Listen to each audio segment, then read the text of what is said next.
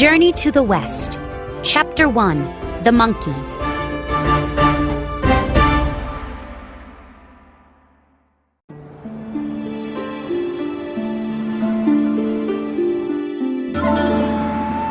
From the beginning of time, a rock had sat high on top of a mountain.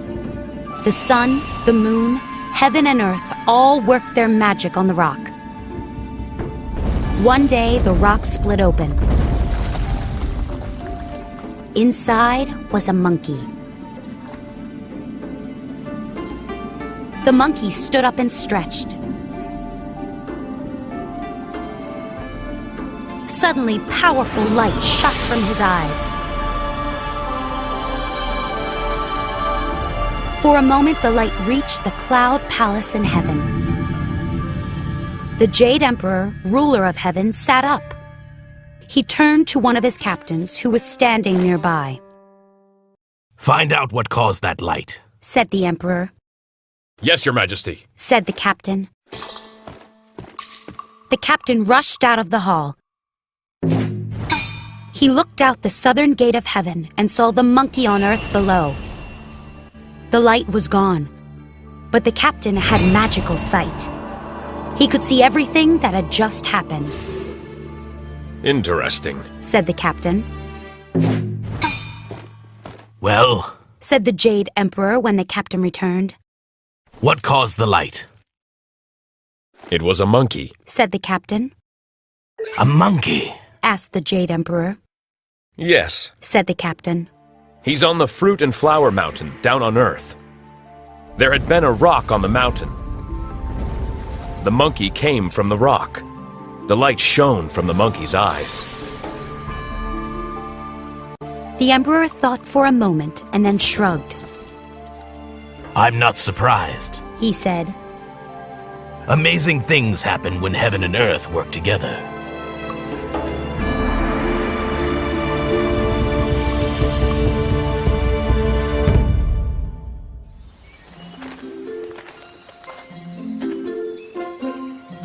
As time passed, Monkey learned to walk, run, and climb. He drank from streams and ate grasses and leaves. He gathered fruit and explored caves and mountaintops. He became friends with all the other monkeys and apes. At night, he slept under a cliff. One very hot morning, all the monkeys and apes were playing in the shade. "It is so hot today," cried one monkey. "Let's play in the stream," "Good idea," said another monkey. The monkeys and apes ran to the stream. The water rolled and bounced over the rocks. The monkeys jumped into the cool water. Everyone splashed and played. After a few minutes, one monkey scratched her head. "We all love this stream," she said. "We drink from it, we swim in it, we know that it flows all the way to the ocean. But does anyone know where the stream begins?" They all looked at one another and shook their heads. "We have nothing to do today," the monkey continued. "Why don't we follow the stream to find its source?" "That sounds like fun," said another monkey. "Let's go," said a third monkey. Everyone jumped out of the water. They ran alongside the stream and swung from tree to tree. They jumped over rocks and climbed up steep cliffs. Higher and higher they went, up the mountain until they reached an enormous waterfall. Mist filled the air. The water crashed down, roaring like thunder. "I wonder what's behind that waterfall," said one monkey. "Me too," said a second monkey. "But nobody could jump through it," "Whoever can jump through and come back alive will be our king," said a gibbon. "Is anyone brave enough to try?" All the monkeys and apes looked at one another. They shook their heads.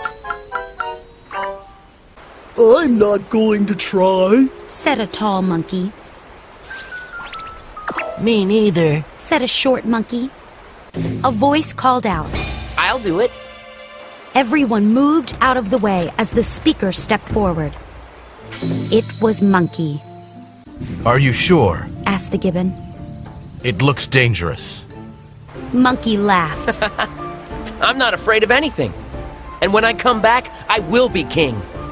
Monkey took a deep breath and leaped into the waterfall.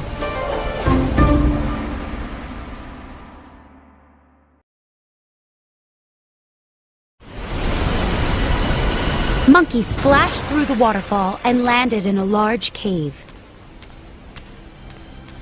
His eyes opened wide. The cave was filled with bamboo, trees, and beautiful flowers. Journey to the West, Chapter 2, The Waterfall Cave.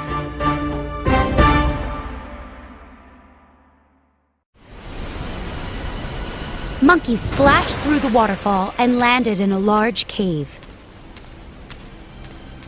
His eyes opened wide. The cave was filled with bamboo, trees, and beautiful flowers. Moss covered the walls. A stream flowed through the cave, and glowing light and mist filled the air. Monkey found a long table with bowls, cups, and plates. A fireplace sat against one wall. Deeper in the cave, Monkey found bedrooms with cozy beds. Outside, the other monkeys and apes were looking at the waterfall. Do you think he made it through? Asked one monkey. No, Said another monkey.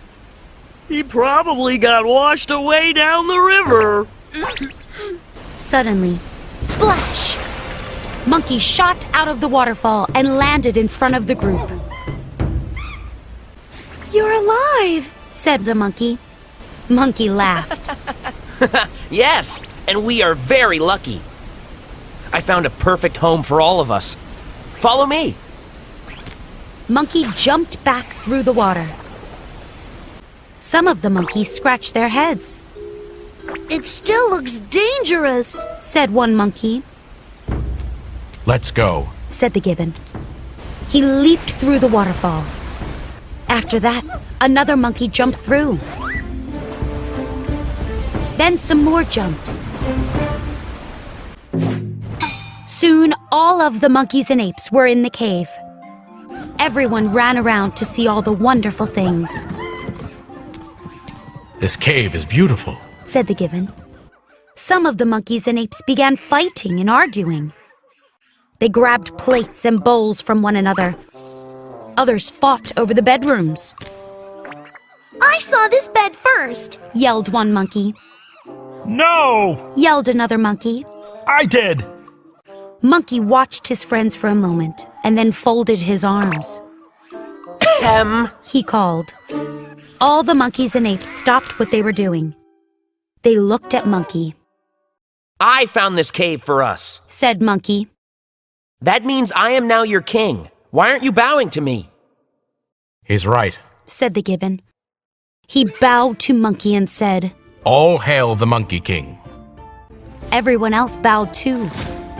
All hail the Monkey King! They shouted.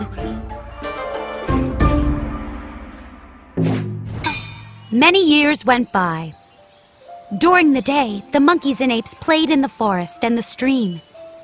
And every night they slept safely in their cave.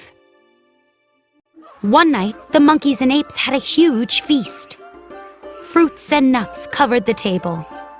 Monkeys and apes danced and sang while music played. Monkey sat on his throne and smiled. But then his smile faded. Soon he was frowning. The gibbon saw Monkey and rushed over. Your Majesty, Said the gibbon. you look sad. What's wrong? Monkey sighed. Our life here is perfect. Yes, that's true. Said the gibbon. So why are you sad? Monkey was quiet for a moment. Then he said, Someday our lives will end. I wish this perfect life could last forever. The gibbon's eyes lit up.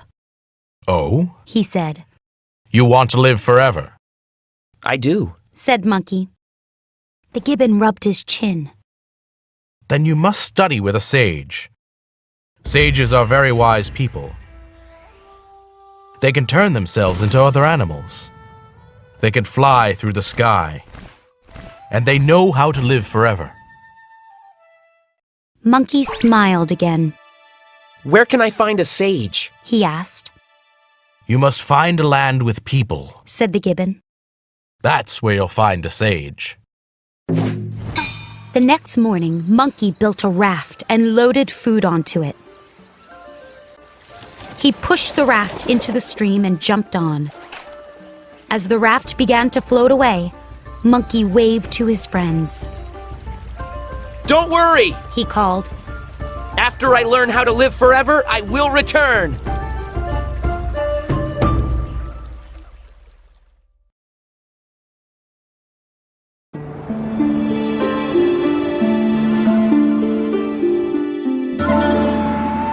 From the beginning of time, a rock had sat high on top.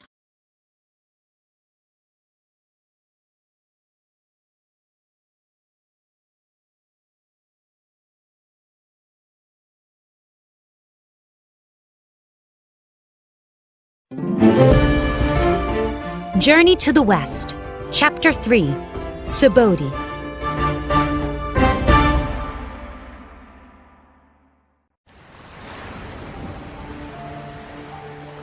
Monkey sailed over the ocean for a long time. Finally, he arrived at a new land. He walked for many years, visiting towns and meeting people. But he didn't find a sage anywhere. Eventually, he came to mountains covered in thick forest.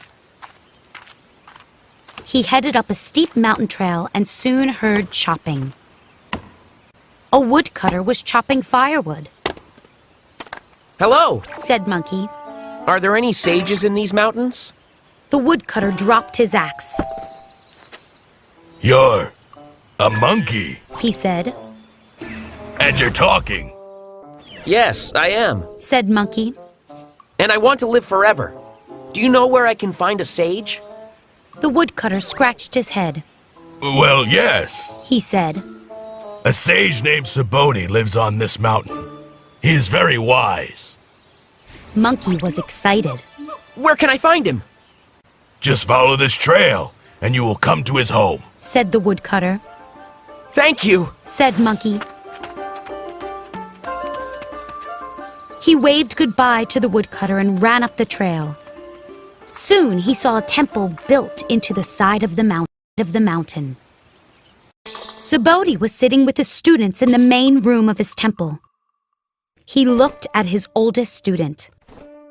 Please go to the door, said Subodhi. A new student is about to arrive. Let him in. The student looked confused. Okay, master, he said. The student got up and went to the door of the temple. He looked outside. Hello, called Monkey. I'm here to see Subodhi. A moment later, Monkey was standing in front of the sage. I want to be your student, said Monkey. But you're just a monkey, said Subodhi. How can you be my student? Monkey laughed. I might be a monkey, but I can walk and talk and do many other things.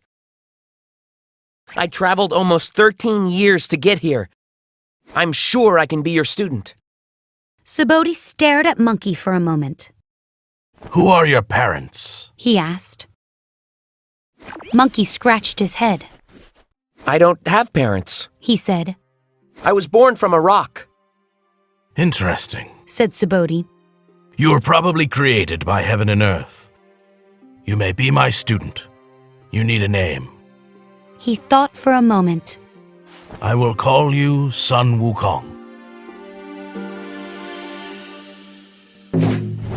For the next 7 years, Son Wukong lived in Subodhi's temple. The monkey spent his days meditating, listening to his teacher's lessons, and doing chores.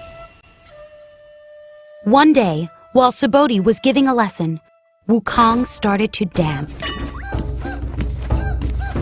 Subodhi stood up. How dare you dance while I'm teaching? He shouted. I'm sorry, Said Wukong. but I was so happy I needed to dance. Subodhi calmed down. You're happy.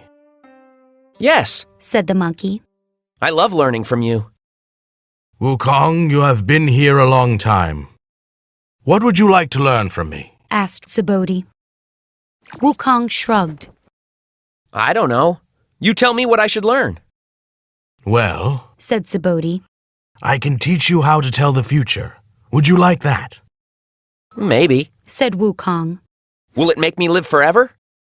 Of course not. Said Subodhi. Then forget it. Said Wukong. Teach me something else. Said Subodhi. How about some magic breathing exercises? Will they make me live forever? Asked Wukong. No. Said Subodhi, frowning. Then I'm not interested. Said Wukong. Subodhi became angry. He stood up and knocked Wukong on the head 3 times. Then he left the room. Wukong, Said another student. you were very rude to Master. The other students all agreed. Wukong, however, smiled. None of the other students knew it, but Subodhi had given him a secret message.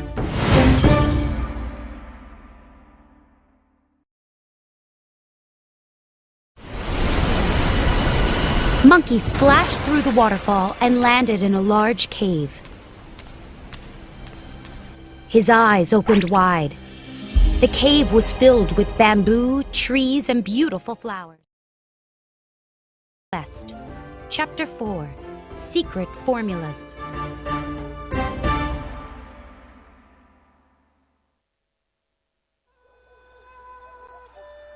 When the other students went to bed that night, Wukong stayed awake. At 3 o'clock in the morning, he crept quietly through the dark temple. He entered Subodhi's room. Wukong, what are you doing here? Asked the sage. I understood your secret message. Said the monkey. You hit me on the head 3 times. That meant you wanted me to visit you at 3 o'clock. Now, will you teach me how to live forever? Subodhi smiled. I knew you were a worthy student. Come closer. Subodhi whispered into Wukong's ear. The sage whispered prayers as well as secret formulas about the universe and nature. As the monkey listened to his teacher's words, powerful light filled the room. Now Wukong knew how to live forever. For the next few years, Wukong meditated and practiced the secret formulas. While the other students slept at night, Wukong stayed up. Soon his mind and body were powerful, and he could change shape or size. He could turn into other animals and soar through the sky on clouds. One day, all the students were sitting outside. Wukong, Said one student. you have been busy lately. It's true. Said another student. What have you been doing? I've been meditating and practicing secret formulas. Said Wukong. Secret formulas. Said the first student. Everyone looked very interested. They leaned in closer to Wukong. Yes, Said the monkey. our master told them to me. He did? Said a student. You must be special. He doesn't tell everyone those formulas. What did he teach you? Wukong smiled. He taught me how to live forever. He also taught me how to change into other things. Show us what you can do. Said the student. Wukong stood up. He muttered a quick spell and made a sign with his hands. Suddenly, zap! The monkey was gone. An enormous pine tree stood in his place. Wukong's voice came from the tree. What do you think? The students clapped and cheered. That's amazing, Said one, The monkey is truly powerful. said another. The noise disturbed Subodhi. He ran outside and saw the enormous pine tree. What's going on out here? He shouted. Everyone stopped cheering. Wukong quickly turned back into himself. Subodhi's eyes flashed with anger. Everyone but Wukong, go inside. He yelled. Subodhi waited for the other students to leave. I taught you the secret formulas so you could live forever. Said the sage. Not so you could show off. I'm sorry. Said Wukong. I... Subodhi kept talking. Now all of the students have seen what you can do. They will want to know how to do it too. If you don't tell them, they might harm you. It's not safe for you to stay here anymore. You must go.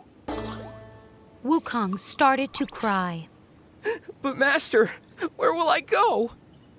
Go back home. Said Subodhi. But you taught me so many things. Said the monkey. I must repay you first.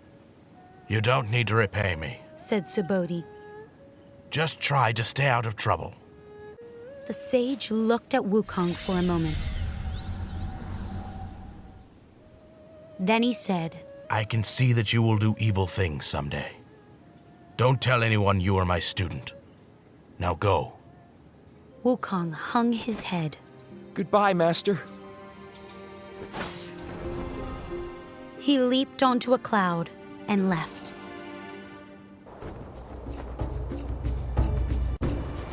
After a short journey, Wukong arrived at the Fruit and Flower Mountain.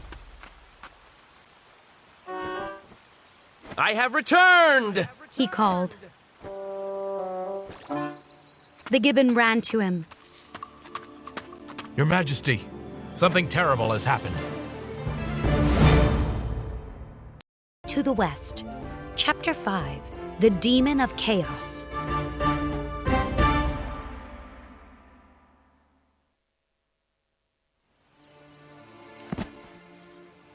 What happened here? Wukong asked the gibbon. A few more monkeys and apes gathered around Sun Wukong and the gibbon. They looked scared, A demon attacked us. said the gibbon. We tried to fight him, but he was too powerful. He stole most of our things and kidnapped many of us. Wukong was furious. Who is he? Where does he live? He is called the Demon of Chaos. Said the gibbon. He came from the north. Wait here. Wukong ordered. I will handle the demon. The demon is very powerful. The gibbon warned. I learned many things from a sage. Wukong replied. I am now as powerful as a god. I'm not afraid of any demon. I'll be back soon. He leaped into the air and flew north. His subjects stared in amazement, Our king can fly. said the gibbon. Wukong soon spotted a gloomy mountain. Dark clouds hung over it. That looks like a demon's home. He thought. Wukong landed on the mountain and found a cave. 2 guards stood at the entrance, practicing sword fighting. I'm king of the Fruit and Flower Mountain! Yelled Wukong. The demon of chaos attacked my subjects. I want revenge. The guards shrieked and ran into the cave. The demon of chaos was sitting at a table, eating a meal. Disaster! One guard cried, What sort of disaster? asked the demon. There's a monkey outside! Said the other guard. He said he's king of the Fruit and Flower Mountain! You attacked his subjects! Now he wants revenge! The monkeys and apes are spoken of a king. Said the demon. He left to find a sage. I guess he returned. The demon stood up, Does the monkey have any weapons? No! said one guard. Then get me my armor and my sword, said the demon. A moment later, the demon of chaos walked outside. He looked at Wukong and laughed. You're just a little monkey, he said. Wukong looked up at the huge demon. I am small, he said. but I am more powerful than you can imagine. I'm not afraid of you, said the demon. He swung his sword. Wukong jumped out of the way and then flew at the demon. Pow! Wukong hit the demon on the nose. Ah! Cried the demon. Wukong pulled out a handful of his own hair and blew on it. Poof! Each strand of hair turned into a fake monkey, exactly like Wukong.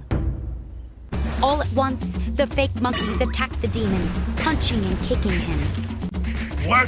What's going on? Cried the demon, trying to fight all the fake monkeys. It's a magic spell, said Wukong. It's called Body Beyond the Body. The demon of chaos was soon destroyed. Wukong chased away the guards and then went into the cave. He found all the monkeys and apes that the demon had kidnapped. When they saw him, they cheered. Your Majesty! Cried the monkeys and apes. You came back! Wukong smiled. I will take you home. The next morning, Wukong woke up early. Other demons might attack us. He thought. We must be ready to protect ourselves. Wukong spent the day teaching his subjects how to fight. They practiced with swords and spears. Before long, the monkeys and apes were a fierce army. No demon will dare bother us now, said the gibbon. No, said Wukong. There's just one problem, though. What's that? Asked the gibbon. I can't use any of the weapons we have, said Wukong.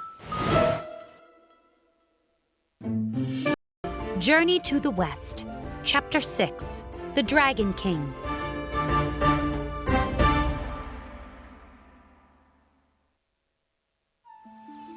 What's wrong with our swords and spears? Asked the gibbon. They're fine for normal monkeys and apes, said Wukong. But I am very powerful. I need a much heavier weapon. The gibbon thought for a minute. A dragon king lives at the bottom of the Eastern Sea, he said. Maybe he has a weapon you can use. That's a good idea, said Wukong. I'll be back soon.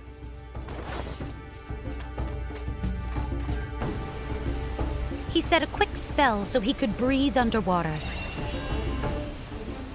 Then he dived into the stream.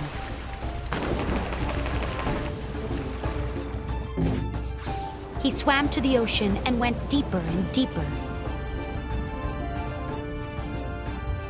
Soon he arrived at a large palace.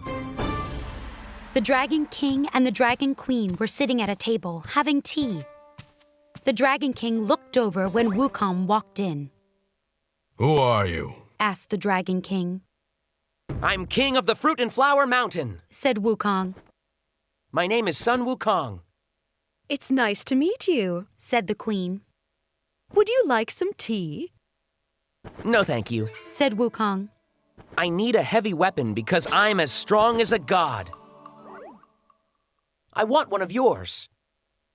Well, said the Dragon King. I suppose I could find a weapon for you. The Dragon King looked at a turtle soldier. Find a heavy weapon for Sun Wukong. The turtle went out of the room. He soon came back, slowly dragging a huge sword.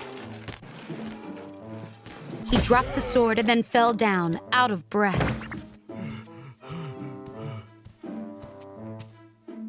Wukong picked up the sword with no trouble at all. Swish, swoosh! He waved the sword through the air, pretending to fight. This sword is too light, said Wukong. Find me a better weapon. This monkey is rude. The Dragon Queen whispered to her husband.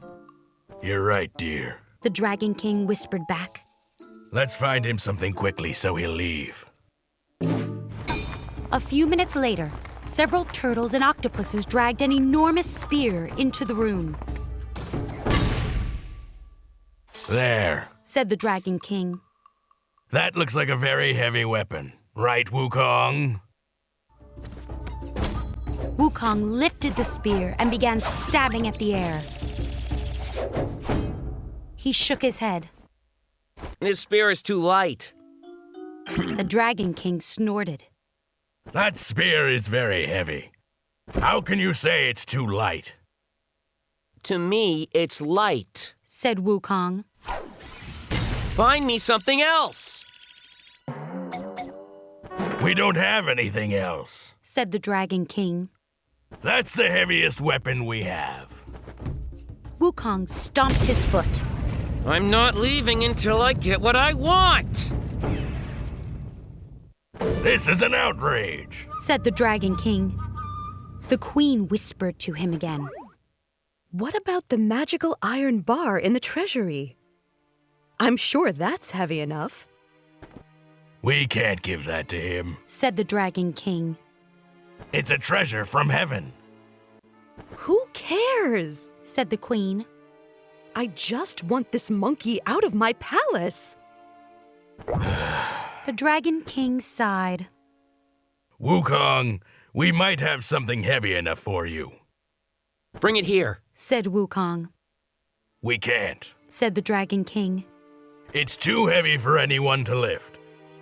But if you can lift it, we'll let you have it.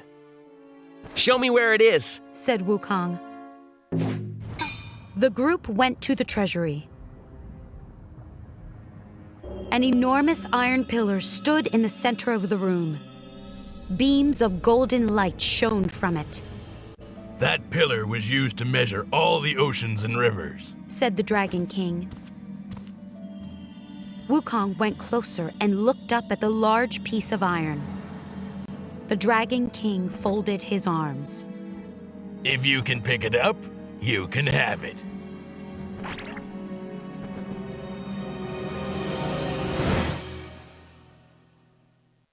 Journey to the West, Chapter 7, The Land of Darkness.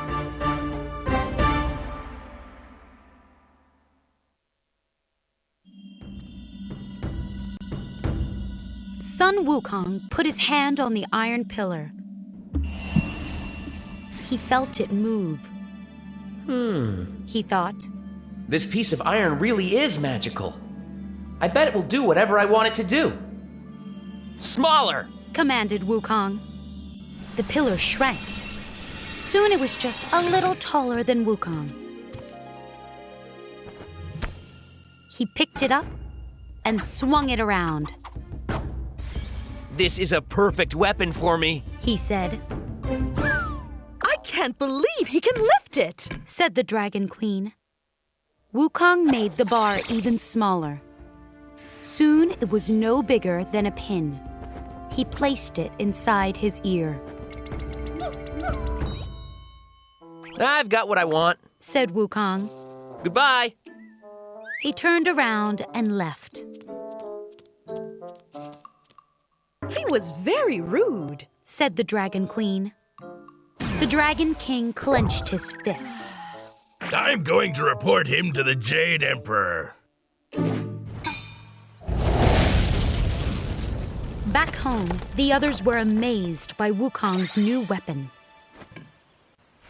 Nobody will ever attack us again, declared Wukong. The monkeys and apes cheered. They held a big feast that lasted until late at night. Wukong went to bed happy. But as he fell asleep, two spirits grabbed him. What are you doing? Asked Wukong. Let go of me!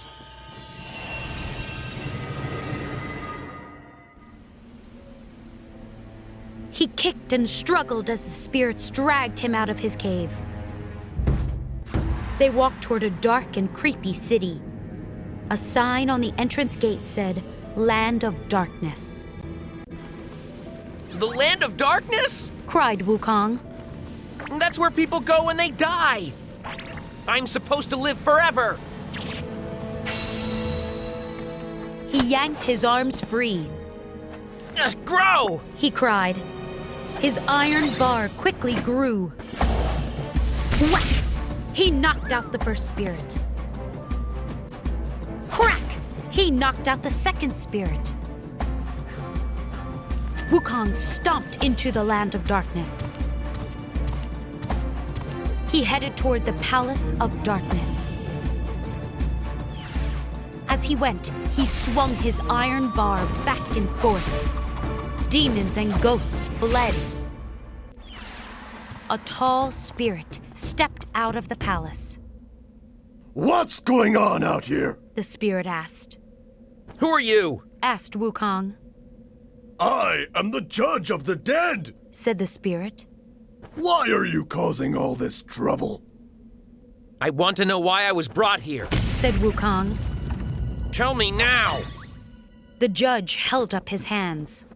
If you were brought here, it means your time on Earth is over. Nonsense! Yelled Wukong. I'm going to live forever! The judge looked nervous. Let's check the directory, he said. The directory contains the name and age of every creature on Earth. It says when each creature will die. Inside the palace, the judge opened a large book. What is your name? He asked. Wukong told him. The judge flipped through the pages. Here it is, said the judge. It says, Sun Wukong, born from a stone 300 years ago, died today. Wukong shook his head. No, I'm going to live forever. The directory isn't wrong, said the judge.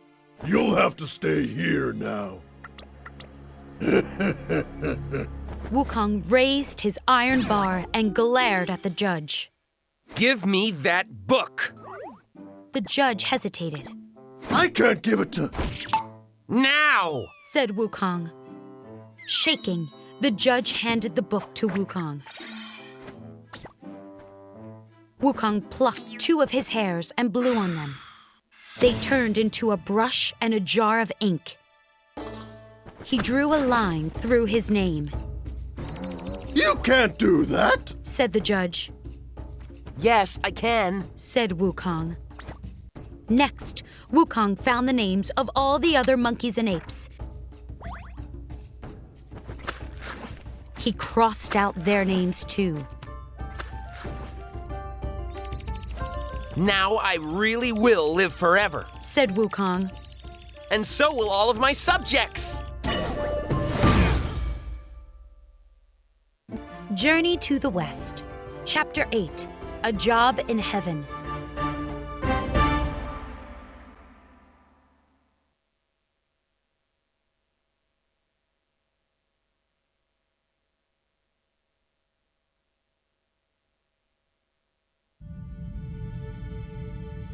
The Jade Emperor was sitting on his throne in the Cloud Palace. A messenger ran into the court. Your Majesty, he said. The Dragon King of the Eastern Sea is here to see you. Let him in, said the Emperor. The Dragon King entered and bowed. Your Majesty, I want to make a complaint. Sun Wukong came to my palace and demanded I give him a weapon. He was very rude.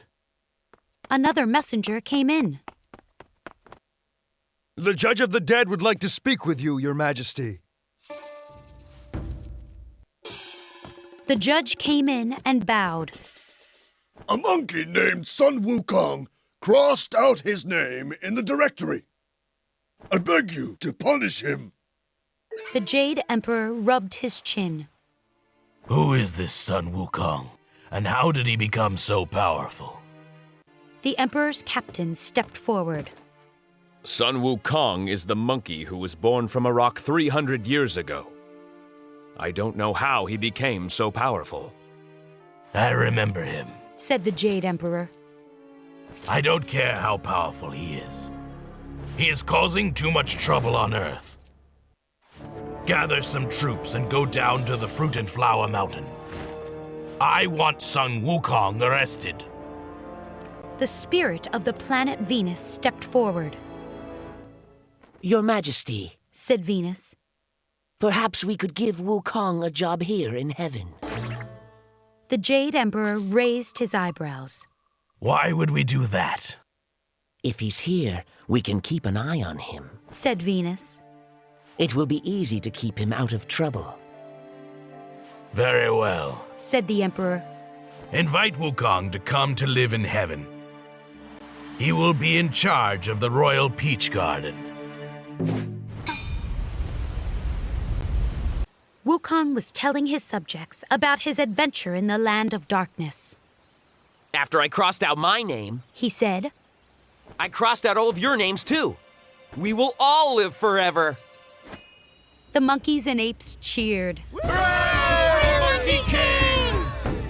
Wukong noticed a spirit standing nearby. He pulled out his iron bar. Who are you? I am Venus, said the spirit. I have an invitation from the Jade Emperor. He would like you to come to live in heaven. Wukong smiled. At last, he has invited me.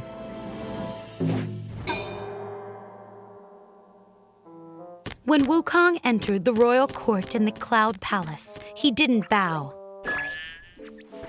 You're supposed to bow before the Emperor, whispered Venus. Wukong laughed. I'm just as powerful as he is. Maybe he should bow before me. Everyone but the Jade Emperor gasped. Wukong looked at the Emperor. I'm glad you invited me. I guess you finally realized I should be living up here with all of you. Show some respect, said Venus. The Jade Emperor looked at Venus and smiled. Wukong is new here. He can be excused for not acting the right way. He looked at Wukong. I'm putting you in charge of the Royal Peach Garden. You will have a home here in heaven. I hope you won't cause any more trouble. That sounds perfect, said Wukong. The next morning, a gardener showed Wukong the peach garden. Bright, glowing peaches hung from every branch. The peaches in this garden are not like peaches on Earth, said the gardener. These peaches take thousands of years to become ripe. Anybody who takes a bite of one will live forever. Each morning, Wukong inspected the trees in the garden. He took his job very seriously. These peaches look delicious, Wukong thought one day. He looked around. None of the gardeners were in sight. Maybe I'll eat one. Journey to the West, Chapter 9, The Peach Garden.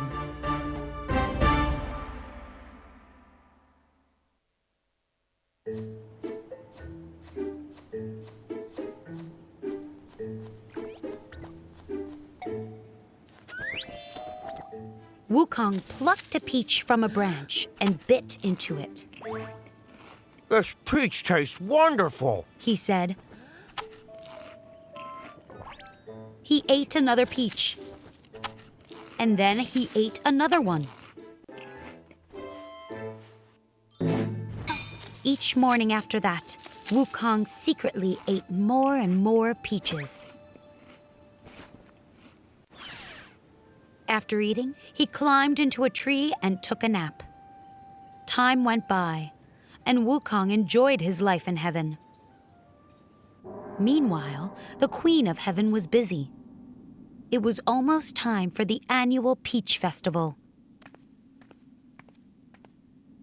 She called for her maidens, Red Gown and Blue Gown. How may we help you? Asked Red Gown. The Peach Festival is tomorrow, said the Queen. all the important gods and spirits in heaven will be here. I also invited the Bodhisattva, Guanyin, the goddess of mercy. Go to the peach garden now and pick plenty of ripe peaches. Red Gown and Blue Gown went to the garden. As soon as they went through the gate, both maidens gasped.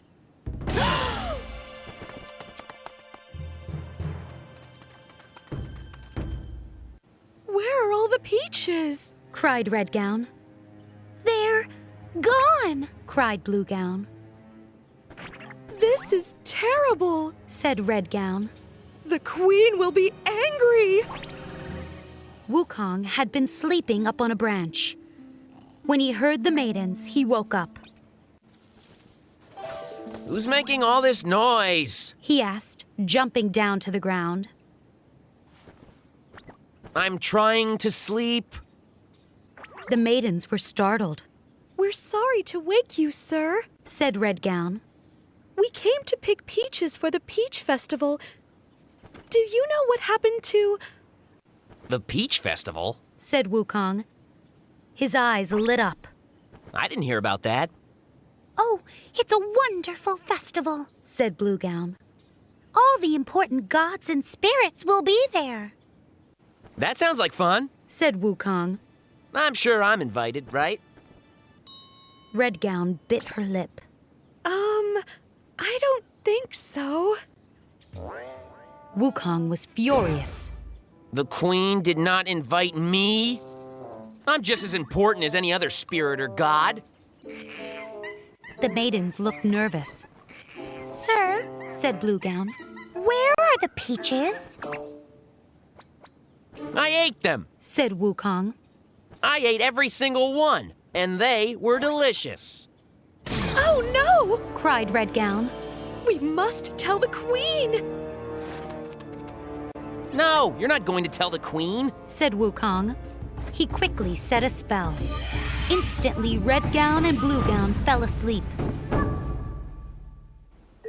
Wukong looked at all the empty peach trees. He shook his head. I'm in big trouble. When Red Gown and Blue Gown woke up, they ran back to the Cloud Palace. Your Majesty! Cried Red Gown. Something terrible has happened! Son Wukong ate all the peaches! He got very angry and cast a spell on us, added Blue Gown. When we woke up, he was gone! The Queen's eyes flashed with anger. She went to the royal court and told the Jade Emperor. That horrible monkey, cried the Emperor. He turned to his captain. Gather 100,000 soldiers. I want Wukong arrested. The captain nodded and then left the palace.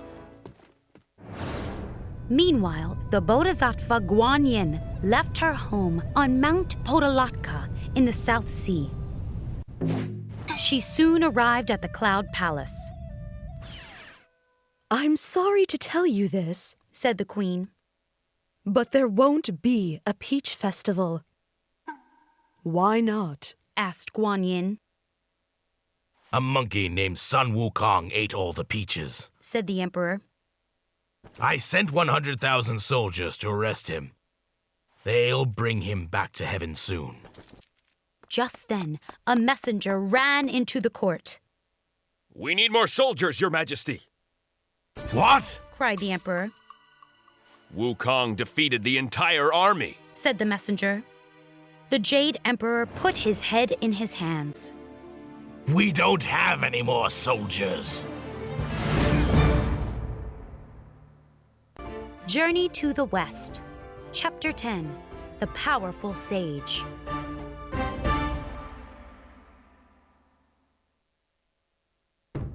How will we defeat Sun Wukong? Moaned the Jade Emperor. I sent our entire army and they couldn't arrest him. Perhaps we can ask the sage Erlang to capture him, said Guanyin. Yes, said the Jade Emperor. Erlang is very powerful. He turned back to the messenger. Go to Plum Mountain. Ask Erlang if he'll help us. Wukong stood in front of the waterfall with his cheering subjects. Our king has just defeated an entire army from heaven, said the gibbon. I hope the Jade Emperor learned his lesson, said Wukong. He and his army are no match for... Son Wukong. A deep voice boomed. Wukong looked up. A large man was coming down from the sky. The apes and other monkeys ran and hid. I am Erlang, said the man. The Jade Emperor sent me to arrest you. Wukong laughed. The Jade Emperor's entire army couldn't defeat me. What do you think you're going to do? I am going to take you back to heaven, said Erlang. and you will be punished. Waving his iron bar, Wukong leaped at Erlang. Clang! Erlang blocked the bar with his sword and then struck back. Wukong jumped onto a cloud to get out of the way. Erlang leaped into the air. He shook his body and suddenly grew much bigger. Wukong laughed. I can do that too! He shook his body and grew just as big as Erlang.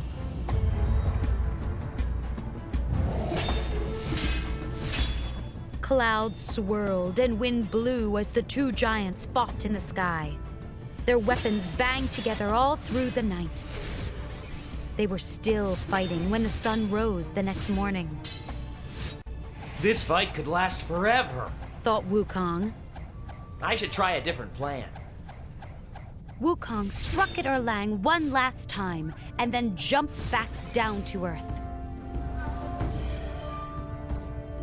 He turned himself into a sparrow and perched on a branch.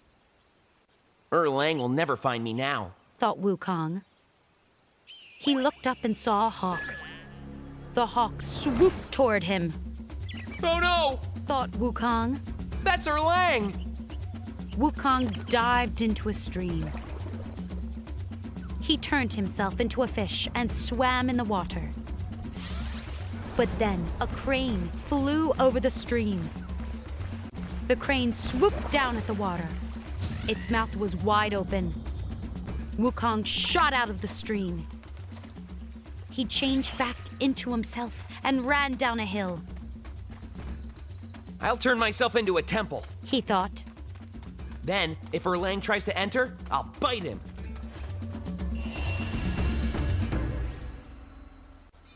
Wukong's eyes became windows, and his mouth became a door. He turned his tail into a flagpole. A moment later, Erlang came down the hill. When he saw the temple, he scratched his head. Said Erlang. I never saw a temple with a flagpole before. This must be Wukong. I'll kick in that door. Oh no! Thought Wukong. He'll break all my teeth! Wukong changed back into himself and ran. Erlang was right behind him. Up in heaven, the Jade Emperor, the Queen, and Guan Yin watched the chase. The sage Laozi came over to them. What's going on? He asked, looking down. That monkey, Sun Wukong, ate all the peaches from the garden, said the Jade Emperor. Then he defeated our entire army. Erlang is trying to catch him now. I can help, said Laozi. He took a metal ring off his arm.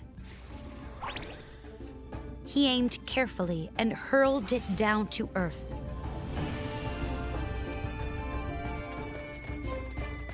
Clunk! The ring hit Wukong on the head. The monkey looked dizzy for a moment and then fell to the ground. Journey to the West, Chapter 11, Trouble in Heaven.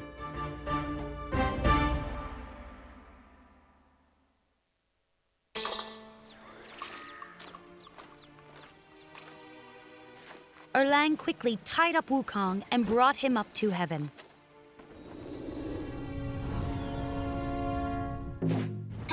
I want Sun Wukong destroyed, said the Jade Emperor. Soldiers tied Wukong to a pillar in a courtyard. They struck him with swords. But his body was as hard as a diamond. The swords shattered. Wukong laughed. Your swords can't hurt me. The Jade Emperor turned to a messenger. Bring in the fire gods. Several fire gods entered the courtyard and threw balls of flame at Wukong. The courtyard filled with smoke. But when the smoke cleared, not one hair on Wukong's body was burned. Thank you. Wukong laughed. I was feeling a little cold. Gather the thunder gods, said the Jade Emperor. Several thunder gods entered the courtyard. The Jade Emperor smiled as lightning bolts shot toward Wukong. But even the lightning couldn't harm the monkey. That tickled, said Wukong with a smile. The Jade Emperor shook his head. It seems that Wukong can't be destroyed. That's because he ate all the peaches, said Lauza. Just one peach would make someone live forever. He ate every peach in the garden. The Emperor frowned. Then how will we get rid of him? I have an idea, said Lauza. I'll put him in the large pot I use for making potions. Maybe we can burn him up slowly. Perfect, said the Jade Emperor. Soldiers brought Wukong to a room in Lauza's palace. A large pot sat in the middle of the room. Lauza put Wukong into the pot and then closed the lid. Lauza started a fire under the pot. Day and night he tended the fire. He kept it burning for 49 days. Wukong must have been destroyed by now, thought Lauza.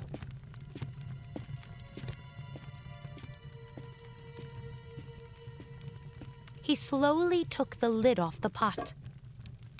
Smoke poured from the opening, and Wukong leaped out.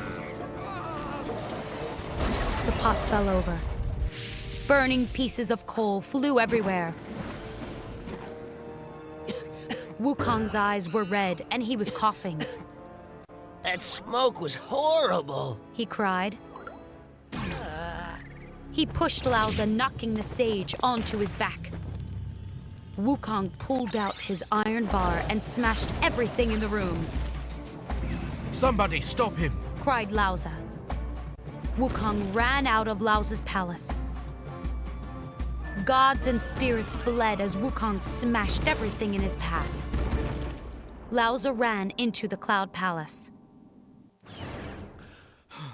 Your Majesty, Wukong is causing trouble all over heaven, he said. What? Cried the Emperor. He's alive? Yes, said Lauza.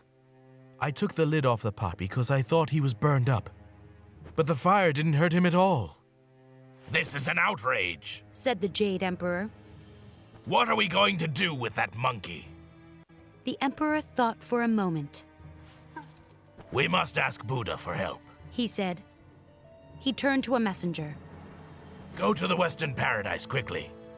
See if Buddha can come to help us. Flying as fast as he could, the messenger headed toward the Western Paradise. Everybody hid indoors as Wukong ran through heaven. Using his iron bar, he smashed doors and windows and knocked over statues. Suddenly, he stopped. Before him was a huge figure, glowing with golden light. What do you want? Asked Wukong. I am Buddha, said the figure. Who are you and why are you causing all this trouble? Wukong smiled. I am Sun Wukong, king of the Fruit and Flower Mountain. I should be the king of heaven, too. I'm going to the Cloud Palace to tell the Jade Emperor to leave. If he doesn't, I'll never stop causing trouble.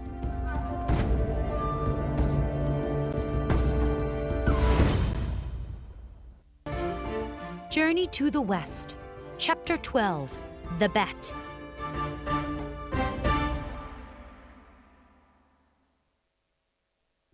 Buddha smiled at Wukong. How did you get so powerful? A sage taught me secret formulas, said Wukong. I practiced them for many years. I am now equal to the Jade Emperor. The Jade Emperor has been practicing the same formulas for many lifetimes, said Buddha. How can you think you're equal to him? Go back to your mountain now and behave yourself. No, said Wukong. I'm not leaving until I get to rule heaven. Buddha thought for a minute. Son Wukong, what powers do you have? I can change into other animals, said Wukong. I can soar through the sky on clouds. I can do anything I want. Then let's make a bet, said Buddha. If you win, you can rule heaven. The Jade Emperor will come to live with me in the Western Paradise. But if you lose, you will be punished severely. What do I have to do? asked Wukong. It's simple, said Buddha. He held out his hand. You just have to jump off my hand. Wukong laughed. That's easy. I can jump across entire oceans. Buddha smiled. Well then, let's see you do it.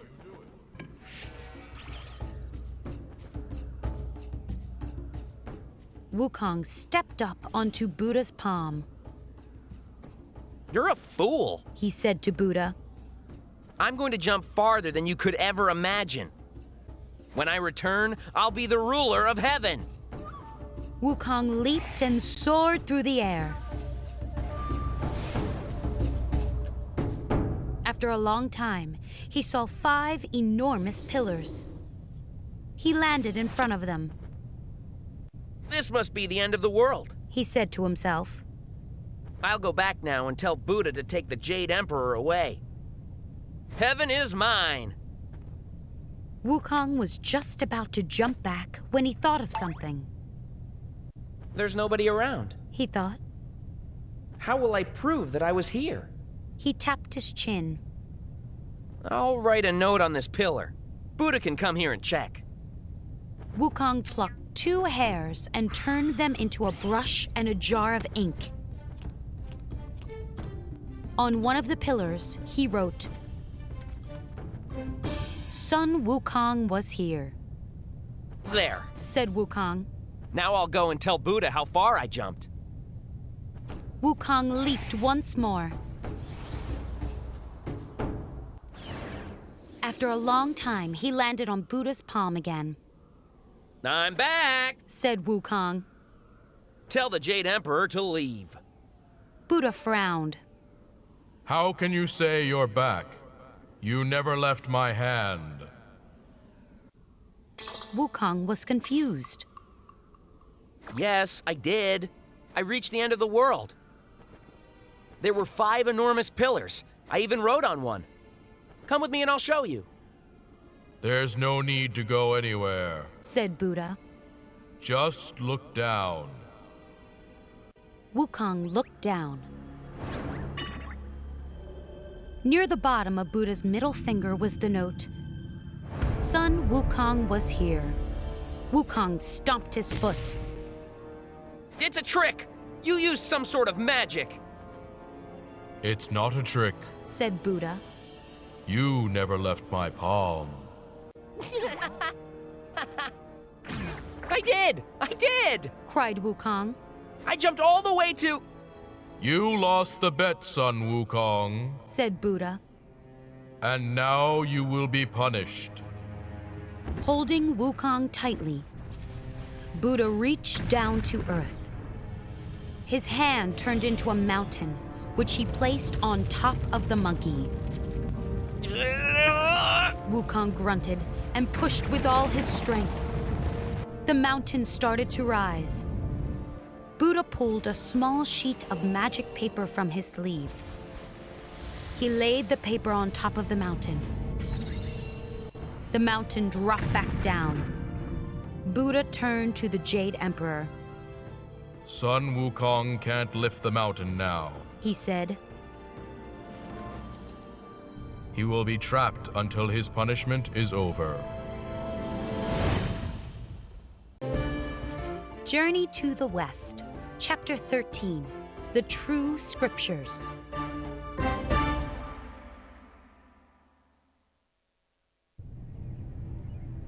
"500 years passed.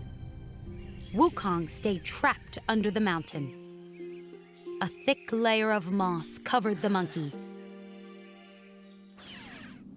One day, Buddha sat in the Thunderclap Monastery in the Western Paradise. He was talking to his students. The people in the East, in the Tang Empire, need our help. Said Buddha. They lie, cheat, and steal. They are greedy and constantly fighting. He held up a bundle of scrolls. These are the true scriptures. They will teach the people in the East to act better. Wonderful, said one student. Let's bring the scriptures to the Tang Empire. Buddha shook his head. No, he said. A true believer, a monk, needs to come here to get them. Will anyone go to the East to find a worthy monk? Guan Yin stepped forward. I will go. The Tang Emperor smiled as his head monk read to a small group of people. The monk was reading old religious texts. A woman interrupted the monk. Why are you reading those old texts? She asked. Don't you know about the true scriptures? The emperor stood up. How dare you interrupt my... It's okay, said the monk. He walked over to the woman.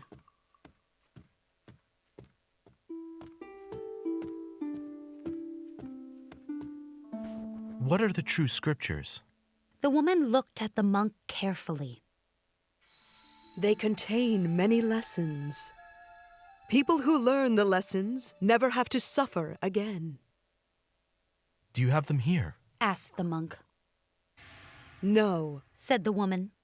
They are with Buddha in the Western Paradise. Someone must travel to the Thunderclap Monastery to get them. But only a true believer may make the journey. She took a robe out of her bag. Put this on. The monk put on the robe. Beams of light shone from it. The emperor gasped. You are a true believer, said the woman. Will you make the journey? Yes, said the monk, looking down at the glowing robe. It will be an honor. The journey will be very difficult, said the woman. Wide rivers and steep mountains will block your path. Fierce creatures and evil demons will try to attack you. But don't fear. You will have help from me. Suddenly, the room filled with blinding light. The woman rose into the air and changed form. It's the Bodhisattva Guan Yin! Someone cried. The emperor and everyone else in the room bowed. Guan Yin rose higher and then disappeared. The next morning, there was a huge feast. The Tang Emperor sat next to the monk. Your journey will help our empire greatly, said the emperor. No longer will our people suffer or treat each other badly. From now on, I will think of you as my brother. You will be called the Tang monk. Thank you, Your Majesty, said the Tang monk. How long will the journey take? Asked the emperor. I will return in a few years, said the monk.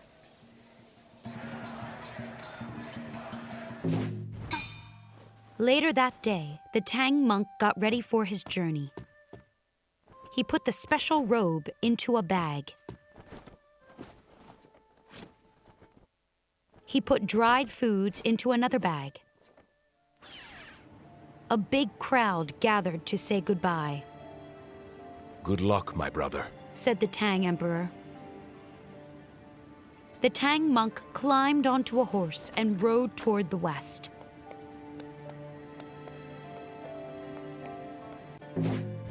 He had traveled for over a month when he came to a big mountain. Slowly, his horse walked up a steep trail. I have a bad feeling, said the Tang monk. He looked around uneasily. I hope there aren't any demons here. Suddenly, a voice boomed. Who is walking on my mountain?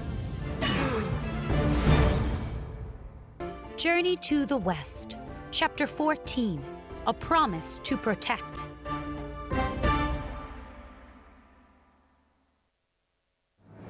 The Tang monk trembled with fear. The angry voice spoke again. Who is walking on my mountain? Ah! Cried the Tang monk. He fell off his horse and tumbled down the mountain. At the bottom, he saw a crack between the rocks. The monk looked in and saw a moss-covered monkey peering out at him. My name is Sun Wukong, said the monkey. I am king of the Fruit and Flower Mountain. Why are you in there? Asked the Tang monk. He stood up. Buddha put me here, said Wukong. I am being punished for causing trouble in heaven. Who are you? I'm just a monk, said the Tang monk. I'm going to the Western Paradise to get scriptures from Buddha. Wukong gasped. You're the Tang monk! He cried. I'm supposed to go with you. The Tang monk took a step back. Was this strange monkey telling the truth? The Bodhisattva Guanyin visited me, Wukong went on. She said I'd be set free if I promised to protect you on the journey. Set me free, and I'll go with you to the west. The Tang monk relaxed. He looked at the rocks. How can I free you?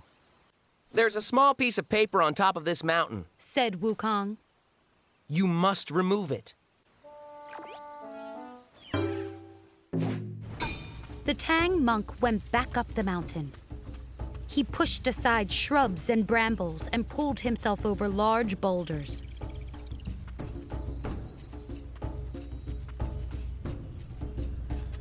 Finally, he reached the mountain's peak.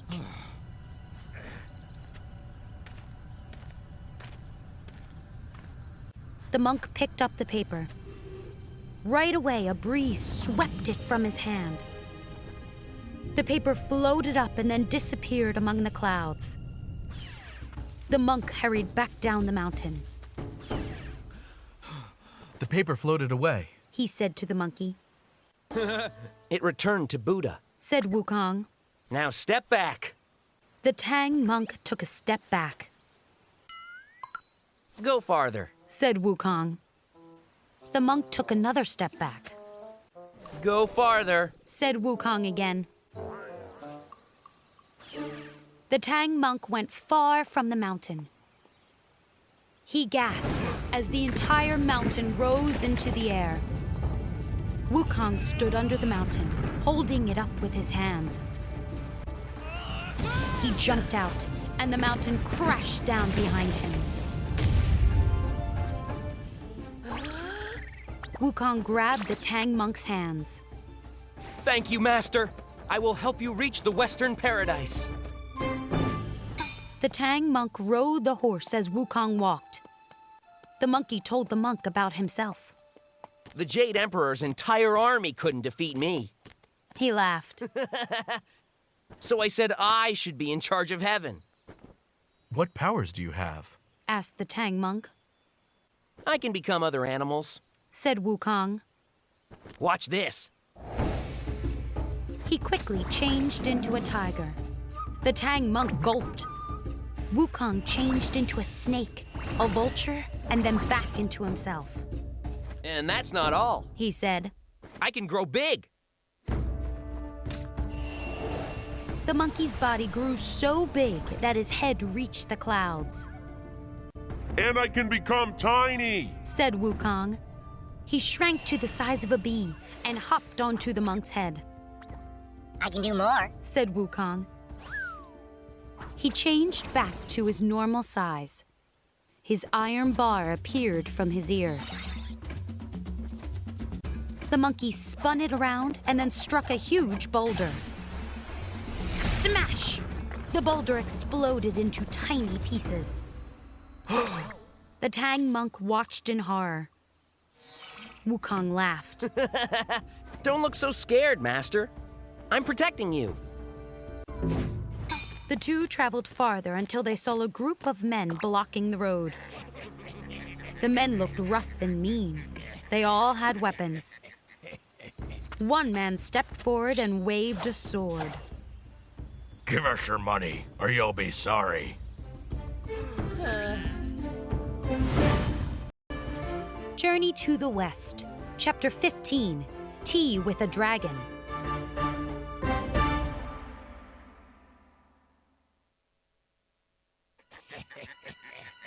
The Tang monk looked at the robbers. He was shaking. I'm sorry, he said. But we're just monks.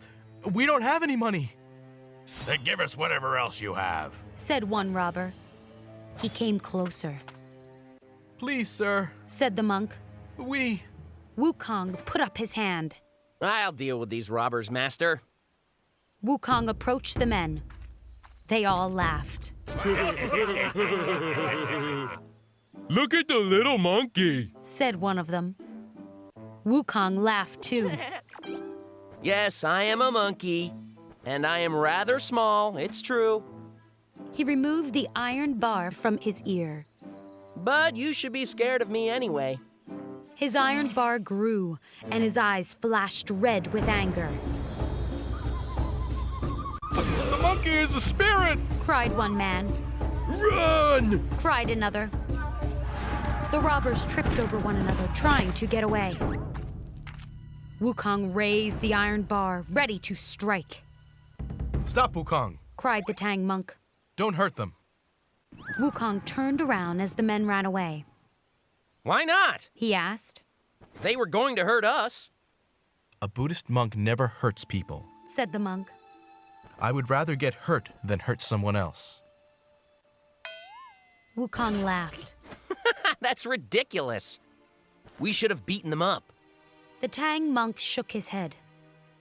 You are cruel and violent, Wukong. Wukong was angry. I just saved your life, he cried. How dare you scold me? He paused. I don't have to accept this treatment. I'm leaving. Wukong leaped into the air and was gone. The Tang monk sighed and then continued his journey. Later that day, he saw an old woman. Monk, said the woman. Where are you going? I'm going to the Western Paradise, said the Tang monk. Don't you have anyone with you? Asked the woman. You can't go there alone. I did have a companion, said the Tang monk. But he got angry when I scolded him for being violent. He left. Your companion will come back, said the woman.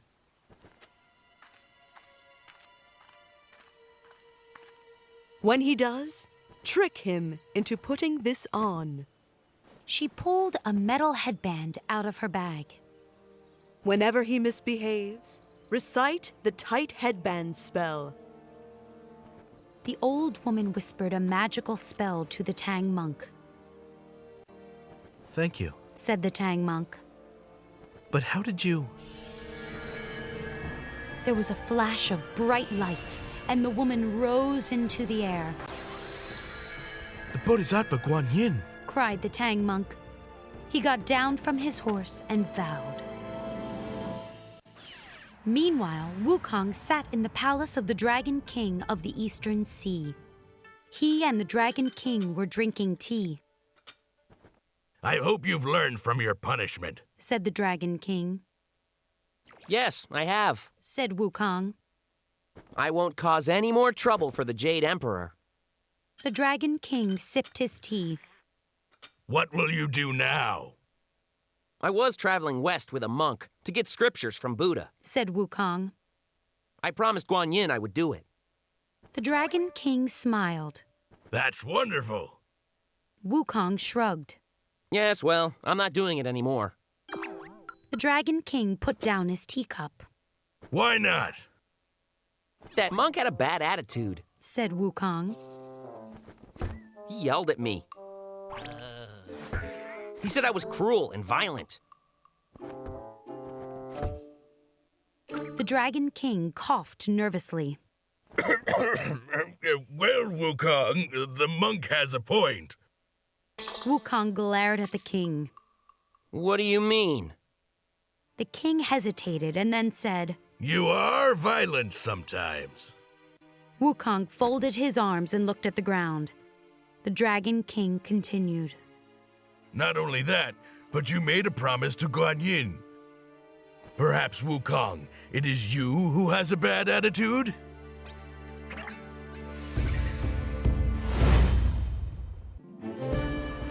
Journey to the West, Chapter 16, Wukong Gets Tricked.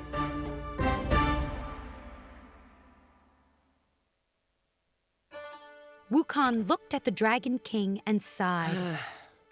You're right, said the monkey. I did make a promise to Guan Yin. He put down his teacup and stood up. Thank you, my friend. I will visit again soon. The Dragon King smiled. Good luck, Wukong. The monkey hurried out of the Dragon King's palace. He found the Tang monk traveling alongside a stream. Master, I have returned, he called. I'm glad you're back, Wukong, said the monk. I'm hungry. I'll find a village and beg for some food for you, said the monkey. You don't need to do that, said the monk. There's rice in the bag. You can cook that. The monk got down from the horse.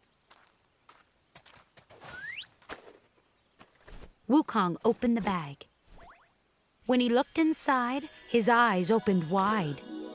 He pulled out the headband. This headband is marvelous, said Wukong. Oh? Said the monk, watching the monkey closely. Do you like it? Yes, said Wukong. Try it on, said the monk. Really? asked Wukong. The monk nodded. Wukong put the headband on. He looked at his reflection in the stream. I look handsome, said Wukong. Thanks for... Ah! The monkey grabbed the sides of his head and fell over. His eyes bulged. My head's going to explode, he cried. He saw the Tang monk talking quietly. What are you saying? cried Wukong. The Tang monk stopped talking, and the pain stopped. The Bodhisattva Guan Yin taught me a spell, said the monk. She gave me the headband to force you to be good.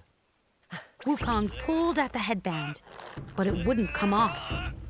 It's stuck! cried the monkey. He stamped his foot. You tricked me! It's for your own good, said the monk. You must stop being violent. Wukong pulled out his iron bar and lunged at the Tang monk. The monk recited the tight headband spell again. Wukong fell to the ground and rolled around in pain. It hurts! It hurts! He cried. Please stop! I won't try to hurt you again! The Tang monk stopped, and the monkey stood up. Now will you cook some rice? Asked the monk. I'll get a fire started, said Wukong. The monkey waited until the Tang monk had turned his back. Again he raised the iron bar. But the Tang monk saw Wukong's shadow. Ah! Cried Wukong, once again falling to the ground. The Tang monk looked furious as he recited the spell. Wukong's head pounded. Please stop! Cried the monkey. The Tang monk stopped reciting the spell. Don't try to hit me again, said the monk. If you do, I'll recite the spell until your head really does explode. I'm sorry, Master, said Wukong. I'll be good. The two traveled for a few more weeks. They arrived at a wide river. How will we cross this river? Asked the monk. It's too bad you're not a spirit, said Wukong. I can leap over this river, but I can't take you with me. Why not? Asked the Tang monk. You're a human, said the monkey. So you must make the journey all by yourself. I can only protect you. I can't carry you. What will we do then? Asked the monk. Before Wukong could answer, the water swelled and a dragon leaped from it. Look out! Cried the monkey. He yanked the Tang monk off the horse as the dragon struck. With one bite, the dragon swallowed the horse and then slipped back underwater. To the west, Chapter 17, The Dragon in the River.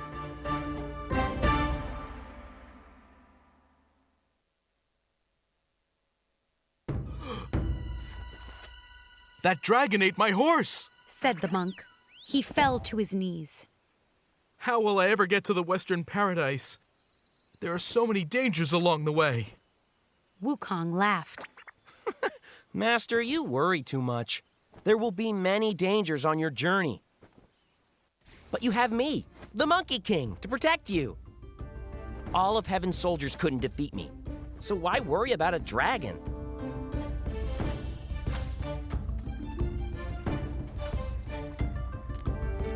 The monkey stepped into the water and pulled out his iron bar. I'll get the dragon to come out of the water. He looked down at the water. Dragon! Get up here right now! The dragon leaped from the water. How dare you yell at me? Who are you? It doesn't matter who I am, shouted Wukong. Give that horse back! The monkey attacked the dragon with his iron bar. The dragon spun around, blocking the bar with his tail. Then with a splash, he dived back underwater. Wukong stomped his foot and yelled at the river. Coward! What will we do? Asked the Tang monk. I have no horse. Wukong nodded. And we can't cross the river with that dragon in there. I'll try another plan. The monkey swirled the water with his iron bar. The water became rough. Waves crashed and churned. The water dragged up dirt from the river bottom. Soon the river was brown and muddy. The dragon appeared again. What on earth are you doing now? He cried. I'm trying to take a nap. Give us back our horse! Demanded Wukong. I can't. Cried the dragon. It's in my stomach. The monkey attacked the dragon again. But once more, the dragon disappeared under the water. For more than 3 hours, Wukong yelled at the river. He yelled all kinds of insults, but the dragon would not come back up. Wukong climbed up the riverbank and sat down next to the Tang monk. That dragon is tough. I'm not afraid of him, but I can't beat him either. I need help. Who can help you? Asked the Tang monk. Wukong thought for a moment. Guan Yin told me I can ask her for help if I need it. Yes, said the Tang monk. she told me the same thing. Wukong felt the headband and shot a look at the monk. She already did help you. She gave you this tight headband. He sighed. But that doesn't matter now. You wait here. I'll be back soon. Wukong shot into the air and flew south. Soon he came to Mount Podolaka in the South Sea. Guan Yin was in a garden next to her pagoda. Hello, Wukong, she said. How is the journey going? I see you're wearing the headband. Yes, thanks to your dirty tricks, said the monkey. Guan Yin smiled. You need that headband, Wukong. You are too violent and cruel. Wukong rolled his eyes. Fine. I'm here because I have a problem. We reached a wide river with a dragon in it. The dragon ate our horse. Did you tell the dragon that you're traveling with the Tang monk? Asked Guan Yin. No, said the monkey. Why? Guan Yin sighed. That dragon was waiting for you. When I met him, he was being punished for setting fire to his father's palace. I told him to help the Tang monk reach the Western Paradise. That way, he can earn forgiveness. Wukong scratched his head. It's too late for that now. He won't come out of the water. Journey to the West, Chapter 18, The Robe.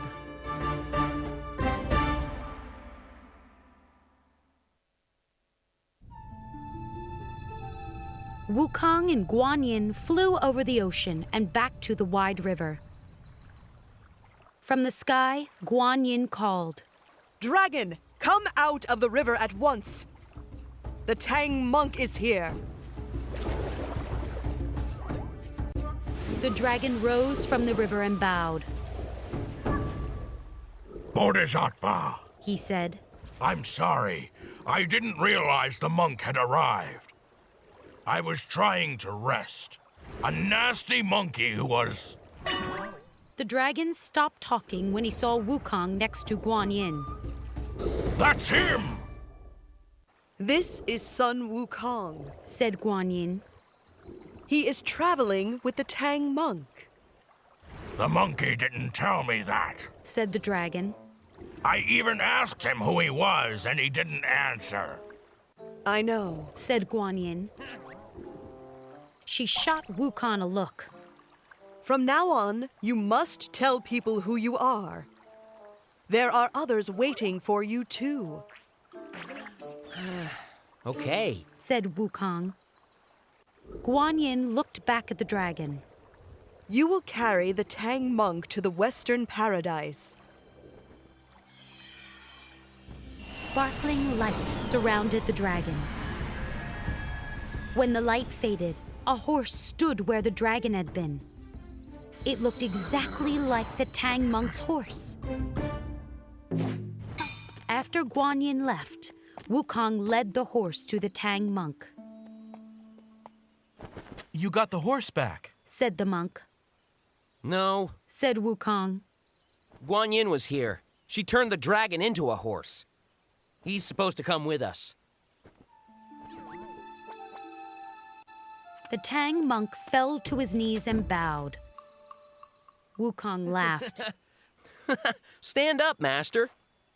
The Bodhisattva is back on Mount Podolaka by now. Do you need a ride? Called a voice. Wukong spun around. A boat had arrived next to the shore. I will take you across the river, said the boatman. The Tang monk stepped onto the boat, and Wukong followed with the horse.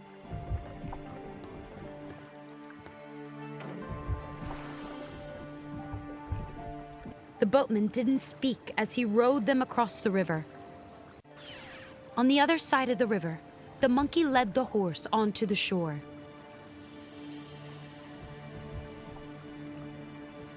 The Tang monk stepped out of the boat. When he turned to thank the boatman, the boat was gone. Wukong laughed when he saw how confused the monk looked. He was the river's spirit, the monkey explained. The monk and the monkey continued their journey over hills and across plains. How long will it take to reach the Western Paradise? The Tang monk asked one afternoon. A long, long time, said Wukong. We've barely started our journey. They walked some more until they reached a Buddhist monastery. Let's stop here for the night, said Wukong. We're Buddhists. The priests inside will gladly give us some food and a place to sleep. Later that evening, the Tang monk and Wukong ate a meal with the priests. When the head priest heard where the Tang monk was going, he was excited. You are going to get the true scriptures, said the priest. That is quite an honor. How did the Bodhisattva choose you? She said that only a true believer could make the journey, said the Tang monk. I tried on a robe, and she saw that I was a true believer. Do you have the robe with you? Asked the priest. Yes, said the Tang monk. It's a Buddhist treasure. He reached into his bag and pulled out the robe. The priest's eyes sparkled. May I hold it? The Tang monk handed the robe to the priest. The priest admired it for a moment. May I borrow it just for tonight? The Tang monk hesitated. I guess that would be okay. Late that night, the priest was awake, gazing at the robe. I can't return this robe. I must have it! Journey to the West, Chapter 19, An Evil Plan.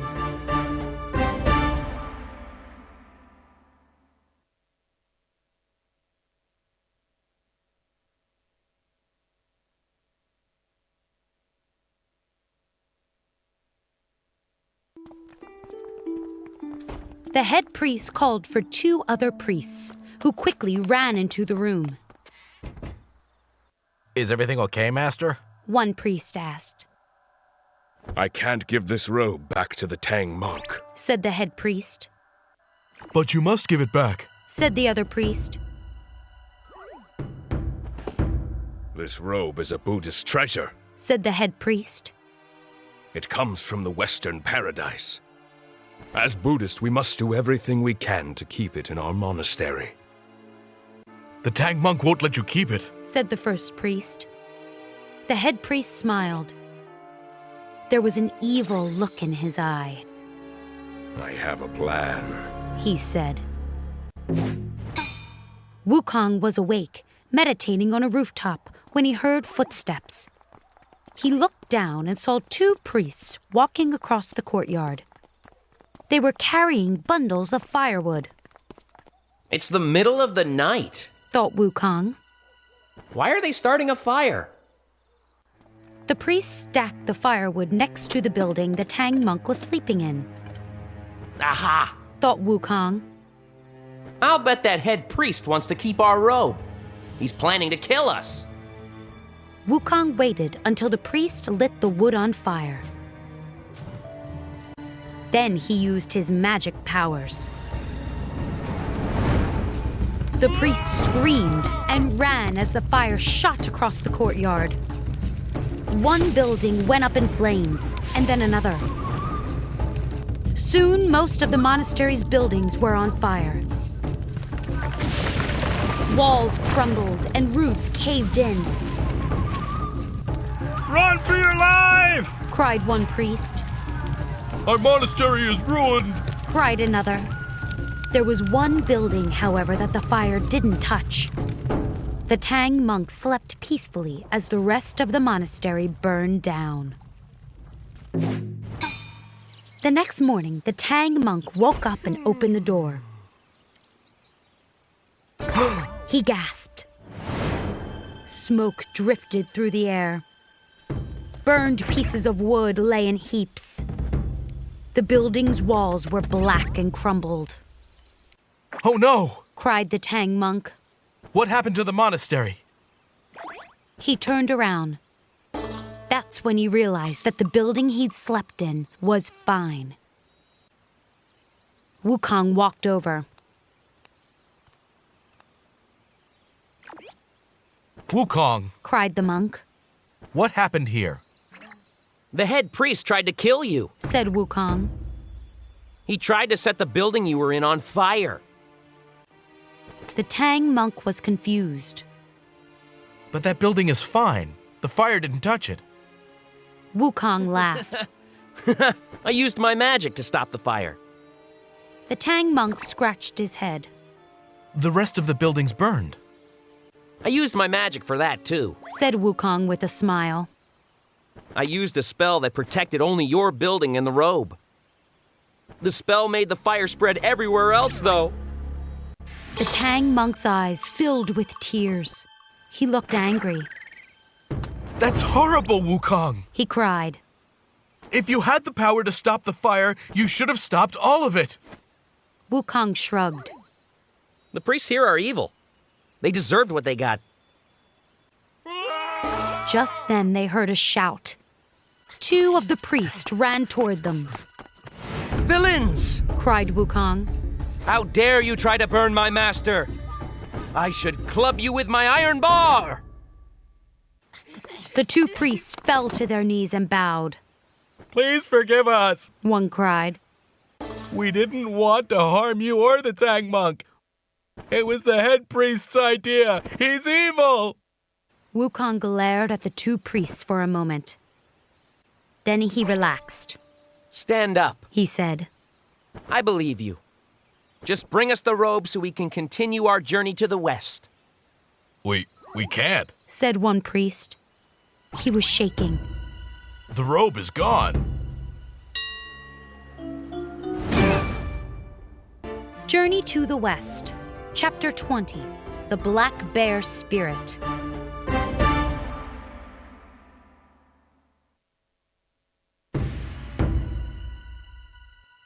Wukong glared at the 2 scared priests. The robe is gone? He cried. Where did it go? We don't know, said one priest. We tried to find it, added the other. The robe was in a room that didn't get burned at all. But it's not there anymore. His iron bar instantly appeared from inside his ear. Grow! Commanded Wukong. The monkey swung it toward the 2 priests. But before the bar hit them, it dropped from the monkey's hands. Wukong fell to the ground, crying in pain. It hurts! It hurts! He cried. The Tang monk was quietly reciting the tight headband spell.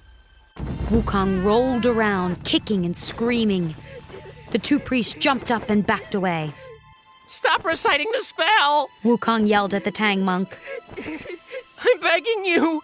I won't hurt the priests! The Tang monk stopped, and Wukong stood up. The monkey took a deep breath and put the iron bar back in his ear. The Tang monk looked at the 2 priests. You really don't know where the robe is? No, said one priest. The head priest ran away last night. He didn't have it with him. Wukong tapped his chin. A monster or demon might have stolen it. Are there any monsters or demons living near here? Some people believe there's a monster in the mountains nearby, said the other priest. They say it's a black bear spirit. I'll go see if the bear took the robe, said Wukong. I'll be back soon. Wukong leaped into the air and landed up in the mountains.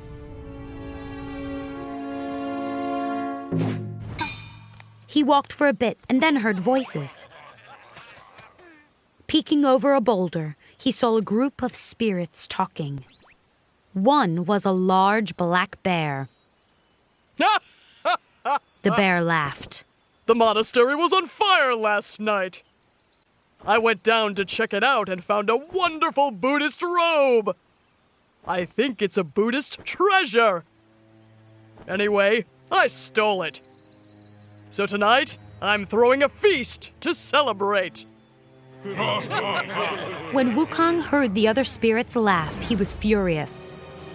He jumped over the boulder and landed in the middle of the group. Give back the robe right now, he cried. He pulled out his iron bar. or I'll destroy all of you.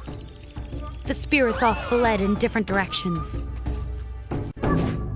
Wukong chased the bear until they reached a cave entrance. The bear ran inside and slammed the door shut. Wukong pounded on the cave's door. Come out here right now or I'll smash this door down! The door flew open. The bear stepped out. He was holding a lance. How dare you pound on my door and yell at me? He cried. You stole my master's robe, said Wukong. I can do whatever I want, said the bear. I am the Black Wind King. I'm the most powerful monster in these mountains. I am Sun Wukong, king of the Fruit and Flower Mountain, said the monkey. I caused lots of trouble in heaven 500 years ago. The Jade Emperor's entire army couldn't defeat me. The Black Wind King snorted. You don't impress me. He jabbed his lance at Wukong. Clang! The monkey blocked the lance with his iron bar. Rocks tumbled and rolled downhill as the two warriors fought. After an hour of fighting, the Black Wind King held up a hand. I need to take a break. It's time for my lunch. Wukong's jaw fell open. What? Before Wukong could say anything else, the bear ran back into his cave. The door slammed shut.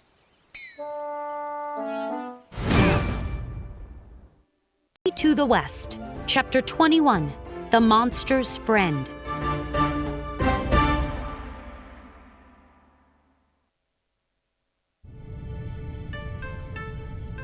Wukong stood before Guanyin. He was telling the Bodhisattva everything that had happened at the monastery. Then a bear spirit called the Black Wind King stole the robe. The monkey went on. I demanded he give it back. We fought until the bear spirit said it was lunchtime and hid in his cave. I kicked the door and yelled insults at him for more than an hour, but he wouldn't come out. You must help me. Guanyin sighed. The Tang monk should not have shown that robe to the priest, she said. The robe is a Buddhist treasure. When other people see it, they will want it. And as that head priest tried to do, they might harm the Tang monk. I agree, said Wukong. I've told the Tang monk many times not to do dumb things. But still, he... And you should have put out that fire, Guanyin said, interrupting Wukong. What you did was terrible. Wukong looked at the ground. He kicked a pebble. I know, he mumbled. I'll help you get back the robe, said Guanyin. Let's go. Wukong and Guanyin soared over the ocean. Soon they landed on the mountain. Where is the Black Wind King's cave? Asked Guanyin. It's close, said Wukong. We should sneak up to it. They heard footsteps coming closer. Wukong and Guanyin hid as a Taoist priest walked along the path. The priest was holding a tray. A bright purple pill sat on the tray. The priest was talking to himself. This is an exciting day, he said. The Black Wind King has a new robe that is a Buddhist treasure. And I hope he likes the pill I made for him. It will make him live forever. Wukong stared at the priest, using his magic sight. That's not a priest. Wukong realized. It's a wolf spirit dressed as a priest. The monkey's eyes lit up. I have an idea, Bodhisattva. A little while later, the priest stood before the Black Wind King's cave door. He knocked and the door flew open. Are you still here, you little monkey? Shouted the Black Wind King. Then he saw the priest and smiled. Oh, it's you, my old friend. Sorry for yelling. A pesky monkey spirit was here a little while ago. He looked around. I guess he's gone. A monkey spirit was here? Asked the priest. Yes, said the bear. He kept banging on my door and yelling at me. He was very rude. The Black Wind King patted the priest on the shoulder. But let's not talk about him. It's good to see you. How have you been? I'm well, said the priest. I brought you a gift to celebrate your new Buddhist treasure. He held up the tray with the pill. The Black Wind King looked interested. What kind of pill is that? It is a very special pill, said the priest with a smile. I made it just for you. It will make you live forever. The Black Wind King stroked his chin. You know, I was just thinking this morning that I would like to live forever. The bear picked up the pill and opened his mouth wide. As he brought the pill up to his mouth, the pill wiggled. Oh? Did the pill just... But before the Black Wind King could finish speaking, the pill hopped off his hand. It shot into his mouth and slid down his throat. Gulp. Journey to the West, Chapter 22, A Very Strange Pill.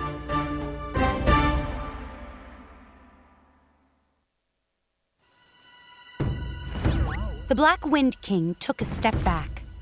He looked confused. That pill jumped down my throat! The entire cave filled with light. The bear squeezed his eyes shut. When he opened them, Guan Yin was standing before him. Guan Yin! The bear cried. You tricked me with a disguise! Return the robe at once, said Guan Yin. No, said the Black Wind King. I don't want to. He held his stomach and groaned. Are you feeling okay? Asked Wukong's voice. The bear looked around, surprised. I just heard the monkey. He fell to his knees and groaned again.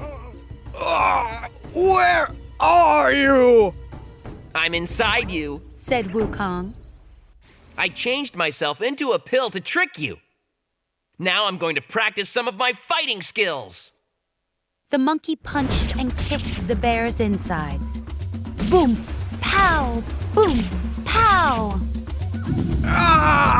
Cried the Black Wind King, rolling on the floor. Wukong jumped up and down, did flips, and ran around in circles. Please stop! Shouted the Black Wind King. You're hurting my belly! Give back the robe, said Guan Yin. I will. I promise, said the bear. I will do anything you say.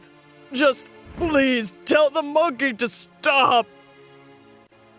Guan Yin held up the metal headband. It looked just like the one on Wukong's head. She placed it on the bear's head. Wukong, come out now, said Guan Yin. A tiny Wukong popped out of the Black Wind King's nose. He quickly grew to his normal size. Where's the robe? Asked the monkey. The bear pointed to a dark room in the back of the cave. After Wukong left to get the robe, the Black Wind King charged at Guan Yin. But the bear was too slow. Guan Yin threw 4 more metal bands at him. 2 clamped onto his wrists. The other 2 clamped onto his ankles. When the Bodhisattva began reciting a spell, the bear screamed. Ah! Please stop! Do you promise to be good? Asked Guan Yin. Yes, Answered the Black Wind King. I promise. Wukong came back with the robe. When he saw the bear, he laughed. You have 5 of those bands. The Black Wind King looked at the ground and sighed. I got the robe, Bodhisattva, said the monkey. What should we do with the bear? I will show him mercy, said Guan Yin. He can be my guardian on Mount Podalaka if he behaves. The Bodhisattva led the bear out of the cave and vanished. Wukong flew back to the monastery. You got the robe!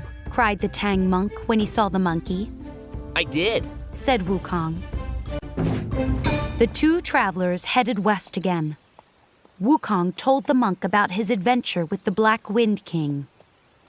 I destroyed the Taoist priest, the monkey explained. He was really an evil wolf spirit. Then Guan Yin made herself look like him. And you turned yourself into a pill, said the Tang monk.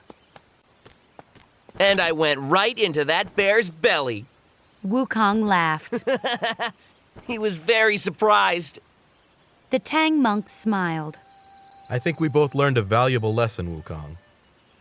I will never show anyone the robe again. That's a good idea, said Wukong. The robe is a gift from Buddha. We must be careful. He stopped talking and pulled out his iron bar. There's a spirit nearby. He looked toward a nearby cave. There was a snort. The Tang monk shook with fear. A pig-like creature leaped from the cave, swinging a heavy rake.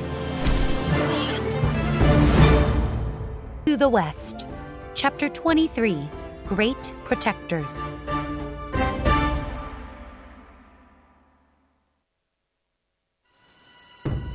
The creature had a pig's snout and ears. But he ran on 2 legs like a person. He swung the rake again. Wukong blocked the rake with his iron bar. Clang! Then he swung the bar at the pig's feet. Cried the pig. He fell face down in the dirt. He jumped back up. You'll wish you hadn't done that. Wukong leaped out of the way as the pig's rake slammed down, smashing a boulder. The 2 fought, kicking up dust and rocks. The Tang monk hid behind his horse. Surrender now! Wukong swung his iron bar again. I am Sun Wukong. 500 years ago, I caused lots of trouble in heaven. The Jade Emperor's entire army couldn't stop me. I've heard of you, said the pig. But you don't seem so powerful to me. He lunged at the monkey again. Wukong jumped out of the way. I thought you were being punished, said the pig. He swung his rake again. Weren't you trapped under a mountain? I'm free now, said Wukong. I'm going to the west with the Tang monk to... The Tang monk? Cried the pig. He dropped his rake. I'm supposed to go with him too. You are? Asked Wukong. I was sent to Earth as a punishment, said the pig. My name is Subodhi. I caused trouble in heaven too. Guan Yin said I would be forgiven if I helped protect the Tang monk. Wukong rubbed his chin. Okay, he said. You can carry the bags. Subodhi joined the group, and the three of them continued west. As they traveled, the pig kept complaining. These bags are so heavy. Do we really need to bring them? Stop complaining, snapped Wukong. Going to the Western Paradise is supposed to be difficult. Oh. The pig moaned. I'm hungry too. When are we going to eat lunch? The Tang monk frowned. We just ate breakfast. How can you be hungry again? They went around a bend and saw a large tiger. Bajie and Wukong quickly pulled out their weapons. Who are you? Yelled Bajie. What are you doing here? My master, the great King Yellow Wind, is hosting a feast, said the tiger. He looked at the Tang monk. I'm gathering people to eat. The Tang monk's face turned pale, and he fell off his horse. Don't you dare harm our master, Bajie warned. He is the Tang monk. He's going to the west to get the true scriptures. The tiger's eyes opened wide. I heard that eating the Tang monk will make someone live forever. The tiger showed his claws. Then he lunged at Bajie. The pig hit him with the rake. The tiger tumbled over. Wukong ran toward the tiger with his iron bar. The tiger dodged the bar and then almost got hit by the rake again. He turned and fled. Wukong and Bajie ran after the tiger. For a moment, they lost him.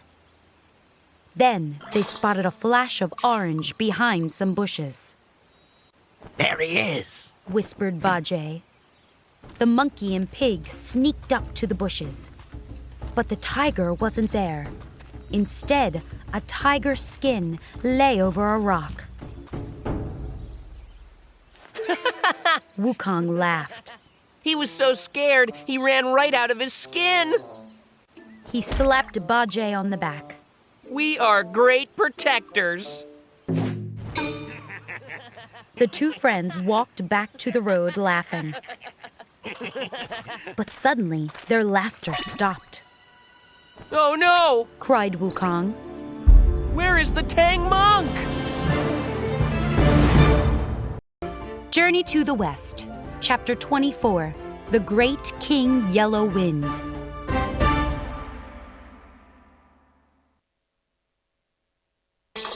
Wukong and Bajie looked all around, but the Tang monk was gone. That tiger ate our master, said Bajie. He shrugged. I guess we don't have to protect him anymore. Goodbye, Wukong. The pig started to walk away, but Wukong grabbed him. You're not leaving, said the monkey. We have to save our master. That tiger said he works for a demon, the great King Yellow Wind. The king's cave must be nearby. The tiger entered his master's cave. The Tang monk was slumped over the tiger's shoulder. The great King Yellow Wind was sitting on his throne. Great king, cried the tiger. I found the Tang monk. The demon king looked surprised. Wukong and Bajie looked all around, but the Tang monk was gone. That tiger ate our master, said Bajie. He shrugged. I guess we don't have to protect him anymore. Goodbye, Wukong. The pig started to walk away, but Wukong grabbed him. You're not leaving, said the monkey. We have to save our master. That tiger said he works for a demon, the great King Yellow Wind. The king's cave must be nearby. The tiger entered his master's cave. The Tang monk was slumped over the tiger's shoulder. The great King Yellow Wind was sitting on his throne. Great king, cried the tiger. I found the Tang monk. The Demon King looked surprised and happy. I have heard that anyone who eats the Tang monk will live forever. Was the monk alone? He had 2 companions. Said the tiger. One is a pig, the other is a monkey. Yellow Wind trembled. A monkey? He said. He must be Shang Wukong, the monkey who caused all that trouble in heaven. Maybe, said the tiger. But don't worry. I distracted them with a fake tiger skin. They'll never find us. The tiger patted his stomach and looked at the Tang monk. I'll tell the other demons to start a fire and prepare some spices. Yellow Wind held up his hand. Sun Wukong is powerful. He and that pig might come looking for the monk. They'll be angry if they find out we ate him. Let's wait until they leave the area. Then we'll be able to enjoy our meal. A small demon ran into the throne room. Great King! Cried the demon. There are 2 strangers outside, a monkey and a pig. They said to hand over the Tang monk. If we don't, they'll destroy our entire mountain. Oh no, moaned Yellow Wind. This is bad. Don't worry, King, said the tiger. I will get rid of them. The tiger walked out of the throne room. The small demon followed him. Outside the cave, there was some yelling and then a crashing sound. A moment later, the small demon ran back in. Great King! Disaster! He cried. The tiger is dead! The pig killed him with his rake! What? Cried Yellow Wind. He stood up and grabbed a trident. He puffed out his chest and stomped out of the cave. He saw Wukong. So you're the monkey who caused all the trouble in heaven, said Yellow Wind. Hand over the Tang monk, demanded Wukong. I didn't know you were so small, said Yellow Wind. Hit me on the head, said the monkey. I'll grow bigger. The Demon King hesitated.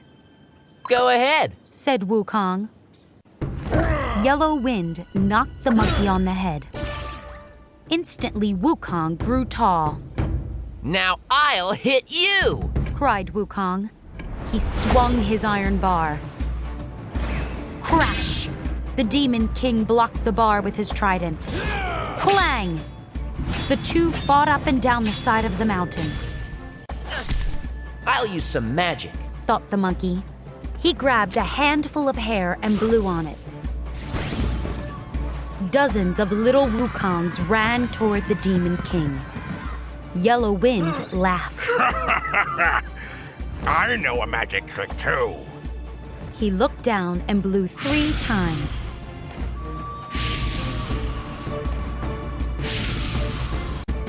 The sky grew dark. A powerful yellow wind whipped across the mountain. Trees snapped and rocks tumbled. Wukong, Bajie, and all the little Wukongs tumbled down the mountain.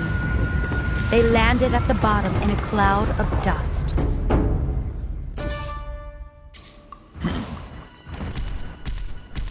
The Demon King went back into his cave and slammed the door shut.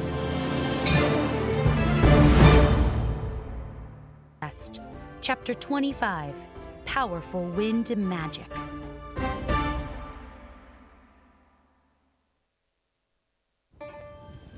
The wind stopped. Wukong jumped to his feet and called back the little Wukongs.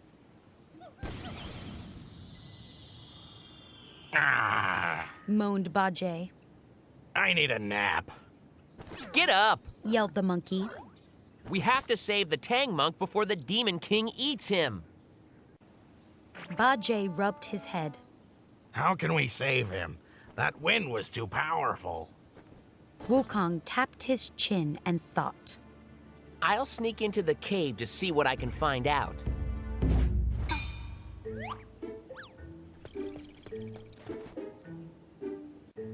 The monkey changed into a mosquito and squeezed through a crack in the cave's door.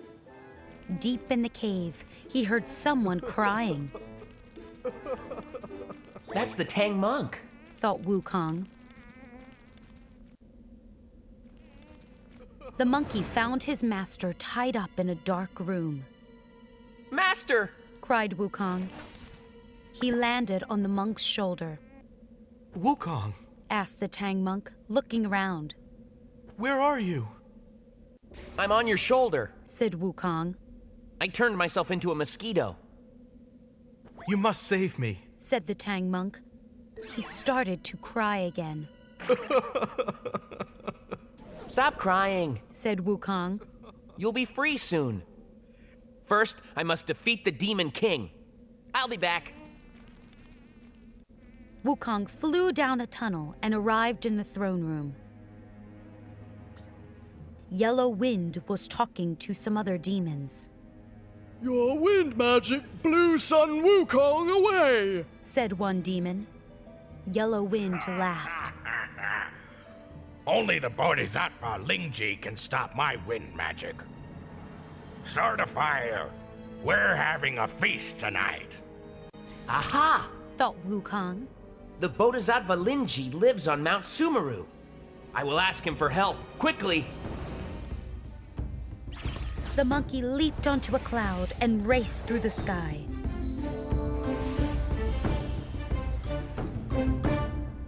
When he arrived on Mount Sumeru, Lingji came out of his pagoda. It's nice to see you, Wukong, said Lingji. Would you like some tea? No, thank you, said Wukong. I have an emergency. He quickly told the Bodhisattva everything that had happened. I tried to fight the demon, said the monkey. But then he used powerful wind magic. I know who the great King Yellow Wind is, said Lingji. He's a weasel spirit. Buddha asked me to keep an eye on him. I told the spirit he could live on that mountain if he behaved. Lingji shook his head. I guess he's not behaving anymore. Can you help me? asked Wukong. They're going to eat the Tang monk tonight. Of course, said Lingji. He picked up a staff and put a small object into his robe. Let's go. Soon they were in the sky, looking down at the cave door. Knock on the door, said Lingji. Tell the demon to come out. I'll do the rest. Wukong went down to the cave door and took out his iron bar. Smash! The door turned into a pile of rubble. Yellow Wind rushed outside and yelled, You smashed my door! He took 3 deep breaths.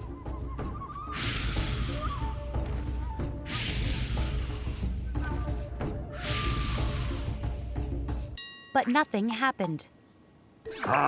Said Yellow Wind. He looked up and saw Lingji in the sky. The Bodhisattva was holding a pearl in one hand.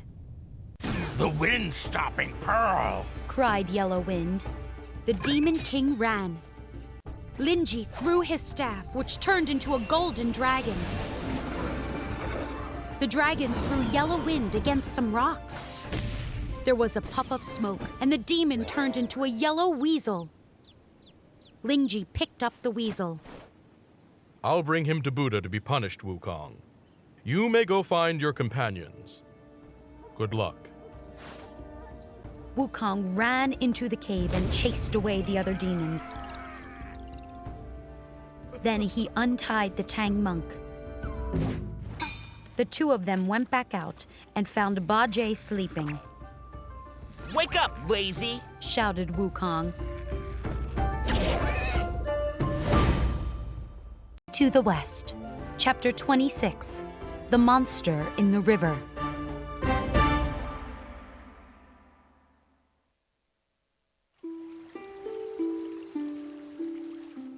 I hope we reach the Western Paradise soon, said the Tang monk one morning. Wukong and his companions were eating breakfast. The monkey laughed. The journey will take many years, Master. And you must face many challenges along the way. Buddha doesn't give the true scriptures to just anyone. You must prove you're worthy by surviving a long and difficult journey. The monk sighed. Bajie put down his bowl. I'm tired of this journey, he cried. My legs hurt and we never have enough food. Stop thinking about food, Bajie, said Wukong. We're Buddhist monks now. We should think only about reaching the Western Paradise. The pig sighed. After he washed the bowls, the three companions headed down the road. They soon reached a river. The water splashed, and a purple monster leaped from the waves. Master, stay back! Shouted Wukong. He pulled out his iron bar and blocked the monster's spear. Clang! Bajie lunged at the monster, swinging his rake. The monster dived back into the river. Bajie, my powers aren't strong underwater, said Wukong. Dive in and get him to chase you out of the river. Then I'll surprise him. Okay, said the pig. Let's wait until he comes all the way up on shore, though. Then I'll block his path so he can't go back in the river. Bajie dived into the water. Wukong waited. A moment later, the pig was back with the monster following. The monkey swung his iron bar and missed. The monster dived back underwater. You didn't wait until he was on shore, said Bajie. You're too impatient. Wukong shrugged and laughed. Let's yell at the monster. Maybe he'll come back. Wukong and Bajie yelled at the river for more than an hour. But the monster did not come back. Finally, the monkey sighed. We can't cross this river with the monster in there. I'll ask Guan Yin for help. Wukong went to Mount Podolaka and told Guan Yin about the monster. His name is Sha Wujing, said Guan Yin. He was waiting for you. He's going to help the Tang monk reach the Western Paradise. I didn't know that, cried Wukong. Guan Yin went back to the river with Wukong.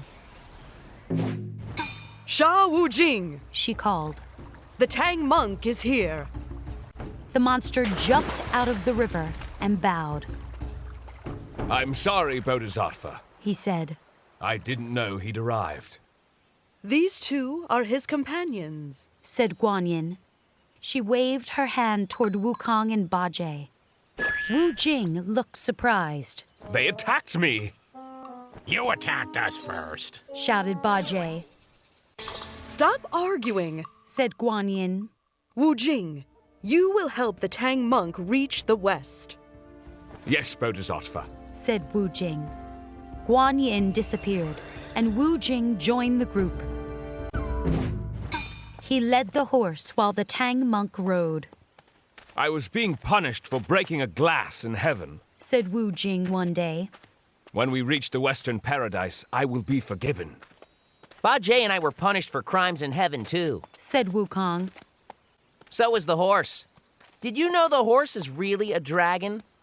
Wu Jing looked doubtful. This horse is too slow to be a dragon. Oh, really? said the monkey. Watch this. He struck the horse. The horse shot down the road as fast as lightning. Its reins were ripped from Wu Jing's hand. cried the Tang monk. When the horse finally stopped, the Tang monk was in a dark forest. He gasped in fear. The forest was filled with wolves, bears, and tigers. To the West, Chapter 27, The Ginseng Fruit.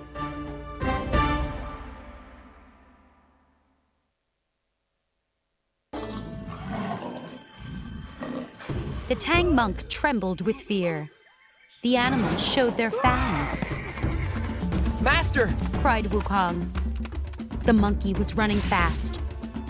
He swung his iron bar and the animals ran back into the forest. Wukong smiled. Sorry for making the horse run, Master.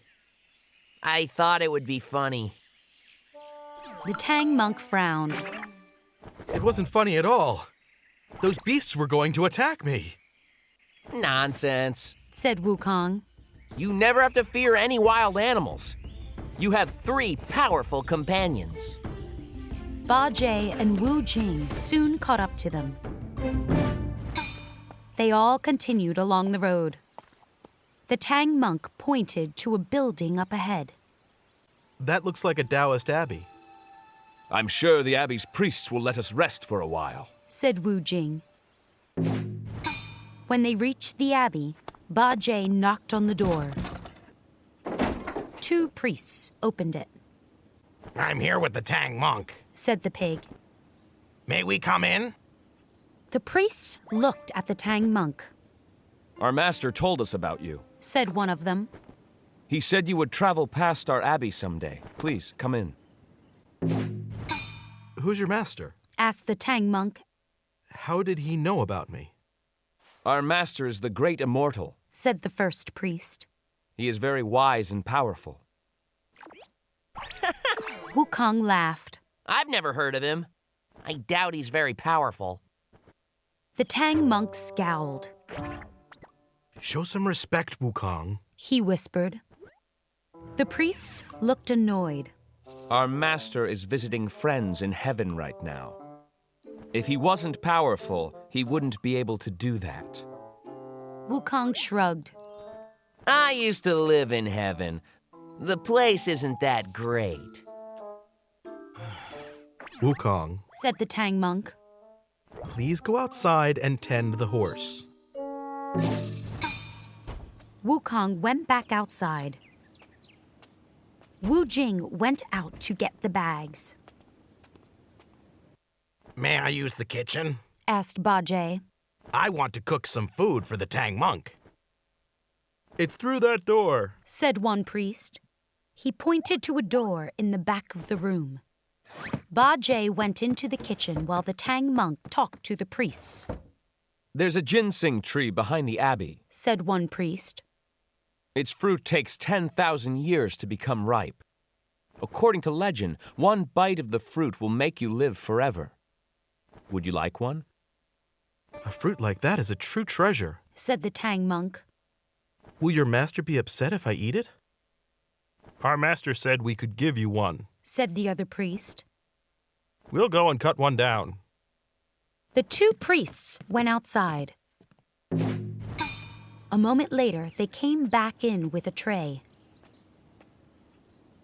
The Tang monk screamed. On the tray lay a tiny sleeping baby. I can't eat that, cried the monk.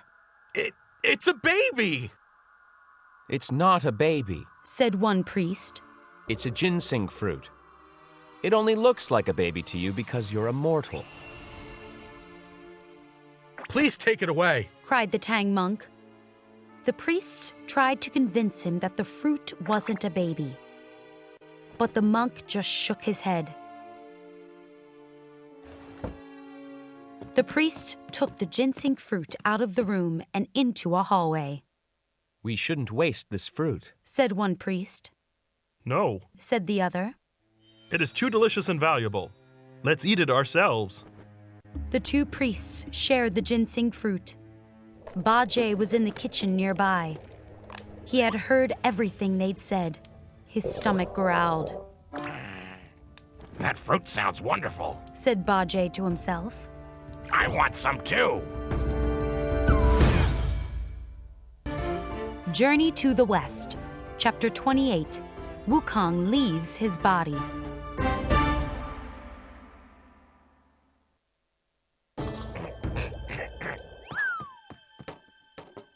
Ba Jie looked out the kitchen window. Wukong and Wu Jing were outside talking.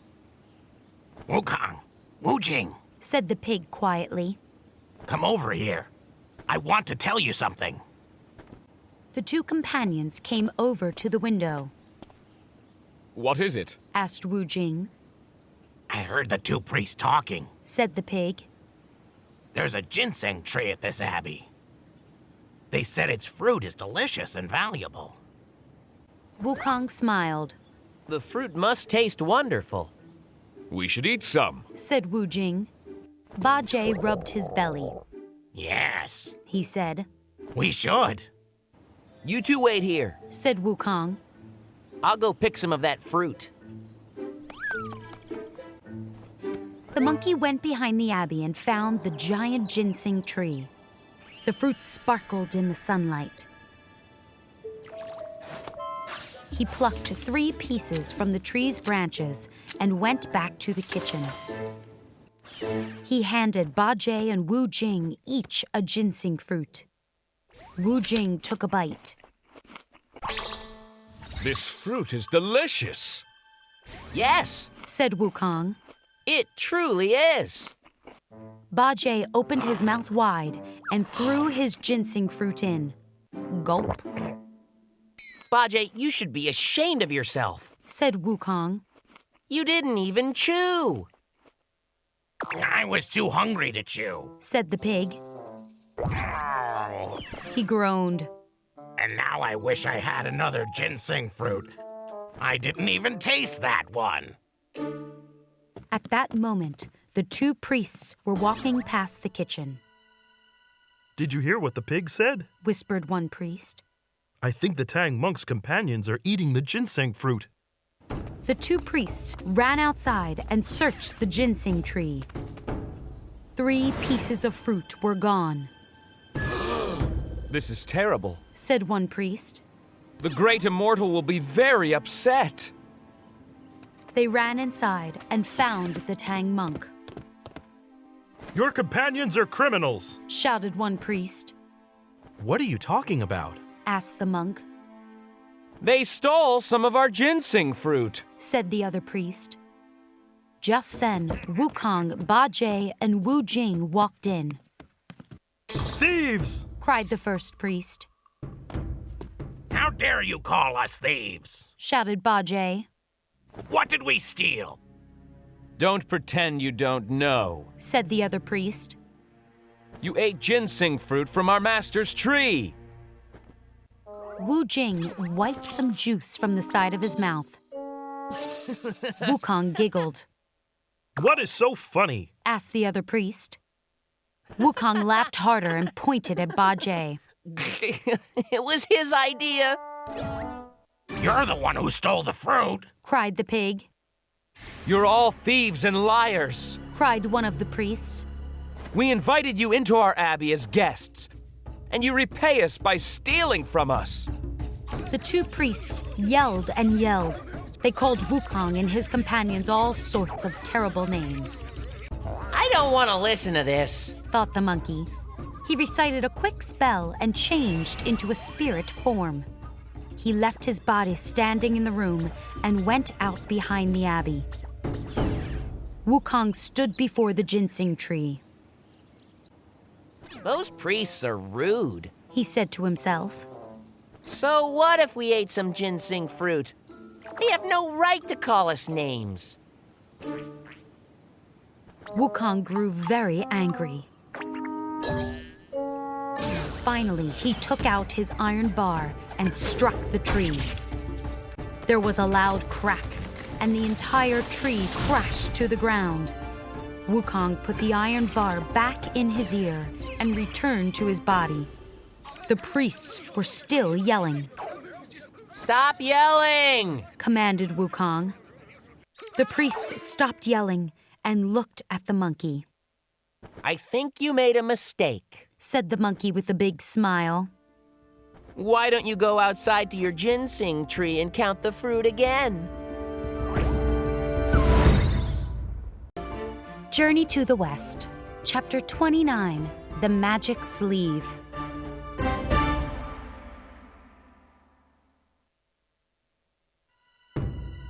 I know we counted the fruit correctly, said one priest. But we'll count again anyway. The two angry priests went outside and gasped. The ginseng tree was lying on the ground. It was gray, and all its leaves were gone. The tree is dead! Cried one priest. That monkey must have done this. But the monkey was inside the whole time, said the other priest. How could he have been out here also? He's a spirit, said the first priest. He must have used magic. He looked at the tree and shook his head. This tree was older than heaven and earth. The monkey must be very powerful. It would be dangerous for us to fight him, said the other priest. Let's wait for our master, the great immortal, to return. Inside the abbey, the Tang monk was scolding his companions. We are guests here, he said. I am very upset you stole fruit from our hosts. The priests came back in. We owe you an apology, said one.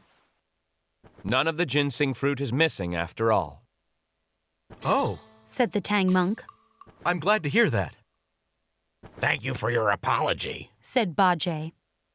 Wukong gave the priests a suspicious look. He knew they were lying, but he didn't know why. You're all welcome to spend the night, said one of the priests. Follow us. The priest led the group to a small room in the abbey. The Tang monk and his companions went inside. This is a nice room, said Bajie. Wukong noticed that the priest didn't come in. He was about to say something when one priest slammed the door shut. A lock clicked. Wait! Cried Bajie. What kind of hosts are you? You locked us in! Bam! He kicked the door. Ow, my foot! Bajie fell to the floor, rubbing his foot. Why did they lock us in here? Asked the Tang monk. They're afraid of us, said Wukong. I knocked down their ginseng tree. What? Cried the Tang monk. I was angry at them, said Wukong. They're probably planning to keep us locked in here until their master comes back. The Tang monk glared at his companions. How will I ever reach the Western Paradise with companions like you? He asked. Bajie stood up. It's not my fault. I was hungry. Wu Jing looked at the ground. Master, don't worry, said Wukong. I'll get us out of here. When the priests go to sleep, I'll use my lock-picking magic. Then we'll be on our way. The four travelers escaped that night and headed west. The next day, they saw an old man on the road. Excuse me, said the man. Did you come from the abbey? The Tang monk glanced nervously at his companions. Yes, he said. I thought so, said the man. He suddenly stood much taller. I am the great immortal. You destroyed my ginseng tree. You're not going any farther until you give me a new one. Wukong pulled out his iron bar. Bajie and Wu Jing raised their weapons. The great immortal rose into the air and landed on a cloud. Wukong laughed. You think you're special just because you can fly? We can do that too. The great immortal raised an eyebrow. Can you do this? It's called Magic of the Cosmos in the sleeve. The great immortal waved his arm. His sleeve swooped down toward Wukong and his companions. Instantly, they were all swept up in it.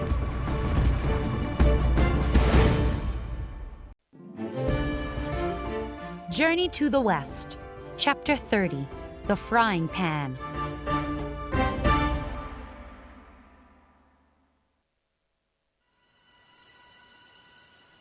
Wukong and his companions were tied up in a room in the abbey, I will deal with you all in the morning, said the great immortal.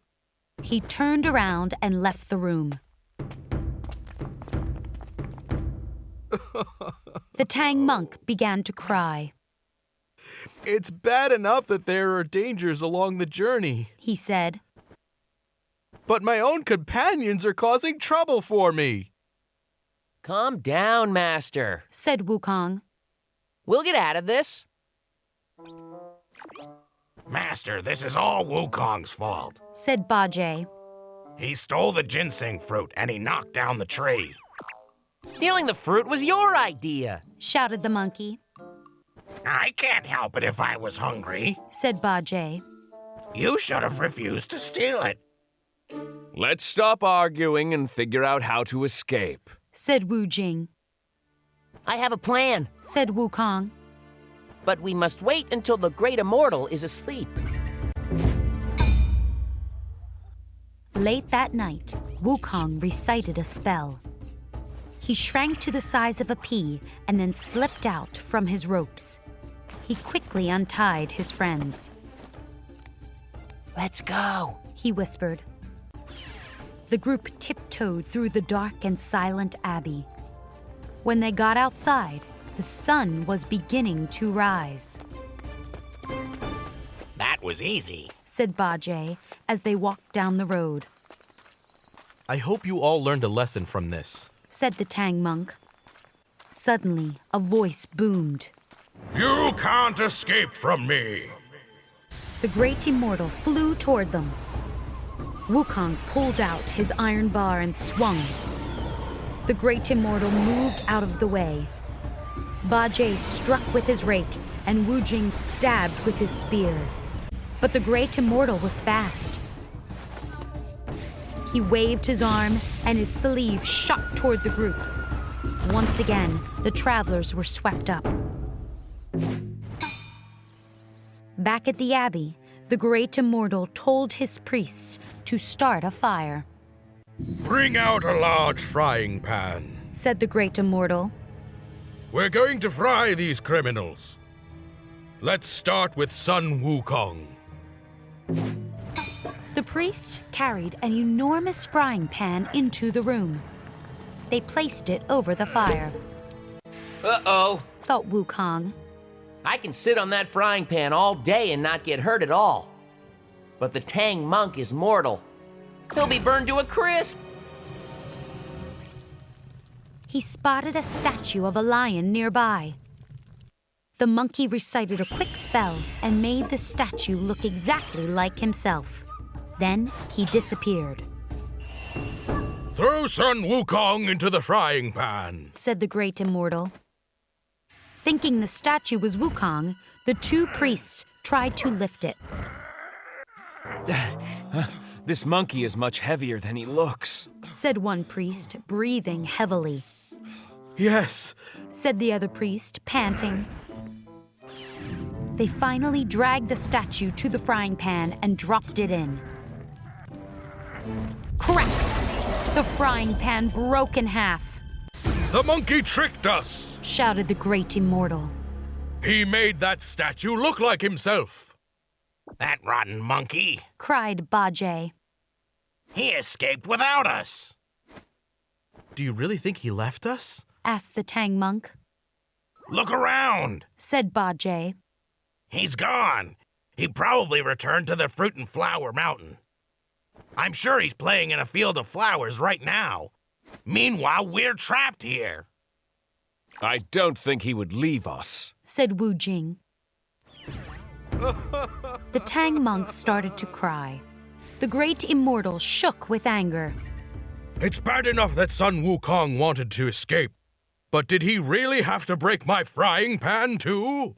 He stamped his foot. Bring out another frying pan. We'll fry his companions, starting with the Tang monk.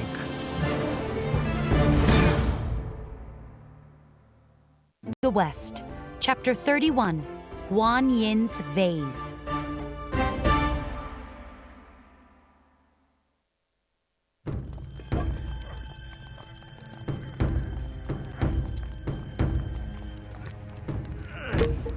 two priests pushed the Tang monk toward the enormous frying pan. Stop! Cried Wukong.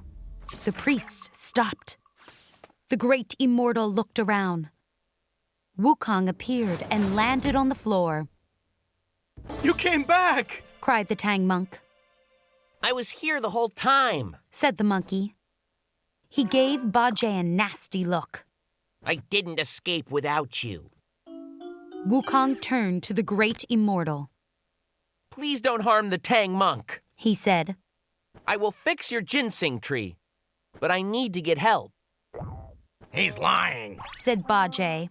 He doesn't know how to fix the tree. Be quiet, Bajie, said Wukong. I'm not lying. The great immortal thought for a moment. Okay, Wukong. I will give you until the end of the day to fix my ginseng tree. If you can't, the Tang monk goes into the frying pan. The monk shook with fear. Don't worry, Master, said the monkey. I will find help. I'll be back as soon as I can. Wukong shot out of the abbey and was gone. Bajie shook his head. We're doomed. Wukong soared through the air until he came to Mount Podalaka. Guan Yin was meditating in her pagoda. Bodhisattva! Cried the monkey. I need your help! A Taoist named the Great Immortal is going to fry the Tang monk. I have until the end of the day to fix his ginseng tree. What happened to the tree? Asked Guan Yin. She gave the monkey a suspicious look. I, knocked it down, said Wukong. That was a terrible thing to do, Wukong, said Guan Yin.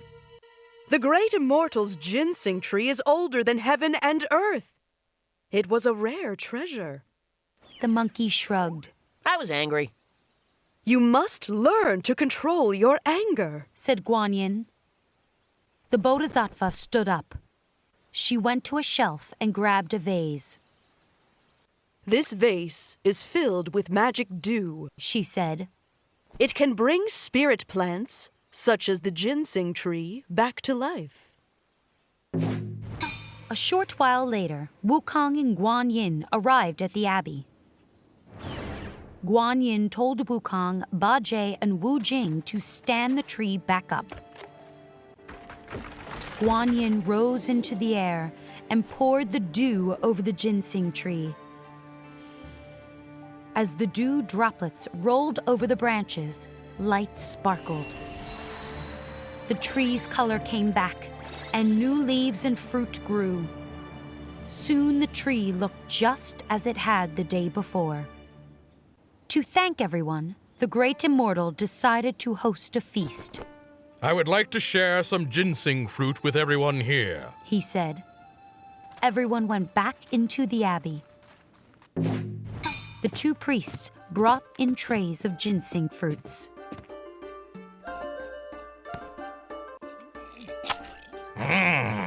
Said Bajie. This fruit tastes wonderful if you eat it slowly. He looked at Wukong. Sorry I didn't believe you earlier. Don't worry about it, said the monkey.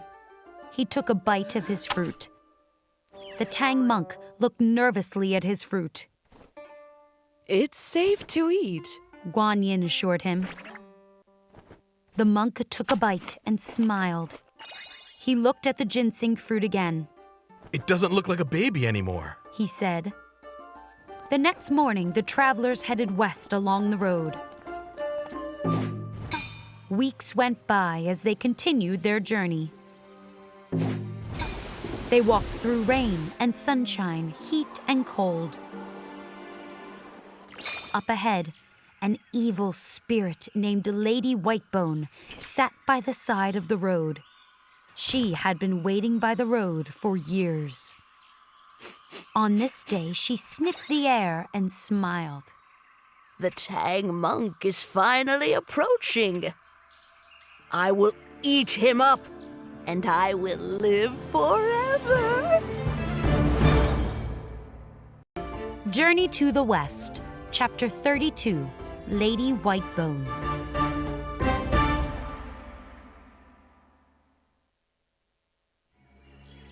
Lady Whitebone sat by the road and sniffed the air again. The Tang monk has some powerful companions, she said. I need a disguise.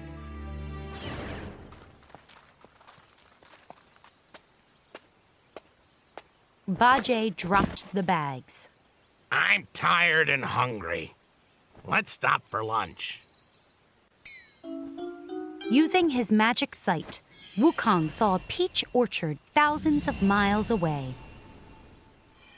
I'll be back in a minute, he said. Soon after the monkey had left, a young woman came down the road. She held out a bowl. Are you the Tang monk? She asked. I have food for you. Bajie reached for the bowl. Thank you. Don't eat that! Wukong was flying fast back to the group. He dropped all the peaches and pulled out his iron bar. Wham! He struck at the young woman. But before he hit her, she disappeared. Why did you do that? Cried the Tang monk.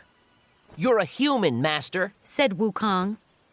You couldn't see that the woman was really a spirit who wanted to harm you. Unfortunately, she got away. Why are you so cruel? Asked the monk. She was giving us food. It's not food, said the monkey.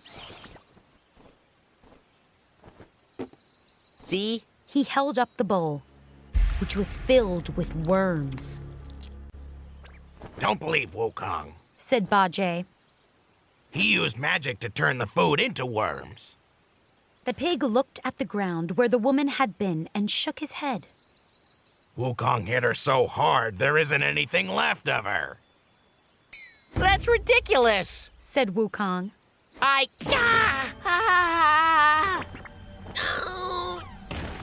The monkey rolled on the ground as the Tang monk recited the tight headband spell.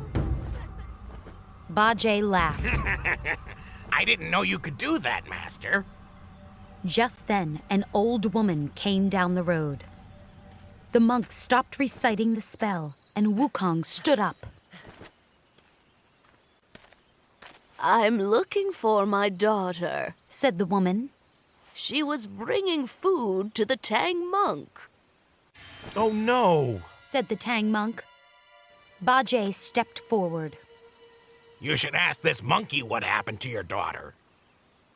Wukong looked at the old woman closely for a moment. Then he took out his iron bar and swung. But again, he missed. She got away again, cried Wukong. He killed another innocent person, cried the pig. Master, recite the spell. The Tang monk recited the spell again. Wukong fell to the ground in pain. Please stop, cried the monkey. The Tang monk stopped. Don't hurt any more people, he said. If you do, I'll recite the spell until your head explodes. Just then, an old man came down the road. I'm looking for my wife and daughter, he said. That's the evil spirit woman again, thought Wukong. If I don't destroy her, she'll harm the Tang monk. But if I do hurt her, the monk will make my head explode. Wukong sighed. I must protect the Tang monk no matter what, he thought. Wukong whipped out his iron bar and swung. There was a puff of smoke.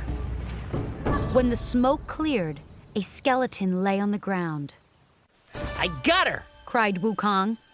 See? She was an evil skeleton spirit. The Tang monk frowned. Recite the spell again, Bajie said to the monk.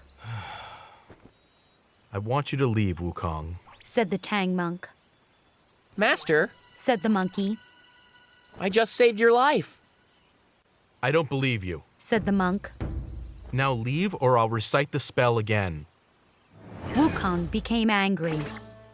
If you really want me to leave, I'll leave. but don't come looking for me when you need help. He leaped into the air and vanished.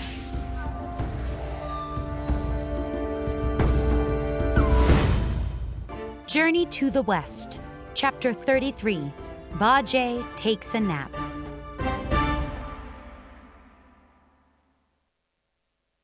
After the Tang monk sent Wukong away, he and the others continued west. Later that day, they stopped to rest.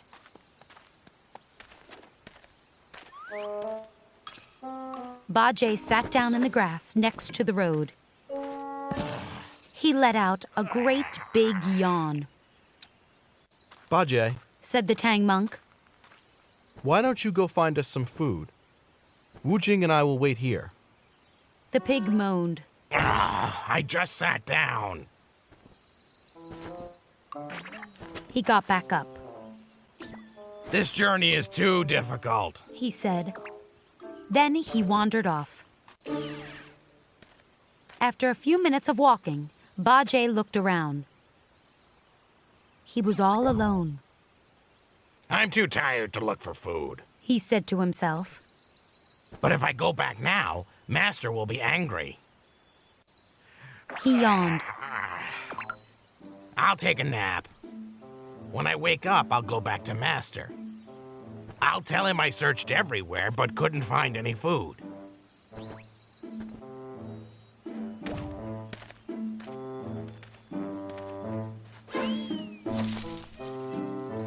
The pig lay down behind some bushes.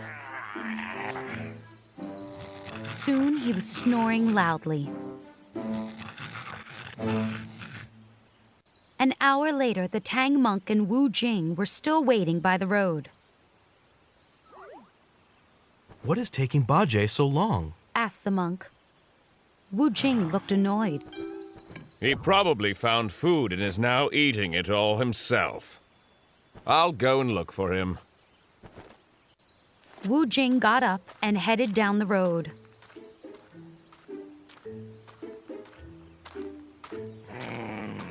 Said a voice suddenly. Yummy noodles. Wu Jing frowned. That's Bajie. He did find food and he's not sharing it with us.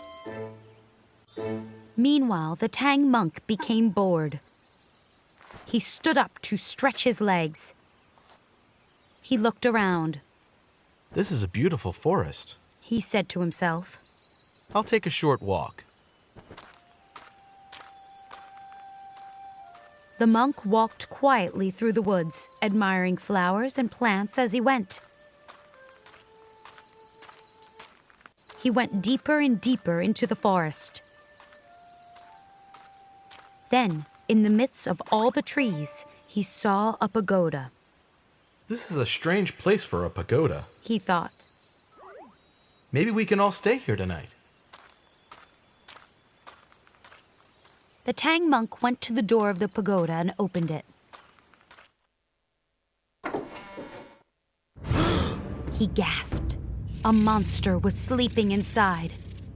The monster had a purple beard and long, sharp fangs. The Tang monk tried to walk away, but the monster woke up. Who's there? Called the monster. He stood up. The Tang monk turned around, shaking with fear. Sorry to wake you, he said.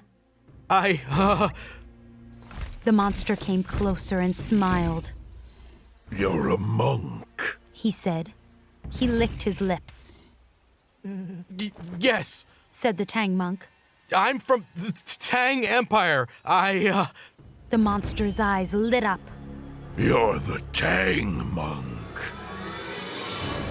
Meanwhile, Wu Jing stomped toward Bajie's voice. He peered behind some bushes and saw the pig fast asleep. May I have more tofu? Asked Bajie. He was talking in his sleep. Yes, please, cook lots more. I will eat it all. Wu Jing kicked the pig. Wake up!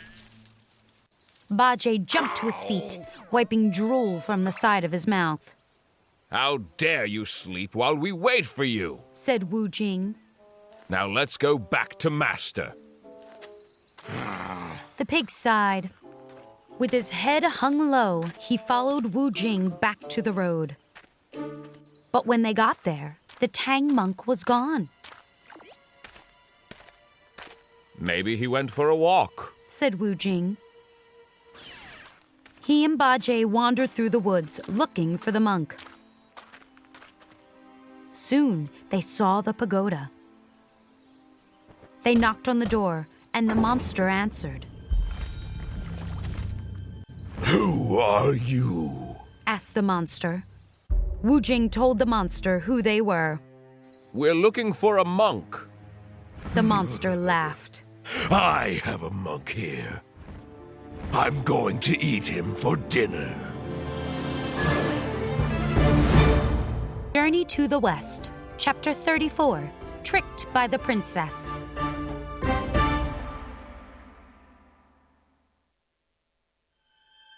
The Tang monk was tied up in a room. He heard his companions yelling at the monster.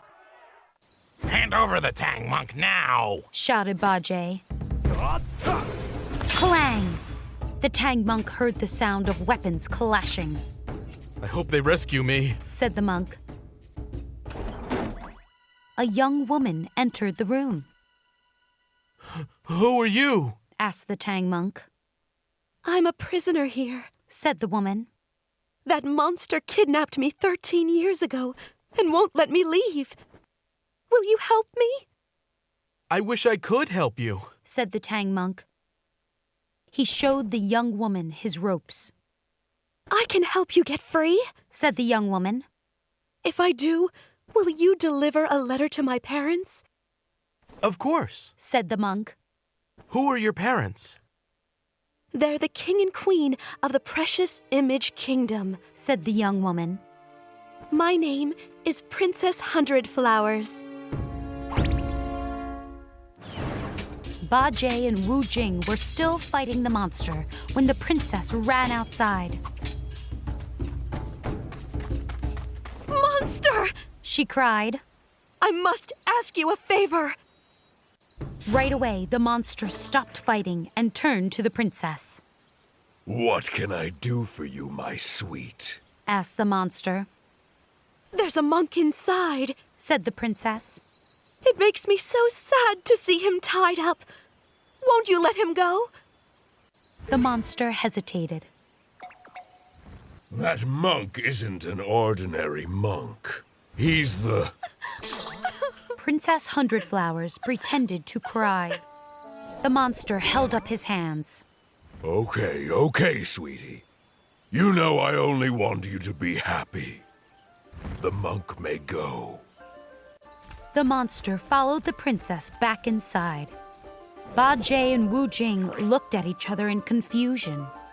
The monster is going to free him? Mumbled Bajie. A moment later, the Tang monk came out. There's something we must do, he said quietly to his companions. Later that day, the travelers reached the palace of the precious image kingdom. The queen was reading the letter from her daughter. Tears were in her eyes.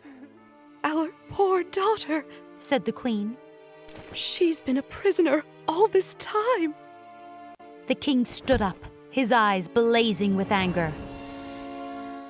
He called to his general, who was standing nearby. Gather your troops, said the king. I want my daughter back. And I want that monster destroyed. Forgive me, Your Majesty, said the general. But we are just men. How can we defeat such a powerful monster?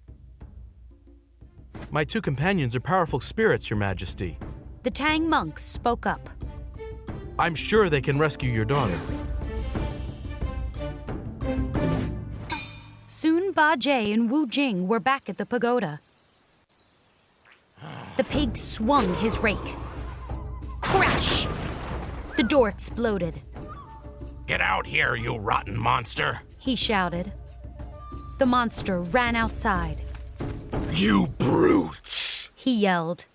I let the monk go free. Why did you smash my door down?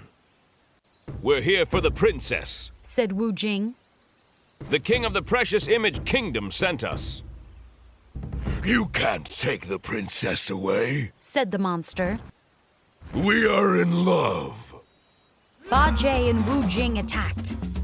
The monster blocked their weapons. They fought for over an hour. Finally, Ba Jie, tired from fighting, turned and ran. Wu Jing was furious. Ba Jie! He shouted. Where are you? The monster knocked out Wu Jing and tied him up. He dragged Wu Jing into the pagoda and locked him in a room. The king knows that the princess is here, said the monster to himself. But how? He tapped his chin and thought. Aha! He said. The princess must have asked that monk to go to the king. His eyes became dark and angry. She tricked me. Journey to the West, Chapter 35, A Visit to the King.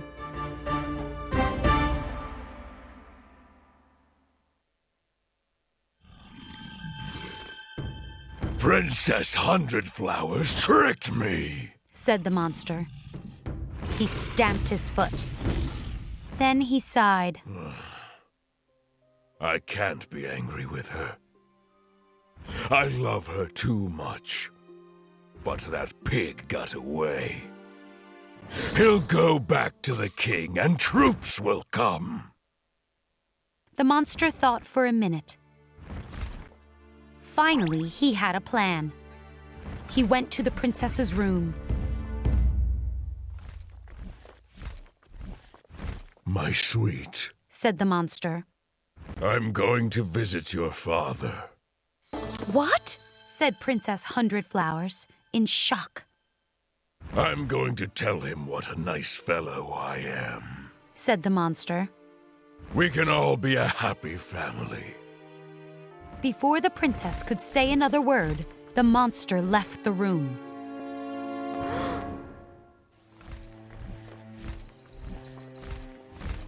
I need a disguise, he said to himself. He recited a quick spell. Light sparkled. Now the monster looked like a handsome young man. Ha! He laughed. Ba Jie ran back to the precious image kingdom. He told the king that he and Wu Jing couldn't save Princess Hundred Flowers. The pig hung his head. As I ran away, Wu Jing was captured. We must save my daughter, said the king. He turned to his general. Gather the troops. A messenger ran into the court. Your Majesty, your son-in-law is here to see you, said the messenger. The king was confused. I don't have a son-in-law. A handsome young man walked into the hall. Hello, Father. I'm sorry I haven't visited you until now. Who are you? asked the king. I married Princess Hundred Flowers 13 years ago, said the young man. I found her in a forest just as a tiger was about to attack her. I saved her life and chased away the tiger. The king relaxed a little. That was very brave. Yes, it was very brave, said the young man. However, that tiger has wanted revenge ever since. Some time ago it became a spirit. Now it disguises itself as a monk. The young man narrowed his eyes at the Tang monk and pointed. That monk? What? cried the Tang monk. The king frowned. I don't believe you. I'll prove it, said the young man. He pointed at the monk again and recited a spell. Lights sparkled. Everybody gasped. Now a tiger sat in the Tang monk's spot. Later in the stable, a boy was giving hay to the Tang monk's horse. Did you hear about the Tang monk? Asked another boy. He was really a tiger spirit. A handsome young man changed him back into his true form. Wow, said the first boy. Where is the tiger now? He's locked up in a cage, said the other boy. That night, Bajie was sitting alone outside when he heard a voice. Psst, said the voice. Bajie. Bajie looked around. Who's calling me? He saw the horse peeking from behind a wall. You're talking, cried Bajie. Shh, said the horse. We have a problem. A young man turned the Tang monk into a tiger. The monk is locked in a cage now. Oh, I know, cried Bajie. It's terrible. Master is now a tiger, and Wu Jing was captured by a monster. He sighed. The journey is over. Let's just go home. The horse bit Bajie on the leg. Ouch! cried the pig. Why did you do that? We're not going home, said the horse. The young man is probably just the monster in disguise. We need to defeat him and save our companions. But how? asked Bajie. The horse thought for a minute. You must find Wukong. He can help us. Bajie shook his head. He won't help us. Journey to the West, Chapter 36, Tricked Again.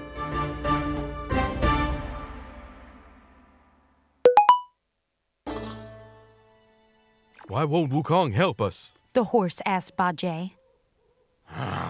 The pig sighed. He told us not to look for him if we needed help. Plus, I kept telling Master to use the tight headband spell. I'll bet the monkey is really mad at me. That doesn't matter now, said the horse. You must get Wukong to come back. Bajie hesitated for a moment and then leaped onto a cloud. He soared through the sky and soon arrived at the Fruit and Flower Mountain. He found Wukong sitting beside the big waterfall. Other monkeys and apes were nearby. They held swords and spears. They stared at Bajie silently.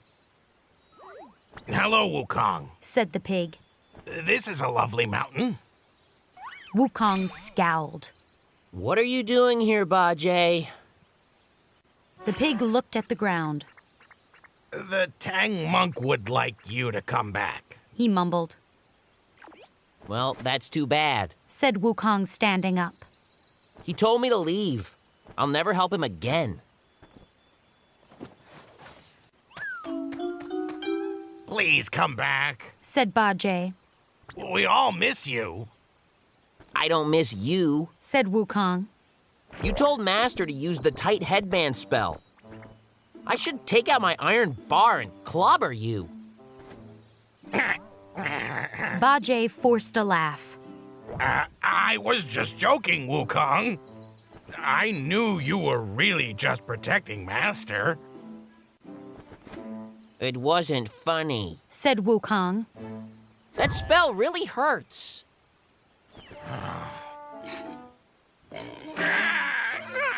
The pig began to cry. Please come back.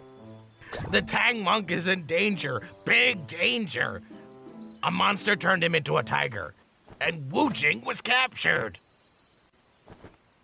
Wukong shrugged. Just tell the monster that you're friends with me, the Monkey King. He'll be scared and leave all of you alone. Oh, I did tell him about you. Bajie lied. Really? Wukong leaned closer. What did he say? Bajie bit his lip. He laughed and said that you're a tiny little coward. Wukong's eyes blazed with fury. He will regret saying that. Let's go, Bajie.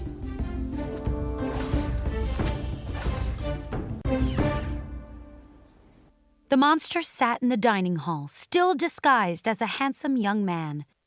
He was eating a meal with the king and the queen. A servant came in and handed a note to the young man. The young man read the note and stood up. I'm sorry, Your Majesty, but I must go. He ran out of the dining hall. From behind a pillar, the servant watched the man leave. Lights sparkled, and the servant turned into Bajie. The pig giggled. The monster is going to be so surprised. The young man ran outside and turned back into a monster. He flew through the air and returned to his pagoda. He burst through the door in a panic. Then he saw Princess Hundredflowers and relaxed. Oh, my sweet. He cried. I was so scared. I thought I'd lost you forever. Why did you think that? Asked the princess.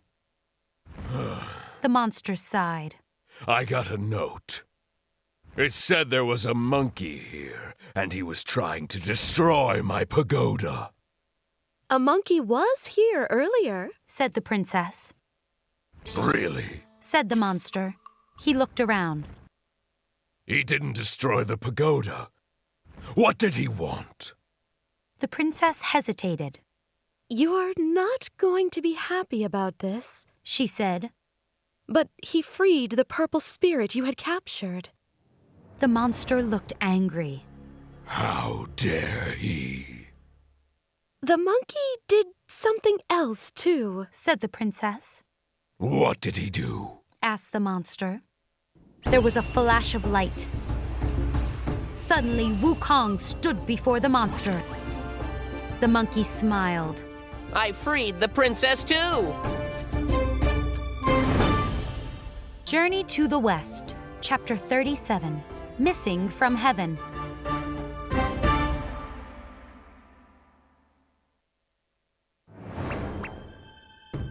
Who are you? The monster asked the monkey. What are you doing here? I am Sun Wukong, king of the Fruit and Flower Mountain, said the monkey.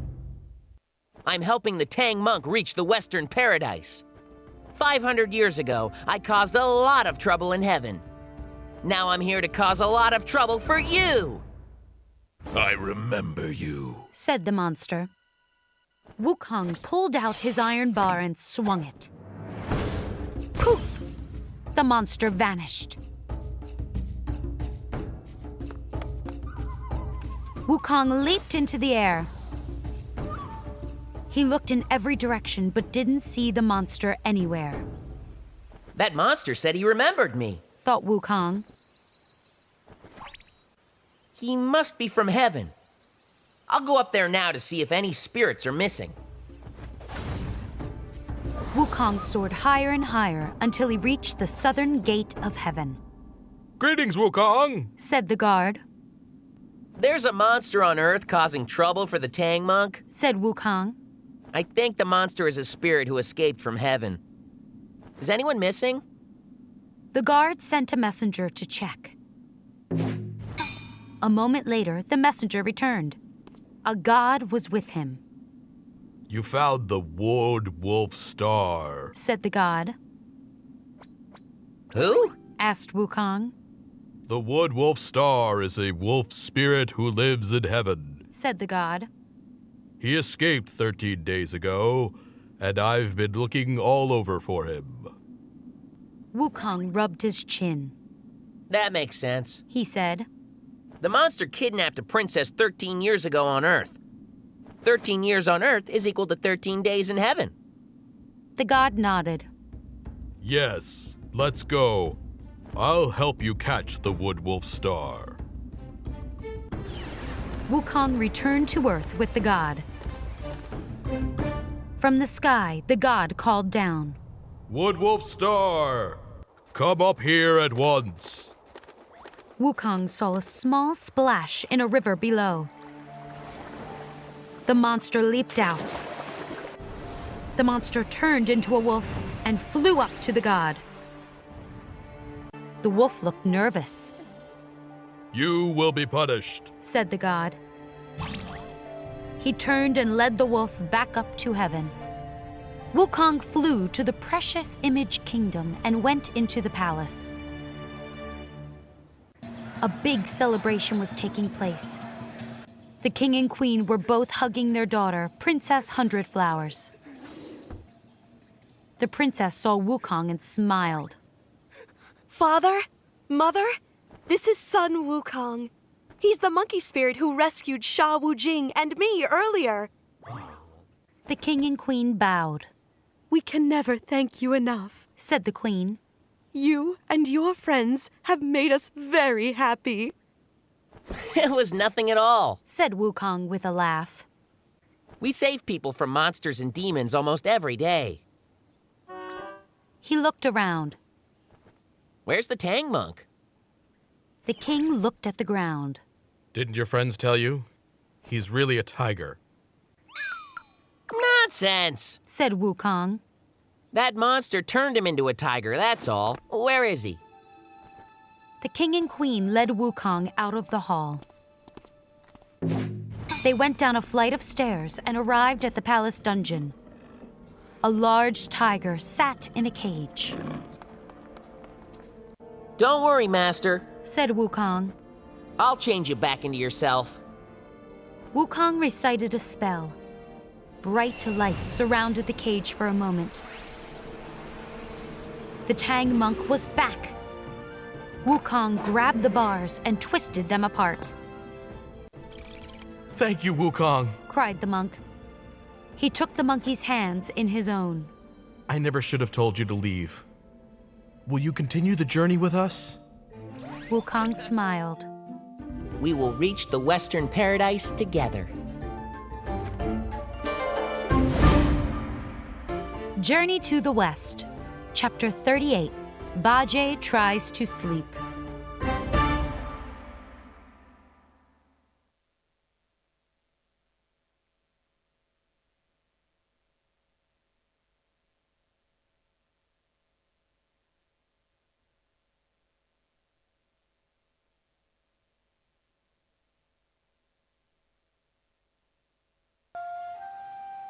Time passed, and it was soon spring.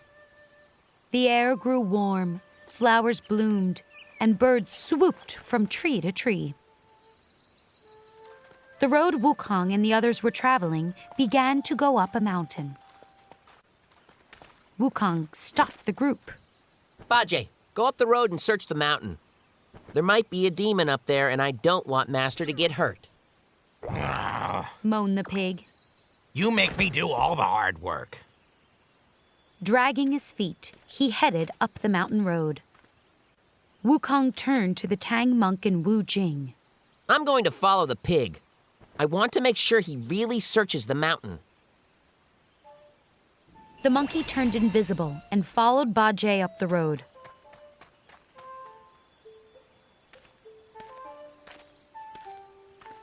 The pig walked for a few minutes. When he was sure his companions wouldn't hear him, he turned around. You dummies! Shouted Bajie. You make me do all the hard work. Well, guess what? I'm not going to search this mountain. I'm going to take a nap instead. And when I come back, I'll lie and say I searched the mountain. Bajie found a big log.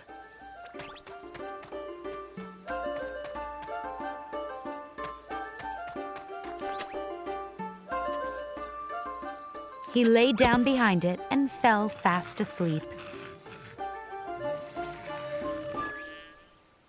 This pig is so lazy, thought Wukong. I'll teach him a lesson. The monkey turned himself into a woodpecker and pecked the log. Tap, tap, tap, tap, tap, tap. Bajie rolled over and mumbled. Wukong pecked again. Tap, tap, tap, tap, tap, tap. The pig sat up. Quit tapping, you annoying woodpecker. I'm trying to sleep. He fell asleep again. Wukong landed on Bajie's head. Tap, tap, tap, tap, tap, tap. Ouch! Cried the pig, jumping to his feet. Wukong flew away. Bajie rubbed his head. I can't even take a nap. He sighed. I guess I'll go back down. When Bajie found his companions, he lied. I searched the entire mountain. He said. It's safe. Did you see any demons or monsters? Asked Wukong. Bajie shook his head. How about woodpeckers? Asked the monkey. Did you see any of them? The pig looked surprised. What? How did you? That was me, Bajie! Shouted Wukong. You took a nap! You didn't search the mountain at all! Bajie hung his head. You should be ashamed of yourself, Bajie, said Wu Jing. The Tang monk frowned. Please go back and search the mountain, Bajie. The pig headed back up the road.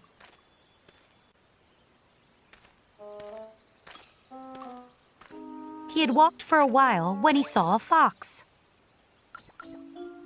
I know that's you, Wukong. He shouted. He swung his rake. The fox trotted away. A robin flew past Bajie's head. Get away from me, Wukong! Yelled the pig. As he waved the rake at the bird, Bajie tripped and fell. Wukong! Shouted the pig. I know you're here. You're invisible and you just tripped me. He got back up and stood still for a moment. When he didn't see or hear Wukong, he continued walking. Every time Bajie saw an animal, he waved his rake and yelled.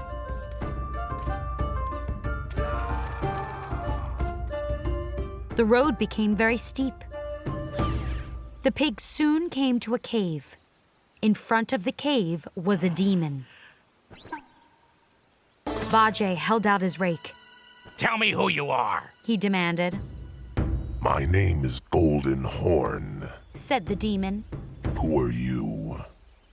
I am Subodhi, said the pig.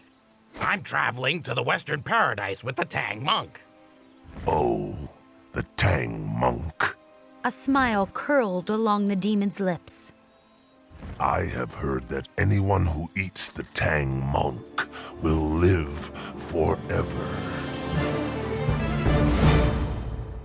Journey to the West, Chapter 39, The Injured Monk.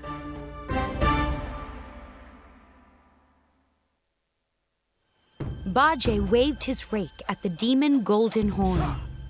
You'll never harm the Tang monk, shouted the pig. My rake is very powerful. Bajie rushed toward Golden Horn. But the demon was strong. Bajie was knocked out. When he woke up, he was tied up in a dark cave.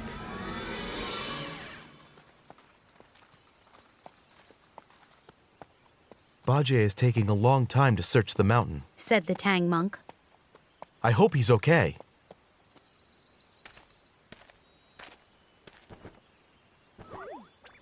Wukong frowned. He probably went back to sleep. I should have followed him again. Let's keep walking, said Wu Jing. We'll find Bajie along the way. We must stay alert, though, said Wukong. We still don't know if there are any demons on this mountain. The group headed up the mountain. Soon they heard a voice. Help! Help me! Cried a man. Someone is in trouble, said the Tang monk. He and his companions hurried ahead and found an old monk lying near the road. Thank goodness, cried the old monk. You must help me! The Tang monk got down from his horse. Of course we will help you, he said. Please stand up. I can't, said the old man. My leg is injured. It hurts terribly. He started to cry. How will I ever get back home? Please don't cry, said the Tang monk. We will help you. How did your leg get hurt? A tiger attacked me, said the old monk. Wukong looked suspiciously at the man. He isn't really a monk, he thought. I'm sure he wants to harm Master. But I can't tell Master that. He won't believe me. Wukong, said the Tang monk. please carry this poor monk down the mountain. Wukong walked over and picked up the old monk. Ouch! Cried the monk. Be careful, Wukong, said the Tang monk. his leg is hurt badly. The group continued along the road. Wukong carried the injured monk. He walked slowly, letting the Tang monk and Wu Jing go ahead. I know you're really a demon, the monkey whispered. And I know you want to eat the Tang monk. I don't know what you're talking about, said the monk. I'm just a simple monk who was attacked by a tiger. Wukong laughed. Do you know who I am? I am Sun Wukong. Heaven's entire army couldn't defeat me. You're going to wish you'd never tried to harm the Tang monk. As Wukong talked, he felt a heavy weight pressing down on him. He glanced up and realized an entire mountain was balanced on top of his head. The monkey laughed again. So you're going to use magic tricks to trap me under a mountain? Well, let me tell you, Buddha himself once trapped me under a mountain, and I was able to lift it. Wukong felt more weight. Now he had 2 mountains on top of him. He walked more slowly. This still isn't enough weight to stop me, he said. Now that the Tang monk isn't around, I should clobber you with my iron bar. Suddenly, the old monk vanished. A 3rd mountain appeared on top of the first 2. Wukong's knees buckled, and all 3 mountains crashed down on top of him. The monkey was trapped. The old monk appeared again. There was a flash of light as he changed back into his demon form. Golden Horn laughed with delight.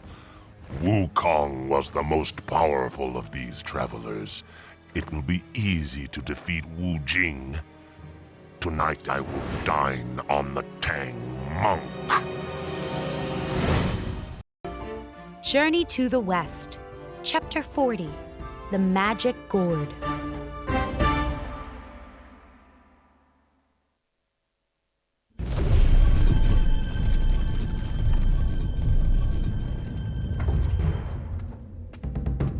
Bajie was in the cave when the door opened. 2 small demons entered, dragging Wu Jing and the Tang monk.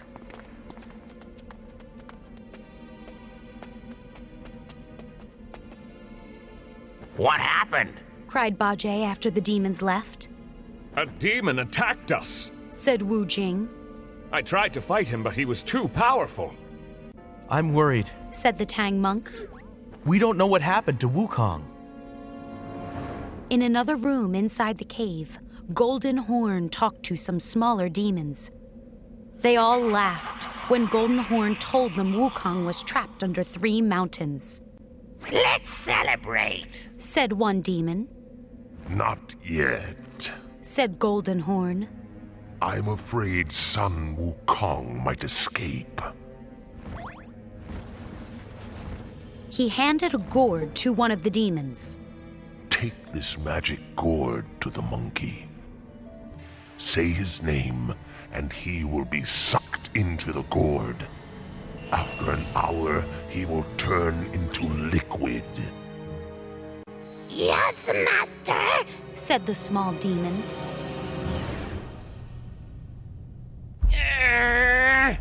Wukong pushed as hard as he could, but the mountains were too heavy.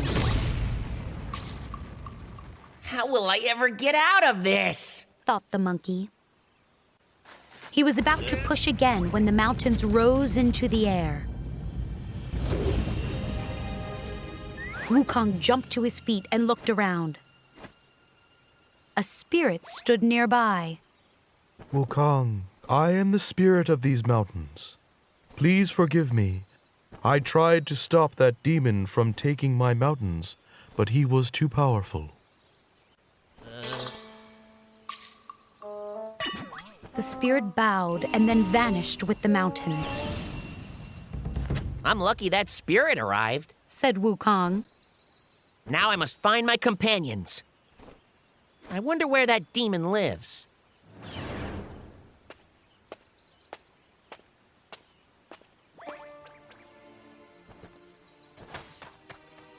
He spotted a small demon coming down the road. The demon was carrying a gourd. Wukong ducked behind a rock before the demon saw him. Another demon, thought the monkey. He probably knows the one who trapped me under the mountains. Wukong made himself look like a demon and stepped back onto the road. Hello, he called. Where are you going? My master sent me to capture son Wukong, said the demon. Wukong laughed. I know that monkey, and I don't like him at all. I'll help you capture him. Thank you, said the demon. But I can catch him myself quite easily. Oh, really? asked Wukong. How will you catch him? The demon showed Wukong his gourd. This gourd is magical. It can hold a demon or a spirit. I just have to say, son Wukong, and he'll be sucked into it. After an hour, he'll turn into liquid. Wukong laughed. I have a better gourd. He quickly plucked a hair and turned it into a gourd. He showed the gourd to the demon. It can hold all of heaven. The demon looked interested. I wish I had your gourd. Well, said Wukong, I might be willing to trade gourds with you. The demon gave Wukong a suspicious look. How do I know you're telling the truth? Prove that your gourd can hold all of heaven. Then we'll trade. I'll prove it to you, said Wukong. The monkey recited a quick spell and left his body standing on the road. He flew fast up to heaven. I must make it look like heaven got sucked into this gourd, he thought. I'll ask the guard to close the gate and dim the stars. Then it will look like heaven's gone.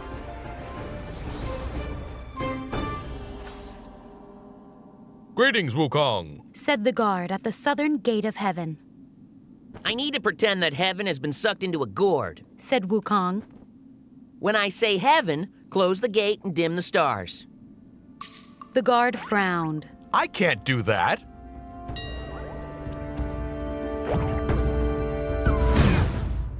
To the West.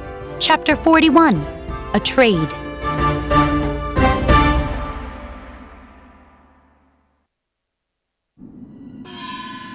Wukong was angry at the guard at the southern gate of heaven. Why can't you close the gate and dim the stars? The guard looked nervous. I can do that only if I have permission from the Jade Emperor. I'm trying to save the Tang monk, cried Wukong.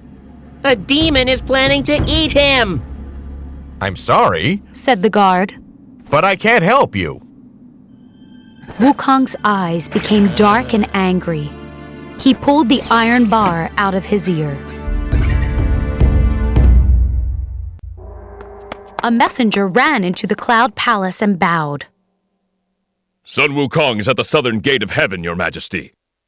He's going to destroy heaven if we don't do what he says. The Jade Emperor slammed his fist down. That rotten monkey. What does he want? He wants us to close the gate and dim the stars, said the messenger. Why? asked the Emperor. He wants to pretend heaven got sucked into a gourd, said the messenger. The Jade Emperor looked confused. Why does he want to do that? He didn't say, said the messenger. He just said he's trying to save the Tang monk. The Jade Emperor sighed.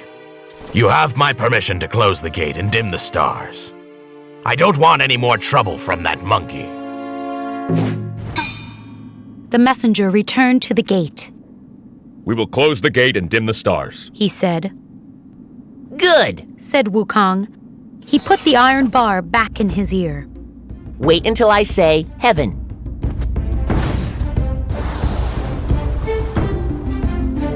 Wukong returned to his body, which was still in disguise as a demon. Now I will call to heaven, said the monkey to the demon. The whole place will get sucked into this gourd. He held up the gourd. Heaven! Right away, the sky went dark. Amazing! cried the demon. All of heaven is now in that gourd? Yes, said Wukong. All the stars, planets, spirits, and gods are in here. Even the Cloud Palace is in here, with the Jade Emperor too. Now I will let heaven back out. He held up the gourd. Heaven, return! The sky lit up again.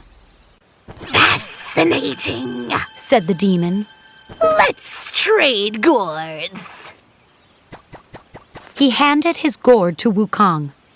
Wukong gave the fake gourd to the demon. Then he made the real gourd tiny and hid it in his robe. I'll try to capture heaven now, said the demon. He held up the gourd. Heaven! Nothing happened. Heaven! said the demon again. Heaven! Heaven! He looked at the gourd. This gourd isn't working! What's wrong with it? Wukong laughed and made the fake gourd disappear. Then he made himself invisible. I was tricked! cried the demon. I must tell Golden Horn! The demon ran off, and Wukong followed. Soon the road went up a mountain. The demon ran into a cave. Wukong made himself visible and stormed into the cave. Looking around at the group of demons, he pulled out his iron bar. Return my friends at once, he shouted. Or I'll clobber all of you. Cried the small demons. They ran in every direction, tripping over one another. Wukong swung his iron bar at Golden Horn. The demon stepped out of the way and pulled a golden rope from his sleeve. He swung the rope, and it shot toward Wukong. The monkey tried to get out of the way, but the rope snagged him. It looped around his waist. The more Wukong tried to wriggle free, the tighter the rope got. Golden Horn laughed. You'll never escape the golden rope. Tonight I will dine on the Tang monk. The West, Chapter 42, Sun Kong Wu.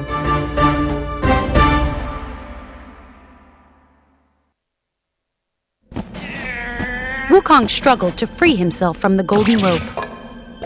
The gourd fell from his robe. My magic gourd, said Golden Horn, picking it up. He dragged Wukong to a dark room in the cave and locked him in.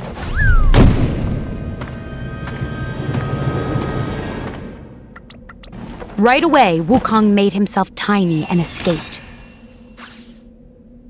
He flew down a tunnel and squeezed through the cave's main door. Once he was outside, he returned to his normal size. He banged on the cave door. Open up right now! The door flew open and Golden Horn appeared. Sun Wukong, shouted the demon.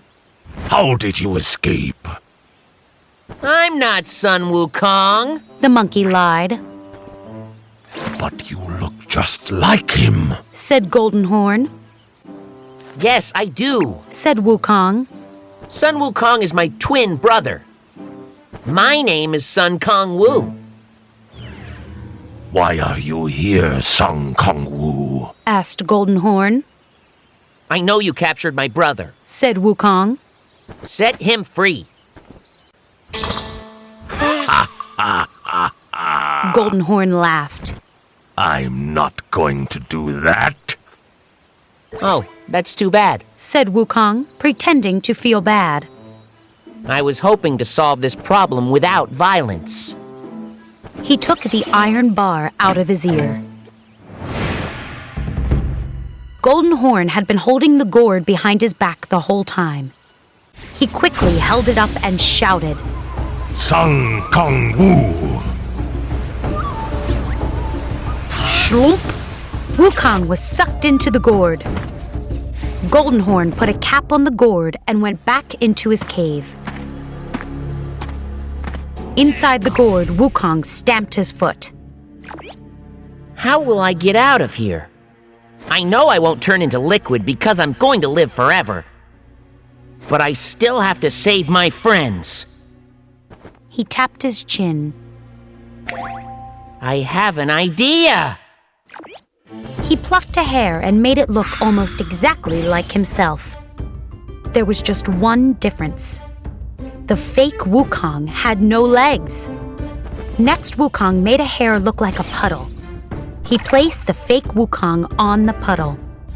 Now it looked as if the fake Wukong's legs had turned into liquid. Then the monkey made himself very, very tiny. Wukong went near the opening of the gourd and shouted, Oh no! My legs turned into liquid! The gourd shot out light as Golden Horn removed the cap. The tiny Wukong leaped out, unseen. Golden Horn peered into the gourd and saw the fake Wukong in the puddle. Ha ha! The monkey's legs did turn into liquid. Soon his entire body will be liquid. Ha ha ha! Golden Horn laughed again and closed the gourd. He put the gourd down and started eating.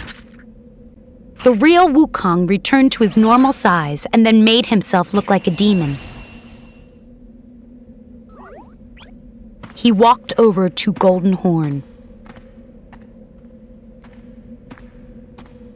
Hello, sir, said Wukong. Are you enjoying your lunch?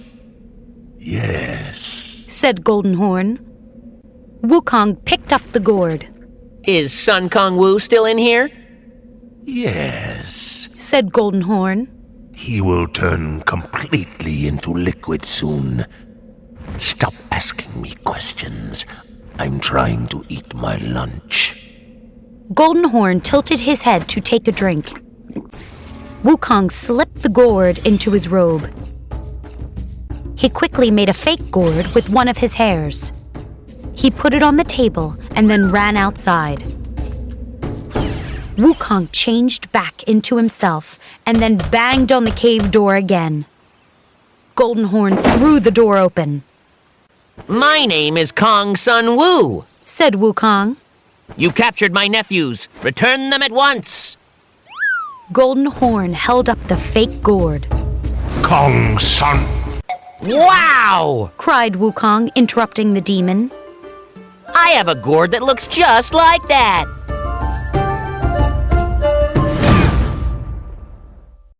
Journey to the West, Chapter 43, A Visit from Lauza.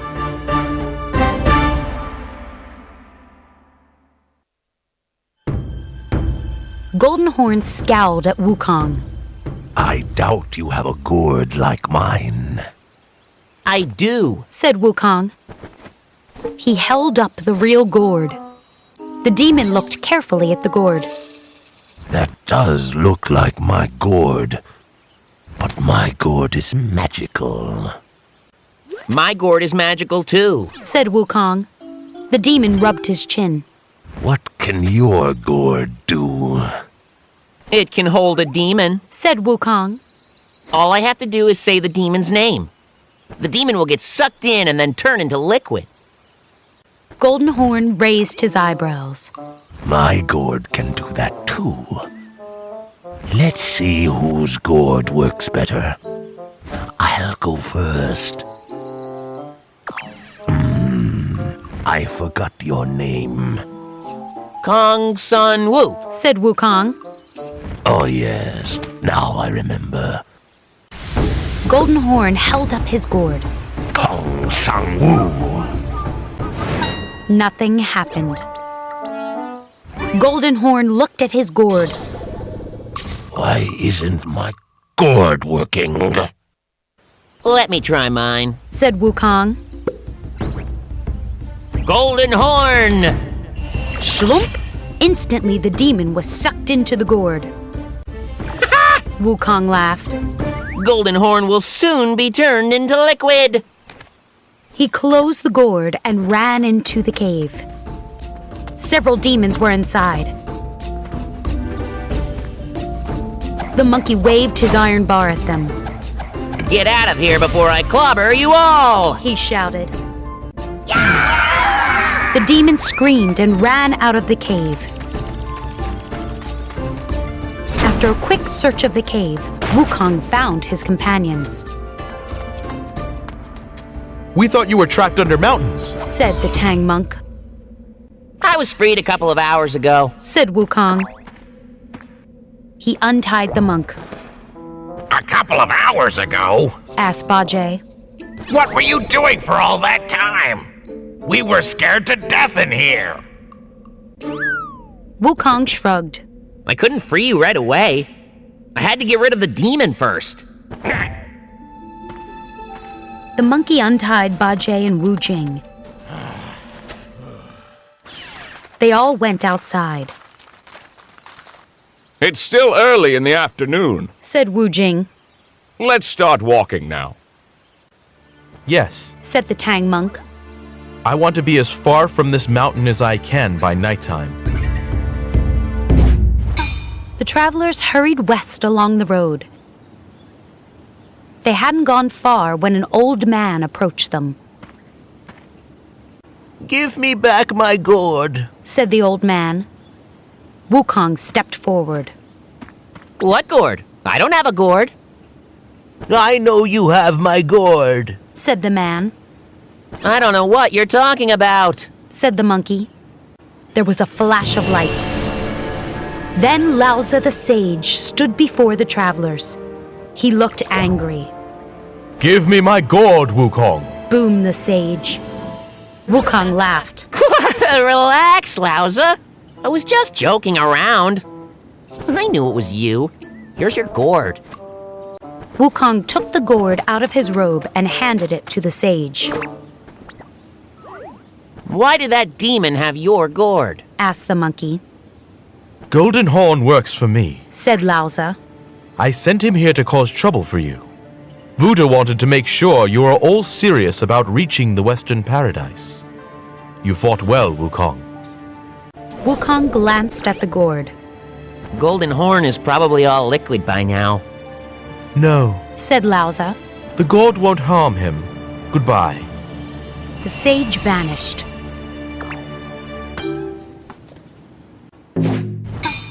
The group continued west. As night fell, they arrived at a monastery. After a small dinner with the monastery's monks, everyone went to bed. The Tang monk was almost asleep when he heard a moaning sound from outside. The monk sat up, trembling with fear. Was a ghost approaching? Slowly, his door creaked open. A man stood in the doorway, dripping wet. He looked at the monk and held out his hands. Please help me. Journey to the West, Chapter 44, The King's Ghost.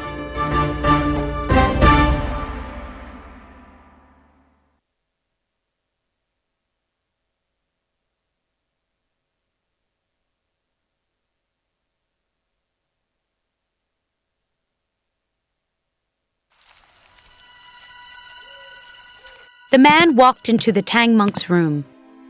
Who are you? Asked the Tang monk nervously. I'm king of the Black Rooster Kingdom, said the man. My kingdom suffered a horrible drought 5 years ago.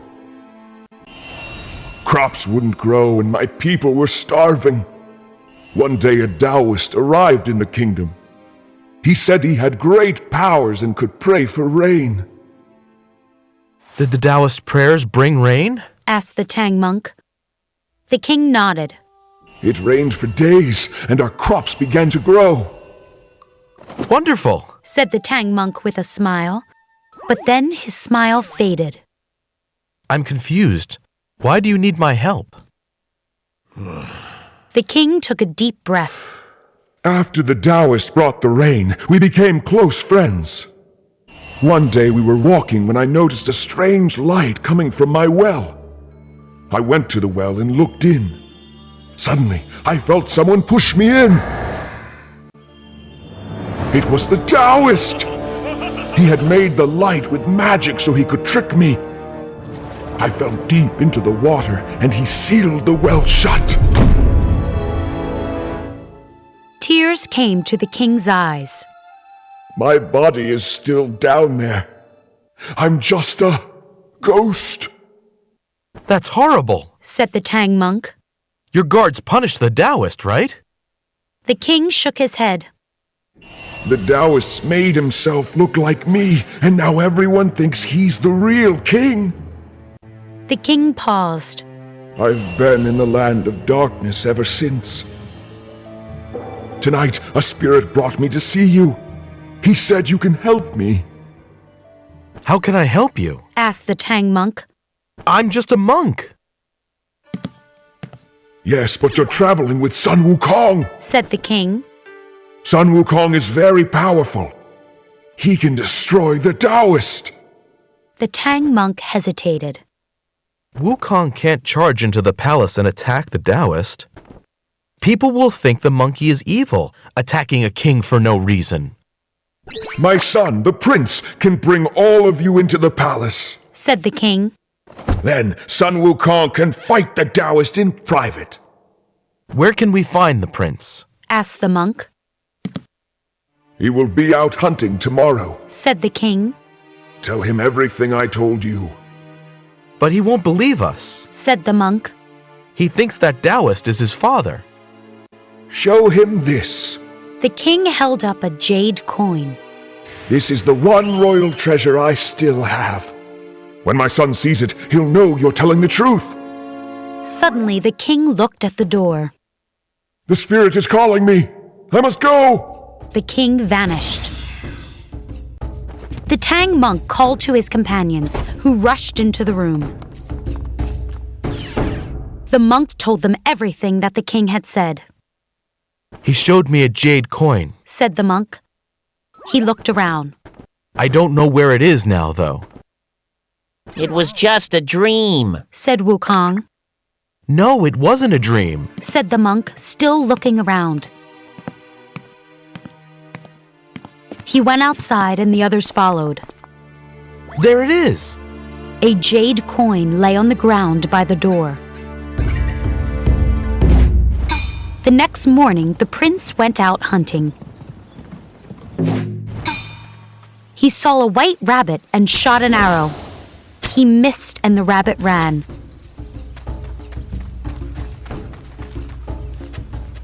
The prince chased the rabbit as it ran into a monastery. Inside, the prince saw a monk, a pig, and a purple spirit. Then the rabbit turned into a monkey. What's going on here? Cried the prince.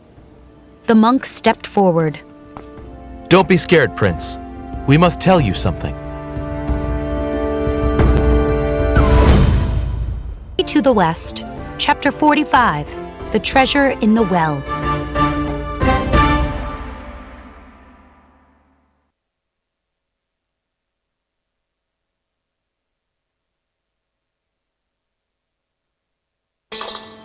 The Tang monk introduced himself to the prince and then waved toward the others. These are my companions. We're going to the Western Paradise to get scriptures from Buddha. What's going on? Asked the prince. Why did the monkey lead me here?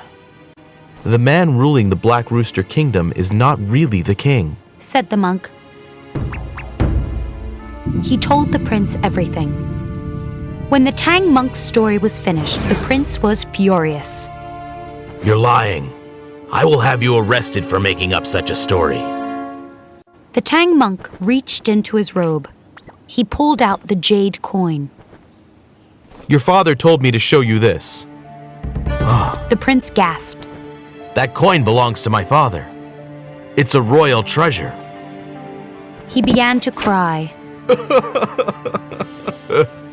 Your story must be true. My poor father. The Tang monk introduced himself to the prince and then waved toward the others.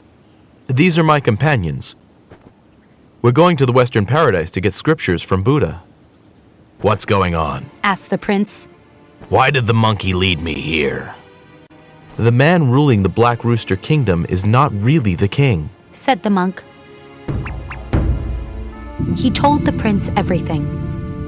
When the Tang monk's story was finished, the prince was furious. You're lying. I will have you arrested for making up such a story. The Tang monk reached into his robe. He pulled out the jade coin. Your father told me to show you this.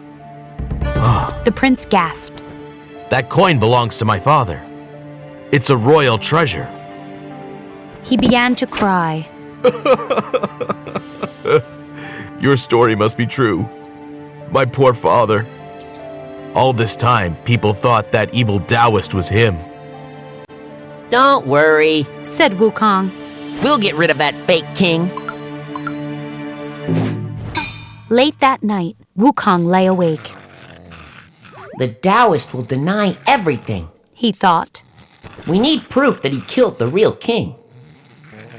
He poked Bajie, who was fast asleep. Bajie, wake up! The pig rolled over. Leave me alone. Sleeping. We need to do something, said Wukong. Not now, mumbled Bajie. I know where there's treasure, the monkey lied. Bajie's eyes popped open. Where is the treasure? Follow me, said Wukong.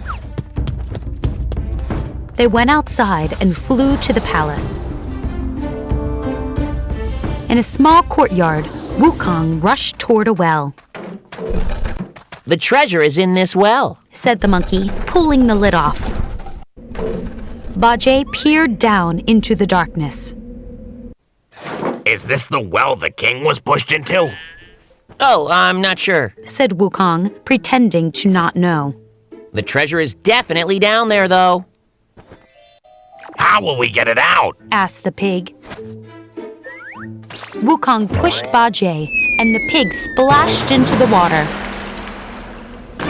You rotten monkey! Shouted Bajie. The monkey laughed. Find the treasure and I'll let you back up. Angry, Bajie dived down deeper and deeper until he arrived at a palace.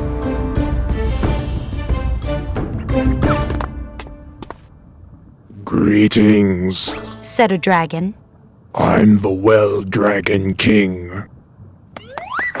My name is Subodhi, said the pig. I'm here for treasure. I don't have any treasure for you, said the dragon. He looked up.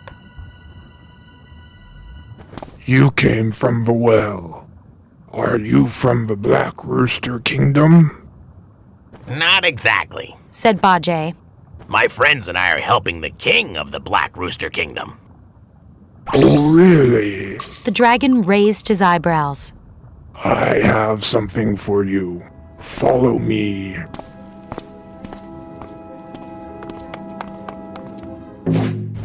The Well Dragon King led Bajie into a room. The pig gasped.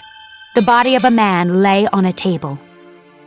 This is the Black Rooster King's body, said the dragon. Please take it back with you. Bajie was furious that Wukong had tricked him. He lifted the king's body and headed back to the well. I will get revenge later, he said to himself. The next morning, the Tang monk looked at the king's body. I wish we could bring him back to life. Wukong can bring him back to life, said Bajie suddenly. What? Cried the monkey. The Tang monk smiled. That's wonderful, Wukong. Please bring him back to life right away. Bajie giggled.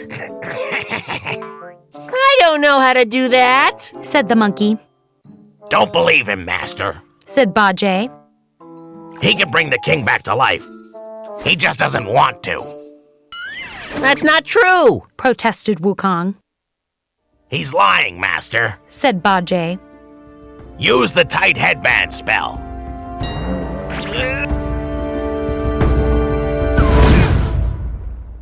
Chapter 46. 1,000 Pills.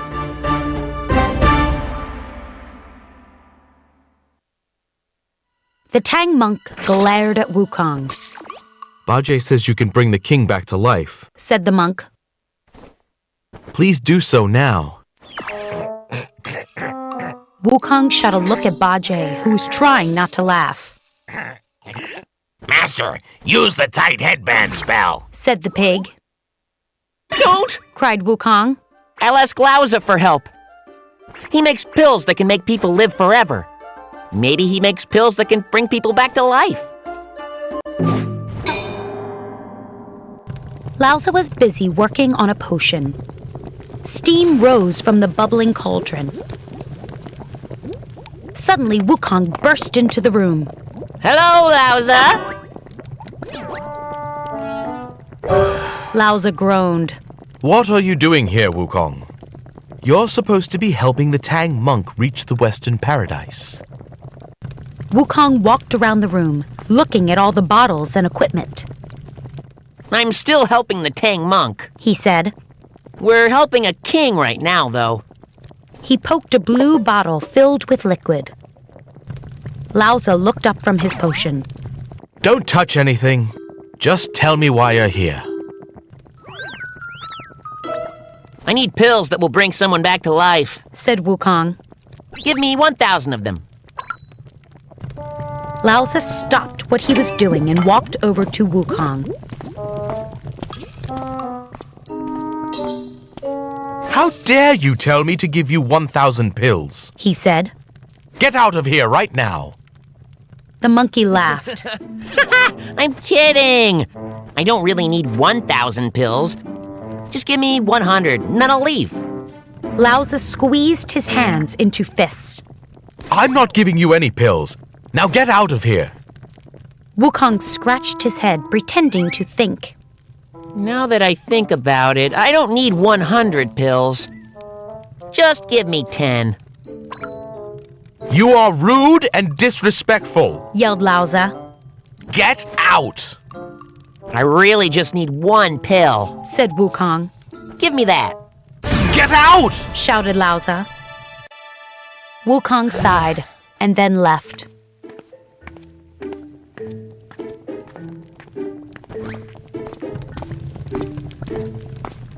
Lauza went back to his potion and stirred. But then he stopped. That monkey will definitely come back and cause trouble, he said to himself. I should just give him a pill.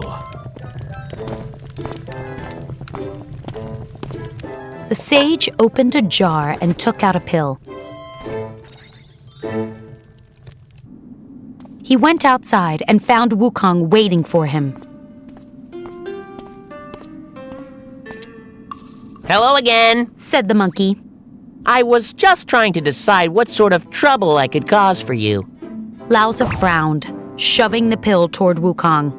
Take this and leave. Wukong returned to the monastery. Everyone watched as the monkey put the pill in the king's mouth. Light sparkled around the king. And then his eyes popped open. The king sat up and looked at Wukong. You saved me, the king said. I'm alive again.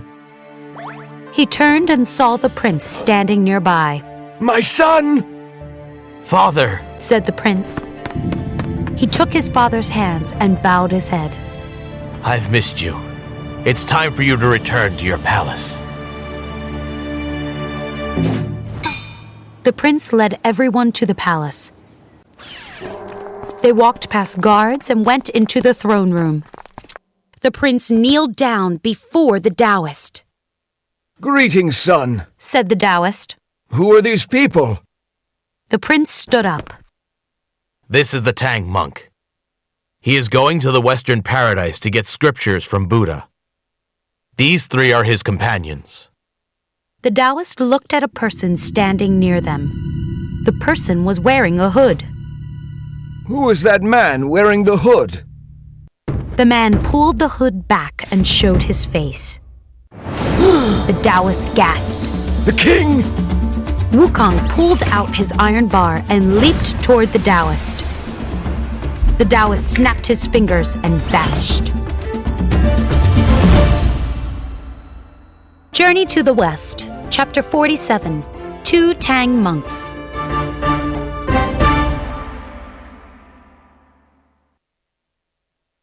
The Taoist had vanished.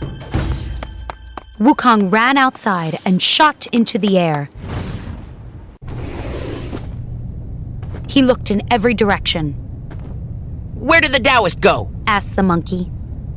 Then he heard a shout from inside the palace. There are 2 Tang monks, cried Bajie. Wukong flew back inside.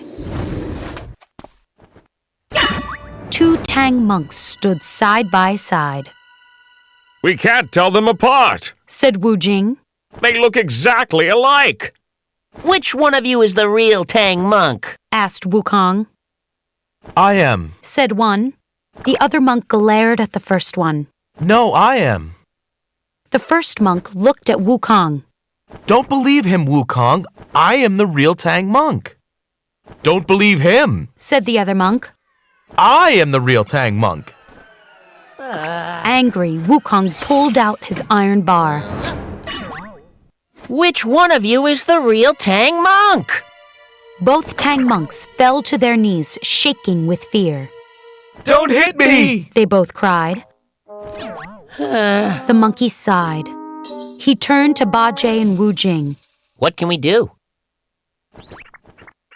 I have an idea, said Bajie, smiling. but you won't like it. What is it? Asked Wukong. The 2 Tang monks should recite the tight headband spell. Said the pig. Only the Tang monk, Guan Yin, and Buddha know the spell. We'll know right away which Tang monk is fake. You just want to see me in pain, said Wukong. Then he sighed. But it is a good idea. Bajie and Wu Jing stood near the monks. Master, recite the tight headband spell, said Wukong. Both monks began speaking, and Wukong fell to the floor. It hurts, he cried. Bajie watched the Tang monks carefully. One of them was reciting the spell, but the other one wasn't. This is the fake Tang monk, shouted the pig, pointing. He's just mumbling nonsense. The real monk stopped reciting the spell. Bajie and Wu Jing tried to grab the fake monk, but the monk changed into a green lion and ran out of the throne room. Get him! shouted Wukong. He and his companions chased the lion. Outside, the lion leaped into the air. Wukong and the others shot after him. Clouds swirled, and soon they had the lion surrounded. Wukong pulled out his iron bar and raised it to strike. Just then, a deep voice called out, Do not hit him, son Wukong. Everyone looked up. It's the Bodhisattva Manjushri, said Wukong. This green lion is my pet, said the Bodhisattva. The king of the Black Rooster Kingdom was cruel to someone many years ago. So my lion came to Earth to punish him. The king's punishment is over now. The Bodhisattva and the lion disappeared above the clouds. That night, the king of the Black Rooster Kingdom hosted a feast. During the feast, he turned to the Tang monk. Thank you for your help. I hope you will reach the Western Paradise very soon. Weeks passed, and the travelers continued west. One day, Wukong saw a mysterious red cloud over the mountains ahead. Stop walking, he said quietly. What's wrong? Asked the Tang monk. The red cloud disappeared. Wukong shook his head. Nothing, Master. I thought I saw a red cloud. They walked some more. Wukong saw the red cloud again. He held up his hand for the others to stop. The red cloud disappeared once again, and Wukong started to walk again. But then the red cloud reappeared. Stop, said the monkey. The Tang monk groaned. Wukong, should we keep going or not? West, Chapter 48, The Scared Boy.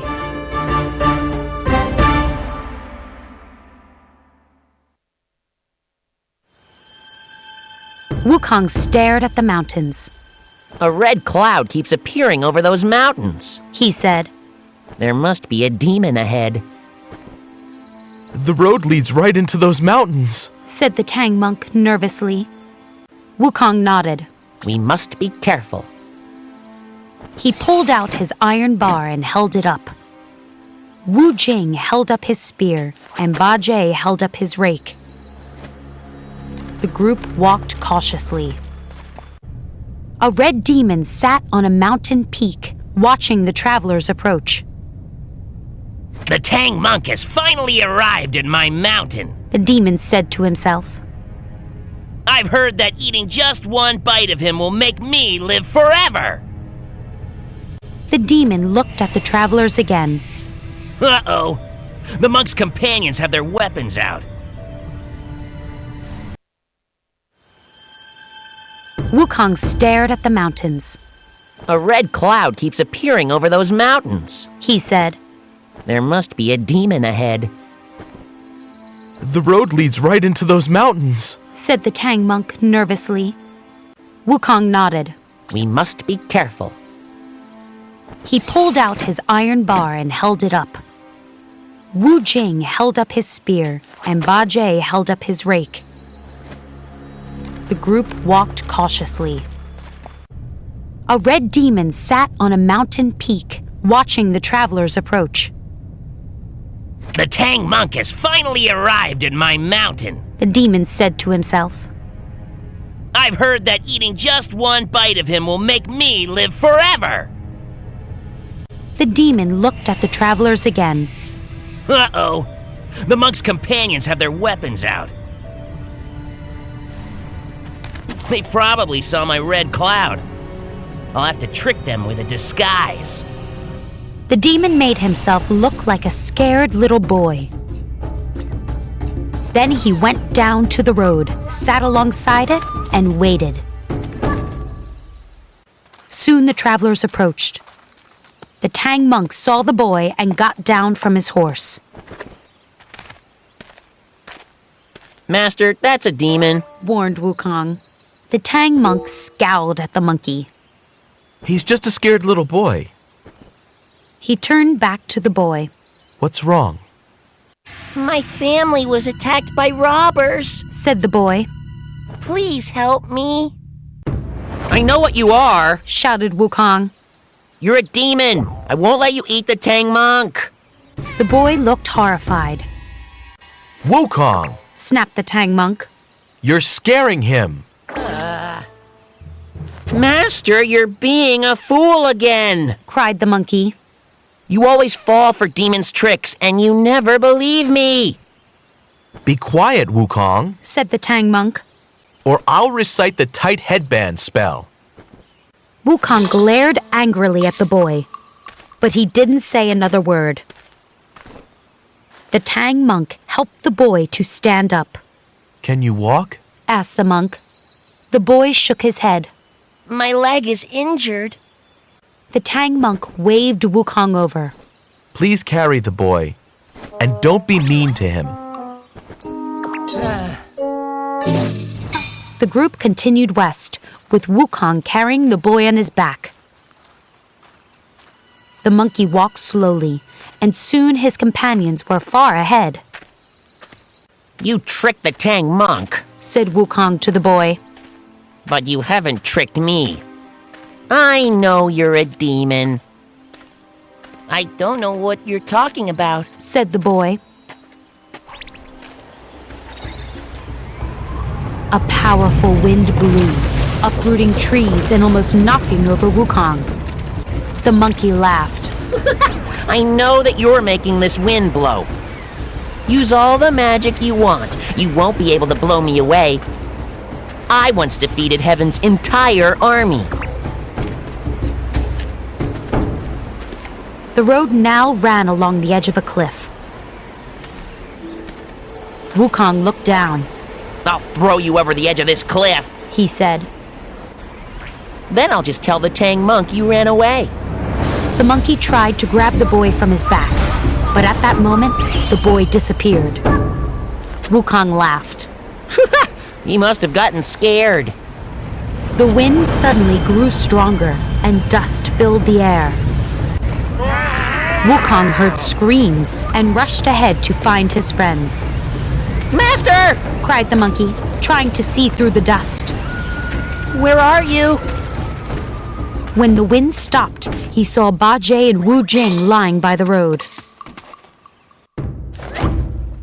That was some wind, said the pig, getting up. It knocked us over, said Wu Jing. Wukong looked frantically around. Where's Master? Oh no! Cried Bajie. That boy was a demon!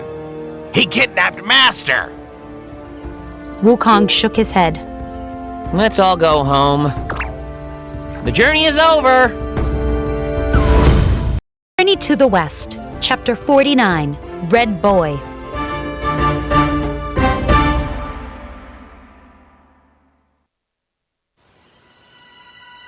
Wukong is right, said Bajie. We should all go home and forget about reaching the Western Paradise. I'll return to my cave and take a nice long nap. Bajie started to walk away. Wu Jing grabbed him. Are you crazy?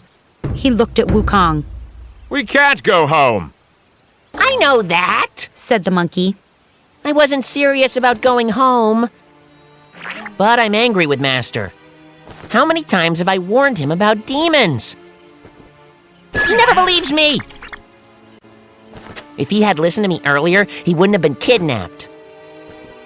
Wukong sighed. We need to figure out where the demon took him. I'll summon a local spirit. The monkey closed his eyes and muttered some words. A soft breeze blew, and then a spirit appeared. Hello, son Wukong, said the spirit. I am the spirit of this mountain. Our master was kidnapped by a demon, said Wukong. We think the demon lives near here, but we don't know where. Oh dear, said the spirit. He looked nervous. Your master was probably kidnapped by Red Boy, a very nasty demon. His cave is near the peak of that mountain. The spirit pointed to a nearby mountain. You shouldn't go there, though, the spirit continued. Red Boy is very powerful. His father is the Bull Demon King, one of the most horrible demons ever. A smile spread across Wukong's face, and he began to laugh. That is good news. Everyone looked at the monkey in surprise. Why is that good news? Asked Wu Jing.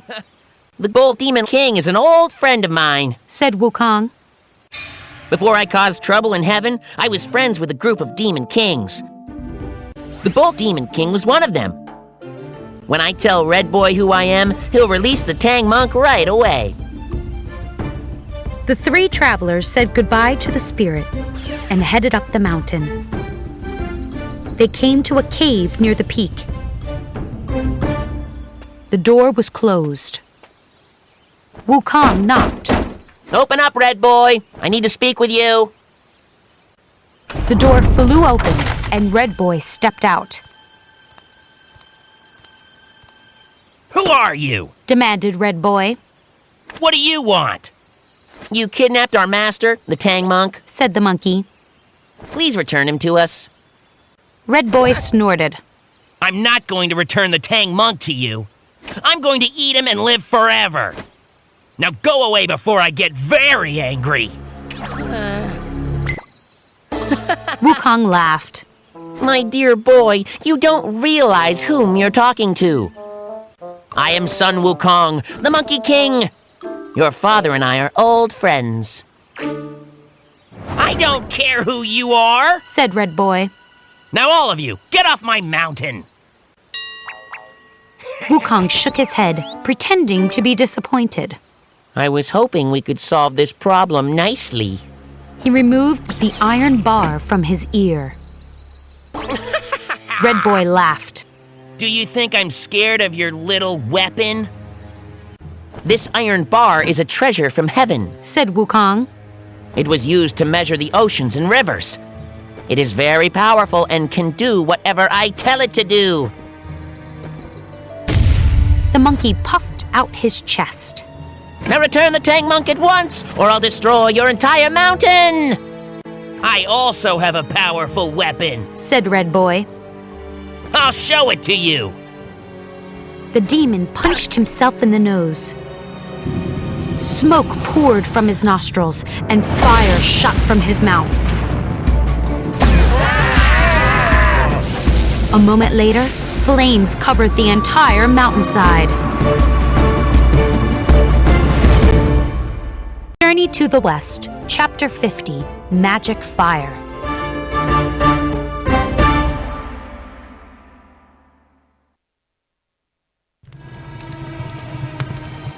Wukong and his companions ran back down the mountain, escaping the fire. Red Boy's fire is powerful, said the monkey. We were nearly roasted, said Bajie. Wu Jing looked up at the mountain peak. The fire is dying down now. Yes, said Wukong, looking at the last few wisps of smoke. But he'll use it again if we go back up there. We need water, said Wu Jing. Then if he makes fire again, we can just put it out. Wukong nodded. You two wait here. I know who can help us. The monkey shot into the air and flew away. When he returned, the Dragon King of the Eastern Sea was with him. Wukong introduced the Dragon King to Bajie and Wu Jing. I can summon rain clouds, said the Dragon King. Go back up the mountain and get Red Boy to come out. As soon as he makes his fire, I'll create a huge rainstorm. The Dragon King flew up into the sky. Wukong and the others returned to the cave. Open up, Red Boy! The monkey pounded on the cave door. The door flew open and Red Boy ran outside. Release the Tang monk right now! Shouted Wukong. Never! Shouted the demon. He made a fist and punched himself in the nose. Smoke and fire poured from his face again. Dragon King, called the monkey. Make it rain! Thunder rumbled as dark clouds filled the sky. Rain poured down. The fire, however, didn't go out. Instead, it grew bigger and bigger. The smoke became thick. Coughing and unable to breathe, Wukong covered his face. He saw Bajie and Wu Jing running away. The monkey tried to get to the cave door, but the smoke was too thick. He tripped on a rock and tumbled down the side of the mountain. Splash! Wukong landed in a river and floated downstream. Finally, he washed up on the riverbank, coughing and wheezing. Bajie and Wu Jing rushed over to the monkey. Wukong, are you all right? Asked Wu Jing. I think so, said the monkey. He coughed again. That fire is no ordinary fire. The water made it worse. You're right, said the pig. it must be magic fire. What will we do now? Red Boy still has the Tang monk in his cave. I'll ask Guan Yin for help, said Wukong, standing up. You rest, said Bajie. You breathed in a lot of smoke. I'll go to Guan Yin. The monkey coughed again. Okay, Bajie. But go straight to Guan Yin. No naps. Meanwhile, Red Boy was sitting on his mountain peak. My fire was too powerful for Sun Wukong and his friends, he said to himself. They must be dead now. The demon patted his belly. And that is good because I am hungry. I'll go inside now and start cooking the Tang monk. The demon stood up to leave when he spotted something in the sky. It's the pig, he said. He's heading south. I wonder why. Red Boy thought for a minute. Aha! The Bodhisattva Guan Yin lives on Mount Podolaka in the South Sea. The pig must be going to ask her for help. I'll stop him. The demon recited a quick spell, and light sparkled around him. Now Red Boy looked exactly like Guan Yin. Bajie soared through the sky on his cloud. He saw Guan Yin coming toward him. Bodhisattva, cried the pig with a smile. This is a surprise. I was just coming to see you. To the West, Chapter 51. Guan Yin becomes angry.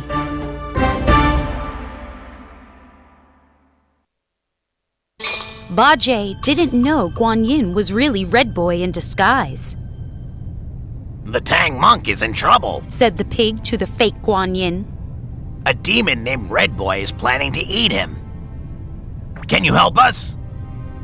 Of course, said the fake Guan Yin. I know Red Boy. He's very nice. I doubt he'll harm the Tang monk.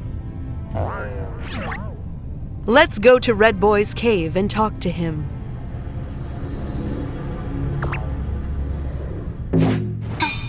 Bajie and the fake Guan Yin flew to Red Boy's cave. Bajie went in first. Red Boy returned to his normal appearance and then sneaked up behind Bajie. He threw a sack over the pig. Hey, what's going on? Shouted Bajie. I'm not Guan Yin, you fool! The demon laughed. I'm Red Boy, and now you're trapped.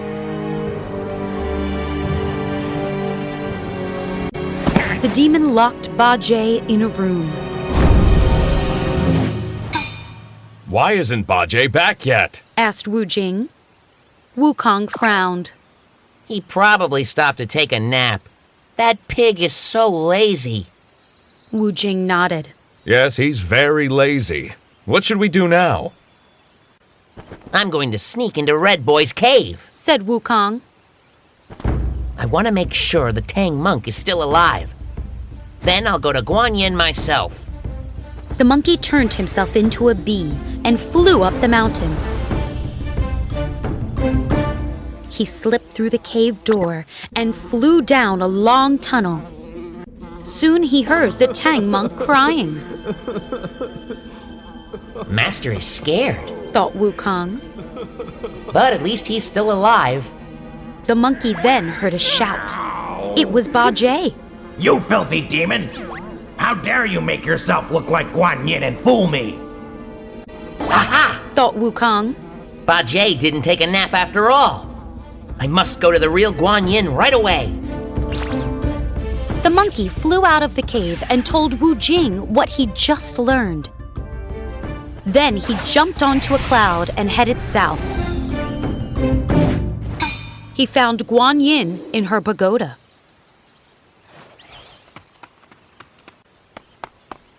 Wukong, why are you here? Asked Guan Yin. We have a problem, Bodhisattva, said the monkey. The Tang monk was caught by a demon named Red Boy. The demon makes magic fire that water can't put out. Bajie was on his way here to ask for your help. But the demon made himself look like you and tricked the pig. Guan Yin's face burned with anger. How dare that demon make himself look like me? The Bodhisattva grabbed a vase and stormed outside.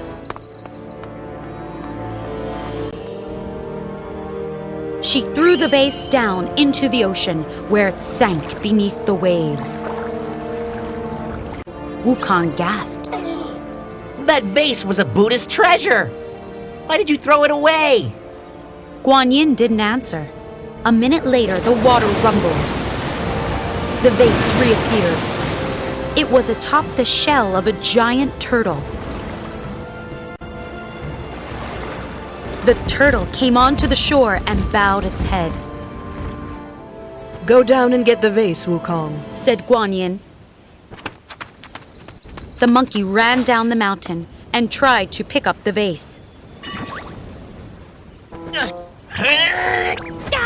Wukong grunted and used all of his strength. But no matter how hard he tried, he couldn't lift the vase at all. Bodhisattva, he called. I don't understand. It's just a small vase, but I can't lift it. Guan Yin came down the mountain. That vase just traveled around the world, through all the oceans and rivers. It now holds an ocean's worth of water, magic water. The water will put out Red Boy's fire.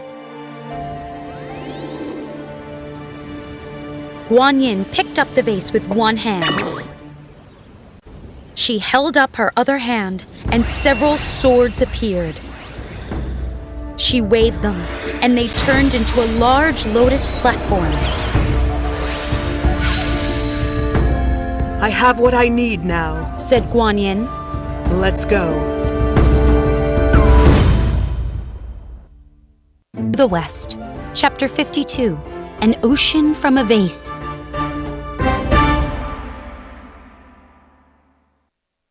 Wukong and Guan Yin stood on the lotus platform above Red Boy's mountain. Let's attack Red Boy now, said the monkey. Wait, Wukong, said Guan Yin, holding up a hand. There's a lot of water in this vase, enough for an ocean. I don't want any animals harmed when I pour it out. She recited a quick spell. A moment later, the local spirit arrived. Bodhisattva, said the spirit. What can I do for you?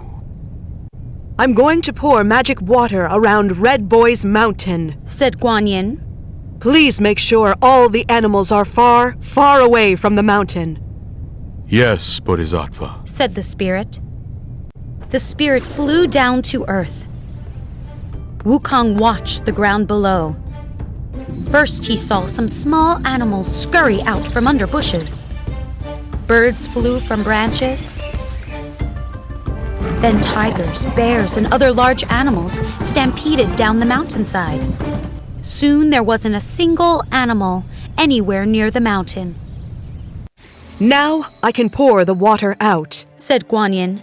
She tipped the vase, and rolling waves of water poured out.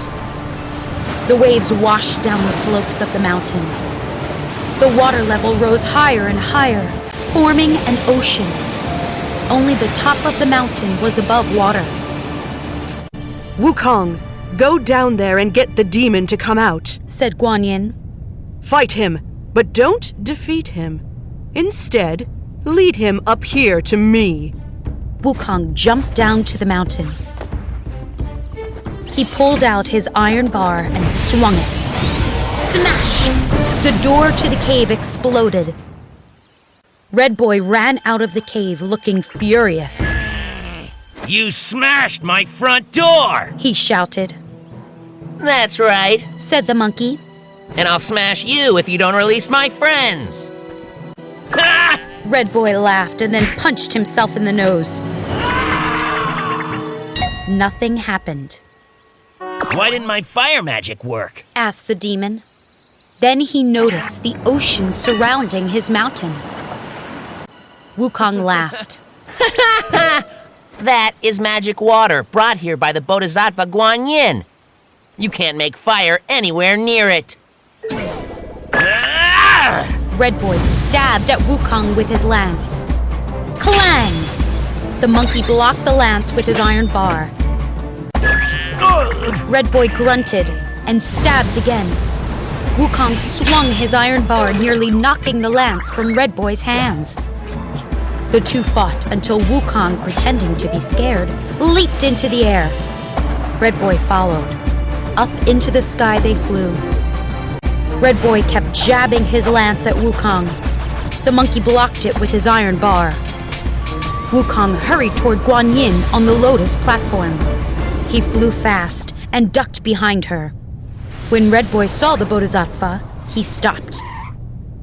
What are you doing here, Bodhisattva? He demanded. Guanyin stared back at the demon, but she didn't say a word. I asked why you're here! Shouted Red Boy. Again, Guanyin didn't answer. Did Wukong ask you to come here? Shouted the demon. Why don't you speak? Guanyin continued to stare silently at Red Boy. The demon became furious. He raised his lance and shot toward Guanyin. The Bodhisattva vanished. Red Boy laughed. I guess she was scared of me. He looked at the empty lotus platform. Wukong is a fool! He couldn't defeat my fire magic, so he asked Guanyin for help. And what did she do? She ran away as soon as I raised my weapon. Now this Buddha's treasure is mine! Red Boy sat down on the platform. Instantly, the platform turned back into swords, which surrounded the demon. Sharp points stuck at him on all sides. Oh no! Cried Red Boy. I'm trapped! Journey to the West, Chapter 53, The Man in the Canoe.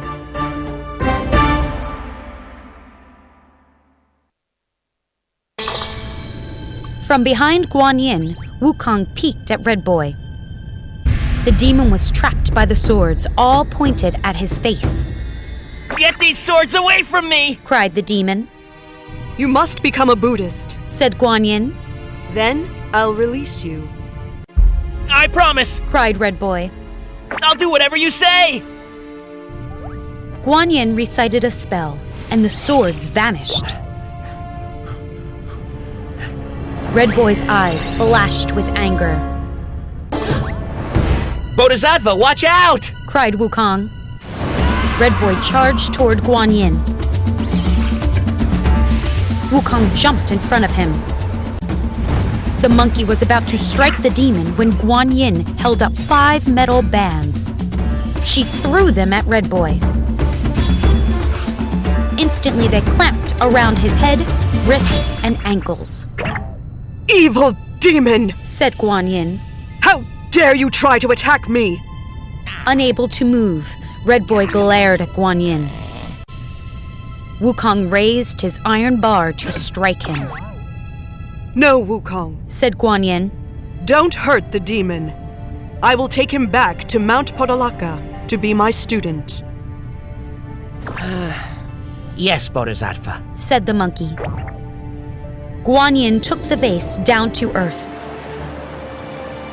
She recited a spell, and all the water flowed back into the vase.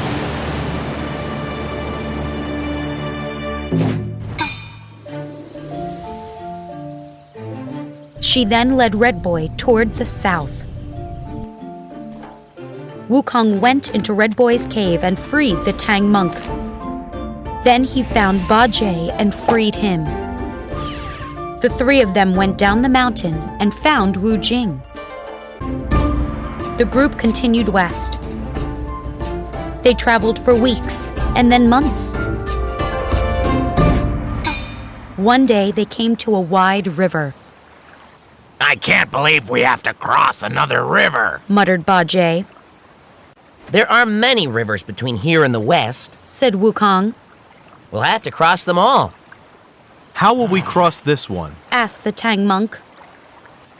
A small canoe came into view. A man paddled it toward the travelers. As the man paddled, he stared at the Tang monk. Greetings, called the man as he came closer. Do you all need a ride across the river? Yes, said the Tang monk. We were just wondering how we would get across. We're going to the west to get scriptures from Buddha. You must be the Tang monk, said the man brightly. I've heard you would pass through this area eventually. Really? Asked the Tang monk. Yes, said the man with a smile. You're famous. He glanced down at his canoe. I would be happy to take you all across. But as you can see, my canoe is not very big.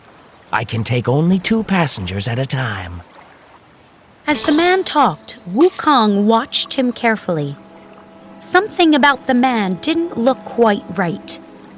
The monkey was about to say something when Bajie stepped forward. The Tang monk and I will go first, said the pig. Wukong hesitated. Master, I don't think this is a good idea. The Tang monk frowned. You never trust people, Wukong. This kind man is willing to help us cross the river. The monkey bit his lip as the monk and Bajie climbed into the canoe. They sat down and the man paddled away from shore. Wukong watched the canoe glide across the river. When it was about halfway across, Wukong noticed something. Am I imagining things or is the canoe sinking? Asked the monkey. Wu Jing looked. You're not imagining things, he said. It is sinking. The two of them watched as the canoe slipped under the surface of the water. Wukong stamped his foot. That man kidnapped Master and Bajie. I knew he looked suspicious. West, Chapter 54, The River God.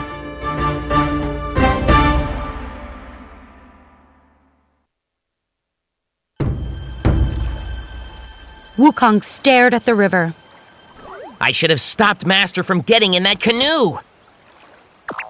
But whenever I warn him about someone, he doesn't believe me. Wu Jing nodded. I'll find out where that man took our friends. The purple spirit dived into the river.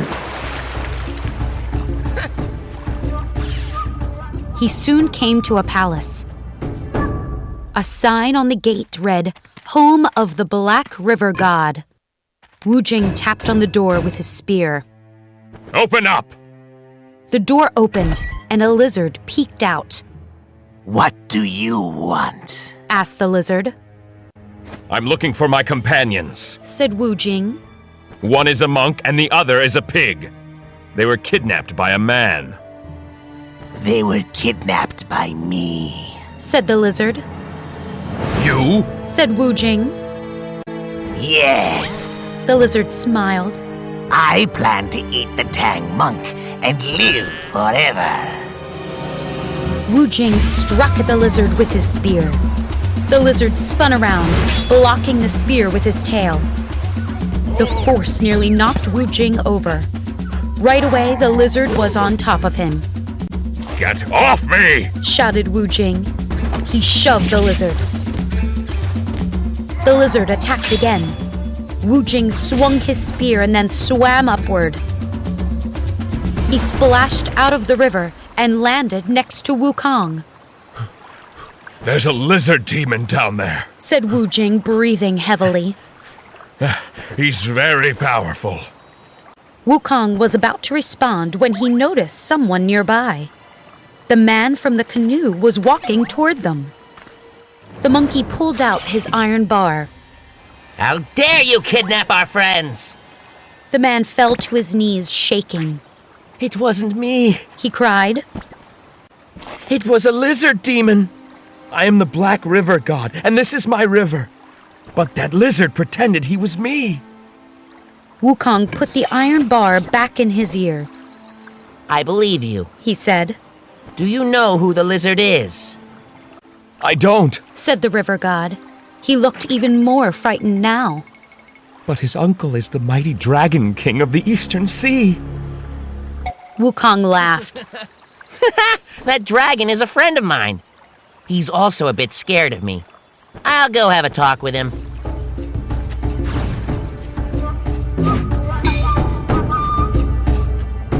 A moment later, the monkey was at the Dragon King's palace.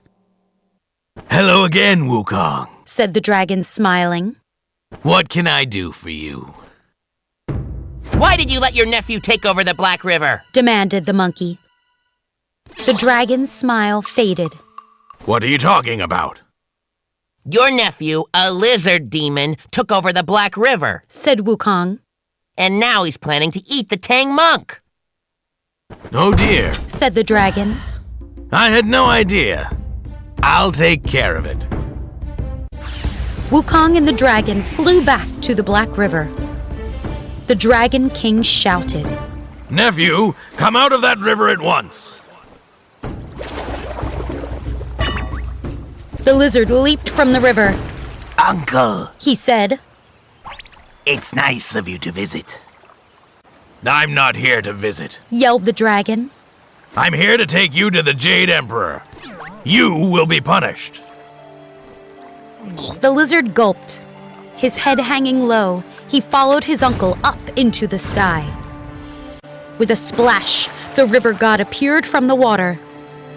The Tang monk and Ba Jie were with him. Thank you, Wukong, said the god. You're welcome, said the monkey. But we still need to cross your river. That's easy, said the river god. He held up his hand. Instantly, the river stopped flowing, and the water formed walls. The travelers walked across the muddy riverbed and continued west. To the West, Chapter 55, The Monks and the Cart.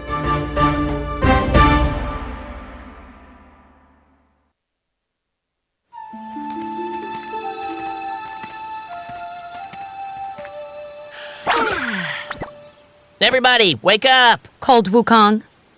The travelers had camped for a night in the woods. The Tang monk woke up and stretched. Wu Jing opened his eyes and yawned. Ba Jie moaned. It's too early. Let me sleep just a few more hours.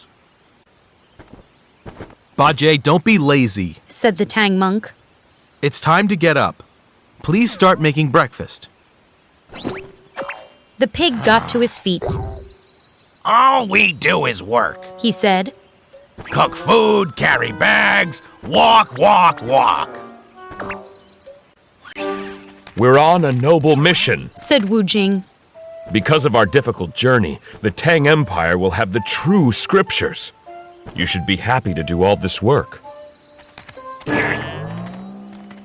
After a quick breakfast, the group started walking.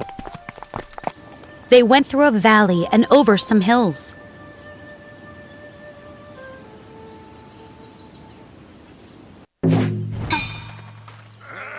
Later that afternoon, they heard yelling. It sounds like some people are in trouble, said the Tang monk. Wu Jing nodded. Yes. I wonder what's going on. You all wait here, said Wukong. I'll go and investigate. The monkey leaped into the air and looked around. He saw a group of Buddhist monks pushing a cart up a steep hill. The cart was loaded with big stones. The monks looked miserable. Their robes were dirty and ripped. 2 Taoist priests stood nearby. They were dressed in fine clothes. Work faster, yelled one of the priests. The Buddhist looked frightened.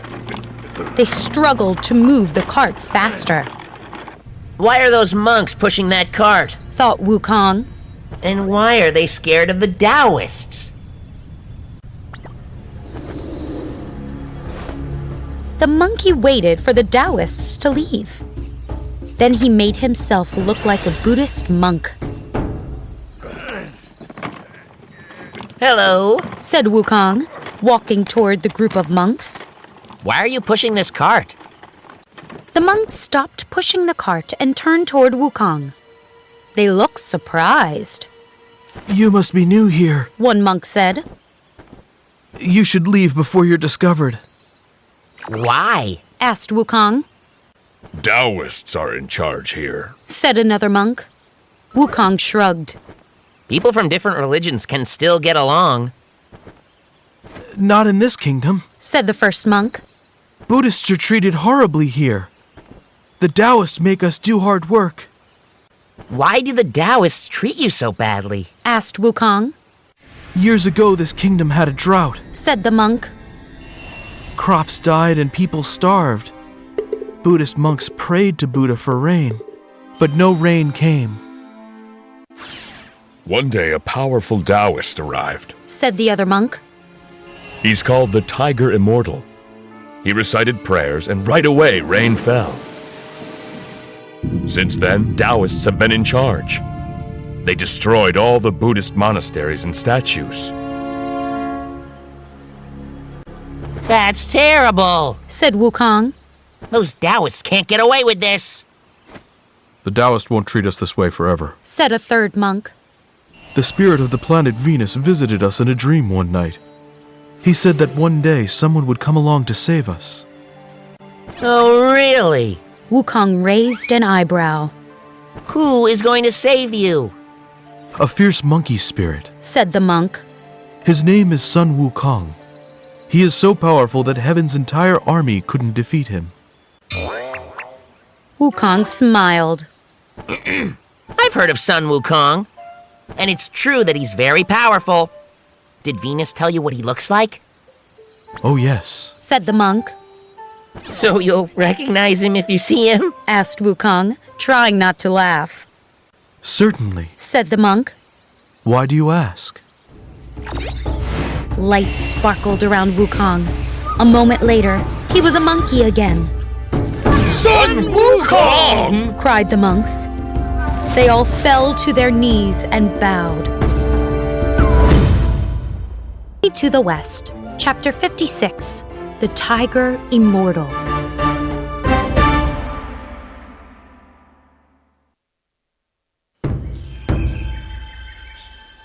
Wukong led the monks to his companions. The monks told the Tang monk everything that they had told Wukong. That's terrible, said the Tang monk. We must help you. Yes, the monkey agreed. I'll deal with the Tiger Immortal in the morning. The monks knew of an empty building nearby.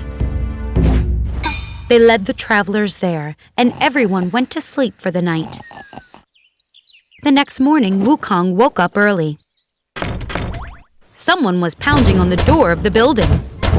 A voice boomed. I am the Tiger Immortal. The Tang monk's eyes popped open.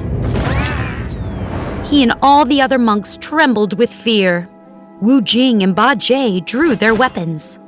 Wukong smiled. Don't worry, everyone. I'll deal with this villain. The monkey went outside. Who are you? Demanded the Tiger Immortal. I am Sun Wukong, said the monkey. And you should be ashamed of yourself. Just because you're a little powerful, you think you can treat the Buddhist monks badly. A little powerful? The Tiger Immortal looked offended. I am very powerful! Wukong laughed. You're not as powerful as I am. Did you know that the Jade Emperor is afraid of me? I once defeated his entire army. The Tiger Immortal puffed out his chest. I can summon rain, he said.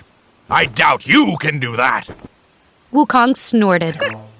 I can summon rain. It's easy. Well then, let's have a contest, said the Tiger Immortal. Whoever summons more rain is the winner. If you win, I'll let you and all the monks go free. But if I win, you must stay here and be my slaves. You're a fool, said Wukong. I accept your challenge. The tiger immortal led everyone into town. In the center of town was a Taoist altar. A stone tablet, incense sticks, and papers with magic writing were on the altar. A crowd of people arrived to see what was going on. I will go first, announced the tiger immortal. He walked toward the altar. The Tang monk shook his head. This is terrible, he muttered. Bajie glanced at him. Don't worry, Master. Wukong will win this contest. But what if he doesn't win? Asked the monk. We'll all be stuck here, forced to work for the tiger immortal. If that happens, we'll never reach the Western Paradise. The true scriptures will never get to the Tang Empire. The monk buried his face in his hands. Bajie is right, Master, said Wu Jing. We have nothing to worry about.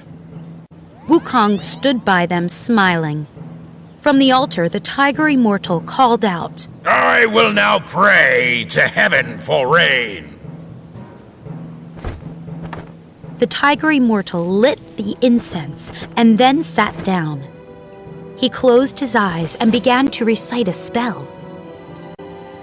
Next, he lit one of the papers on fire. When that one went out, he lit another paper. Soon all of the papers were gone. The tiger immortal lifted the stone tablet and then slammed it down. Bam! There was a gasp from the crowd. Wukong looked up at the sky, which was becoming dark. Wind blew and dark clouds moved in. Thunder rumbled. The Tang monk trembled. Oh no! It's working! It's going to rain! Wukong chuckled. You all wait here. I'll be right back. The monkey recited a quick spell and then left his body. Up in the sky, he found the old woman of the wind fanning the clouds. The dragon king of the eastern sea was approaching. Wukong called out, Stop what you're doing! Don't make any rain!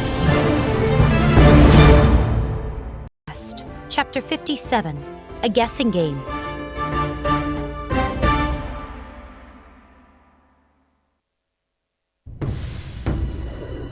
Don't make any rain yet, Wukong repeated. But we must, said the old woman of the wind. Someone on Earth just prayed for it. And the Jade Emperor heard the prayers, added the dragon king of the eastern sea. The person who recited the prayers is bad, said Wukong. He's the tiger immortal, and he plans to make the Tang monk a slave. The dragon king looked concerned. That's terrible. We all want the Tang monk to reach the Western Paradise. But we must obey the Jade Emperor's orders, said the woman. Just wait a moment, said the monkey. I'll go back down to the ground now. When I raise my iron bar, you can make it rain. The woman and the dragon king agreed to wait a moment. Wukong returned to his body. The sky cleared, and the tiger immortal shook with anger. Why didn't my spell work? He cried. Bajie laughed at him. Some rain. You couldn't even summon one drop. I'll try again, said the tiger immortal. No, you won't, said Wukong.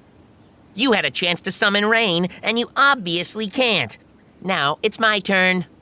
The monkey raised his iron bar into the air. Instantly, clouds moved back in, and thunder boomed. Rain began to pour down. The crowd cheered. The Tang monk sighed. Wonderful! Now all the Buddhist monks will be free. And we can continue our journey. The tiger immortal stomped over to Wukong. I want another contest! Wukong laughed. Why would you want another contest? You'll only lose again. The tiger immortal ignored the monkey's question. I challenge the Tang monk to a guessing game. The Tang monk's mouth fell open. But... We accept your challenge, said the monkey with a smile. Good, said the tiger immortal. I will be right back. He walked away. Wukong, why did you agree to this contest? Asked the Tang monk. I won't win. Don't worry, Master, said the monkey. I'll help you. The tiger immortal soon came back with a small box. If you can guess what's in this box, I will let you all go free. As the Tang monk stared at the box, Wukong plucked a hair.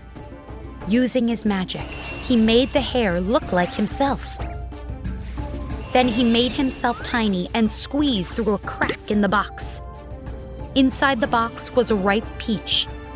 Quickly, he ate the peach, leaving only the pit. A moment later, he was standing next to the Tang monk again. Wukong leaned toward the monk and whispered, "It's a peach pit." Are you sure? Whispered the monk. How do you know? Stop talking to each other, said the tiger immortal. What's in the box? I think it's a peach pit, said the monk nervously. Ha! Said the tiger immortal. You're wrong, monk. It's not just a peach pit, it's a whole peach. I'll show you. The tiger immortal opened the box and showed it to everyone. See? The Tang monk smiled. I was right. It is a peach pit. What? Cried the tiger immortal. He looked in the box and gasped. Who ate the peach? Wukong laughed. The Tang monk guessed correctly. I guess we can leave now, said Wu Jing. Yes, but we should eat some dinner first, said Ba Jie. All this talk about peaches has made me hungry. Wukong looked at the tiger immortal. You will set the Buddhist monks free now, right? The tiger immortal glared at the monkey. I challenge you to another contest.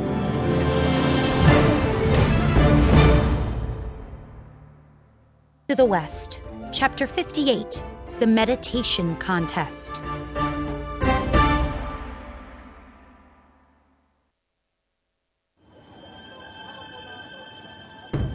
I challenge you to a meditation contest, said the tiger immortal. Whoever can meditate the longest without moving is the winner. Wukong gulped. I used to meditate a lot, he thought. But I haven't done it lately. I'm terrible at sitting still. The Tang monk stepped forward. I accept your challenge.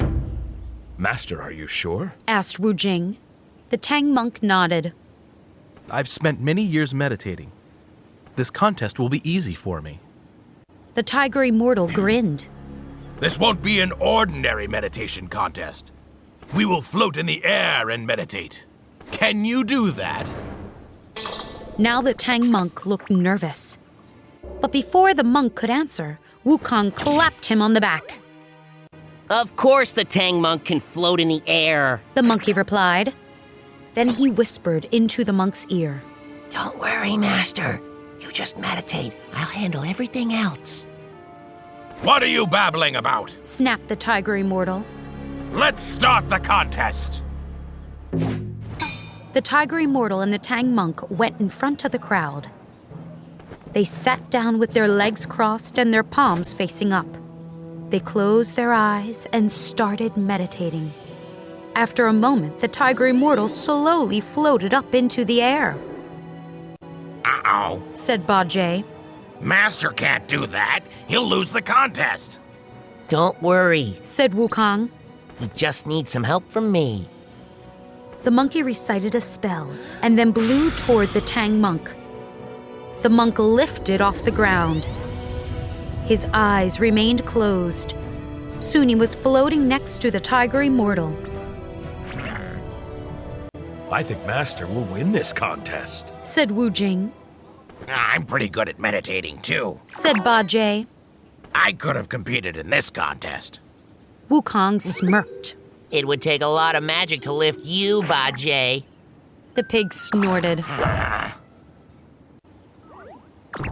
Master's face is twitching, said Wu Jing suddenly. Uh-oh, said Ba Jie. I wonder what's wrong. Maybe he has a headache, said Wu Jing. This isn't good. If the monk moves at all, he will lose the contest. Wukong looked up at the Tang monk. I think he has an itch, said the monkey. Wait here. Wukong became invisible and flew up to the monk. A flea was crawling on the monk's head. Thought Wukong. Why would a flea be on the Tang monk? He has no hair. The monkey bit his lip. The tiger immortal must have used magic to put this flea here. That rotten cheater. Wukong brushed the flea away and scratched the Tang monk's head. The monk's face stopped twitching. Now I'll teach the tiger immortal a lesson, thought Wukong. The monkey plucked one of his hairs and turned it into a centipede. He dropped the centipede onto the tiger immortal's head. The tiger immortal's ear twitched as the centipede crawled over it. Then the centipede crawled along his mouth. The tiger immortal's lip curled slightly. His nose wrinkled. Next, the centipede crawled on the tiger immortal's nose. The tiger immortal sniffed. And then... Ouch! cried the tiger immortal. Something bit me! He lost his concentration and fell, hitting the ground with a puff of smoke. When the smoke cleared, a dead tiger lay on the ground. The crowd gasped. Wukong and the Tang monk came back down. The crowd was silent. Taoists and Buddhists all stared at one another. The monkey cleared his throat. The tiger immortal was just an evil tiger spirit. Now that he's gone, I want you Taoists to treat the Buddhists kindly. Everybody should live together peacefully.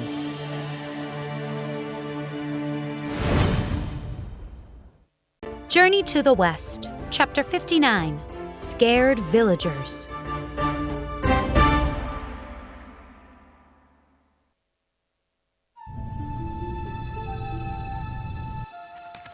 Can we please stop to rest? Moaned Ba Jie one day. The group had spent the morning walking down a long mountain trail. My knees feel weak, cried the pig. We'll rest in a little while, Ba Jie, said the Tang monk. As they walked, the travelers started to hear the sound of rushing water. It grew louder and louder. We're approaching a river, said Wu Jing. The trail went around a hill. A moment later, the travelers saw the river. How will we cross this river? Said the Tang monk. It's so wide I can't see the other side. Wukong leaped into the air and looked around. There's a small village nearby, he said. Maybe someone there has a boat. The group walked to the village. The street was deserted. A few villagers peeked out of windows and from behind doors. They looked scared. A man was getting water from a well. Hello, said Wukong. Startled, the man dropped his bucket down the well and spun around. Who are you? The Tang monk stepped forward. I'm from the Tang Empire. We're traveling to the Western Paradise to get scriptures from Buddha. The man relaxed a bit. That's wonderful. We need a boat to get across the river, said Ba Jie. I don't have a boat, said the man.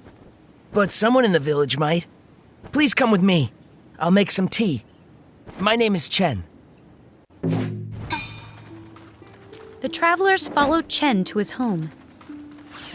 Inside, they sat down as Chen boiled water for tea. Why does everyone in this village seem so scared? asked the Tang monk. Chen sighed and sat down. He started to cry.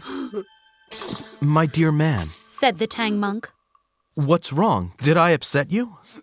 No, said Chen through his tears. It's just that life is very bad in this village. A few years ago, a terrible demon arrived. He's always treated us badly, but now things are worse. He demanded that we give him a child. If we don't, he'll destroy our entire village. Tomorrow morning, I must hand over my son. Chen burst into tears all over again. Wukong giggled and then laughed. The Tang monk glared at the monkey. Wukong, why are you laughing? Bajie shook his head. He's cruel, Master. You should recite the tight headband spell. There's no need for that, said Wukong, still laughing. He turned to Chen. I'm not laughing at you, sir.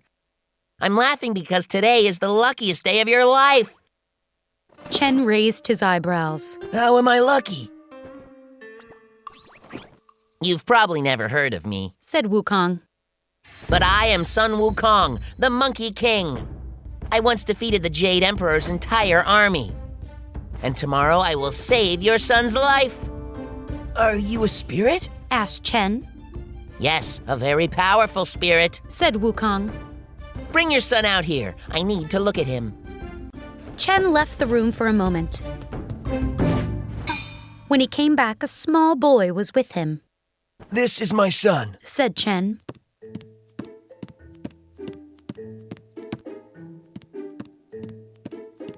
Wukong walked around the boy, examining him closely. Finally, the monkey folded his arms and said, I have a plan. The next morning, the boy climbed onto a small platform. Several villagers carried the platform to the edge of the river. They placed the platform on the ground and then backed away. For a moment, everything was quiet. The boy sat alone on the platform. Suddenly, a dark cloud approached. A fierce-looking demon emerged from the cloud. It had sharp teeth. The boy smiled at the demon. Hello. Journey to the West, Chapter 60, Snow.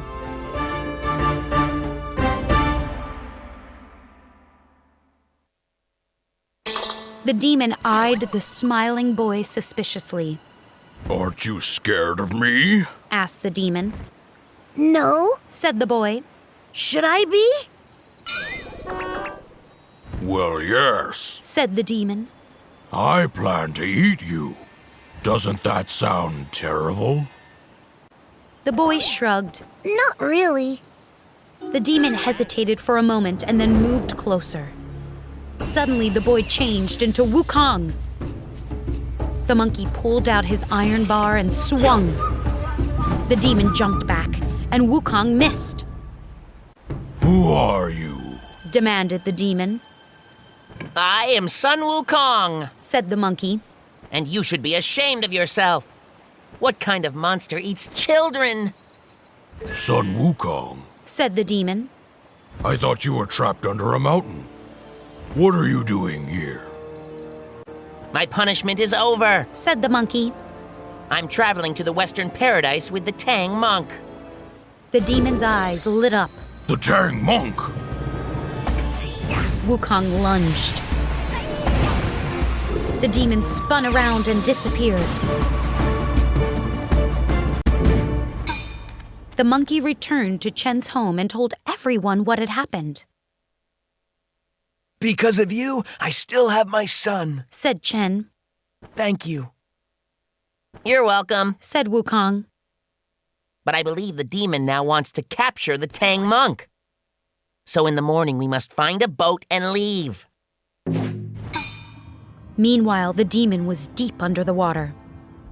I must capture the Tang monk and eat him, he said to himself. It won't be easy with that monkey around. I'll need some magic. Late that night, a cold wind blew. A snowflake drifted to the ground. Then another one fell, and another. Bajie couldn't sleep. It's freezing in here, he said to himself. He looked at Wukong and Wu Jing. Both of them were sleeping soundly. Those two look very comfortable, said the pig. Their blankets must be warmer than mine. In the morning, Wukong woke up shivering. That was a terrible night's sleep, he said to himself. I was so cold. He looked down at his body. No wonder I was cold. What happened to my blanket? Wu Jing woke up. Why is it so cold in here? Where did my blanket go? They looked at Bajie. The pig was tucked cozily under 3 blankets. Even his head was covered. Wukong gave him a kick. Wake up, thief! Bajie rolled over, giggling under the blankets. Wu Jing frowned. You stole our... Wukong scratched his head. Why is it so cold anyway? It's spring. He looked out the window and gasped. It snowed last night. They woke the Tang monk and Chen, and everyone went outside. A thick blanket of snow covered the entire village. It would be dangerous to cross the river in this weather, said Chen. You should stay here until the snow melts. A villager ran over. The river is frozen solid, he said. That's wonderful news. The Tang monk smiled. Maybe we can walk across it. The travelers thanked Chen and said goodbye. Soon they were standing at the edge of the frozen river. I wonder if it's safe to walk on, said Wu Jing. I'll test it with my rake, said Bajie. The pig walked onto the ice and raised his rake. Slam! He brought the rake down hard, but the ice didn't crack. It's solid, he said. The travelers stepped onto the ice and started walking. After a few hours, the riverbank was no longer in sight. Suddenly, there was a rumbling sound, and the ice shook. What caused that? asked the monk. I don't know, said Wukong. But we should be... Crack! Underneath them, the ice split wide open. To the west, Chapter 61, The Demon Under the Ice.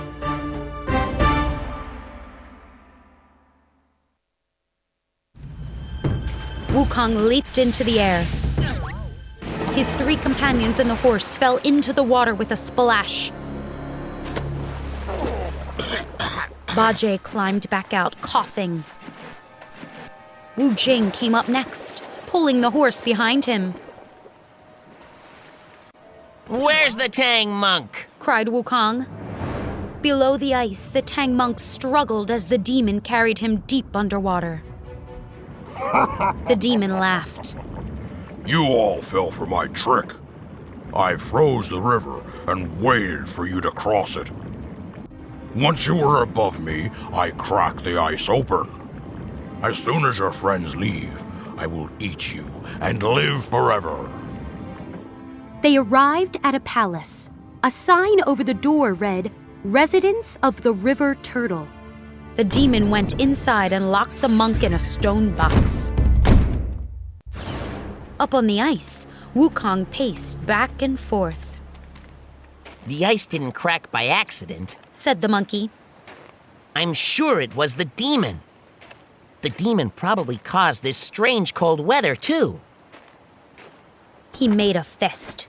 I can't believe we fell for his trick. We must save the Tang monk.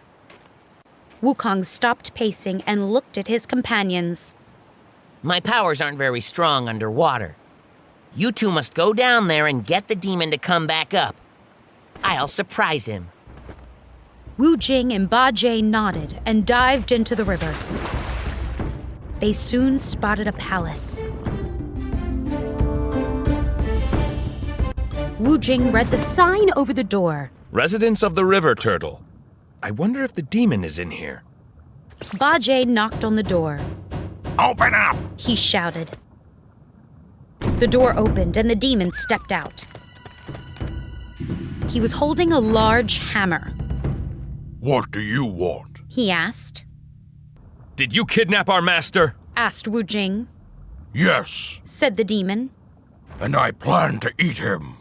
Now go away. The demon tried to close the door, but Wu Jing stopped the door with a spear. The demon moved toward him. Bajie's rake came crashing down. Clang! The demon blocked the rake with his hammer. Fish and other creatures fled as the three spirits fought. After a few minutes, Bajie pretended to be scared. He swam upward, and Wu Jing soon followed. Cowards! Called the demon, swimming after them toward the surface. The demon jumped out of the water and onto the ice. Wukong was waiting for him. The monkey swung his iron bar. The demon ducked. Crack! The bar hit the ice. The demon swung his hammer. Bam! More cracks formed in the ice. Clang! Boom! Crash! Weapons clashed as the spirits fought on the breaking ice. The demon hit Bajie's legs. Whoa! Cried the pig. He slid across the ice and slammed into Wu Jing. The purple spirit slipped and fell. Ha! The demon laughed and dived back under the ice. Bajie and Wu Jing stood back up. The demon escaped, said the pig. We must stop him before he eats the Tang monk, said Wukong. Go back down there and try to lead him up here again. Wu Jing and Bajie dived into the river. When they reached the palace, they found a huge pile of rocks blocking the door. Bajie struck the rocks with his rake. The rake bounced off the rock pile. The rocks didn't move at all. Wu Jing stabbed at the rocks with his spear. Again, the rocks didn't move. What kind of rocks are these? Cried the pig. Maybe they're held in place with magic, said Wu Jing. They returned to the surface of the river and told Wukong about the rocks. The monkey sighed. We need Guan Yin's help.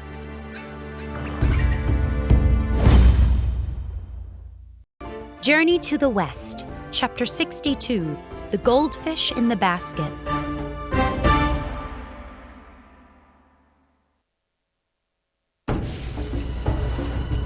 Wukong landed on Mount Podalaka. A young man was meditating in the garden. Where's Guan Yin? Asked the monkey.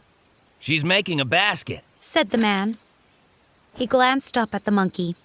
It's good to see you again, Wukong. Wukong was puzzled. How do you know my name?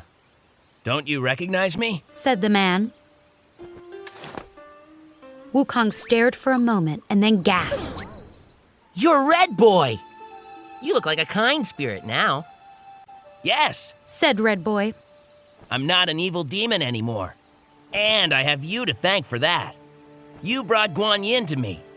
She has taught me all about Buddhism, and now I'm very happy. You're welcome, said Wukong. You and I have a lot in common. We were both evil, causing all sorts of problems. Now we're both Buddhists. Guan Yin came over holding a basket. Hello, Wukong, said the Bodhisattva.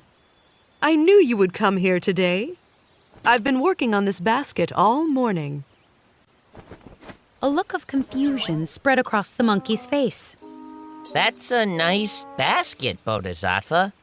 But what is it for? This basket has magical powers, said Guan Yin. I will catch the demon with it.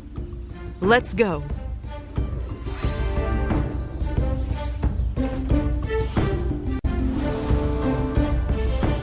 Wukong returned to the river with Guan Yin. The Bodhisattva used a rope to lower the basket into the river.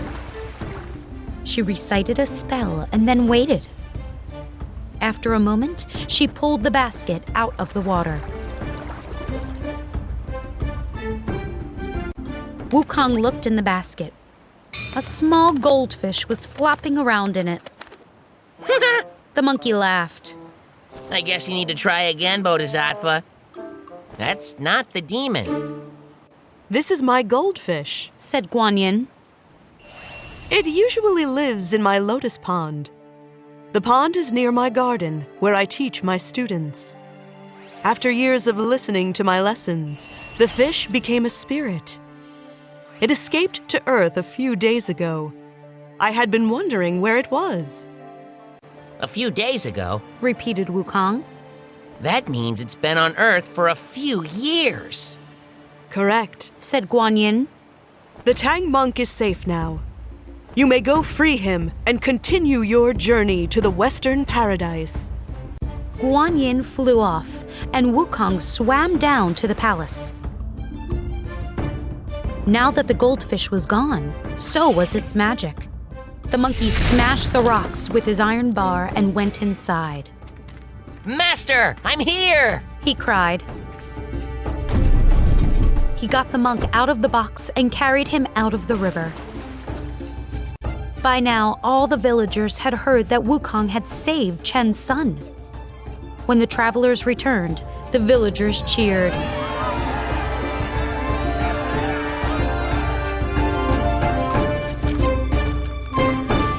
Please stay in our village, said a man. Yes, said an old woman. There's no rush to leave. Stay for as long as you like. Thank you, said the Tang monk. but we can stay only one more night to rest. In the morning we must leave. We still have far to travel. The villagers held a feast for the travelers that evening. By the time everyone went to sleep, it was late. The next morning, the travelers woke to the sound of chopping. What's going on? Asked the Tang monk. They went to the river and found a very busy scene. Several men were chopping down trees. Other people carried tools. We're building a boat for you, said a smiling man. Thank you, said the monk.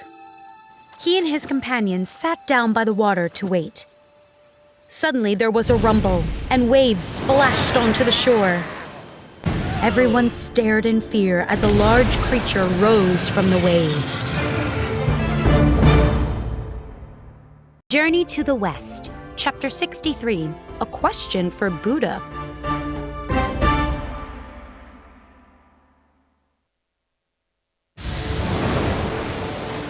The Tang monk jumped to his feet as the villagers hid behind trees. Wukong, Wu Jing, and Ba Jie pulled out their weapons. A large shell rose from the water. It's a giant turtle, said Ba Jie. The turtle bowed its head toward Wukong. That demon had taken over my house and river. Thank you for getting rid of him.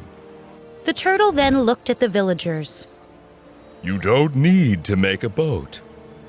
I can take the travelers across the river.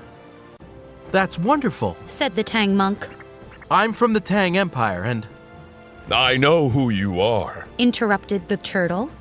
You're traveling to the Western Paradise to get scriptures from Buddha. I knew you would cross my river eventually. Climb onto my shell. Wukong eyed the turtle suspiciously. How do we know we can trust you? Demons all along the way are waiting for my master to pass by. They all want to eat him, added Ba Jie. I promise I won't hurt the Tang monk, said the turtle. I want to help him reach the Western Paradise. After a little more hesitation, the travelers stepped onto the turtle's shell. The turtle began to paddle. The villagers came out from behind the trees and waved. Goodbye, called a woman. Please visit us on your way home, shouted someone else. We will, I promise, called the monk. Soon the turtle was far from shore. Ba-Jay fell asleep. The turtle glanced back at the Tang monk. Excuse me, but can you do me a favor? Of course, said the monk. What do you need me to do? I have been a good Buddhist for over 1,000 years, said the turtle. but sadly I'm still just a turtle. Can you ask Buddha when I will be reborn as a human? The Tang monk nodded. I will ask him. A few hours later, the turtle reached the other side of the river. The travelers stepped onto dry land. Thank you, said the Tang monk. You're welcome, said the turtle. Please don't forget to ask Buddha about me.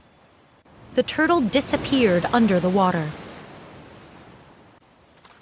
The Tang monk climbed onto the horse, and the group continued on the road. As usual, Ba-Jay soon started complaining. I'm tired of walking already. I wish we could ride that turtle the whole way to the west. Stop complaining, said Wukong. Be happy that the road is flat here. They walked for another couple of hours. The road started to go up a mountain, getting steeper and steeper. The pig moaned. Oh, the road isn't flat anymore. A cold wind whipped past them. Wu Jing shivered. Look, said the Tang monk, pointing. Higher up the mountain was a large monastery. Maybe we can rest there. Wukong looked at the monastery. A dark mist hung over it. The monkey shook his head. That's a bad place. We're not going there. It looks fine to me, said the monk. I can see things that humans can't see, said Wukong. And I see a dark mist hanging over that monastery. A demon could be in there. There was a sudden growling sound. Wukong looked around to see what had caused it. Ba-Jay patted his stomach. Sorry, I'm a bit hungry. We're all tired and hungry, said the Tang monk. We should just go to that monastery. No, said Wukong sharply. Stay here. I will find food for us. He looked at the monk and warned him again. Do not go to that monastery.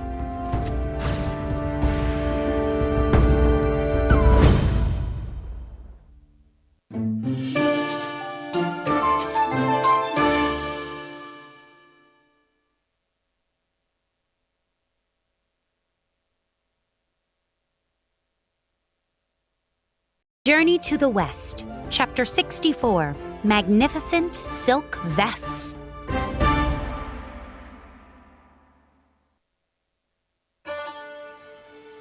I hope that monkey finds a lot of food, said Ba-Jay. I'm hungry. The Tang monk shivered and hugged himself. I'm so cold, he said. He looked up at the monastery again and then back at his companions. Do you two believe there are demons up there? Wu Jing stroked his chin. I'm not sure. Wukong believed it, though. Ba-Jay snorted. Wukong is too careful. He's always worried that we'll bump into a demon. His stomach grumbled.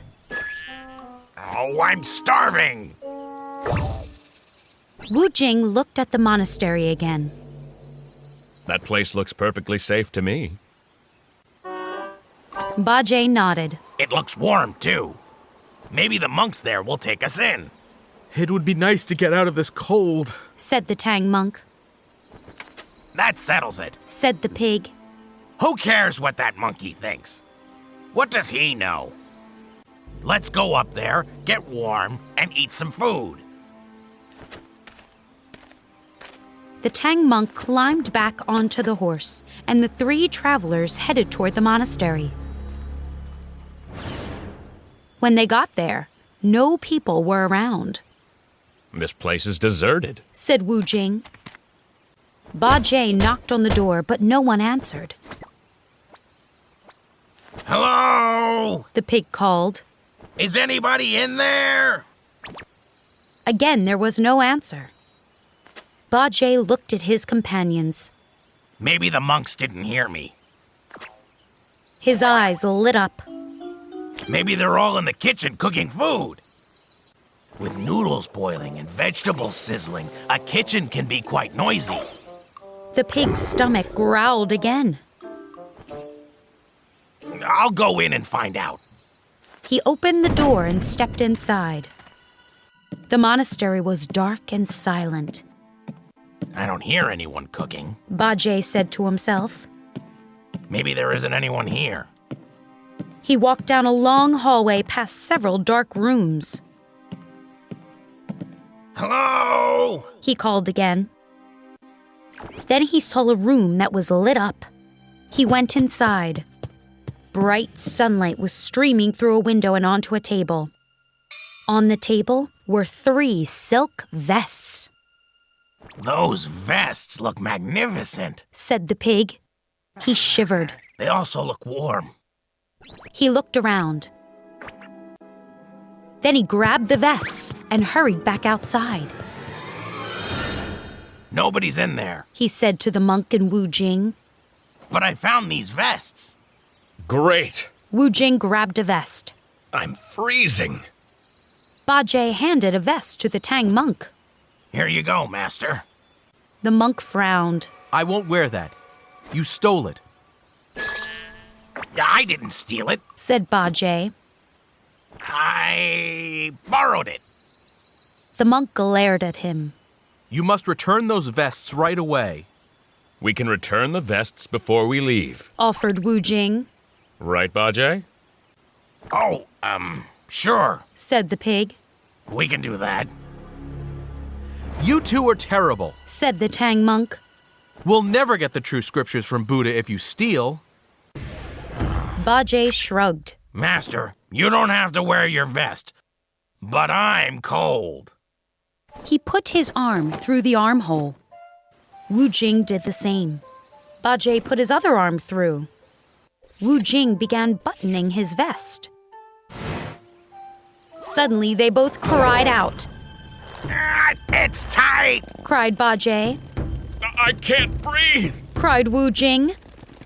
They both fell to the ground, trying desperately to take the vests off. This vest won't come off! Cried the pig. Who stole my vests? A voice shouted. A demon with one big horn rushed over. He looked at Bajie and Wu Jing and then turned to the Tang monk. Who are you? Demanded the demon. I'm from the Tang Empire, said the monk, shaking with fear. I'm traveling to the west for... The demon clasped his hands together. You're the Tang monk!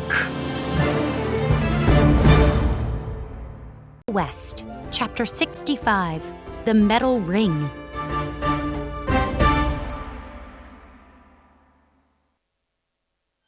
The demon tied up the Tang monk in a dark room. Then the demon dragged in Bajie and Wu Jing. They were still trapped in the vests. The demon dumped them in a corner and approached the monk. I've been hoping you would pass my mountain, the demon said with an evil smile. Please let us go, said the Tang monk. We're trying to reach the Western Paradise. I know where you're going, said the demon. I also know that I'll live forever if I eat you. Who are you? Demanded Wu Jing from the corner. The demon turned to face him. I am one-horned buffalo. Our friend will find us soon, said Bajie. He's very powerful. And when he learns that you kidnapped us, he'll destroy your entire mountain. One-horned buffalo smirked. Who is your friend? His name is Sun Wukong, said Bajie. The demon's smirk disappeared. Is he the Sun Wukong who caused trouble in heaven? The demon sounded nervous. Yes, he is, said Wu Jing. Heaven's entire army couldn't defeat him. Even the Jade Emperor is afraid of him, Bajie added. One-horned buffalo stood taller. Well, I'm not afraid of him. The demon walked out of the room. Once he was away from the others, though, he grew worried again. That monkey is powerful, he said to himself. I'm going to need my special weapon to defeat him. He lifted his sleeve, revealing a metal ring around his arm. Carrying food, Wukong returned to where he left his friends. When he didn't see them, he looked up toward the monastery. The building was gone. In its place was a dark cave. Wukong shook his head. That monastery was an illusion. A demon must have made it to trick people. He stamped his foot. Why don't my friends believe me when I warn them about demons? He put down the food and rushed to the cave. Open up! Shouted the monkey. If you don't, I'll turn this entire mountain into a pile of rubble! The door flew open, and one-horned buffalo stepped out. Why are you yelling? Demanded the demon. It's rude. Release my friends! Yelled Wukong. No. One-horned buffalo folded his arms. I'm not going to release your friends. They're criminals. They stole my valuable silk vests. That's a lie, said Wukong. The Tang monk is a good and honest man. He would never steal. I can't believe you would even suggest. It was the pig, said the demon. Oh. The monkey scratched his head. Well, then I believe you. But that doesn't matter. Wukong pulled out his iron bar and swung it at the demon. One-horned buffalo dodged the bar, which smashed into the mountainside. Rocks exploded and tumbled down the mountain slope. The demon glared at Wukong. I remember you. The Jade Emperor might fear you, but I don't. He rushed at Wukong, and the monkey swung his iron bar again. The demon blocked it with his arm. Bam! Ow! Cried one-horned buffalo, rubbing his arm. He fell to his knees and turned his back to the monkey. My iron bar is not an ordinary weapon, said Wukong. It's extremely heavy. He noticed the demon reaching up his sleeve. What are you doing? One-horned buffalo spun around, holding up the metal ring. Instantly, Wukong felt himself being pulled toward the ring. Using all of his strength, the monkey leaped into the air. But the bar was ripped from his hands. It flew into the metal ring and vanished. Journey to the West, Chapter 66, Help from Heaven.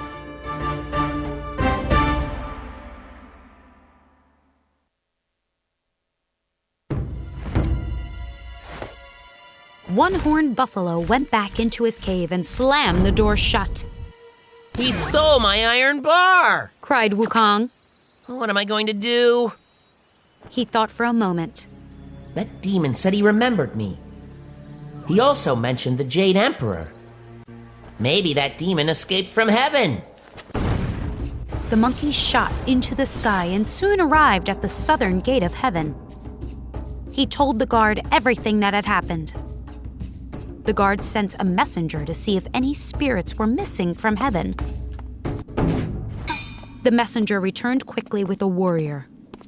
The warrior held a large sword. The Emperor sent me, said the warrior. Nobody is missing from heaven, but I will arrest one-horned buffalo for you.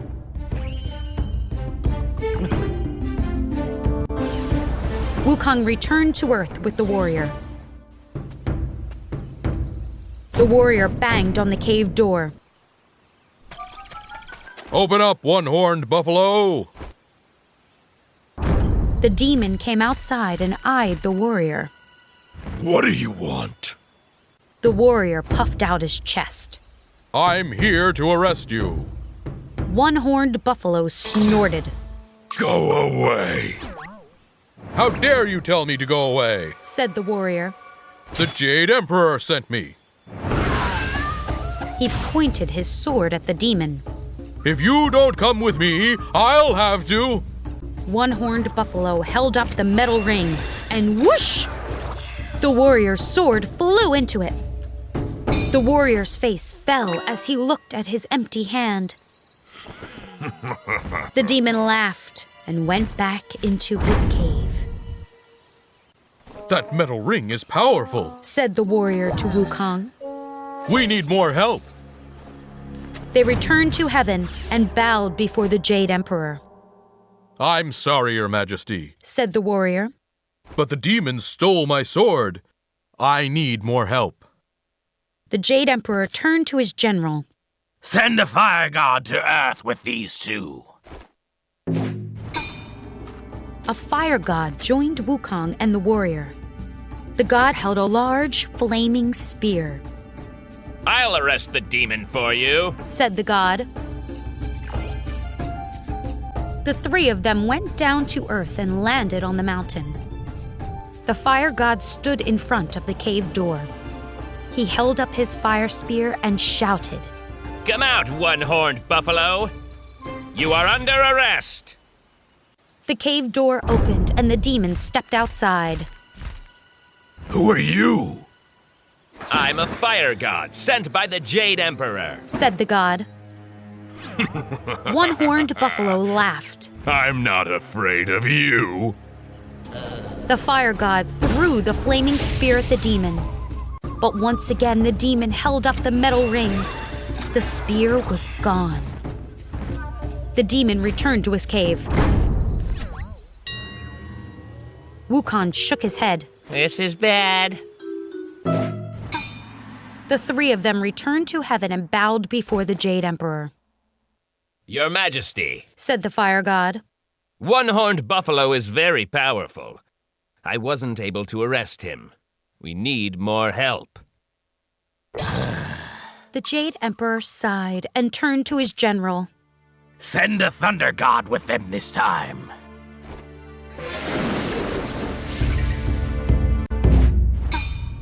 Back down on Earth, Wukong watched as the thunder god approached the cave door. Be careful, warned the warrior. Yes, said the fire god. The demon's metal ring is very dangerous. The thunder god laughed. Don't worry about me. He turned to the cave door and boomed. One-horned buffalo, you are under arrest! The cave door opened, and one-horned buffalo stepped outside. The thunder god instantly hurled his thunderbolt at the demon. One-horned buffalo held up the metal ring and whoosh!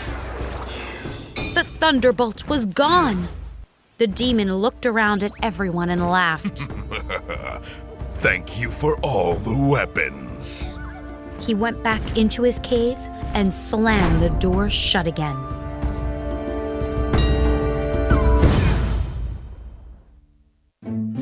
Journey to the West, Chapter 67, The Master Thief.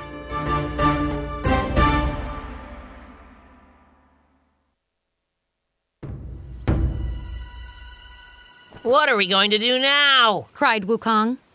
One-horned buffalo stole all our weapons. The warrior rubbed his chin. He looked very serious. We can't go back to the Jade Emperor.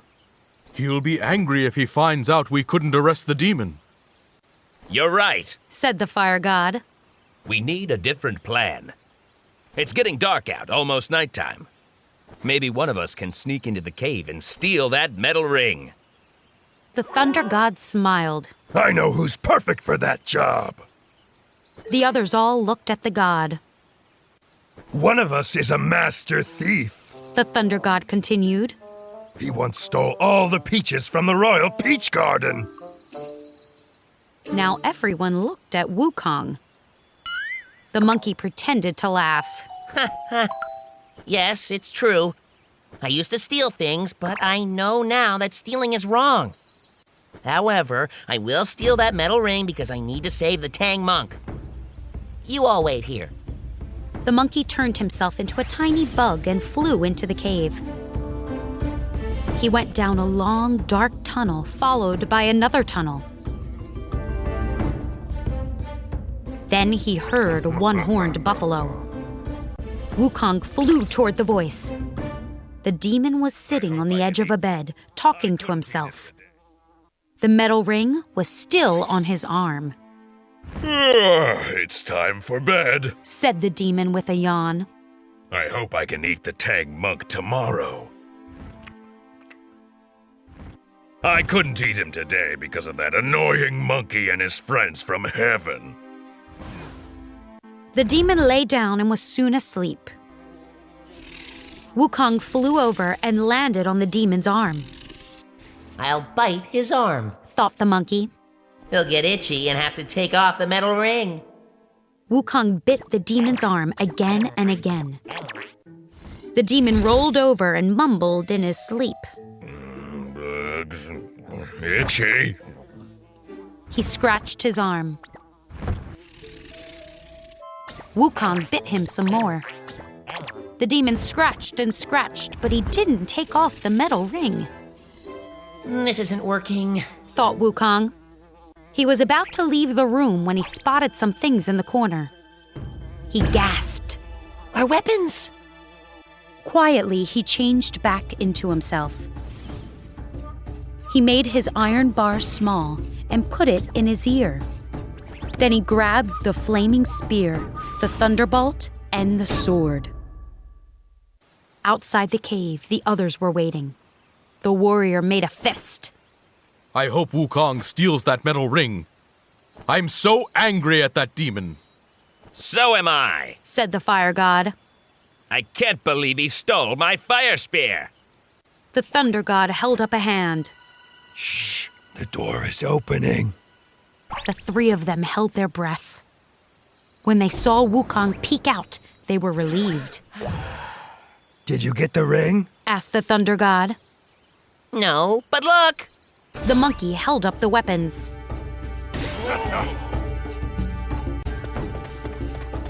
Well done, Wukong, said the fire god. The thunder god clapped the monkey on the back. Thank you, Wukong. The warrior held up his sword. We're all armed. We can easily defeat the demon now.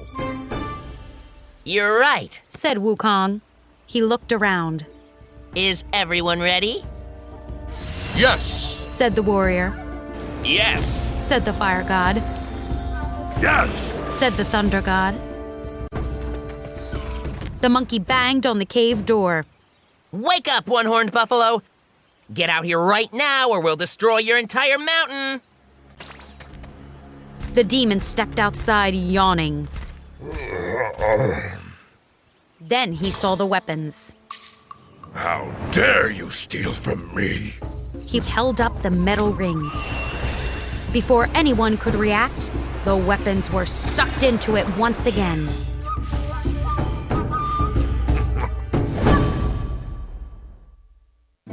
Journey to the West, Chapter 68, The Woman in the Crowd.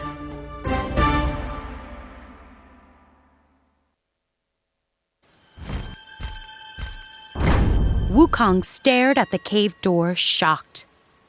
I don't believe it! One-horned buffalo stole our weapons again! What will we do now? Asked the fire god. This demon's powers are stronger than any I've seen before, said Wukong. I know one person who can definitely defeat him. Buddha. I'll be back soon. The monkey leaped onto a cloud and soared toward the west. He arrived at the Thunderclap Monastery. A guard at the gate stopped him. I need to ask Buddha for help, Wukong told the guard. It's about the Tang monk's journey. The guard waved the monkey through. Wukong entered the monastery and bowed before Buddha. Greetings, Buddha, said the monkey. I need... Buddha held up a hand. I know why you're here, Wukong. I also know who the demon is. You must go to Lauza for help. Oh, okay, said the monkey, a bit surprised. thank you. Wukong flew toward heaven, Lousa doesn't like me much. thought the monkey. He won't be happy to see me.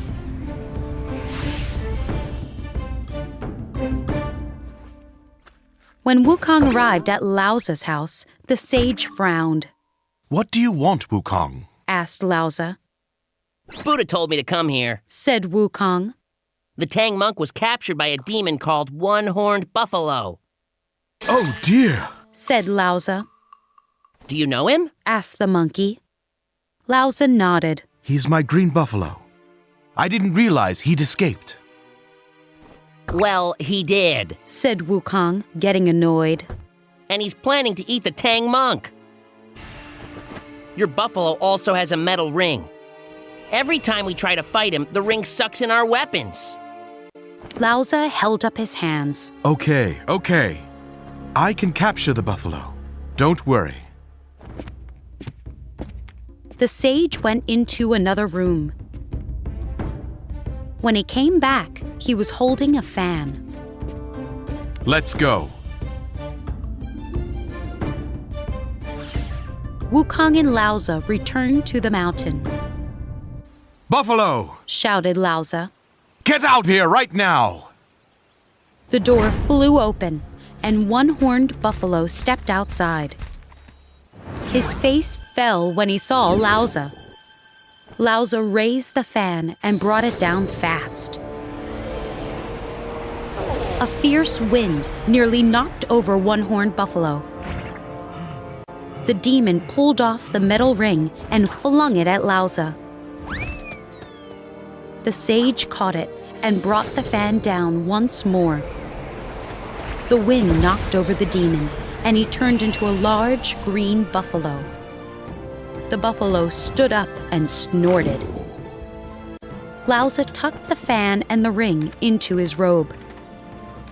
Then he climbed onto the buffalo and rode up into the sky. Wukong went into the cave, and the warrior and two gods followed. They soon found their weapons. The gods and I will return to heaven now, said the warrior. Good luck with your journey, Wukong. Thank you, said the monkey. Wukong found his companions deep in the cave. What took you so long? Cried Bajie. I was busy fighting a demon, said Wukong, untying the Tang monk. Thank you, Wukong, said the monk. You're welcome, said the monkey. But next time I tell you to stay away from a place, please listen. A few weeks later, the travelers arrived at a busy city. The streets were filled with people selling vegetables, spices, and other goods. An old woman was stirring a large pot of soup. Other food sizzled over fires. Bajie breathed deep. Ah, that smells wonderful!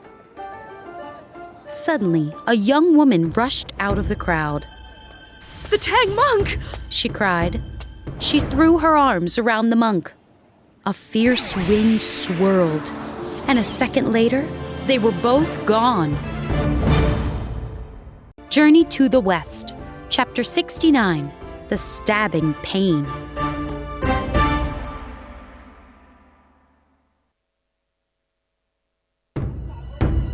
That woman was a demon! Cried Wukong. And she kidnapped the Tang monk. He leaped into the air, and Bajie and Wu Jing followed. In the distance, the monkey saw a dark cloud speeding toward a mountain. That must be her, said Wukong. Quickly, said Wu Jing. We must catch her. They raced after the cloud, which disappeared when it reached the mountain. They soon arrived at the mountain and found a cave. Its door was closed. Wukong pounded on the cave door. Open up! He yelled. The door flew open, and the woman came out. Who are you? Demanded the woman. Why are you pounding on my door? Release our master! shouted Wukong, ignoring her questions. The woman laughed. Don't tell me what to do. The monkey attacked. The woman spun around fast, blocking his iron bar and striking back with fury. You shouldn't have come here, she shouted as she fought. Even Buddha is afraid of me. Bajie tried to hit her with his rake, but missed. The woman was now spinning faster and faster. She's faster than a tornado! Cried the pig. Wukong leaped at the woman. Suddenly, he felt a stabbing pain. Cried the monkey, grabbing his head. It hurts! It hurts! He ran down the mountain. Bajie and Wu Jing stared after Wukong in shock. The woman went back into her cave. What happened to Wukong? Asked the pig. Nothing hurts him except for the tight headband spell.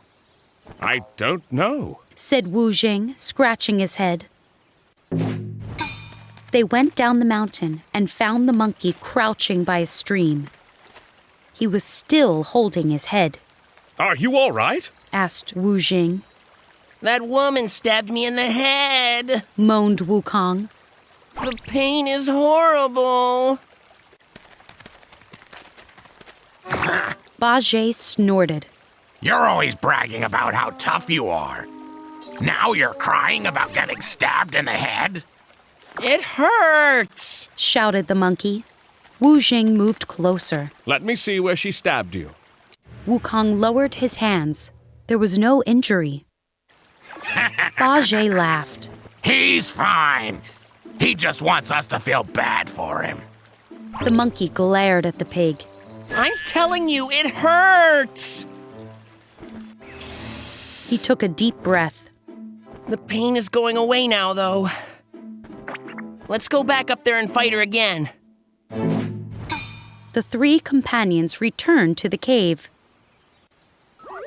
Wukong, you stand back, said Bajie, laughing. I don't want you getting hurt again. Wukong clenched his teeth. The pig hit the door with his rake. Smash! The door exploded. The woman ran outside. You smashed my door! She shouted. Release our master! Shouted the pig.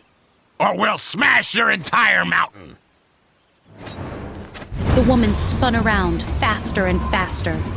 Bajie and Wu Jing tried to strike her with their weapons, but the woman was too fast.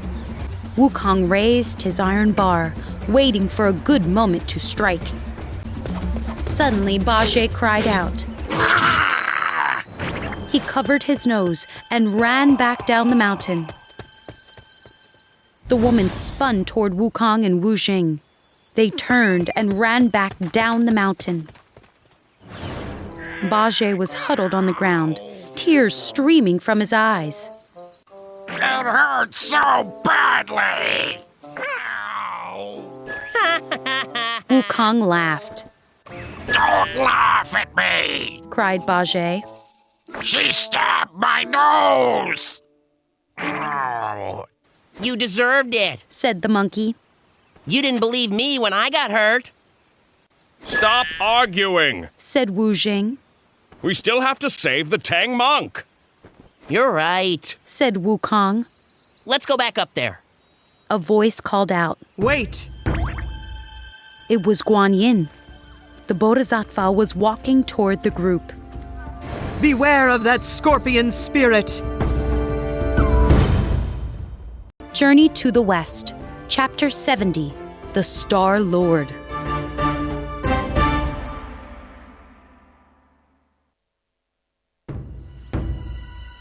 You cannot go back to that cave, said Guan Yin. But we must go back, said Wukong. That woman kidnapped the Tang monk.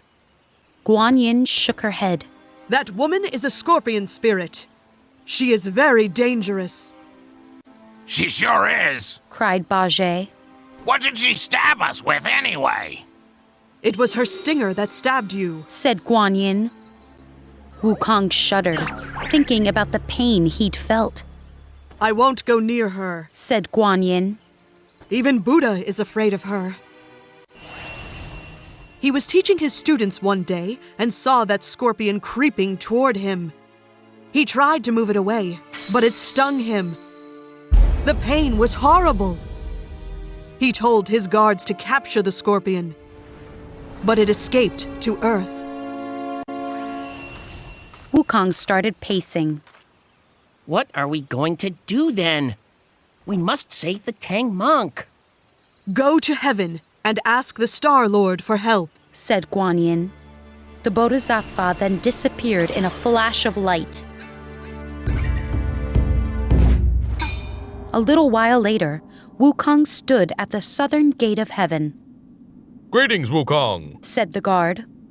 I must speak with the Star Lord, said the monkey.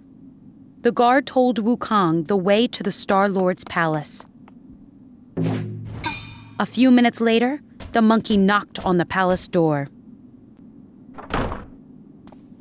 Wukong, said the Star Lord. What can I do for you? I need your help, said Wukong. I'm traveling to the Western Paradise with the Tang monk, but he was captured by a demon. Guan Yin said you can help me. The Star Lord looked confused. I don't know why you need my help. I've heard you're quite strong. What kind of demon is it? It's a scorpion spirit, said the monkey. Oh, said the Star Lord, nodding. I understand now. Lead the way. We must hurry. Wukong led the Star Lord out of heaven and down to Earth. They landed on the mountain, where Bajie was still rubbing his nose. The Star Lord is here to help us, said Wukong. The Star Lord looked at Bajie's nose. I can heal that for you.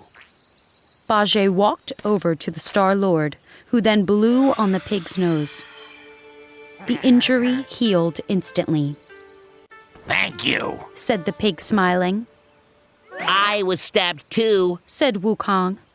But the stinger didn't leave a mark on me. He grinned at Bajie. I'm much more powerful than the pig. Bajie frowned.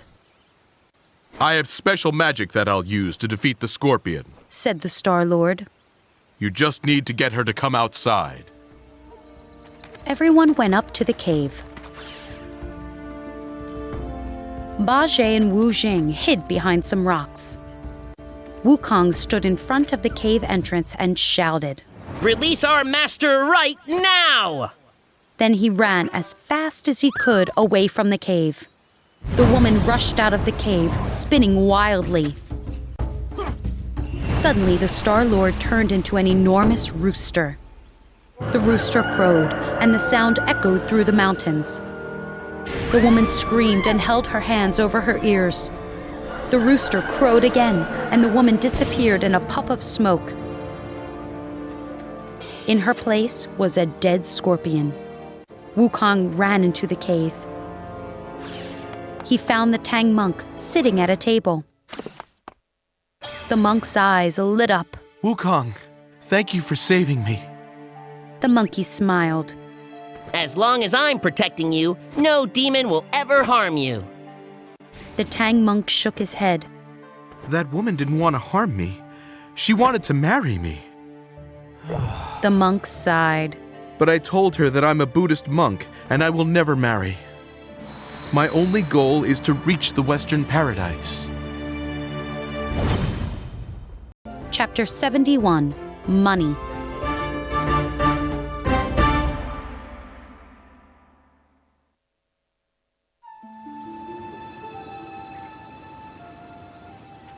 I'm hungry, Bajie moaned. His stomach grumbled loudly. Can we stop walking? We'll stop for lunch soon, said the Tang monk. The weather is nice and the road is smooth. I want to keep moving. I'm eager to reach the Western Paradise. Wukong laughed. Master, I don't know why you're still going there. You should have married that scorpion spirit instead. The Tang monk frowned.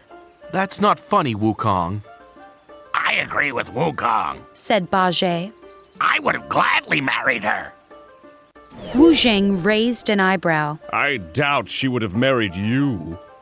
Why not? Bajie puffed out his chest. I'm very handsome. Everybody laughed, including Bajie.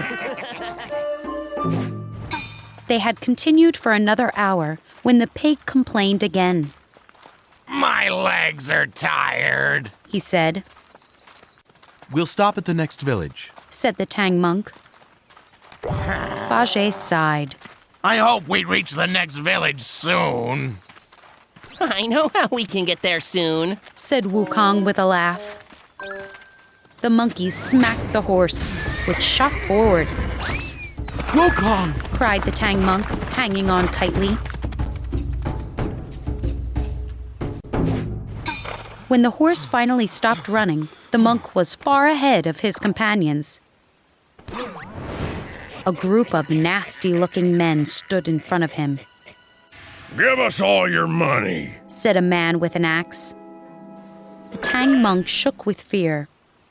Wukong was already running over. Don't you dare harm my master, shouted the monkey. Who are you? asked the man. My name is Sun Wukong. Give me your money, Sun Wukong, said the man. I don't have much money, said the monkey. You'd better give me yours. The man's face turned red. I'm not going to give you money. Let's make a bet then, said Wukong. He pulled out his iron bar, which quickly grew to the height of a person. The men looked nervous. The monkey stood the bar on the ground. If you can pick this up, we'll give you all of our money. You're a fool, said the man with an axe. I'm sure I can pick that bar up. Go ahead and try, said Wukong. The man put down the axe.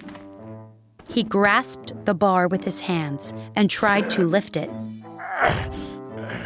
It's heavier than it looks, said the man. He tried to lift the bar again. Sweat poured down his red face, but the bar didn't budge. Now it's my turn, said Wukong. He lifted the bar over his head and twirled it around. His eyes flashed with anger. He got ready to strike the man. Wukong, don't! shouted the Tang monk. The man took a step back. Suddenly, the bar dropped from Wukong's hands. Ah! cried the monkey, holding his head. He fell to his knees as the Tang monk quietly recited the tight headband spell.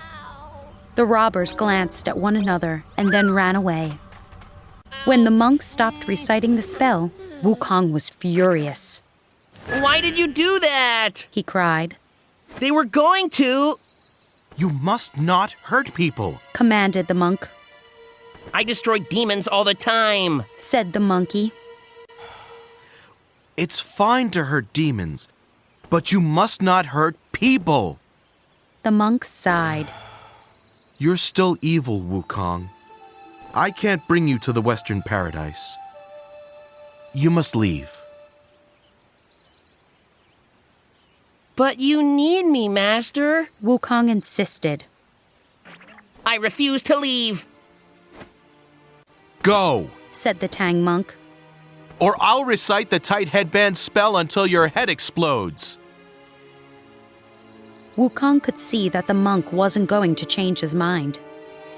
With tears in his eyes, the monkey leaped into the air and was gone.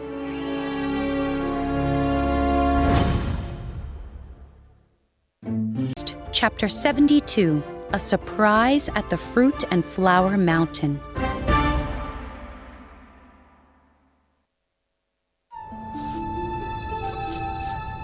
Wukong went straight to Mount Podolaka.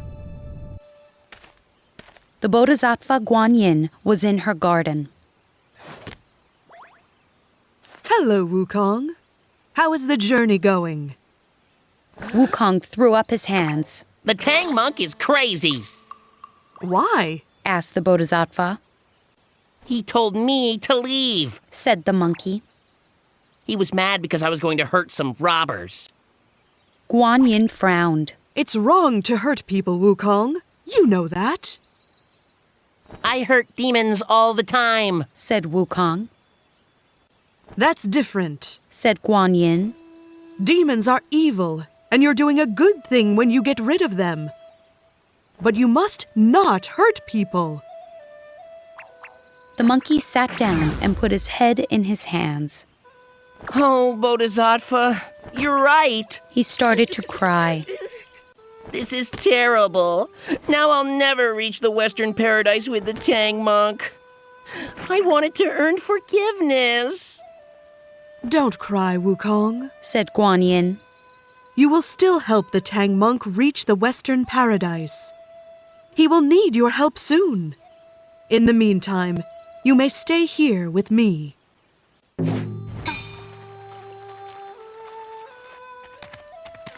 Bajie dropped the bags.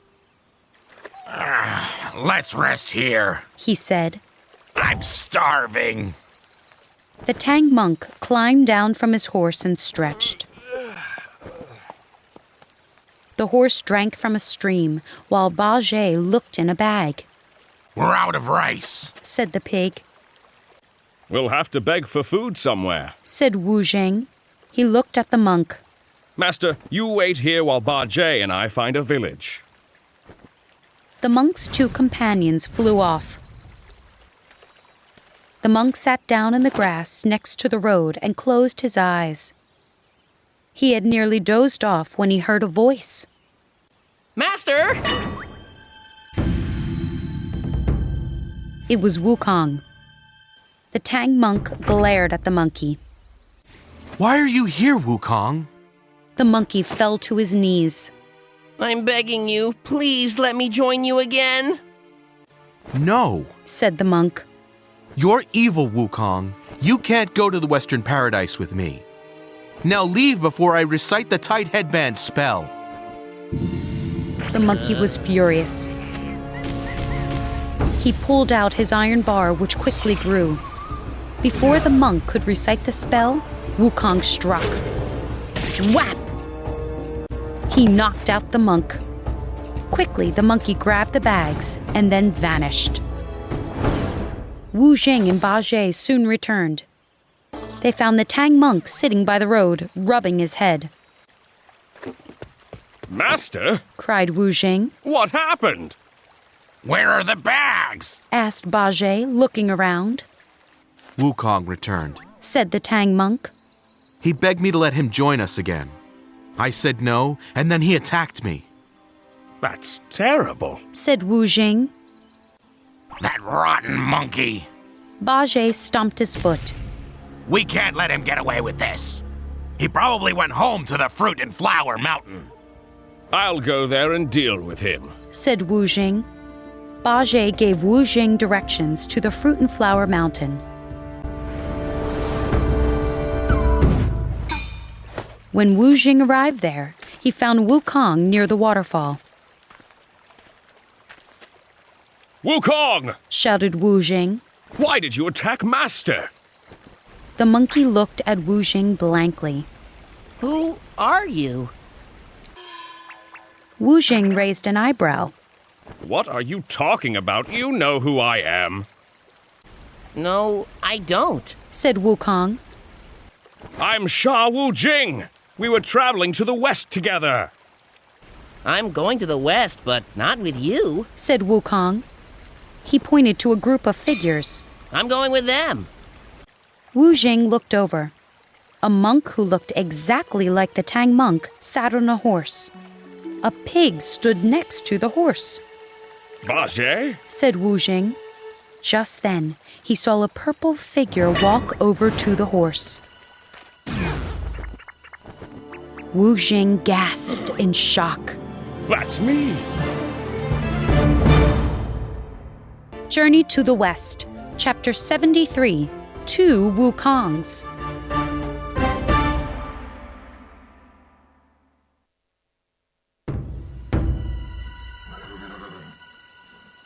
Wu Jing watched as the fake Wu Jing fed the horse some hay, I don't know how you made fake versions of us, Wukong, said the purple spirit. but you won't get the true scriptures without the real Tang monk.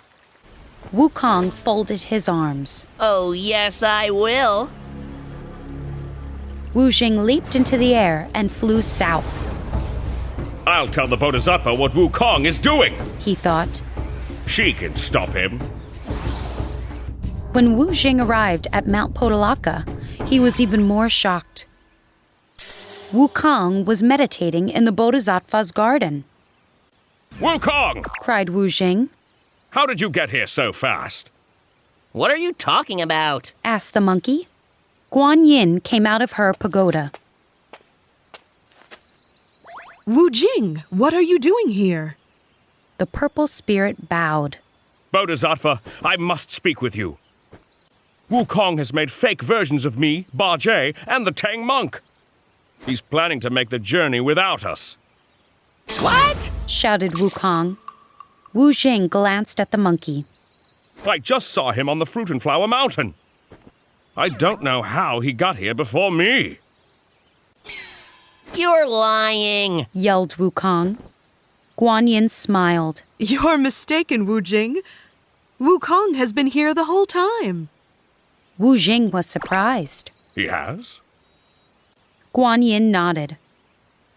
Wukong made a fist. Someone is pretending to be me, and he's living on my mountain. I'm going there right now. I'm going to destroy him. I'll go with you, said Wu Jing. Wukong and Wu Jing soon arrived on the Fruit and Flower Mountain. The monkey's eyes burned with anger when he saw the fake Wukong. Who are you? Demanded Wukong. Who are you? Asked the fake Wukong. I am Sun Wukong, king of the Fruit and Flower Mountain. No, said the other monkey. I am Sun Wukong, king of the Fruit and Flower Mountain. Furious, Wukong pulled out his iron bar. The fake Wukong pulled out his iron bar. Wukong attacked, and so did the fake Wukong. Clang! The ground shook as the iron bars crashed into each other. The two monkeys fought with fury. Wu Jing watched as one Wukong struck the other. Crack! The other Wukong blocked the bar and swung back. Bam! Wu Jing, help me! Cried one Wukong. Wu Jing raised his spear and was about to enter the fight. The other Wukong shouted, No, Wu Jing, help me! Wu Jing looked from one Wukong to the other. Who is the real Wukong? I am! Shouted one Wukong as he struck at the other. No! Shouted the other Wukong, blocking the first one's attack. I am! Don't listen to him! Cried one monkey. Don't listen to him! Cried the other.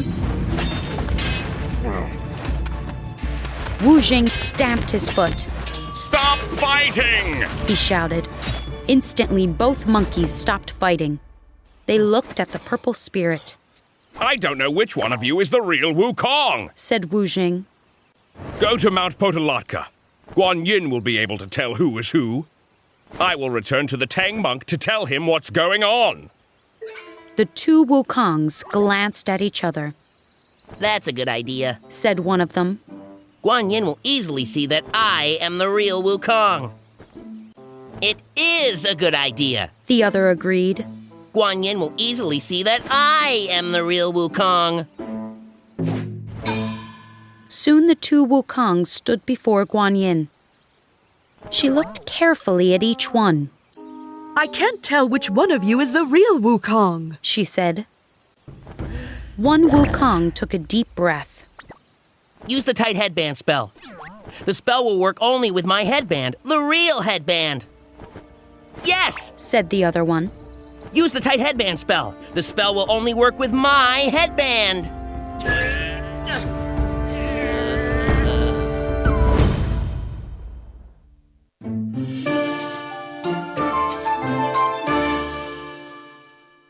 Journey to the West, Chapter 74, Curious Ear.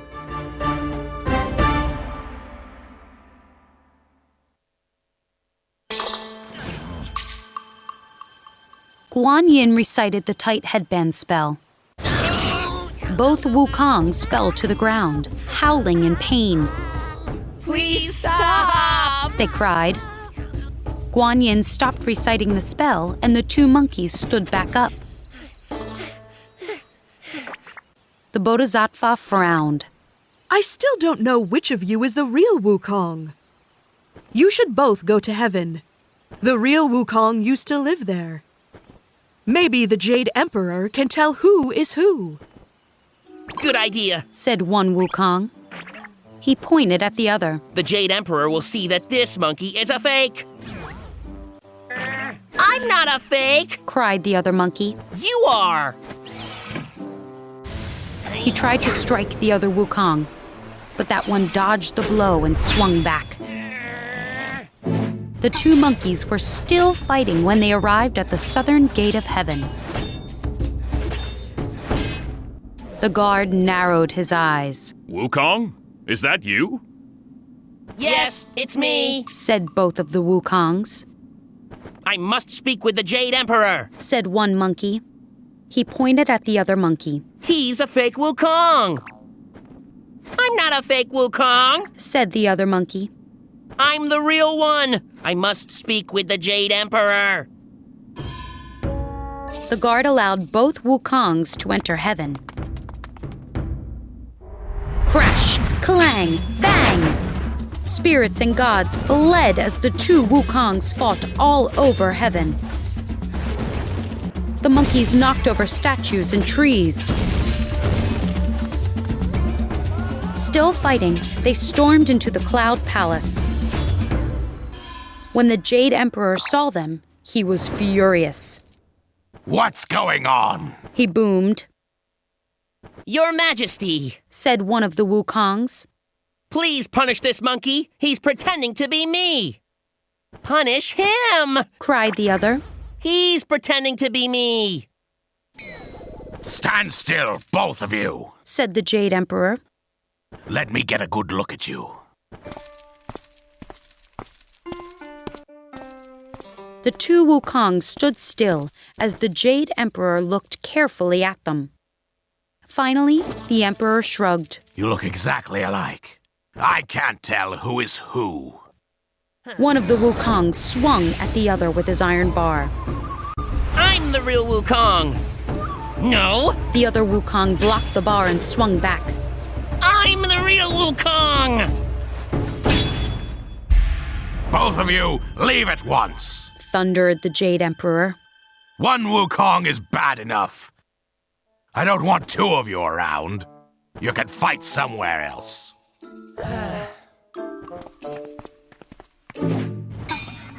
The two monkeys kept fighting as they headed out of the palace.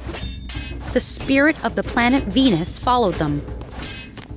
Wukong, wait, said the spirit. Both monkeys stopped to look at him. Go to the land of darkness, said Venus. Maybe the judge of the dead can tell you apart. Soon the two Wukongs were standing before the judge of the dead. The judge shook his head. You look exactly alike. Check the directory, said one of the Wukongs. Maybe it will have some information about the fake Sun Wukong. Yes, said the other Wukong. Check the directory. The judge nodded and opened the directory. He turned the pages of the giant book, reading carefully.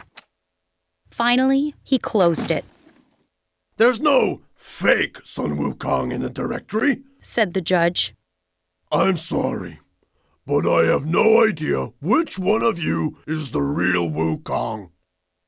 A spirit was sitting at a nearby desk. I believe my pet beast, Curious Ear, can help, said the spirit.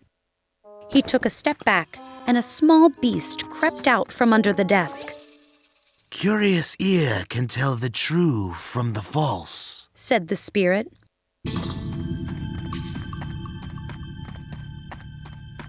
The beast stared hard at the two Wukongs. Finally, it spoke. I know who the fake Sun Wukong is! Journey to the West, Chapter 75, Battle of the Wukongs.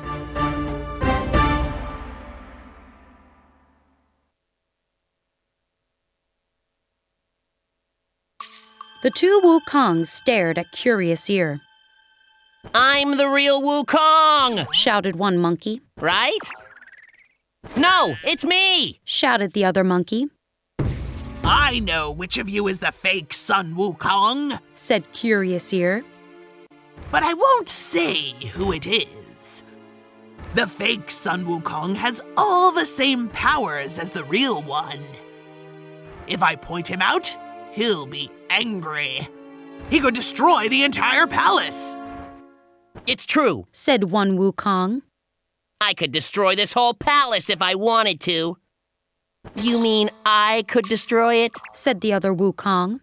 No, yelled the other. I could. The two Wukongs began swinging their iron bars at each other. Please stop! Cried the Judge of the Dead. You'll tear this whole palace down! The monkeys stopped. Buddha can help you, said Curious Ear. He'll be able to see which of you is the real Wukong, and he's powerful enough to destroy the fake one. Of course, cried one Wukong. We'll go see Buddha. Oh, sure, said the other Wukong. He looked worried. You're nervous? Said the first Wukong. That's because you know Buddha is going to see who you really are. No, shouted the other Wukong. He swung his iron bar furiously. Get out! Cried the Judge of the Dead. Take your fight somewhere else! The two Wukongs left the land of darkness. Clouds swirled and thunder boomed as the two mighty spirits battled across the sky. They soon arrived in the Western Paradise. A guard rushed out of the Thunderclap Monastery. Stop fighting immediately! He called up to them. Tell me who you are! The two Wukongs landed in front of the guard. The guard looked surprised. Wukong? He said. There are two of you? Yes, said one of the Wukongs. I must speak with Buddha right away. The other Wukong scratched his head. If Buddha is busy, we can just come back another time. The first Wukong shot a look at the other. No, we can't. You may enter, said the guard. but you must behave yourselves while inside. As the first Wukong started to enter the monastery, the other one backed away. You're coming with me, said the first Wukong. He grabbed the other monkey by the arm and dragged him into the monastery. In front of Buddha, the first Wukong bowed. The other Wukong hesitated a moment and then bowed also. Greetings, Buddha, said the first Wukong. I must ask for your help. I know why you're here, Wukong, said Buddha. He looked at the other monkey. And I know that you are a fake. The other Wukong gasped and then vanished. Buddha held a bowl up in the air and then placed it upside down on a table. I've trapped the fake Wukong under this bowl, said Buddha. When Buddha lifted the bowl, a tiny monkey spirit lay on the table. Wukong leaned closer to see. He was a monkey who became an evil spirit, said Buddha. He wanted to be you because you're so powerful. Wukong laughed. Many spirits want to be me. The monkey thanked Buddha and then flew back to Mount Podalaka. Guan Yin decided it was time for Wukong to rejoin his companions on the journey. She and the monkey found the Tang monk and the others along the road to the west. The The Bodhisattva told the Tang monk that it wasn't Wukong who'd attacked him. You must keep Wukong with you, explained Guan Yin. Yes, Bodhisattva, said the Tang monk, bowing. Thank you, Bodhisattva, said Wukong. I'll make sure the Tang monk reaches the Western Paradise.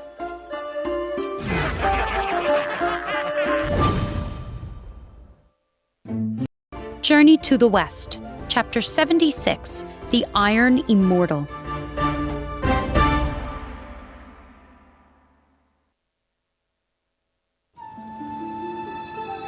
Wukong was once again traveling west with the Tang monk. Master, said Wukong. While I was at Mount Podolatka, I thought a lot. I realize now that it's wrong to harm people. I won't ever do it again. I'm glad, Wukong, said the Tang monk. Can we please slow down? Bajie moaned.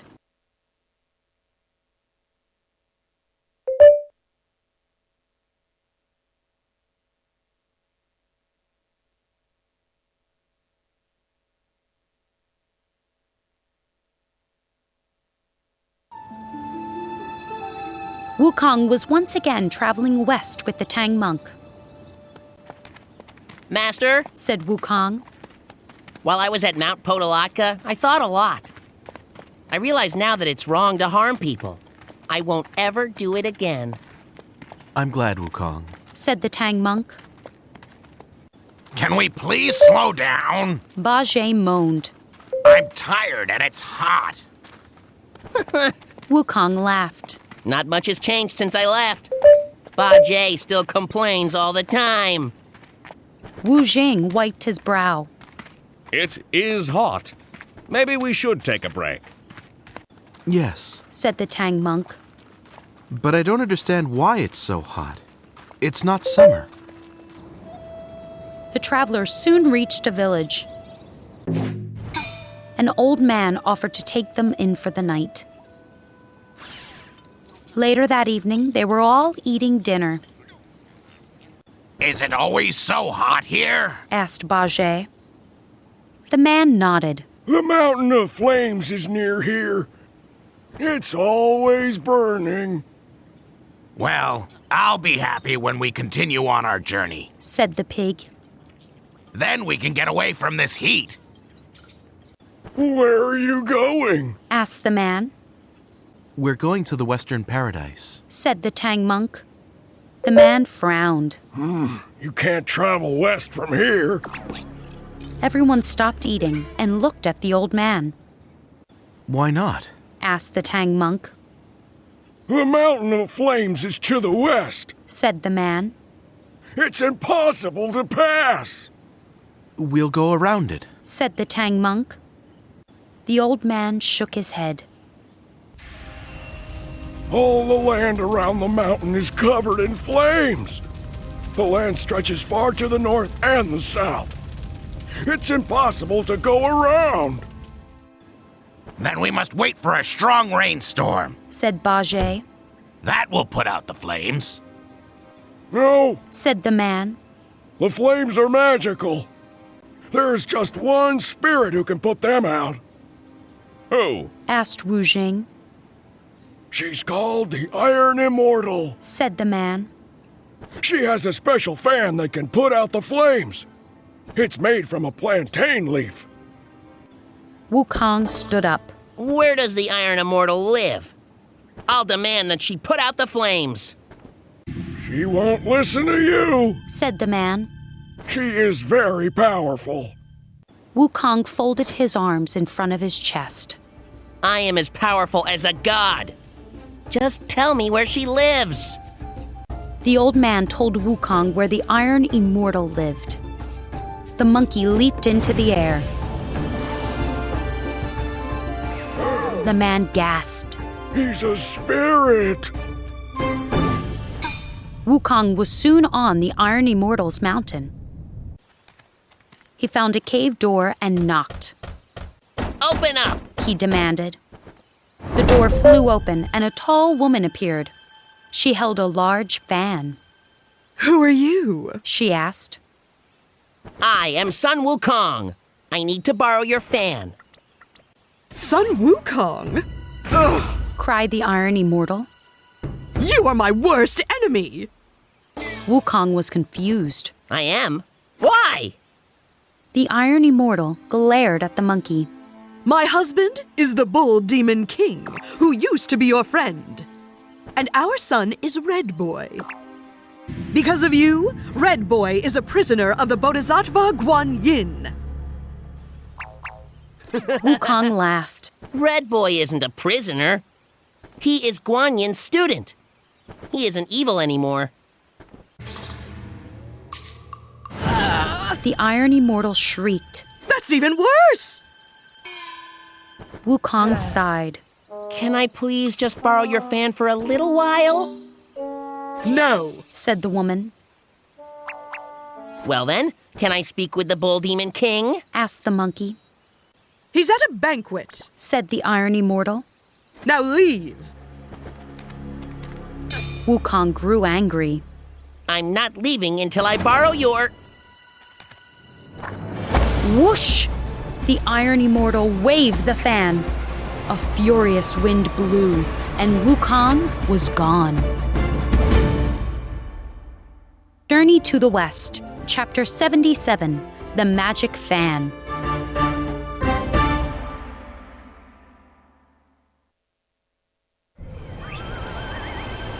For over a day, the wind from the fan carried Wukong. When he finally landed, he was far from the Iron Immortal's mountain. Wukong looked around and saw a mountain nearby. It looked familiar. Mount Sumeru, said Wukong. The Bodhisattva Linji lives there. Maybe he can help me deal with the Iron Immortal. He was able to stop the Great King Yellow Wind's wind magic. The monkey went to Lingji's pagoda. The Bodhisattva was sitting in his garden. Greetings, Bodhisattva, said Wukong. Hello, Wukong, said Lingji. It's good to see you again. I was just about to have tea. Wukong and Lingji sat outside drinking tea. The monkey told the Bodhisattva everything that had happened with the Iron Immortal. The Bodhisattva handed a small stone to Wukong. Keep this magic stone in your pocket. It will stop the wind from blowing you away.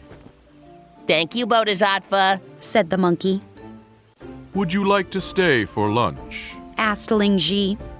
No, thank you, said Wukong. I must get back to my companions. I need to get that fan from the Iron Immortal so we can continue west. Wukong returned to the Iron Immortal's cave door. Open up, he shouted. I need your fan. The Iron Immortal came out and wrinkled her nose. I thought I got rid of you. She raised her fan. I'll just have to wave harder this time. The woman waved the fan furiously. A terrible wind blew past Wukong, but the monkey didn't move. The Iron Immortal's eyes burned with anger. How did you? The Bodhisattva Linji gave me a magic stone, said Wukong. Your fan can't blow me away now. The monkey pulled out his iron bar. Now give me that fan!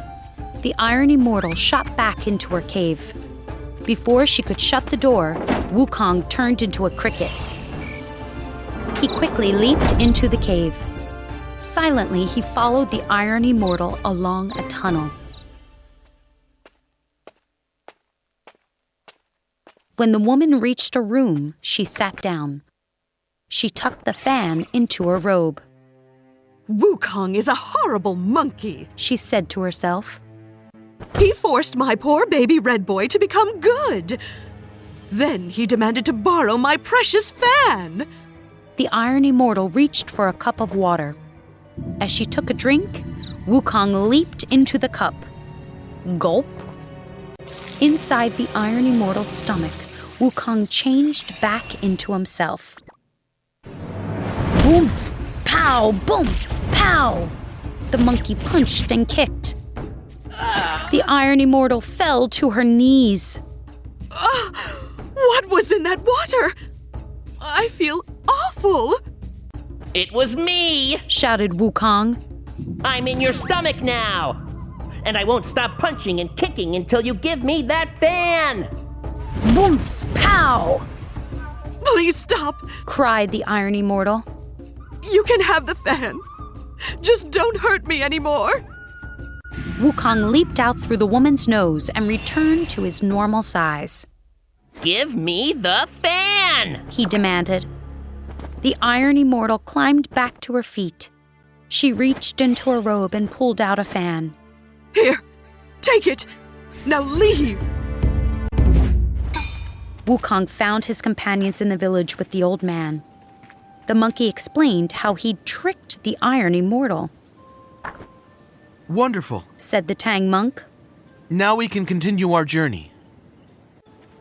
They all thanked the old man and then headed west. They came to the top of a hill and saw the mountain of flames. Fire covered all the land around it. Watch this, said Wukong. The monkey waved the fan hard. Whoosh! A strong wind blew toward the mountain. Wukong smiled. In a moment, we'll... Suddenly, there was a roar as the flames grew bigger, filling the sky. To the West, Chapter 78, Tricked Again and Again.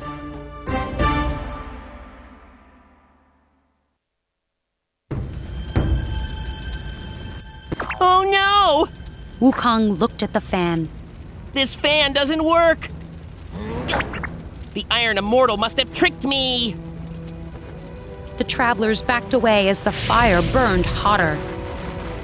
What will we do? Asked the Tang monk. We can't go through that fire. Bajie threw his hands up. Let's just go home. We'll write a letter to Buddha explaining what happened. Bajie, we can't do that. The Tang monk scolded. Wukong spoke up. I used to be friends with the Iron Immortal's husband, the Bull Demon King. I have an idea. The Iron Immortal was in her cave when she heard a knock. Oh no, she said to herself. That monkey is back. She walked quietly to the door and peeked outside. When she saw the Bull Demon King, she smiled and opened the door. I'm glad you're back, said the Iron Immortal. Son Wukong was here. I used to be friends with him. The demon smiled. It would have been nice to see him again. His wife was confused. What do you mean? You told me that you never really liked him. Oh, really? Said the demon. He was very rude, said the woman. He demanded I let him borrow my fan. You didn't give it to him, did you? Asked the demon. Of course not, said his wife. I gave him a fake fan that looks just like the real one. The demon began pacing. Wukong is very smart and very powerful, he said. He'll realize you tricked him, and then he'll come back here. What should we do? Asked the Iron Immortal. Give me the fan, said the demon. I'll keep it safe. The Iron Immortal opened a chest and took out the fan.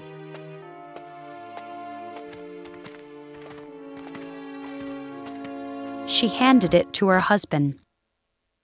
Suddenly, lights sparkled and Wukong stood in front of her. I tricked you!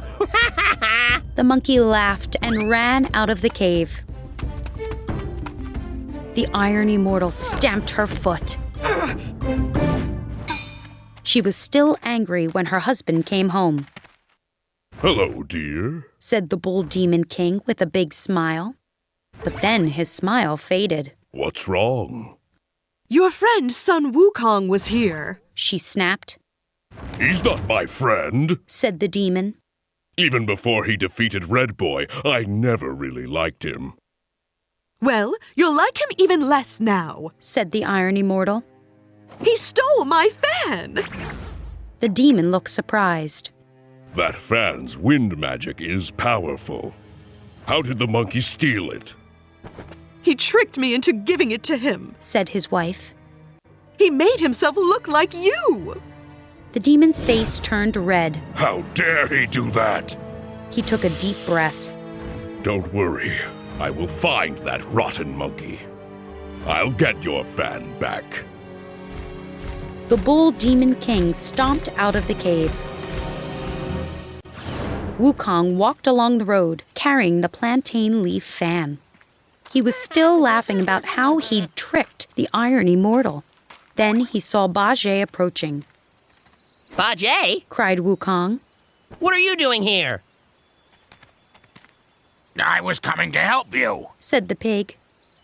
Thanks, but I don't need help. Wukong held up the fan. I tricked the Iron Immortal and got the real fan this time. Good, said Bajie. I can carry it for you. Thanks, said Wukong as he handed the fan to Bajie. The monkey patted his friend on the shoulder. Now let's get back to Master. We need to... Suddenly, there was a flash of light. A second later, the Bull Demon King stood next to Wukong. The demon laughed. I tricked you, Wukong. There was another flash, and the demon was gone. Journey to the West, Chapter 79, The Mountain of Flames.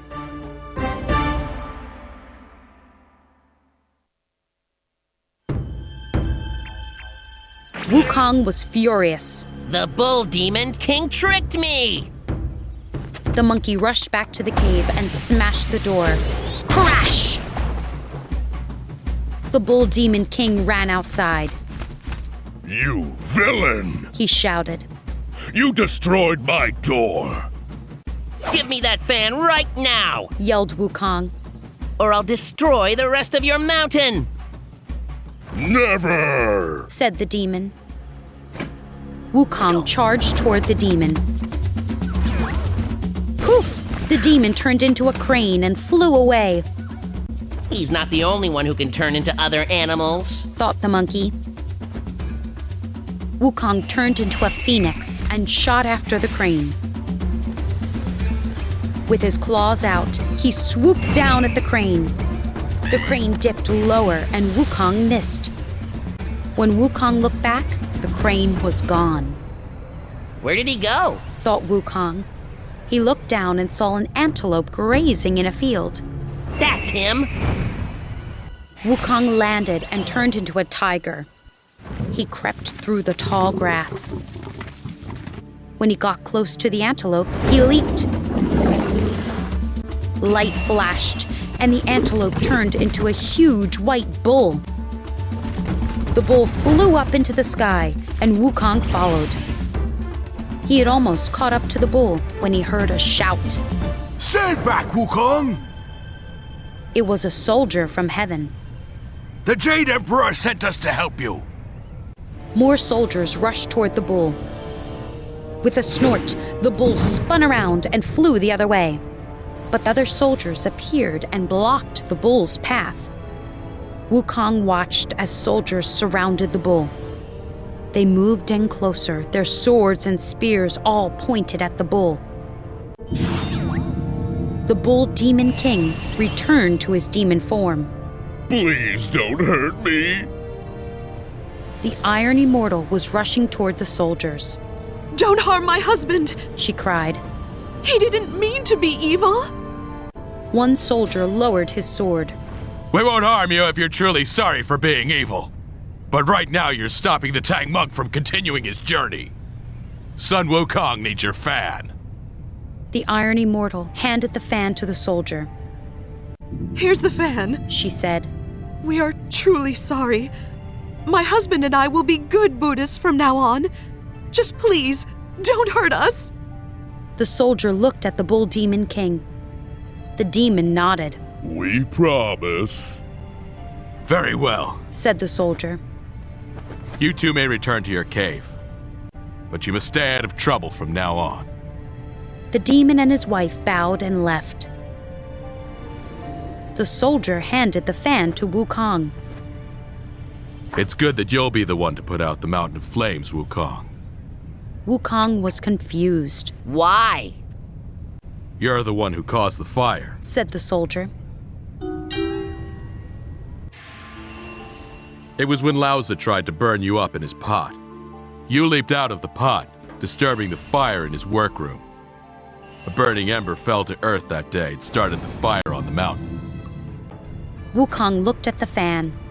I'll be happy to put out the fire. Wukong returned to the village. The Tang monk and his companions were at the old man's house again. Once again, they thanked the man and followed the road up the hill. At the top, they looked at the mountain of flames. Wukong lifted the fan and waved it. Whoosh! Instantly, the fire went out. The air cooled down, and Wukong saw the valley start to turn green. Leaves grew on trees, and small flowers popped up here and there. Birds sang in the branches as other animals ran through the grass. Wukong smiled. He had done evil things a long time ago. Now he was fixing them. The West, Chapter 80, The Small Thunderclap Monastery.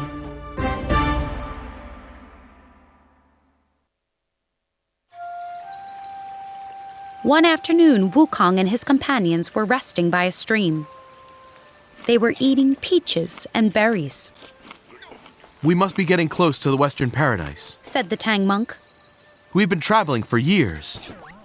I feel like we've been traveling for thousands of years, said Bajie. We still have a long way to go, said Wukong. But don't worry. Eventually we'll arrive in the Western Paradise and climb up the Spirit Mountain. Buddha's home, the Thunderclap Monastery, sits halfway up the mountain. The Tang monk took a bite of his peach. The Thunderclap Monastery must be wonderful to see. The monastery is spectacular, said the monkey. Golden light shines from it. Bajie moaned. So we're going to have to climb a mountain at the end of this journey? Just thinking about that makes me tired. Wu Jing stroked his chin. I really hope the journey ends soon. The pig nodded. You're tired of traveling too?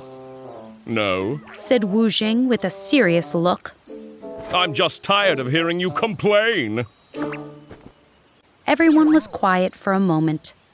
Then Wu Jing's face broke into a smile, and everybody laughed. Even Bajie. Very funny, Wu Jing, said Bajie. The Tang monk stood up. We should go. I'd like to find a village or a monastery before dark. A couple of hours later, they were traveling up a mountain road. The road curved around a bend. Ahead, they could see a small monastery. The Tang monk gasped. Is that the Thunderclap Monastery? It might be, said Bajie. Golden light is shining from it. It's on a mountain, Wu Jing added. Wukong laughed. It's not the Thunderclap Monastery. We're not even in the Western Paradise yet. The monkey peered at the monastery for a moment, and then frowned. We must be careful. I see dark clouds over the monastery. The travelers continued walking along the road. Soon they were standing in front of the monastery. A sign over the door read, Small Thunderclap Monastery. Wukong! Cried the Tang monk. This monastery must belong to Buddha. Wukong shook his head. It doesn't belong to Buddha. Let's keep walking. Hold on, said Bajie. Golden light is shining from this monastery. It must be an important place. It's not, said Wukong. We should really... We're going in. The Tang monk said. This is a Buddhist monastery. We should visit it. The monk opened the monastery's door and entered. Bajie and Wu Jing followed. Wukong sighed and went in after them. This place was definitely not what it seemed. The monkey pulled out his iron bar. The group entered the building's main hall. A large golden statue of Buddha sat before them. Do you see that statue, Wukong? Said the Tang monk. This is a real Buddhist monastery. Suddenly, a voice boomed. Who dares to enter without bowing to Buddha? The Tang monk trembled with fear. Right away, he fell to his knees and bowed. Bajie and Wu Jing bowed. Wukong continued to stand, peering at the statue. It looked very suspicious. Why don't you bow? The voice asked. Wukong, whispered the Tang monk. Show some respect.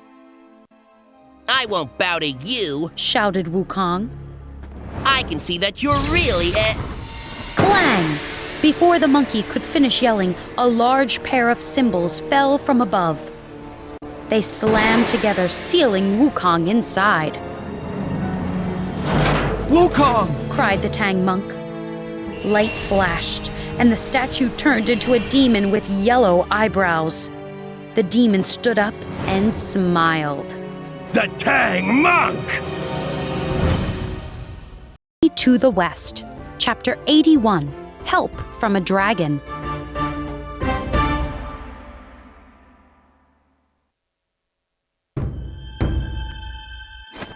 Bajie and Wu Jing swung their weapons at the demon. Ha! The demon laughed. I'm much too powerful for you! From inside the cymbals, Wukong heard the fight. He heard grunts and the sounds of weapons clashing. The Tang monk cried, No! Then there was silence. What happened out there? Shouted Wukong. There was no answer. The monkey punched and kicked the inside of the cymbals for hours. But the two cymbals would not come apart. This is terrible, he said to himself. How will I get out of here? The monkey was about to strike the cymbals again when he heard a voice. Wukong, are you in there? Who is that? Wukong asked. I'm the Gold Dragon, said the voice. The Jade Emperor sent me to help you. I'll wedge my horn between the cymbals and pry them apart. Please hurry, said Wukong. Slowly, the dragon's horn poked through, but the cymbals were still tightly clasped together. Wukong groaned. I can't escape. Maybe we can find another way to pry the cymbals apart, said the dragon. Actually, I have a different idea, said the monkey. Wukong turned his iron bar into a drill. He made a hole in the dragon's horn. Then he made himself tiny and climbed into the hole. Pull your horn out now, said Wukong. The dragon pulled and pulled and finally got his horn out. The monkey jumped out of the hole and returned to his normal size. Thank you, said Wukong. Now we must free my friends. We have to be quiet, said the dragon. The demon is sleeping. Wukong nodded. Then he turned toward the cymbals and raised his iron bar. Smash! The cymbals shattered. Why did you do that? Cried the dragon. Wukong shrugged. I was angry. The demon stormed into the room. Sun Wukong, how did you escape? Who are you? Demanded Wukong. How do you know my name? My name is Yellow Brows, said the demon. I've been waiting for you and the Tang monk to pass by my mountain. Wukong narrowed his eyes. Why? I'm a Buddhist, said the demon. I plan to go to the Western Paradise and get the true scriptures myself. You can't do that, shouted Wukong. The monkey and the dragon charged toward the demon. The demon pulled a cloth from his robe and threw it. The cloth wrapped around Wukong and the dragon, and then became very small. Soon they were tied up in a room. The Tang monk, Ba Zhe, and Wu Jing were also in the room. Their bags were lying in a corner. I'm sorry for not believing you, Wukong, said the Tang monk. You suspected this place was dangerous. Don't worry about that, Master, said the monkey. We must escape as soon as the demon goes back to sleep. He plans to get the true scriptures himself. The group waited for a while. Finally, Wukong made himself tiny and slipped out from his ropes. He untied his companions and the dragon. Let's go, the monkey whispered.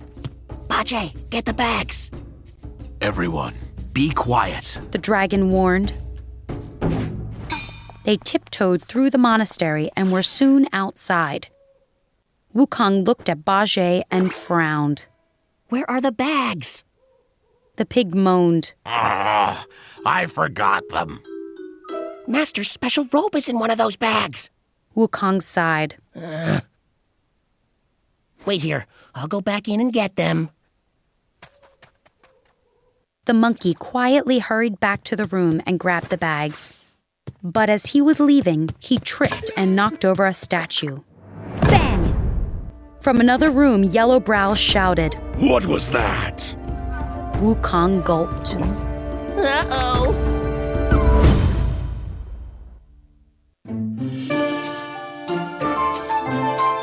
Journey to the West, Chapter 82, The Magic Cloth.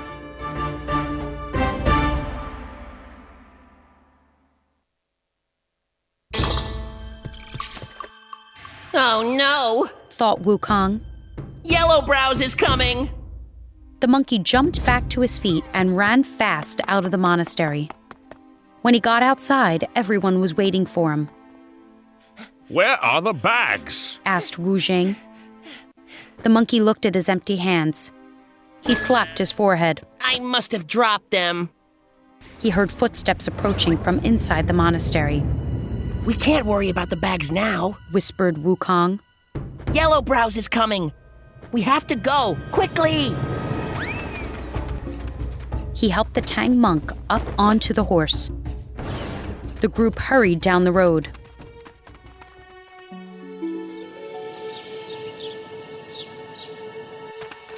Run faster, Ba Zhe! Hissed Wu Jing. Zhu Ba Zhe breathed heavily. I don't like running. They hadn't gotten far before Yellow Brows flew over them. You can't escape from me, shouted the demon. And you will not be going to the West. I am a true Buddhist, and I will be the one to get the true scriptures. Wukong, Ba Zhe, and Wu Jing pulled out their weapons. The gold dragon bared its claws. Yellow Brows scoffed. Do you really think you can fight me? He reached into his robe and pulled out the cloth. Ba Zhe lowered his rake and laughed. Ha! We have powerful weapons, and all you have is a piece of cloth.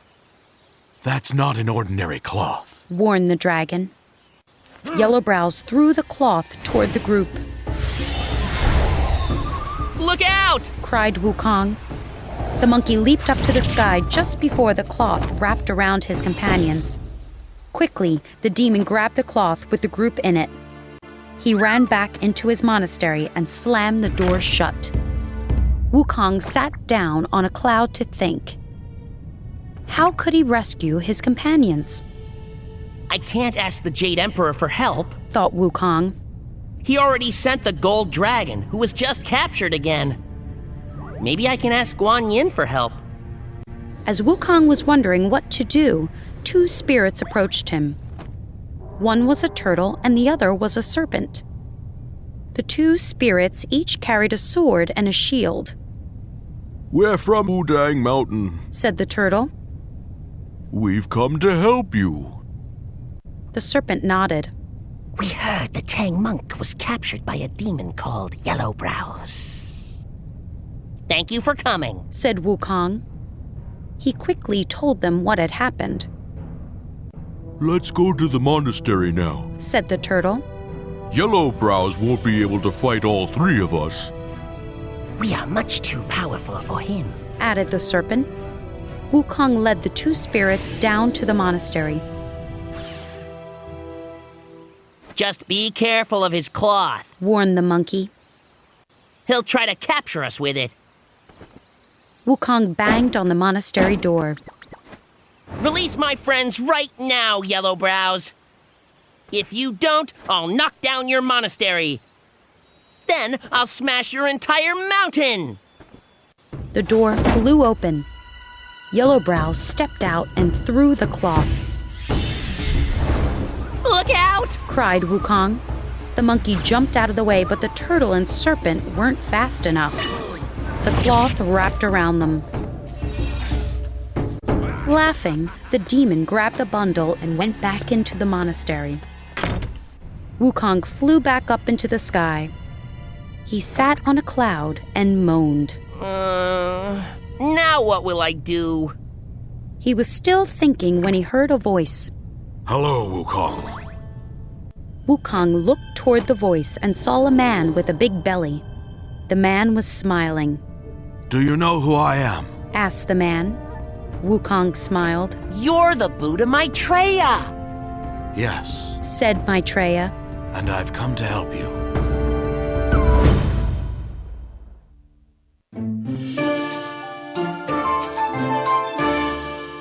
The West, Chapter 83, The Melon Field.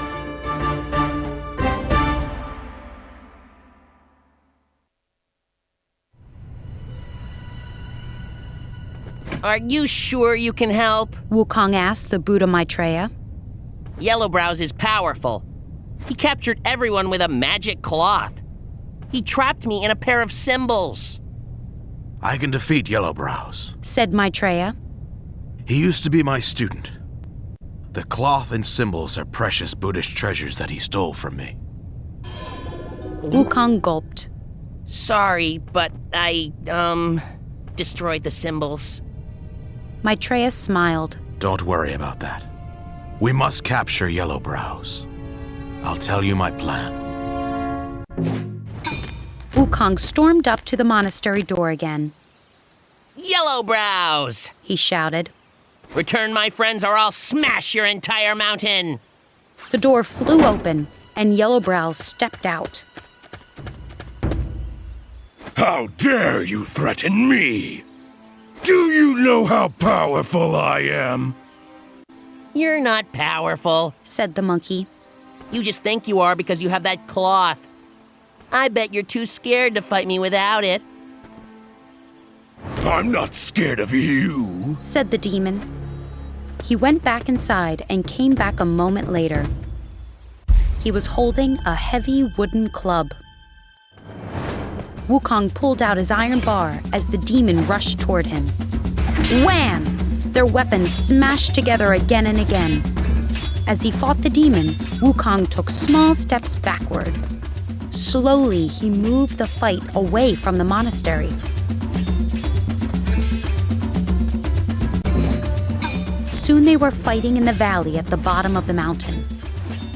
Wukong took another swing at Yellowbrows and then pretended to be scared. You are too powerful, cried the monkey. I can't fight you anymore. He turned and ran away. Hey! Yelled Yellowbrows. Get back here, coward! The demon ran after Wukong. The monkey ran through some woods and into a melon field. Yellowbrows chased him. Where are you, Wukong? He shouted. Then the demon noticed all the melons. He licked his lips. These melons look delicious, he said to himself. A farmer was working nearby. He had a big belly. Hey, farmer! Called Yellowbrows. Give me one of your melons. The farmer put down his rake and smiled. He walked over to the demon. I'll find a nice ripe melon for you. The farmer searched the ground. Finally, he held up a ripe melon. Here you go. Yellowbrows lifted the melon to take a bite. Suddenly, the melon shrank to the size of a berry. It leaped out of his hand and went right down his throat. Gulp. The demon fell to his knees. What was wrong with that melon? Inside the demon, Wukong punched and kicked. Boomf, pow, boomf, pow! Cried Yellowbrows. Then he noticed the farmer was gone. Instead, Maitreya stood over him. Maitreya glared at the demon. Give me my magic cloth. Yes, master. Yellowbrows pulled the cloth from his robe and handed it to Maitreya. You may come out now, Wukong, said Maitreya. A tiny Wukong leaped from the demon's nose. Maitreya threw the cloth at Yellowbrows. It wrapped around the demon and became small. Maitreya put the bundle into a pocket. Wukong returned to his normal size. He and Maitreya went to the monastery. Maitreya recited a spell, and the symbols repaired themselves. He smiled at Wukong. Good luck. Then he vanished. Wukong untied his companions and the other spirits. The dragon, the turtle, and the serpent thanked the monkey and flew away. Thank you, Wukong, said the Tang monk. I'm sorry for not believing you when you warned us about this place. Wukong laughed. Maybe you'll believe me one of these days, Master.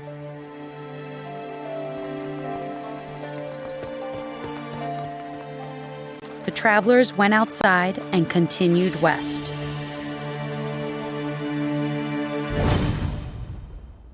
To the West, Chapter 84, The Sad King.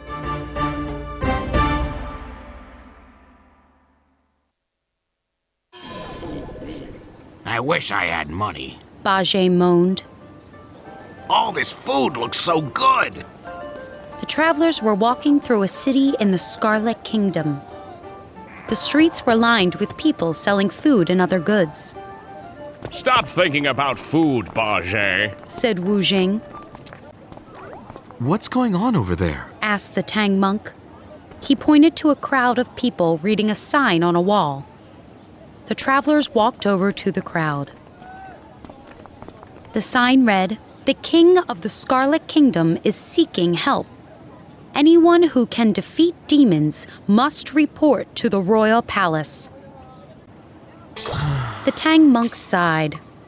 I don't want to delay our journey, but you three can defeat demons.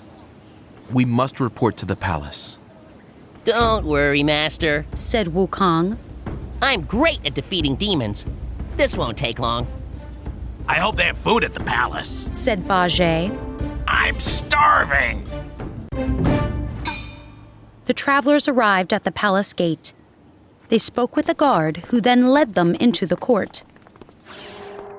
The king sat on his throne, looking very sad. Your Majesty, said the guard. The Tang monk is here to see you. He says his companions can defeat demons. The king looked up, but didn't say anything. The guard whispered to the travelers. His Majesty is very upset. If you can help him, please do. Wukong walked up to the king. Greetings, Your Majesty. I am Sun Wukong, King of the Fruit and Flower Mountain. You need someone who can defeat demons. Well, here I am. Suddenly the king covered his face with his hands and burst out crying. Oh, it's terrible, cried the king. I have no hope anymore. Wukong scratched his head. What's wrong? The queen, my wife, cried the king. I'll never. Oh, it's terrible. Wukong frowned. Your Majesty, stop crying. Wukong, hissed the Tang monk. Show some respect. Wukong ignored the monk and looked at the king. I realize you're upset, but if you want my help, you must stay calm and explain everything to me. The king sniffed and sat up straight. You're right. He pulled out a handkerchief and blew his nose. I will tell you what happened. 3 years ago, the demon of power attacked our kingdom. The demon kidnapped the queen. I sent soldiers to fight the demon and bring back my wife. But the demon was too powerful. Where is the demon? Asked Wukong. The king got up and walked to a window. He pointed to a mountain in the distance. The demon lives on that mountain. Wukong clapped the king on the back. You can stop being sad now, Your Majesty. I will rescue the queen. In the meantime, please take care of my companions. I think Bajie is hungry. Wukong landed on the demon's mountain. Several small demons were standing outside a cave entrance. Return the queen or I'll destroy all of you, shouted the monkey.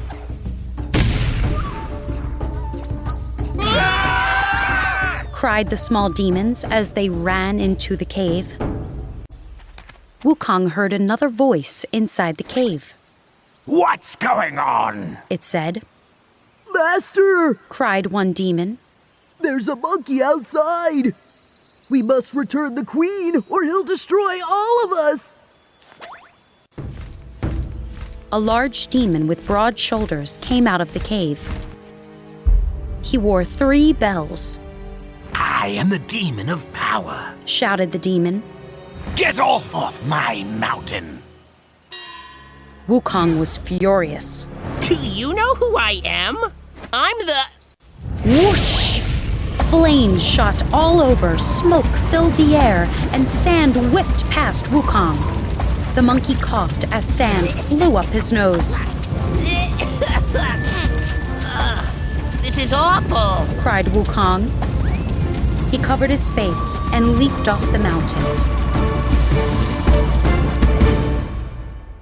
To the west, Chapter 85, Fire, Smoke, and Sand.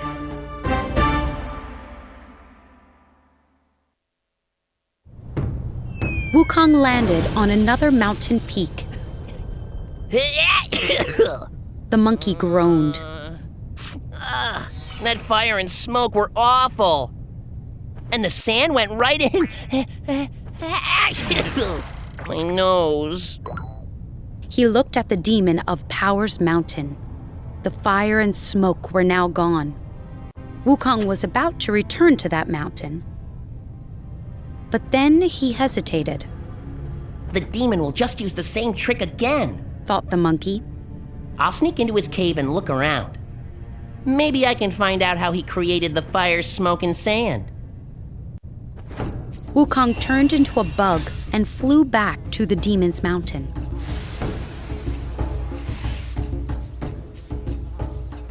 He went into the cave and flew down a long, dark tunnel. He soon found a brightly lit bedroom filled with nice furniture and fancy decorations. In a corner, a woman sat in a chair. She was crying. Poof! Wukong turned back into himself. Oh! Cried the woman. Who are you? My name is Sun Wukong, said the monkey. Are you the queen? The woman nodded. Your husband sent me to rescue you, said Wukong. The queen's face broke into a smile. Oh, please do. The demon who kidnapped me is horrible. Nasty, ugly, smelly. The queen shivered. He said he loves me and wants to marry me. The queen started to cry again. Don't worry, Your Majesty, said Wukong. I'll defeat the demon. But first, I must figure out how he creates the fire, smoke, and sand. That's simple. The queen sniffed. He has 3 bells. The first bell makes fire. The second bell makes smoke. And the third bell makes sand. I saw the bells, said Wukong. He wears them around his neck. The monkey smiled. You wait here, Your Majesty. Tonight I'll steal those bells from the demon. Once I defeat him, I'll come back and rescue you. The monkey turned back into a bug and flew down another tunnel. Soon he found a second bedroom. This one was dark and gloomy. This must be the demon's bedroom, thought Wukong. I'll wait here until the demon goes to sleep. He landed on the ceiling and waited. A little while later, the demon of power came into the room. Wukong could see the bells tied around the demon's neck. What a busy day, said the demon. I'm tired. The demon climbed into bed and closed his eyes. Soon he was snoring loudly. Wukong turned back into himself. He plucked a few of his hairs and turned them into fleas. The fleas landed on the demon's neck and began biting. The demon scratched at his neck and rolled over. Then he scratched some more, and more. Finally, the demon sat up. Why is my neck so itchy? He said. Maybe it's these bells. I'll take them off while I sleep. The demon laid the 3 bells on a table. A few minutes later, he was snoring again. The fleas turned back into hairs and returned to Wukong. Next, the monkey turned the hairs into 3 fake bells. He put them on the table and stuck the real bells in his robe. He looked at the sleeping demon. It's too dangerous to use these bells inside, thought the monkey. I'll get the demon to come outside and then I'll fight him. Wukong became invisible and ran back through the tunnel. A guard was sleeping next to the cave entrance. Wukong sneaked past him.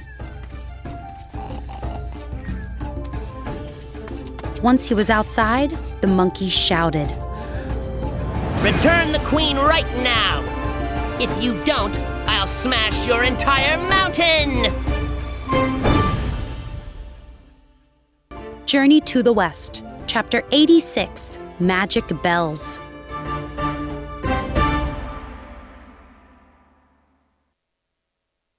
Wukong shouted outside the cave. He shouted all kinds of insults about the demon of power. Inside the cave, the guard woke up. He ran to the demon's bedroom. Master! Cried the guard. The monkey is back! It's the middle of the night, said the demon. What does he want? He said we must return the queen, said the guard. If we don't, he'll smash our entire mountain! He also yelled some terrible things about you. The demon of power climbed out of bed and grabbed the fake bells. I'll chase the monkey away with my fire, smoke, and sand again! He tied the bells around his neck and went outside. The demon glared at Wukong. Go away! I'm sleeping! Return the queen! Shouted the monkey. Never! Said the demon. He reached for the bells around his neck. Wukong pretended to be surprised. Oh, he said. I have bells just like those. The demon squinted at the monkey. I doubt your bells are like mine. Let me see them! Wukong held up the bells. The demon peered at them for a moment. Those bells do look like mine. But my bells are magic! So are mine, said Wukong.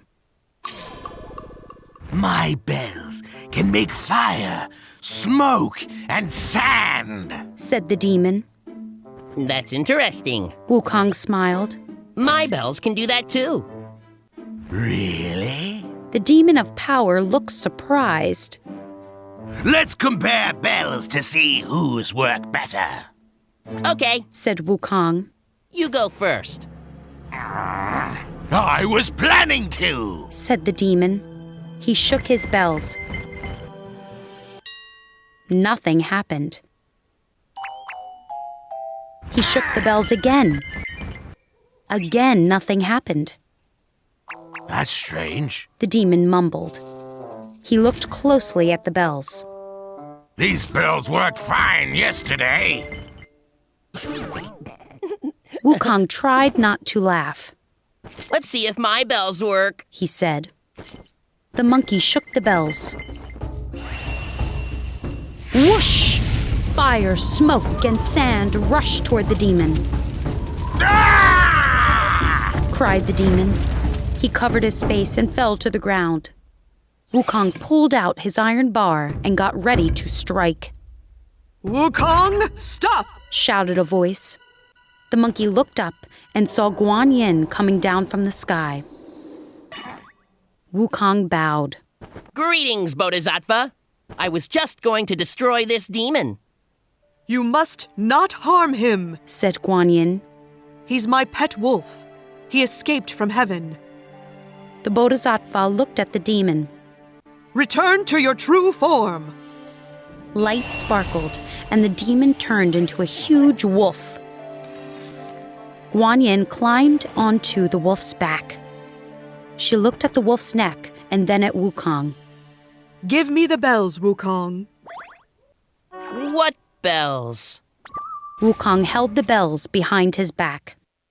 My wolf wears a set of 3 bells, said Guan Yin. I know you have them. You could not have defeated the wolf without them. Wukong shrugged. I have no idea what you're... Hand them over, said Guan Yin. Or I'll recite the tight headband spell. There's no need for that, cried the monkey. I was just joking. Grinning sheepishly, he handed over the bells. Guan Yin tied the bells around the wolf's neck and then rode up into the sky. Back at the palace, the king and queen were reunited. Thank you for rescuing the queen, son Wukong, said the king. Tonight, we will hold a feast to thank you and your companions, said the queen. That night, the royal banquet hall was filled with people. Servants carried trays filled with rice, vegetables, mushrooms, noodles, tofu, dumplings, and other food. Bajie ate everything in front of him. Would you like more steamed buns? Asked a servant. You don't need to ask, said the pig. Just put food in front of me and I'll eat it.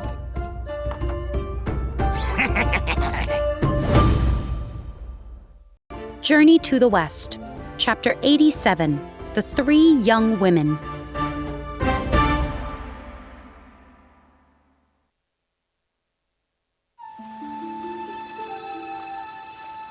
Wukong and his companions were walking through a forest. I'm glad the road goes through this shady forest, said the Tang monk. The sun is very hot this morning. Wu Jing nodded. It's nice to walk in the shade. Wukong looked around suspiciously. He knew that forests were often filled with dangers. Suddenly, Bajie fell flat on his face. He climbed back to his feet and rubbed his nose. I'm okay, he said. I tripped on a rock. The travelers soon came to a wall running along the road. Behind the wall, they could see the roof of a house. Up ahead was a gate. I wonder who lives here, said Wu Jing. Shh, said Wukong. I hear laughter. The monkey peeked over the wall. 3 young women were laughing and kicking a ball around. I see 3 young women, said Wukong. Let's ask them for some food, said Wu Jing. That's a good idea, said Bajie. I'll go talk to them. The pig headed toward the gate. Bajie, wait here, said the Tang monk. He looked at his companions. I will speak to the women. You 3 might frighten them. Frighten them? Bajie echoed. Yes, said the Tang monk. After all, Bajie, you're a large talking pig. Wu Jing, you're big and purple. And Wukong, you're scary sometimes. The monkey shrugged. Wu Jing nodded. Fine, snapped Bajie. The Tang monk opened the gate and went through. He approached the women. Look, said one woman. We have a visitor. He's a monk, said another woman. What can we do for you? asked the third. Hello, said the Tang monk. I'm wondering if you could spare some food for my companions and me. The 3 women smiled. Of course we can spare some food, said the first woman. We have plenty, said the second woman. Come inside our house, said the third. The 3 young women led the Tang monk into their house. As soon as the monk entered, he became scared. The interior of the house was dark and dreary. Dust covered everything and cobwebs hung from the walls.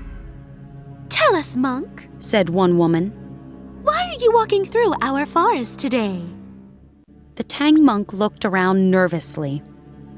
I'm going to the Western Paradise to... You're the Tang monk! shrieked all 3 women. The Tang monk took a step back. You've heard of me? Of course, said one woman. All 3 women reached behind their heads. They began to pull out long strands of spider silk. Swiftly, they moved toward the Tang monk. What's taking Master so long? asked Wukong. The monk's companions were waiting outside in the road. He's probably inside that house, enjoying a nice meal, said Bajie. Meanwhile, we're out here starving. The Tang monk wouldn't do that, Bajie, said Wu Jing. Wukong looked worried. We'd better check on Master. If there's food, I want to be there, said Bajie. I'll go with you. The 2 of them went to the gate. When they saw the house, they both gasped. The house is covered in spider webs, cried the pig. Wukong kicked in the gate, and they rushed toward the house. The monkey banged on the door. Open up! The door flew open. The 3 women leaped out, shooting sticky webs at Wukong and Bajie. The pig waved his rake. Webs wrapped around it, and soon the weapon was stuck to his head. Bajie turned to run, but more webs flew toward him. They wrapped around his legs, and he fell to the ground.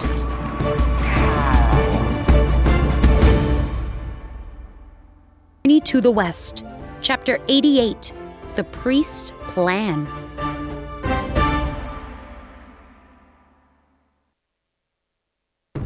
Help! cried Bajie. Spiderwebs now covered the pig so he couldn't move at all. Wukong quickly grew tall. He swung his iron bar furiously at the young women. Oh no! cried one woman. The monkey is a powerful spirit! cried another. We must leave! cried the third. Poof! The women vanished. Wukong ran into the house. He saw a large form wrapped in spider webs in a corner. Master! cried the monkey. He quickly pulled off the webs. Thank you, Wukong. Said the monk breathlessly. Those women were planning to eat me. Those women are gone now, said Wukong. Then he smirked. Bajie scared them away. The pig was a real hero. Wonderful, said the Tang monk as they went outside. Where is Bajie now? He's right there. Wukong pointed and laughed. Bajie, the brave hero. Bajie was on the ground, still struggling to get out of the webs. He pretended to laugh. Ha ha! Wukong, very funny. The road left the forest and headed up a mountain. The travelers arrived at a Taoist abbey. Maybe we can rest here, said Wu Jing. The group entered the abbey. An old priest was inside, mixing a potion. Visitors, said the priest. Come in and make yourselves at home. Thank you, said the Tang monk. The priest led them to a sitting area.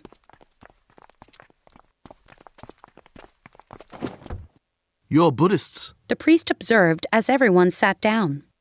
Where are you going? The Tang monk opened his mouth to answer, but Wukong spoke first. We're on our way to visit friends, said the monkey. That's nice, said the priest. Would you like some tea? I have plenty of food, too. I will prepare a meal for us. That would be wonderful, said Bajie. The priest stood up and left the room.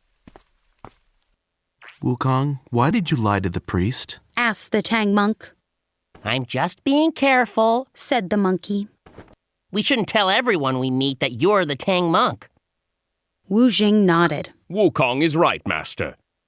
You almost got eaten just this morning. The priest was in the kitchen, boiling water for tea. He was looking for rice when he realized he wasn't alone. The 3 young women stood nearby, and they looked angry. Hello, my dear friends, said the priest. What's wrong? You look upset. We caught the Tang monk this morning, said one woman. But we had to flee our house, said another woman. A monkey and a pig attacked us, said the third. I have visitors right now, the priest whispered. There's a monk with 3 companions. One is a monkey and another is a pig. Are you serious? Whispered the first woman. It must be them, whispered the second woman. They must not leave, whispered the third. An evil smile flashed across the priest's face. We'll eat the Tang monk, and we'll all live forever. The first woman now looked worried.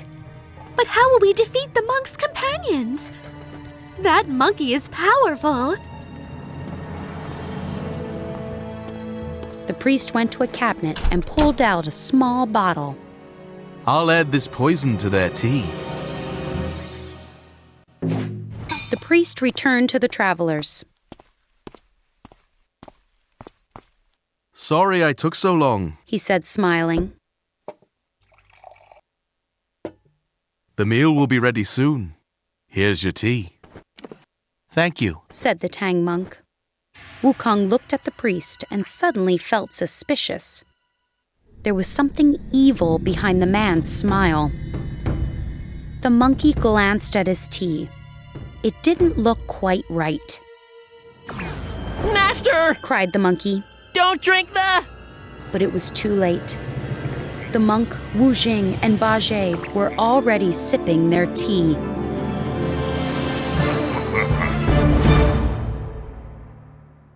Journey to the West, Chapter 89, Many Eyes.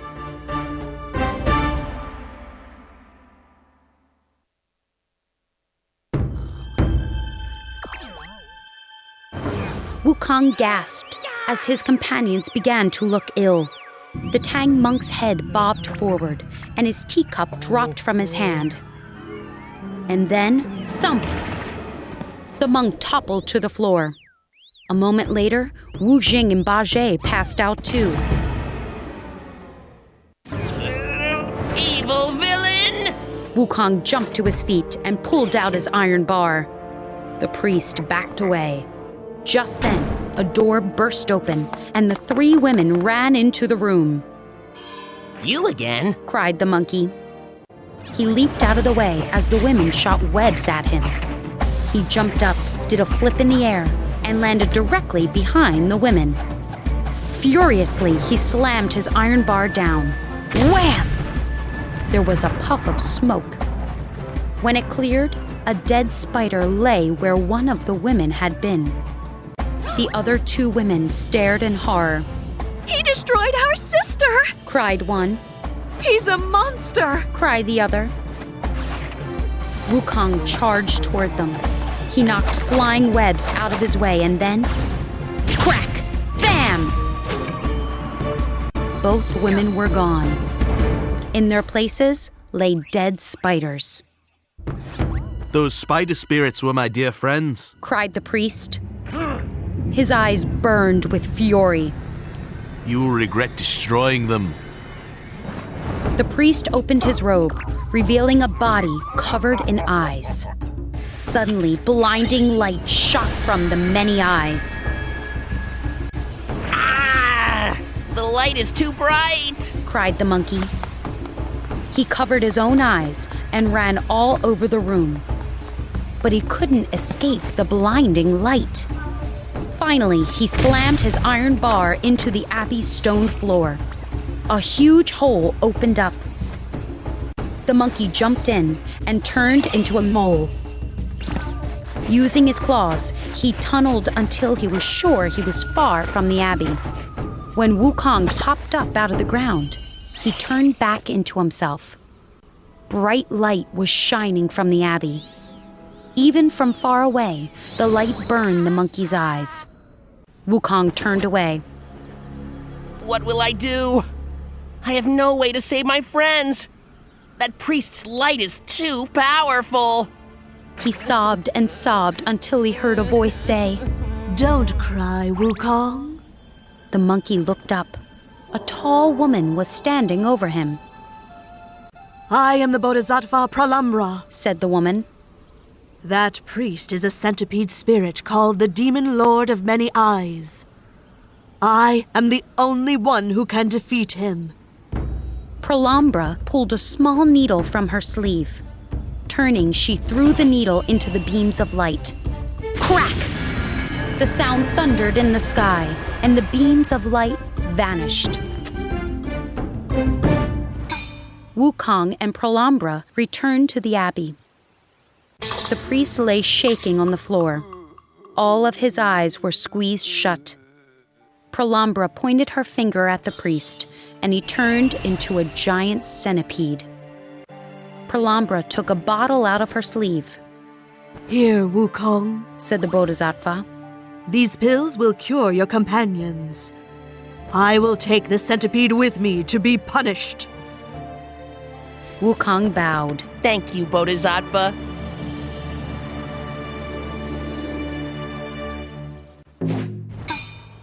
The journey continued, and many weeks went by. The journey has been easy lately, said the Tang monk one day. Bajie snorted. That's true, said Wu Jing.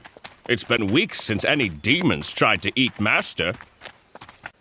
The Western Paradise is still far away. Wukong warned the others. We'll face many more dangers before we get there. The Tang monk smiled. Relax, Wukong, and enjoy the beautiful day. There is no danger here. Just then, a man appeared up ahead. He was waving his arms frantically. Don't come this way, shouted the man. There's danger ahead. Great danger. Journey to the West, Chapter 90, The Demon's Plan.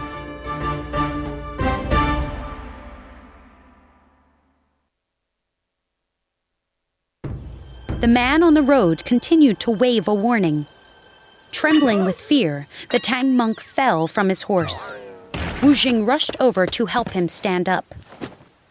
I'll be right back, said Wukong. I'll ask that man what sort of danger is up ahead. The monkey walked toward the man.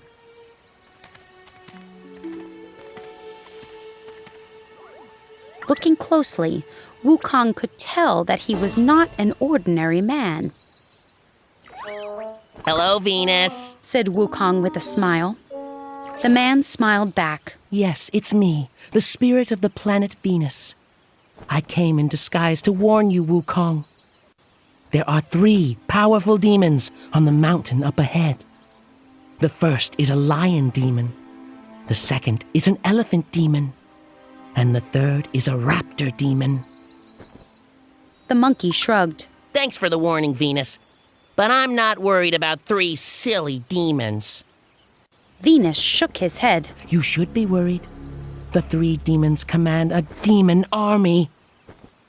Wukong rubbed his chin. Once again, thank you for the warning. But even an entire army of demons doesn't worry me. Venus nodded. Very well, Wukong. Good luck. The spirit vanished.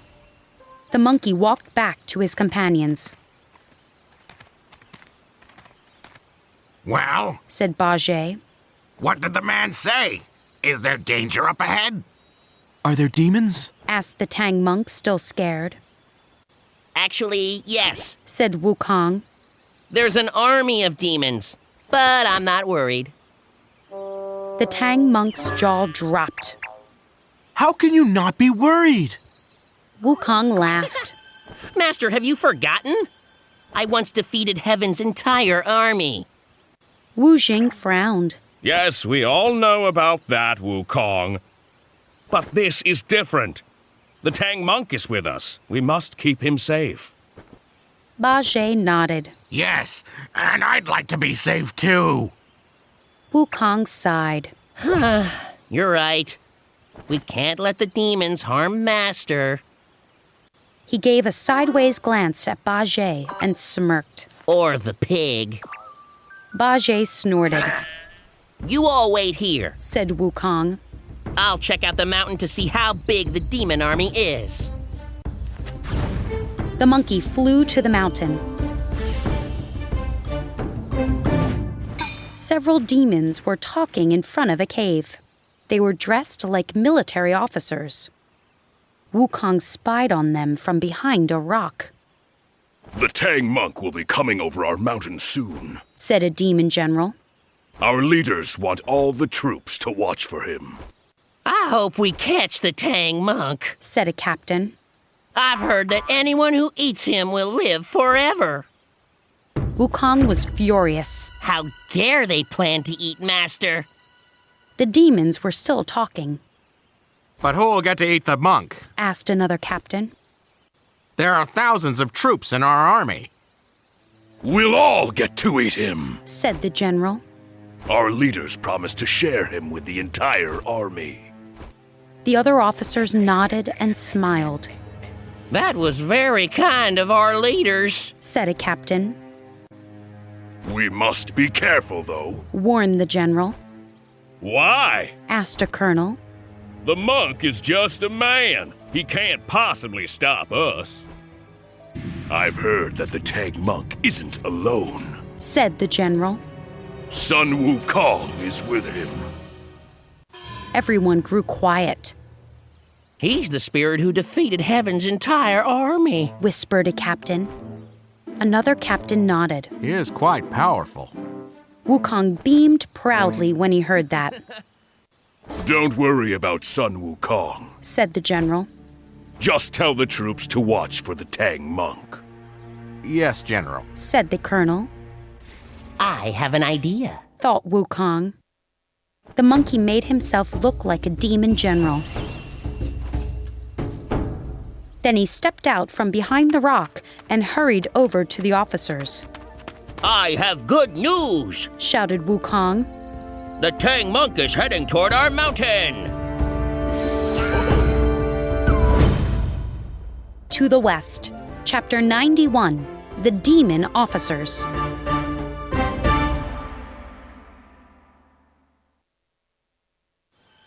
The demon general looked at Wukong, who was still in disguise. The Tang monk is heading toward our mountain? The general asked. Yes, said Wukong. That is great news, said a demon captain. Unfortunately, there's also some bad news. Wukong pretended to look worried. The Tang monk has 3 companions. One is a big purple fellow. Another is a pig who appears to be quite lazy. The general narrowed his eyes at Wukong. And the 3rd companion? The 3rd companion is a monkey, said Wukong. I believe he is Sun Wukong. I was afraid that monkey was traveling with the monk. The general grumbled. What does Sun Wukong look like? He's huge. Wukong pretended to shiver. He has fiery red eyes and sharp fangs. Oh dear, said a captain. There's no need to worry about some silly monkey, said the colonel. I don't care what he did 500 years ago. We have a powerful army. I heard the monkey talking, said Wukong. He said he hopes there's an entire demon army on this mountain. What? The general looked confused. He hopes there's an army? Wukong nodded. He said destroying demons is good exercise. He has a magic iron bar. He can make it big enough to crush our entire army with one strike. But he doesn't plan to do that. A captain gulped. What does he plan to do? He plans to crush one demon at a time, said Wukong. That way he'll get more exercise. The demons' faces went pale. This is bad news, said the general. The other demons nodded in agreement. You can all stick around if you want to, said Wukong. But I'm leaving. A captain looked surprised. What about eating the Tang monk? Don't you want to live forever? Wukong shook his head. I heard our 3 leaders talking privately. They don't plan to share the Tang monk with us. They're going to eat him themselves. The officers grew angry. That's not fair, said the colonel. It's terrible, said a captain. The general bit his lip. If our leaders won't share the Tang monk with us, they can catch him themselves. Let's gather the troops and leave this place. Soon Wukong could see the demon army marching away in the valley below. The monkey smiled. I got rid of the army. Now I'll deal with the 3 demon leaders. Still in disguise, Wukong entered the cave. He came to a large room. 3 huge demons, a lion, an elephant, and a raptor, sat on thrones. The Tang monk is heading toward the mountain, Wukong announced. Excellent, said the lion. Tell the troops to capture him. The troops left, said Wukong. What? Shouted the raptor. Why? The Tang monk is traveling with Sun Wukong, said the monkey.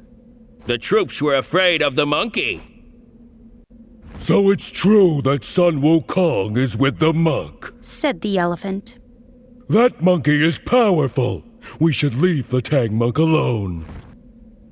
Nonsense, said the lion. We don't need an army to fight a monkey. We'll capture the Tang monk ourselves. You're crazy, said the elephant. Sun Wukong defeated Heaven's entire army. Don't call me crazy, shouted the lion. Don't shout at me, shouted the elephant. I'll shout at anyone I want to, shouted the lion. As the 2 demons argued, Wukong began to laugh. Soon he was laughing hard. The demon stopped arguing and stared at him. The monkey looked down and saw that his disguise was gone. He gulped. Uh-oh. Journey to the West, Chapter 92, The Lion Demon.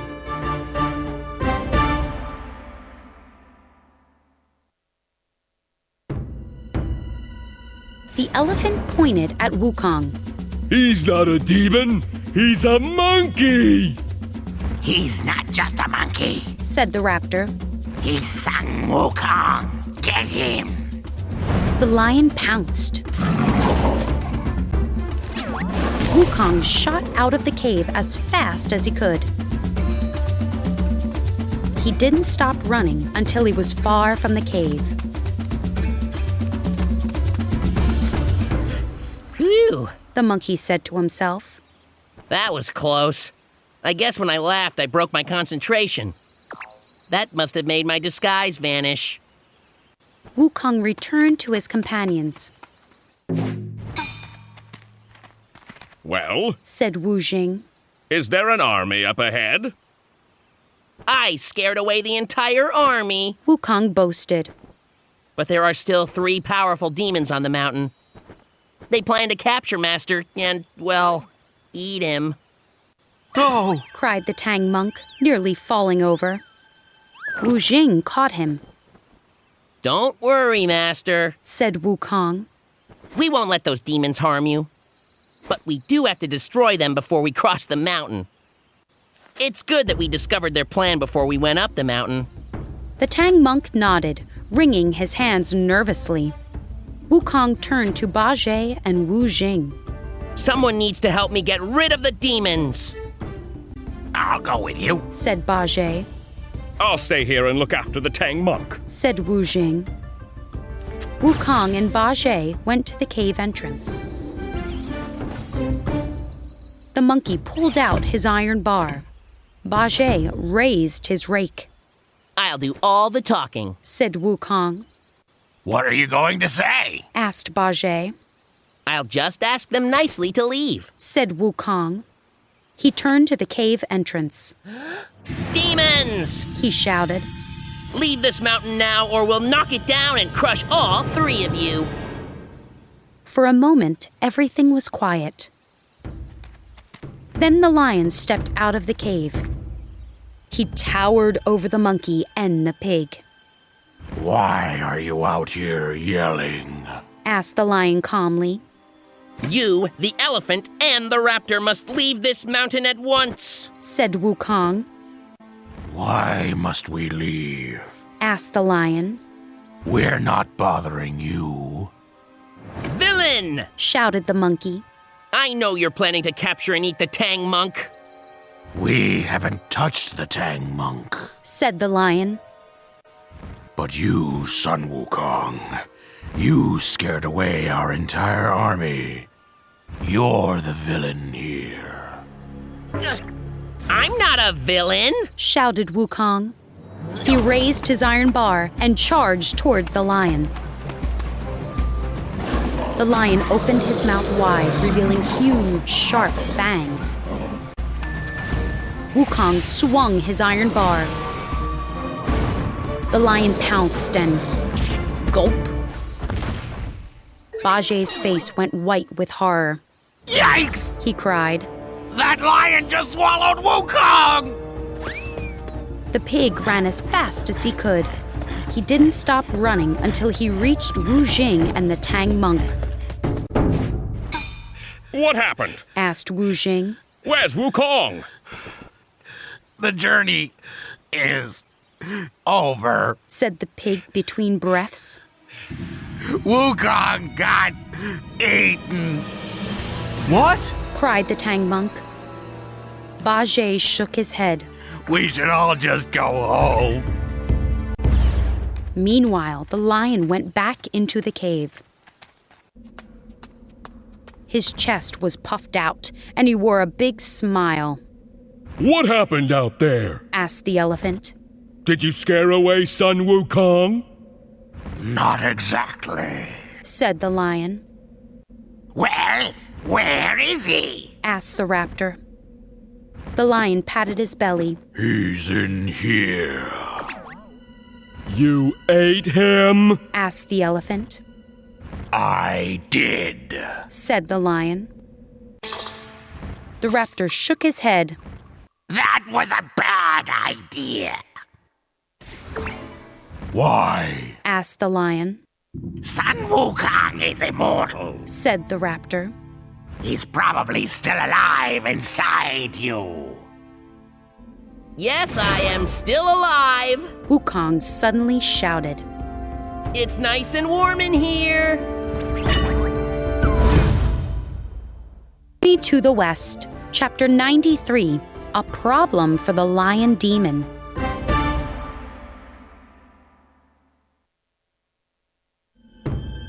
The elephant and the raptor stared at the lion. Sun Wukong is alive inside you, said the raptor. Aren't you worried?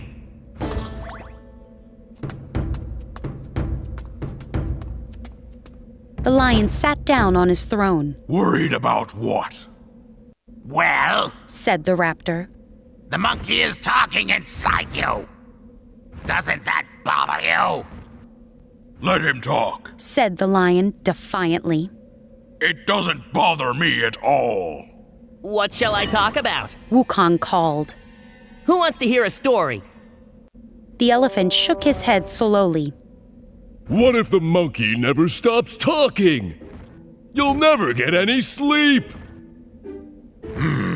Said the lion. That would be bad.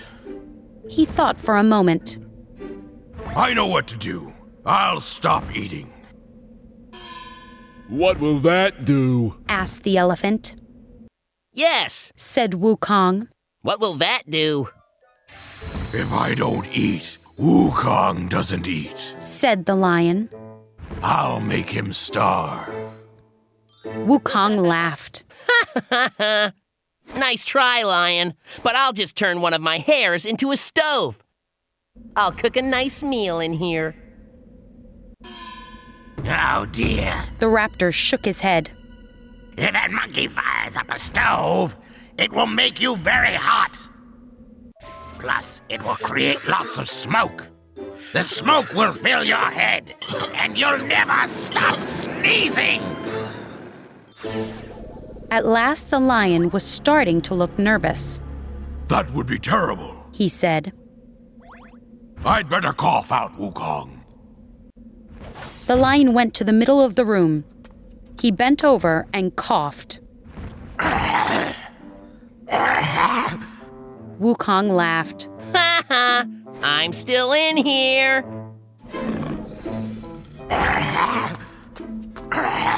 The lion coughed again, but still Wukong stayed inside him. I'm going to practice my fighting skills, announced the monkey. Boom! Pow! Boom!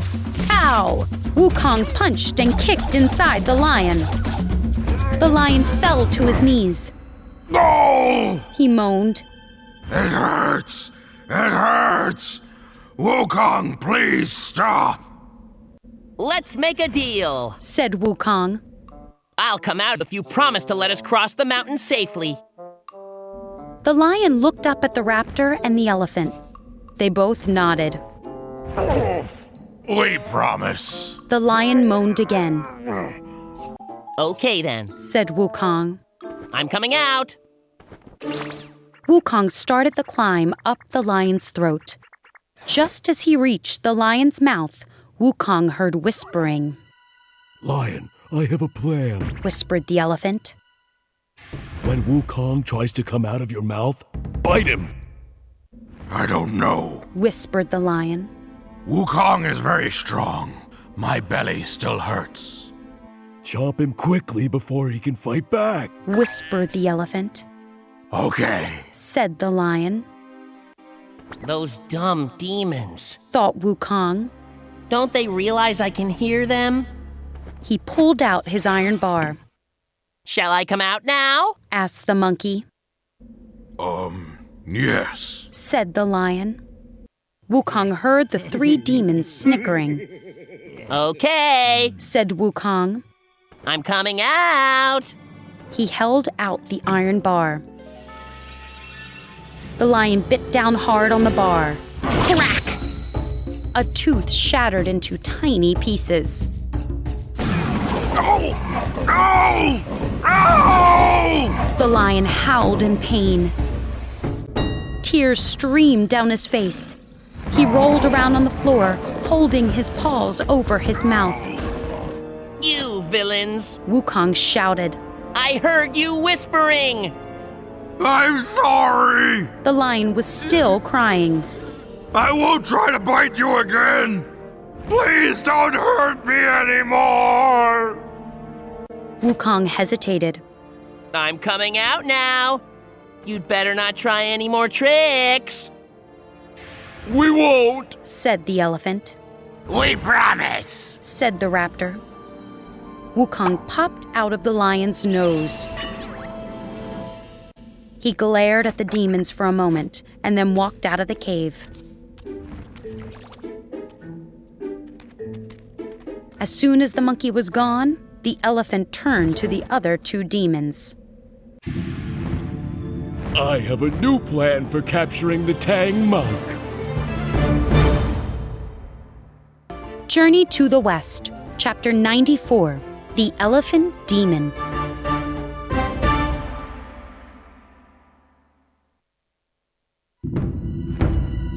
The lion demon rubbed his aching mouth.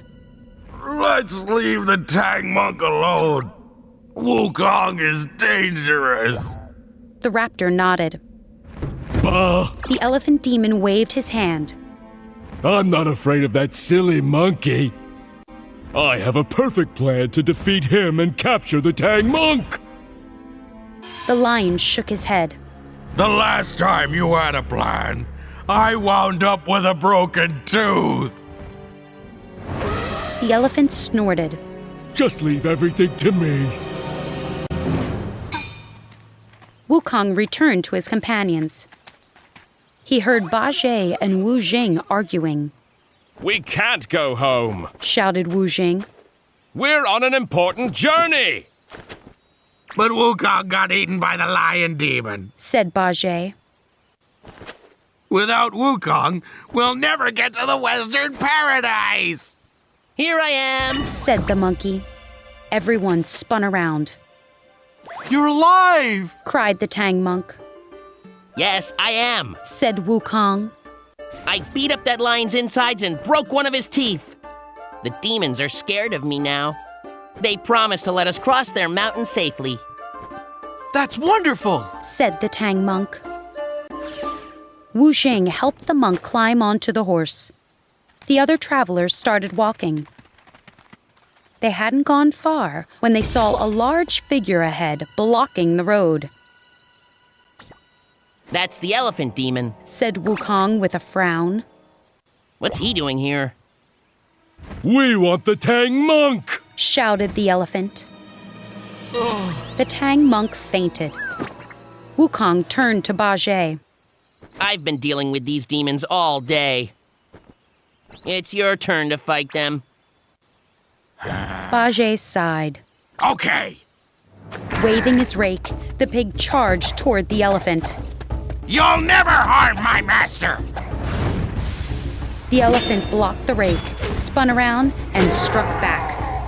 Bajie jumped out of the way. The elephant jerked his head, and his trunk shot out. Before Bajie could duck, the trunk wrapped tightly around his body. As the elephant ran off with Bajie, Wukong groaned. The monkey turned to his companions. You two wait here. I'll go save the pig. Wukong returned to the demon's cave and turned into a fly. He found Bajie deep inside the cave. The pig was tied up, floating in a tub of salt water. Wukong changed back into himself and untied his companion. Thank you, said Bajie. Those demons were planning to pickle me. You're welcome, Bajie, said Wukong. Now let's... The elephant's trunk wrapped tightly around Wukong's chest. Then the elephant stepped out of a dark corner. I knew you'd come to save your friend, said the elephant. Now you can't protect the Tang monk. My trunk is very strong. Wukong's arms were still free. He pulled out his iron bar, which instantly grew. With all his strength, he slammed it down on the elephant's trunk. Ow! Ow! Ow! The elephant cried. He released Wukong and fell backward. His trunk had a horrible purple bruise. Wukong moved toward the elephant, his iron bar raised high. The elephant's eyes went wide. Please don't hurt me anymore. We'll let the Tang monk cross the mountain. The monkey glared at the elephant for a moment. Then he put the iron bar away. You'd better not trick us again. Wukong and Bajie left the cave and returned to their companions. The group continued over the mountain. As the travelers came around a bend, they saw the lion and the elephant. The two demons were blocking the road. Wukong stomped toward them. What are you doing? You promised to... Wukong, help us! Cried the Tang monk. Wukong spun around. The raptor had grabbed the monkey's companions with its talons. With a powerful flap of its wings, the giant bird flew away.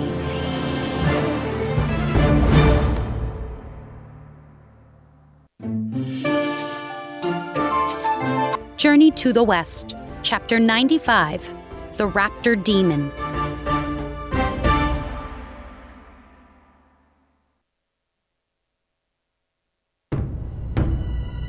The Tang monk and Wu Jing were tied up inside the demon's cave. Bajie was also tied up, floating in the tub of salt water again. The three demons talked in another room. That pig will taste wonderful once he's pickled, said the elephant. I agree, said the lion. But the main course is a Tang monk. It will be nice to live forever. The elephant nodded. Let's fry the monk with garlic and spices. I'll go see what we have in the kitchen. Wait a minute, said the raptor. We need a plan. Wukong will certainly try to rescue his friends. You're right, said the lion. He felt his broken tooth. I don't want that to happen. The elephant looked at his bruised trunk. Me neither. Well, this time I have a plan, said the raptor. We'll start a rumor. We'll tell every demon nearby that we've already eaten the Tang monk. When Wukong hears that, he'll give up hope and leave the area. Brilliant, said the lion. The elephant smiled. It's the perfect plan. Wukong sat next to the road, thinking about what to do. Those demons keep tricking me, the monkey said to himself. Well, no more. I'll go into that cave and rescue my friends. When the demons attack, I'll clobber them with my iron bar. Even if they cry and promise not to hurt us, I won't believe them. The monkey stood up. He saw two fiends coming down the road.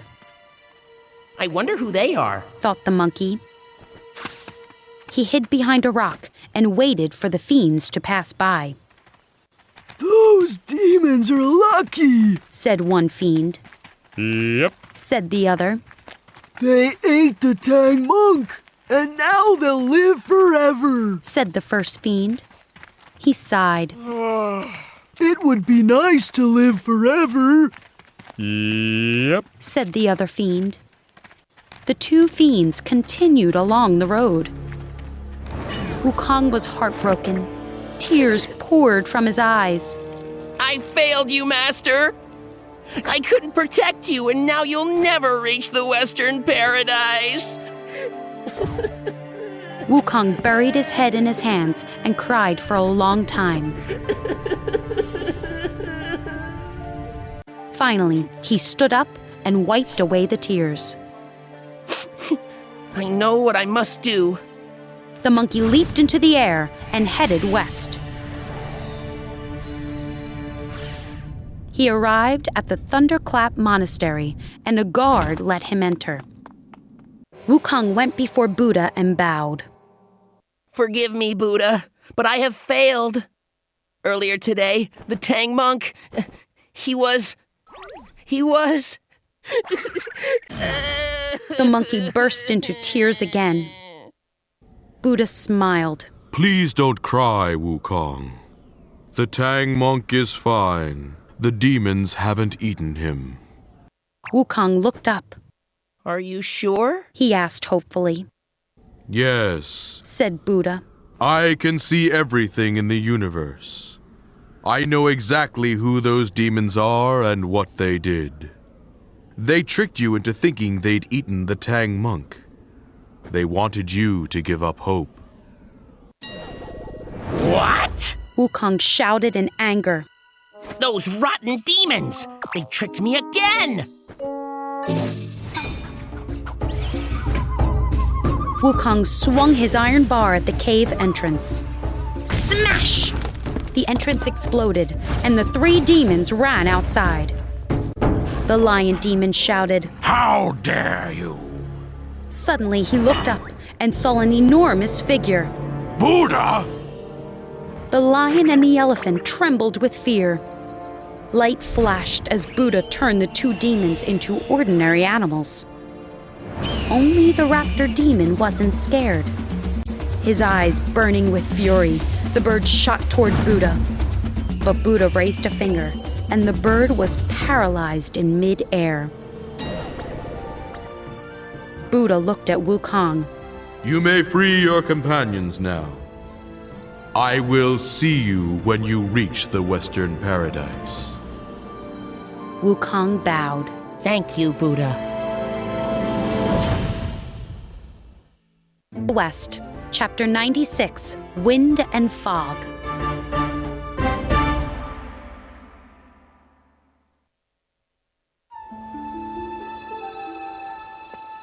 I hope we reach the Western Paradise soon, said the Tang monk. This journey has been very dangerous. Bajie nodded. Those 3 demons tried to pickle me! Everybody laughed, even Bajie. Wukong, what happened to those demons? Asked Wu Jing. Buddha took them away, said Wukong. I'm sure they were punished. Thank you again for saving us, said the Tang monk. Wukong waved his hand. It was nothing, Master. Buddha did most of the work. The group felt a strong wind blow down from the mountains up ahead. A dark fog filled the sky and then disappeared. The Tang monk was nervous. What caused that wind and fog? Relax, Master, said Wukong. I'm sure it was something harmless, maybe some small demons. I'll go check. The monkey walked up the road and around a bend. He heard laughter and looked up. High above the road, a fat monster was sitting on the edge of a cliff. Several little demons sat next to the monster. Wukong flew up to get a closer look. The fat monster appeared to be concentrating. Suddenly, a burp as loud as thunder blew down the mountain. The demons giggled and laughed. That was your best burp yet! Cried one demon. The monster patted his belly. Yes, I'm proud of that one. Show us the fog again, said another demon. Coming right up, said the monster. He covered one nostril with a finger, closed his eyes, and blew hard. Dark fog poured out of his other nostril. The demons clapped and cheered. The monster smiled, and then more wind blew down the mountain. There was a roar of laughter. One demon nearly fell off the cliff. Wukong shook his head. I'm not worried about these demons, he said to himself. They're disgusting, but not dangerous. The monkey smiled. It does give me an idea, though. Wukong returned to his companions, who were waiting alongside the road. Did you see any demons? Asked Wu Jing. Wukong shook his head. The road is safe. Then the monkey pulled Bajie aside. Bajie, he whispered. There's a village up ahead. The people there are preparing a huge feast. I saw vegetables, noodles, tofu, steamed buns, and all sorts of delicious food. I thought maybe you'd like to go before us and start eating. Bajie licked his lips. Thank you for thinking of me, Wukong. I am rather hungry right now. The pig turned to the Tang monk. Master, I think I should go ahead and check the mountain too. I trust Wukong, of course, but we must protect you, and I'd like to be extra safe. The Tang monk smiled. I'm impressed, Bajie. Thank you for doing extra work. Bajie winked at Wukong and then headed up the road. The monster burped again, and another wind blew. Then he blew more fog from one nostril. The demons laughed hysterically. Suddenly, there was a loud rumbling sound, and everyone was silent. The monster patted his big belly. I'm hungry. The demons looked at one another. I'm hungry too, said one. It's probably time for lunch, said another. The monster stood up. Let's go down to the road and find some people to eat. The demons cheered and followed the monster down the mountain. When they got to the road, they made themselves look like people. The monster chuckled. The next time someone comes along this road, it's lunchtime. For a few moments, they waited. Then a large pig came around the bend. Hello? Said Bajie, smiling. I'm here for the feast. Journey to the West, Chapter 97, Bajie and the Monster.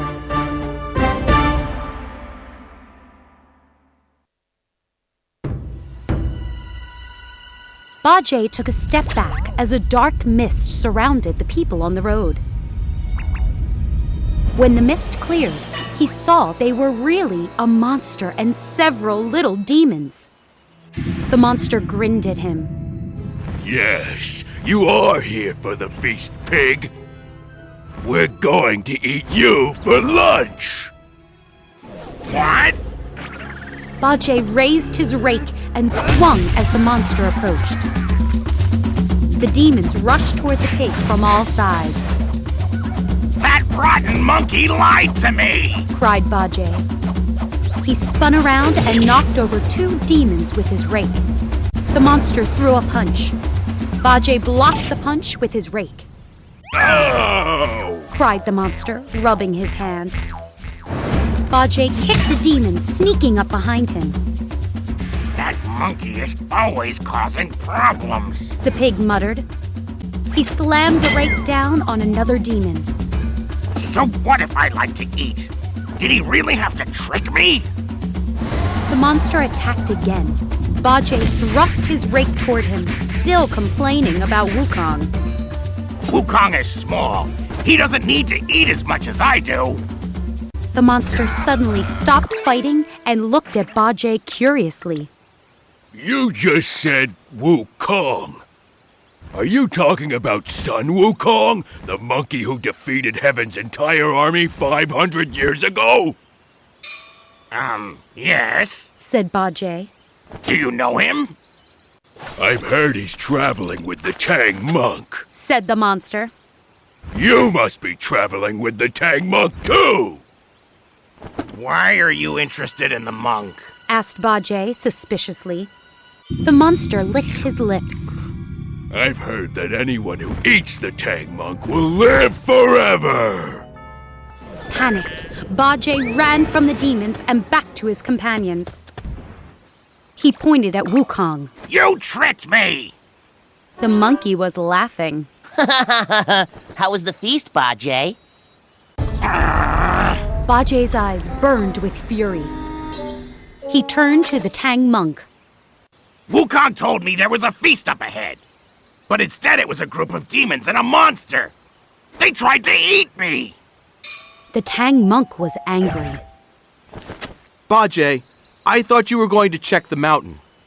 Instead, you went to look for a feast? You lied to me. You should be ashamed of yourself. Bajie hung his head. By now, Wukong was rolling on the ground, laughing. And you, Wukong, snapped the Tang monk. I should recite the tight headband spell to punish you. Instantly, the monkey stopped laughing. He jumped to his feet. Please don't do that. You knew there were demons and a monster ahead? Said the monk. And you didn't say anything? Wu Jing shook his head. You should have said something, Wukong.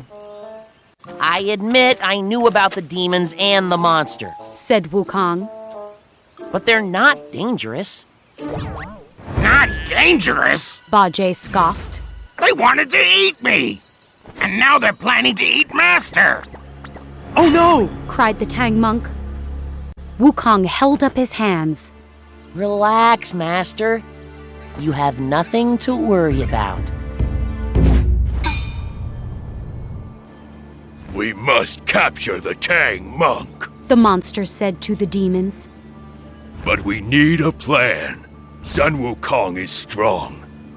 Did you know that he once defeated Heaven's entire army? Yes, we've heard, said one of the demons. Another demon hurried over. I just spied on the travelers. The Tang monk has 3 spirit companions. Sun Wukong, that pig, and a purple fellow. Said the monster. That's bad. Not really, said the demon. I have a plan to lure the spirits away from the monk. The demon told the monster his plan. When he was done speaking, the demon folded his arms. What do you think? A big smile spread across the monster's face. I love it!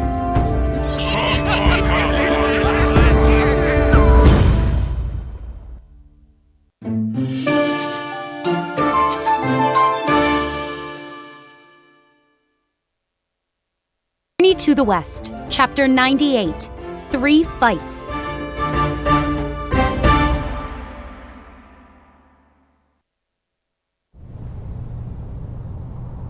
Wukong and his companions walked on the mountain road.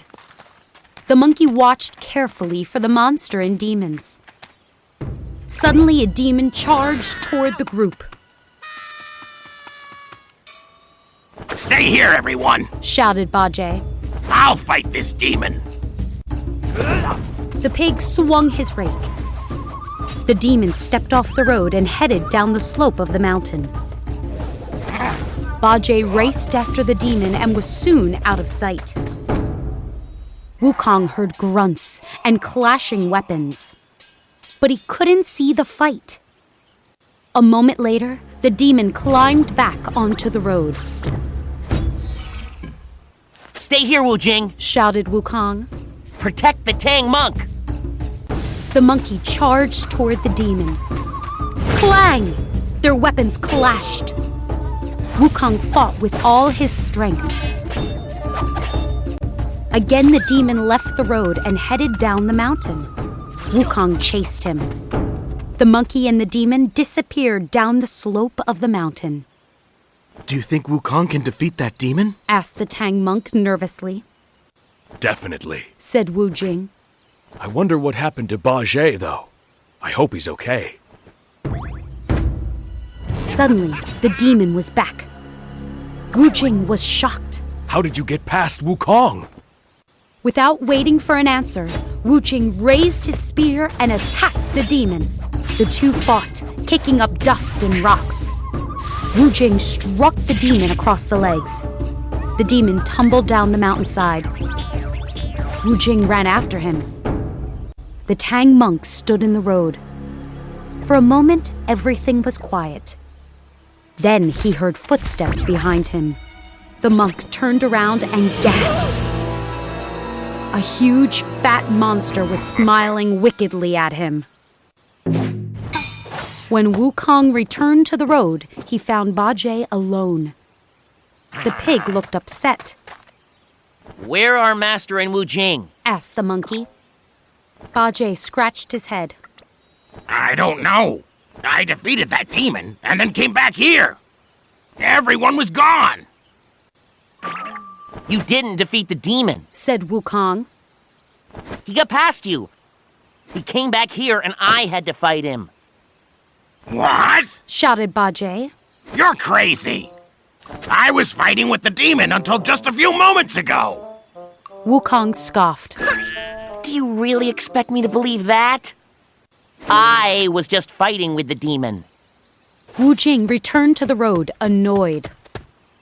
How did that demon get past you two? He wasn't that powerful. Wukong was confused. The demon didn't get past me. I was fighting with him until just a moment ago. That's impossible, said Wujing. After you chased him down the slope, he returned and... Where's Master? Wukong made a fist. How could we be so stupid? There wasn't just one demon. There were three. They lured us away one by one.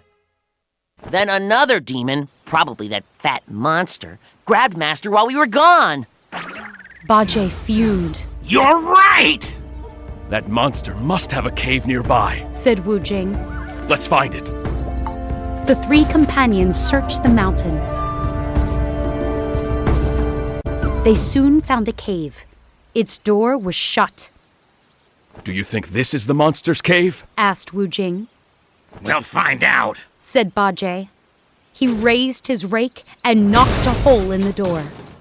Then he shouted into the hole. Release the Tang monk! A demon inside the cave shrieked and ran into a kitchen. The monster was grinding spices with a mortar and pestle. That pig is here! Cried the demon. The monster kept grinding. Who cares? I'm only afraid of Wukong. I'm here too! Shouted Wukong through the hole. The monster dropped the mortar and pestle. Uh-oh!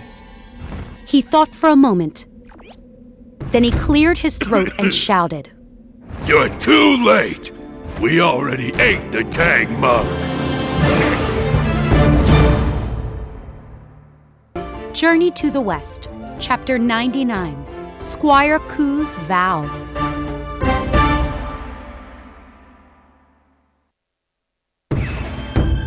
The monster yelled from inside the cave. We ate the Tang monk, so you might as well leave! Oh no! Bajie fell to his knees and cried. Wujing wiped tears from his eyes. Poor Master. Wukong frowned at his companions. I can't believe you two believe that monster. He sighed. Wait here. The monkey turned into a moth and flew into the cave. He soon found the Tang monk tied up in a dark room. Wukong turned back into himself. Wukong! Cried the Tang monk. Shh! The monkey untied the monk. We must be quiet. Wukong recited a spell. A moment later, the sound of snoring drifted into the room. My spell put the monster and demons to sleep, said the monkey. Let's go. Wukong and the monk came out of the cave. Bajie and Wujing were thrilled. Master, we thought you'd been eaten, said Bajie. I knew he was fine, said Wukong. Now I'm going to make sure these villains never bother anyone again. He pulled out his iron bar. It grew until it was the size of a very tall tree. Stand back, said the monkey.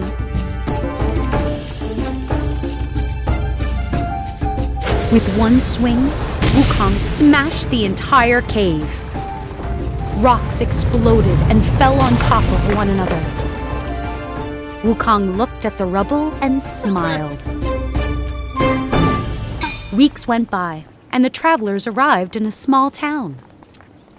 Bajie's stomach growled loudly. Wukong laughed. I guess we should look for food. They saw an old monk walking down a street. Kind monk, said the Tang monk. Do you know where we can beg for some food? We are quite hungry. The old monk nodded. Go to Squire Ku's house. The squire made a vow to feed 10,000 Buddhist monks. He will surely give you some food. He gave the Tang monk directions to the house. Thank you, said the Tang monk. The travelers arrived at the squire's gate, and a servant let them in. The squire's house was very large and fancy. Squire Ku came outside. Greetings, he said with a smile. Please, come inside. The travelers sat with the squire in a large room. A servant brought tea and snacks. Thank you for inviting us in, Squire, said the Tang monk. We heard that you made a vow to feed 10,000 monks. Yes, said the squire. I've made plenty of money during my life, but I want to do good deeds as well. I hope to be reborn one day as a bodhisattva or even a Buddha. Well, Squire, said Bajie, today's your lucky day. I can easily eat as much food as 10,000 monks. So if you feed me, you'll definitely become a Buddha. Everybody laughed. It is my lucky day, said the squire. Last night, I checked to see how many monks I've fed. So far, I've fed 9,996 monks. I need to feed only 4 more in order to fulfill my vow. A smile spread across his face. And there are 4 of you. That evening, Squire Ku held a feast. Everybody in the town was invited. The travelers sat with the squire and his wife, Lady Ku. Bajie drooled as he gazed at all of the wonderful food on the table. Noodles, buns, mushrooms. I don't know what to eat first. As they ate, Squire Ku leaned toward the Tang monk. So, where are you and your companions going? We're traveling to the Western Paradise, said the monk. We're going to fetch the true scriptures from Buddha. The squire's eyes lit up. You are special guests! I can't let you leave!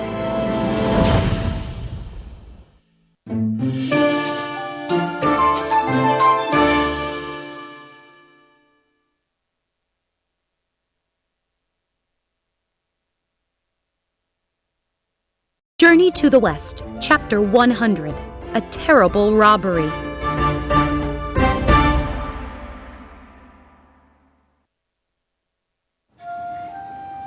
For over a month, the travelers stayed at Squire Ku's house. Every time they tried to leave, the squire begged them to stay longer. Finally, one morning during breakfast, the Tang monk insisted on leaving. We'll never fetch the true scriptures if we stay here.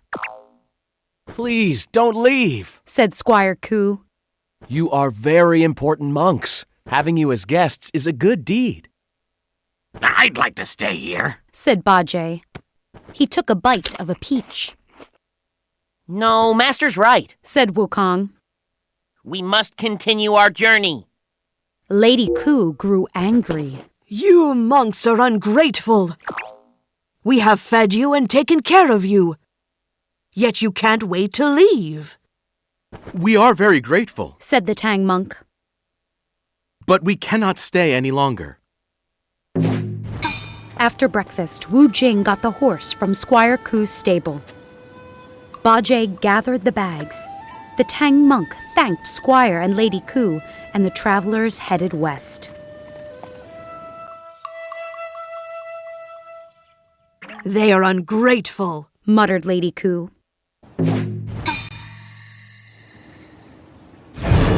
The next morning, Lady Ku ran into the town's courthouse. Tears filled her eyes. I must speak with the judge, she cried. The judge rushed to her. Lady Ku, what's wrong? Robbers broke into our house last night, said Lady Ku breathlessly. They stole many valuable items and 2 of our horses. Squire Ku tried to stop them, but the robbers, they killed my husband. Lady Ku burst into tears.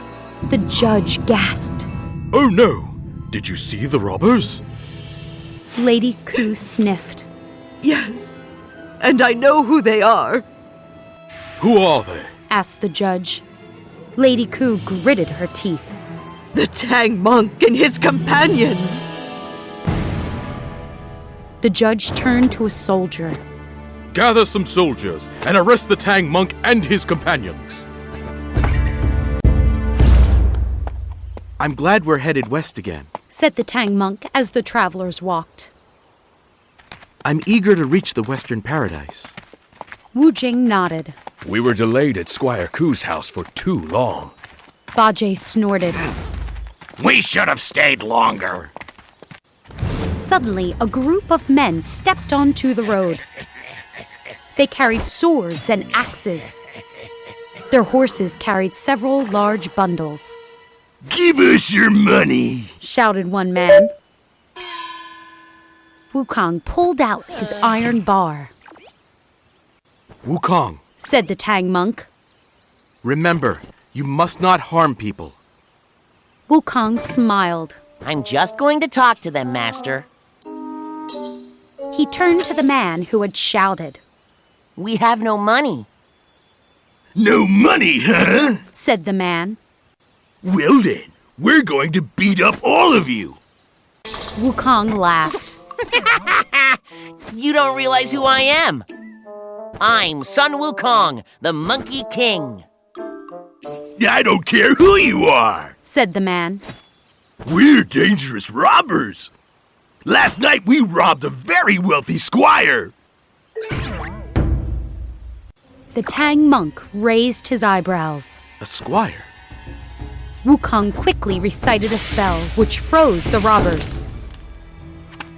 Wu Jing rushed to the horses and opened one of the bundles. Inside were dishes, jewels, and other valuable items. Wu Jing gasped. These items belong to Squire Ku. So do the horses. The Tang monk bit his lip. Squire Ku is a good man. We must return his belongings. Everyone agreed. Wukong recited another spell, and the robbers became unfrozen. The monkey grew large, and fire burned in his eyes. Get out of here! He thundered. And never steal again! The robbers screamed and ran away.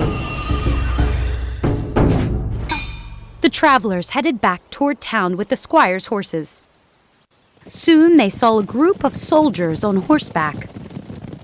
Those soldiers are riding toward us, said Wu Jing. I wonder what they want, said the Tang monk. One of the soldiers pointed a sword at the travelers. Stop, thieves! You're all under arrest!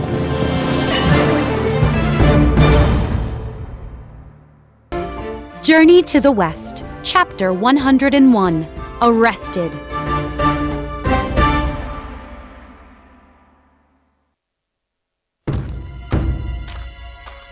This is ridiculous, said the Tang monk. Why are we under arrest? Soldiers were bringing the travelers back to the town. You robbed Squire Ku's house last night, said one of the soldiers. What? cried Bajie. We would never rob somebody. Especially not the squire. He was kind to us. You had all the stolen items, replied the soldier. You also had the 2 horses that were stolen from his stable. We got everything from the real robbers, said the Tang monk. We were going to return it all to Squire Ku. The soldier laughed. Oh, you got everything from the real robbers. Tell me, where are the real robbers now, Wukong sighed. I let them go. The soldier laughed again. Oh, that was very kind of you. Wukong could tell that the soldier didn't believe him. By now, they had reached the town. A crowd of people had gathered to watch. The soldiers brought the travelers into the courthouse. The judge frowned at the monk and the others. Lock them up! This is a mistake. The Tang monk pleaded. We can't go to jail. We're making an important journey to visit Buddha. The judge shook his head. Buddha doesn't allow killers in the Western Paradise. Killers? Said Wu Jing. What are you talking about? You killed Squire Ku, said the judge. The Tang monk's face went pale. The squire is dead? The judge narrowed his eyes at the monk. Yes, and Lady Ku saw you do it. The travelers were shoved into a jail cell, and the door was slammed shut. The Tang monk started to cry. This is terrible. Bajie made a fist. Lady Ku framed us! Yes, said Wu Jing, nodding. But why? I'll find out tonight, promised Wukong. Thank you, Wukong. The Tang monk looked grateful. We must prove our innocence.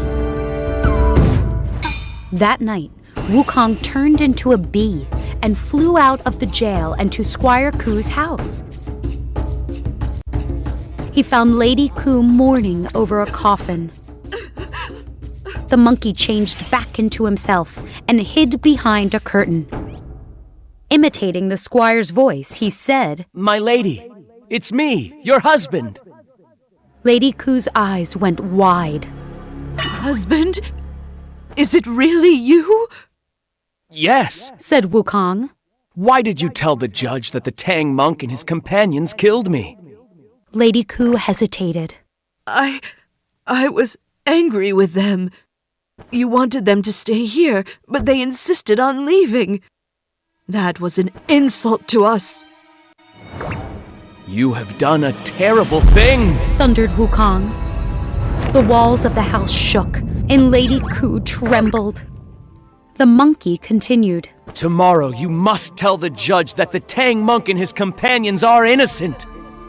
If you don't, I will haunt you for the rest of your life. Tears poured from the woman's eyes. I will talk to the judge tomorrow. I promise. Please don't haunt me. Wukong flew back to the courthouse. He saw the judge sitting at a desk reading some papers.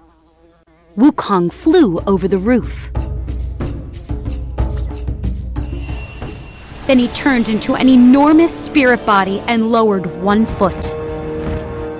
When the judge saw the giant foot, he gasped. The papers fell from his hands. Wukong's voice boomed. I am the wandering spirit, and I was sent here by Buddha. Lady Ku lied to you. The Tang monk didn't kill Squire Ku. The monk is on an important journey. If you don't free him and his companions, I will lower my other foot. Then I will stomp all over this town until there is nothing left. To the West, Chapter 102. The prisoners are released.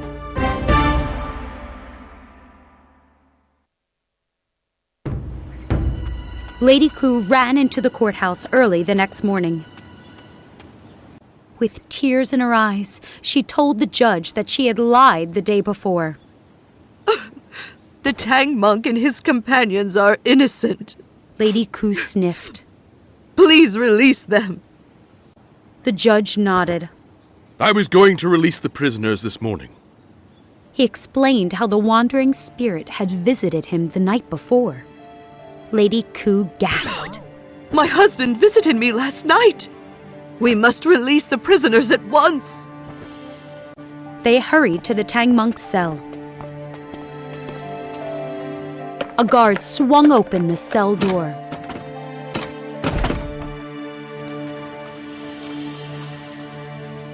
I'm glad to be out of there, said Wu Jing.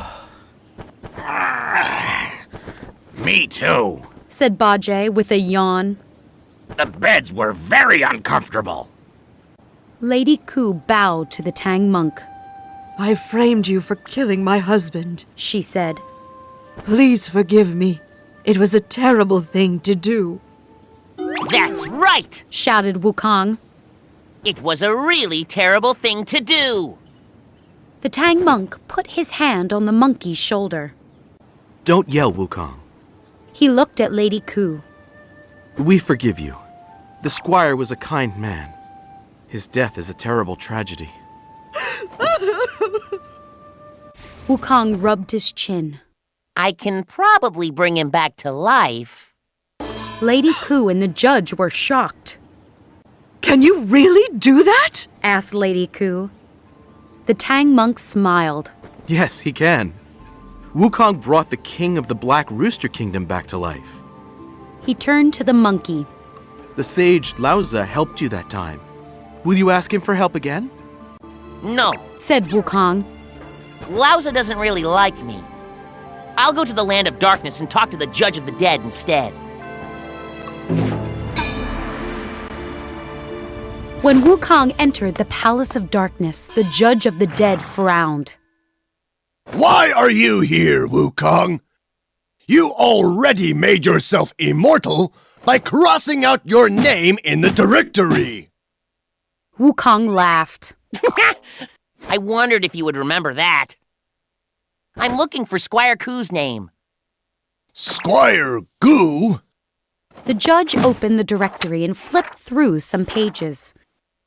Ah, yes. He died 2 days ago. He now works for the Bodhisattva Dai Wen in the Jade Palace. It's here in the land of darkness. Wukong went to the Jade Palace. Greetings, son Wukong, said the Bodhisattva. Greetings, Bodhisattva. The monkey bowed. 2 nights ago, a friend of mine, Squire Ku, was killed and brought here. I would like to bring him back to Earth. The Bodhisattva raised an eyebrow. You want him to return to life? Yes, said Wukong. I'm helping the Tang monk reach the Western Paradise to fetch the true scriptures. The squire was very kind to us. The Bodhisattva smiled. Very well. The squire may return to Earth until it's time for him to come back here. The Bodhisattva brought Wukong to an office. Squire Ku was sitting behind a large desk, smiling as he studied some documents. His eyes sparkled when he saw Wukong. It's good to see you, Wukong, said the squire. What are you doing here? I have good news, said the monkey. Your life isn't over yet. I'm taking you back to Earth. The squire looked confused. He glanced at the Bodhisattva. The Bodhisattva nodded. You may return to Earth. When your life is over, you'll return to your job here. The squire came out from behind his desk and bowed. Thank you, Bodhisattva. I am happy here, but I would love to see my wife and friends again. Wukong moved closer to the squire. You'll be home soon, Squire. The monkey recited a spell, and the squire vanished.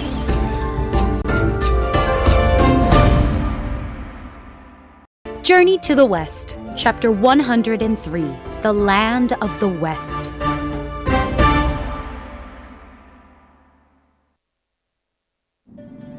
Wukong returned from the land of darkness.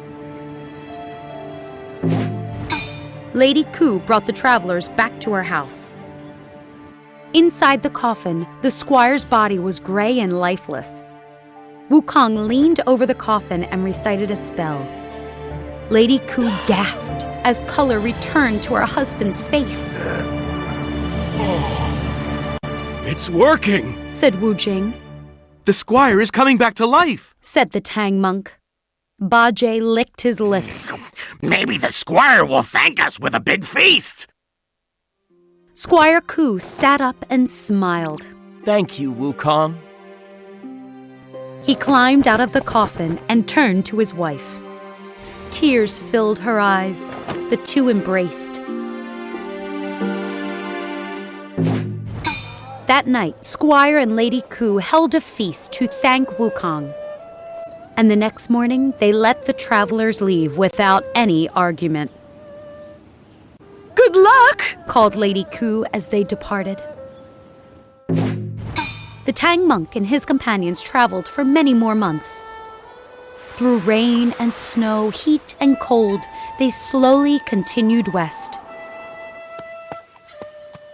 One day, the road went into a beautiful land. There were flowers and magnificent trees. People smiled at the travelers and offered food. The Tang monk stared in amazement. What is this place? We are in the west, said Wukong. We are very close to the western paradise. A woman held out a basket of plums. Bajie scooped up a handful. I love this place! Look up ahead, said Wu Jing, pointing to a row of tall buildings. It's an abbey. The road led through a large gate in the abbey. At the gate, the monk got down from his horse.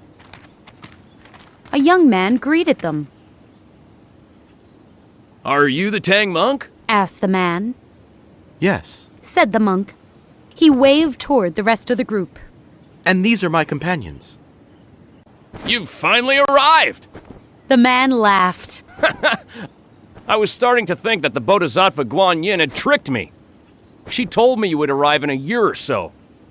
But that was over 10 years ago. The Tang monk bowed. Forgive me. I wanted to arrive much sooner, but we faced many dangers and delays along the way. Bajie snorted. And this place wasn't very easy to find either. The man smiled. There's no need to apologize. I'm the great immortal of the Golden Head, and this abbey is my home. Beyond it lies the Western Paradise. Come inside and rest before you continue.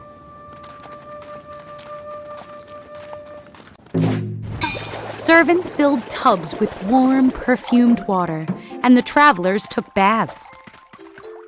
It feels good to get clean, said Bajie. I haven't had a bath in months. Wukong laughed. Now we won't have to cover our noses when you're near. Bajie snorted and splashed water at Wukong. The monkey splashed back. Everyone laughed. After their baths, the Tang monk put on the Buddhist robe Guan Yin had given him. Then the travelers enjoyed a large meal with the immortal. Servants brought trays loaded with noodles, vegetables, tofu, and steamed buns.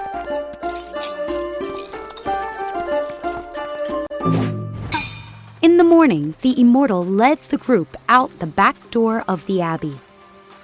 The road continued west, through a land even more beautiful and magical. Birds sang as animals leaped playfully through the flowers. Brilliant light sparkled on everything. In the distance stood a huge mountain. Its peak was hidden by clouds. The Tang monk stared silently at the mountain. Wukong put his hand on the monk's shoulder. That's the Spirit Mountain, Master. We're almost at the end of our journey. A smile spread across the monk's face. The travelers thanked the immortal. Filled with energy now, they hurried down the road. The steep slopes of the Spirit Mountain towered over them.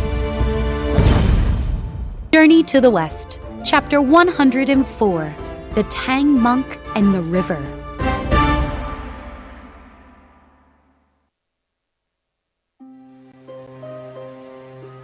Wukong and his companions walked through the Western Paradise. The road weaved through a field of flowers and toward the Spirit Mountain. Bajie looked up at the huge mountain and shook his head. It won't be easy to climb that. Wukong laughed. Don't ask me to carry you. The travelers soon arrived at a river with a strong current. Waves crashed into jagged rocks, spraying water everywhere. This river looks dangerous, said Wu Jing. but we must cross it to get to the Spirit Mountain. Bajie sighed. We will never be able to cross this river safely. Let's just go home. Nonsense, said Wukong. Look over there. The monkey pointed upstream. A thin log lay across the river. It wobbled and shook as the water rushed under it. The Tang monk looked at the log. Don't be silly, Wukong. We can't walk across that log. It's too thin, and it looks quite slippery. But that log is the only way to reach the Spirit Mountain, said Wukong.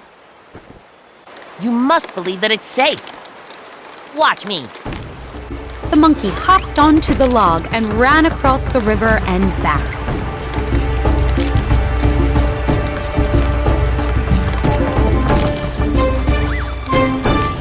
See? He said. It's safe. Bajie snorted. You don't weigh much, Wukong. But if I step on that log, it will break. I believe Wukong, said Wu Jing. We must walk across the log. Follow me, Master, said Wukong. He pulled the Tang monk toward the log. The monk trembled with fear. Don't make me walk across that. I'll fall into the river and drown. Let's just fly over the river, suggested Bajie. We can carry Master and the horse. No, insisted Wukong. The Tang monk must make the entire journey by himself. We're here to protect him, not to carry him. Buddha won't allow Master to have the true scriptures if he doesn't take every step himself. Just then, an old man appeared in a boat. I can take you across the river, said the man. Thank you, said the Tang monk. He walked to the riverbank. My companion wanted me to walk across that log, but... The monk gasped. There's something wrong with your boat, he said to the man. It has no bottom. Water is flowing right through it. The boat is safe, said the man. Please climb in. Buddha is waiting. With a bit more hesitation, the Tang monk stepped into the boat.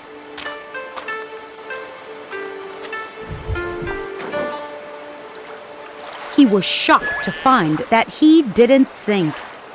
He sat on the edge of the boat as Wu Jing led the horse aboard. Bajie and Wukong followed.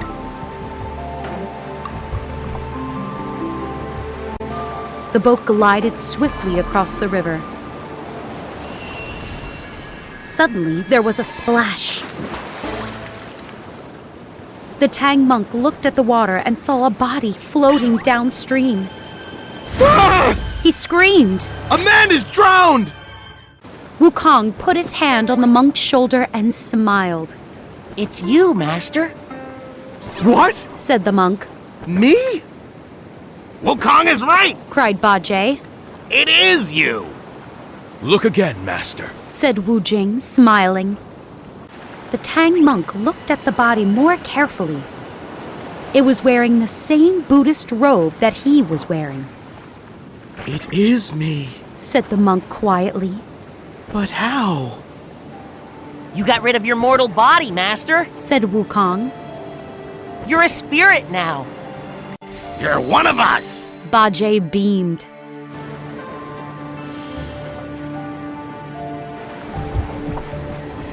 The boat soon reached the other riverbank, and the travelers stepped out.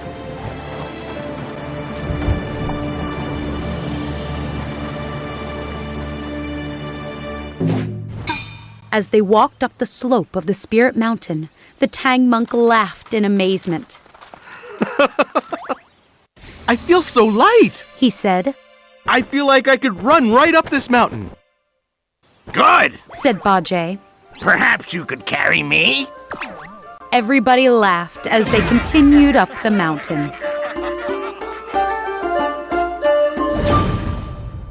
Journey to the West, Chapter 105, The Thunderclap Monastery.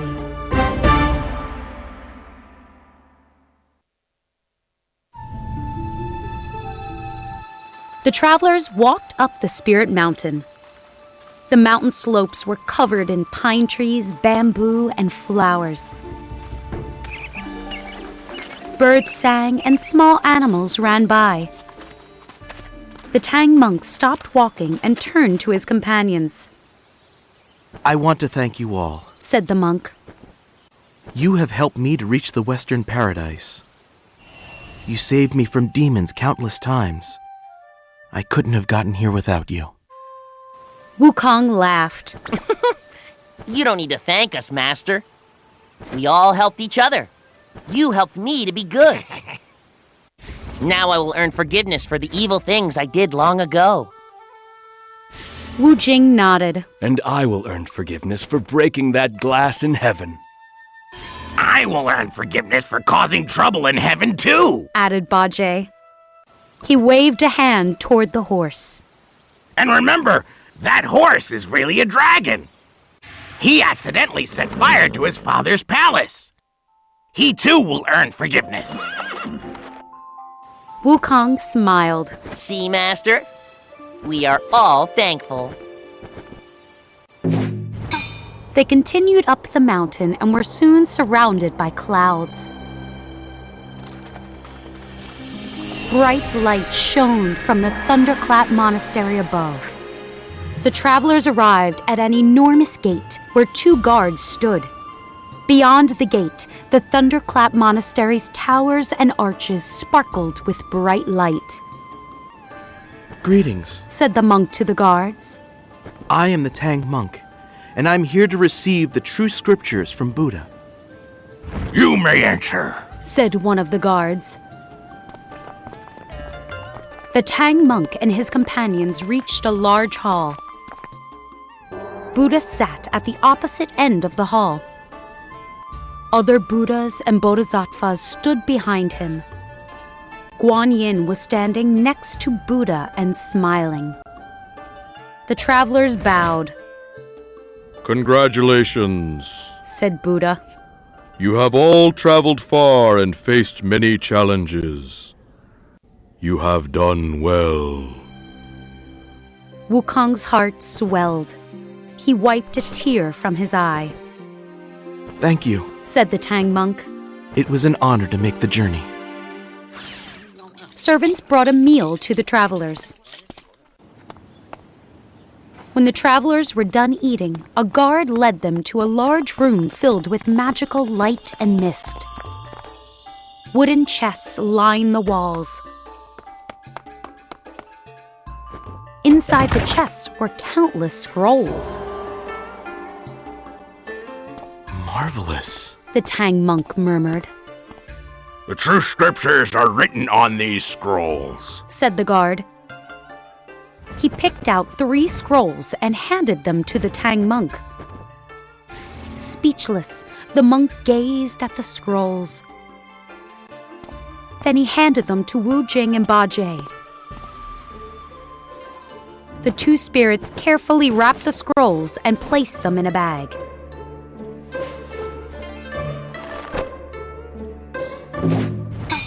Again the travelers bowed before Buddha. Take the true scriptures back to the Tang Empire, said Buddha. Another long journey, Bajie murmured. Stop complaining, Bajie, whispered Wukong. Bajie whispered back. Don't tell me what to do. Both of you stop arguing, whispered Wu Jing. Buddha was still talking. The scriptures will teach the people there to be good and to treat each other kindly. But take good care of the scriptures. They are extremely valuable. Once you have delivered them, you shall come back here to receive your rewards. Don't worry, Buddha, said Wukong. We will protect the scriptures with our lives. A guard offered to carry the travelers to the Tang Empire. Thank you, said the Tang monk. What a relief, said Bajie.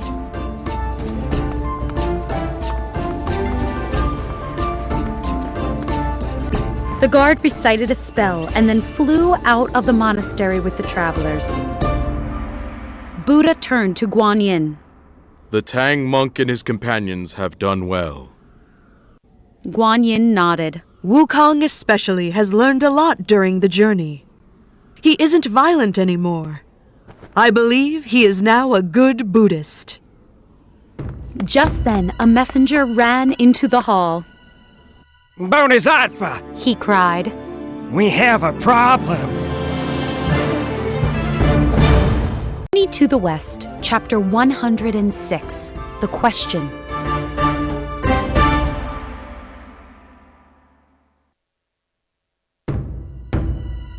Guan Yin looked at the messenger in surprise.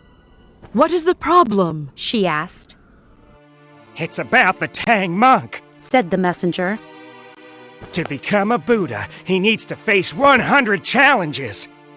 I was just looking at the list of challenges he's faced. There are only 99 challenges on the list. He must face one more challenge to become a Buddha. We're moving so fast, said the Tang monk, smiling. The travelers were flying back east. The guard from the Thunderclap Monastery was using a spell to carry them. I wish the whole journey had been this easy, said Bajie. Wukong laughed. Master was still mortal before we reached the Western Paradise. He couldn't be carried then. Wu Jing looked ahead. We'll reach the Tang Empire soon. Just then, a messenger caught up with them. The messenger whispered something in the guard's ear. The guard glanced quickly at the travelers. Then he looked back at the messenger and nodded. Instantly, the spell broke, and the travelers fell from the sky. Bam! They slammed into the ground next to a wide river. Wukong stood up and saw the guard and messenger flying back west. The monkey shook his head. What happened? The Tang monk stood up and brushed dirt from his robe. Why did the guard drop us? I'll tell you why, said Bajie. He's a villain. He thinks it's funny to drop people. The pig waved his fist at the guard, who was now far away. Villain! Wukong turned slowly to the Tang monk. I think I know why he dropped us, Master. You must face 100 challenges in order to become a Buddha. You probably got to the Western Paradise before you'd faced all of them. Oh no. The monk trembled. So other bad things must happen now? Wukong nodded. I hope there won't be too many more problems. The first problem is crossing this river, said Wu Jing. It looks familiar, said the monk. We must have crossed it during the journey west. Suddenly, a large form rose from the river. It was an enormous turtle. Greetings, said the turtle. Do you remember me? The travelers all smiled. Yes, we do, said the Tang monk. You carried us over this river many years ago. Yes. said the turtle. And I will gladly carry you across again. Hop onto my back. The travelers climbed on, and the turtle started across the river. Wu Jing and Ba Jie soon fell asleep, while Wukong meditated. The Tang monk stayed awake too, sitting near the turtle's head. Did you reach the Western Paradise? Asked the turtle. Yes, said the Tang monk. It is a wonderful place. We are now returning to the east so I can deliver the true scriptures. Good, said the turtle. Did you ask Buddha when I would be reborn as a human? The monk bit his lip. He had forgotten to ask the turtle's question. You're not answering, said the turtle. I'm sorry, said the monk. Splash!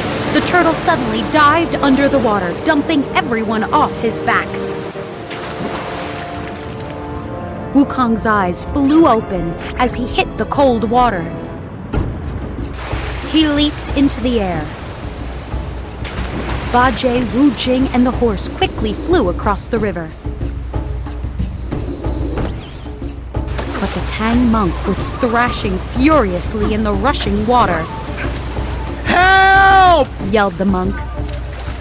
Wukong cast a spell and lifted the monk and the bag from the river. When everyone was on dry land, the monkey turned the bag upside down. Water poured out, followed by the scrolls. They were soaked. The true scriptures! Cried the Tang monk. They're ruined! Chapter 107. Nothing is perfect.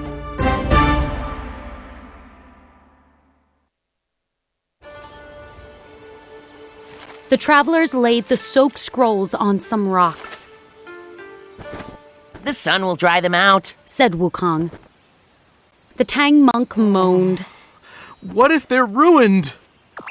He sat down and put his head in his hands.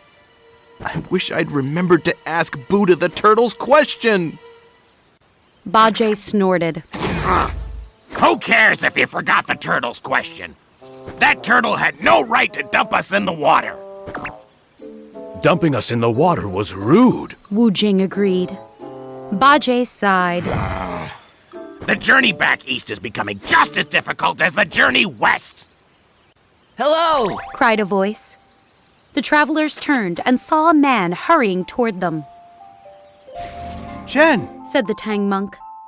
He grasped the man's hands. It's good to see you again. It's good to see all of you. Chen smiled.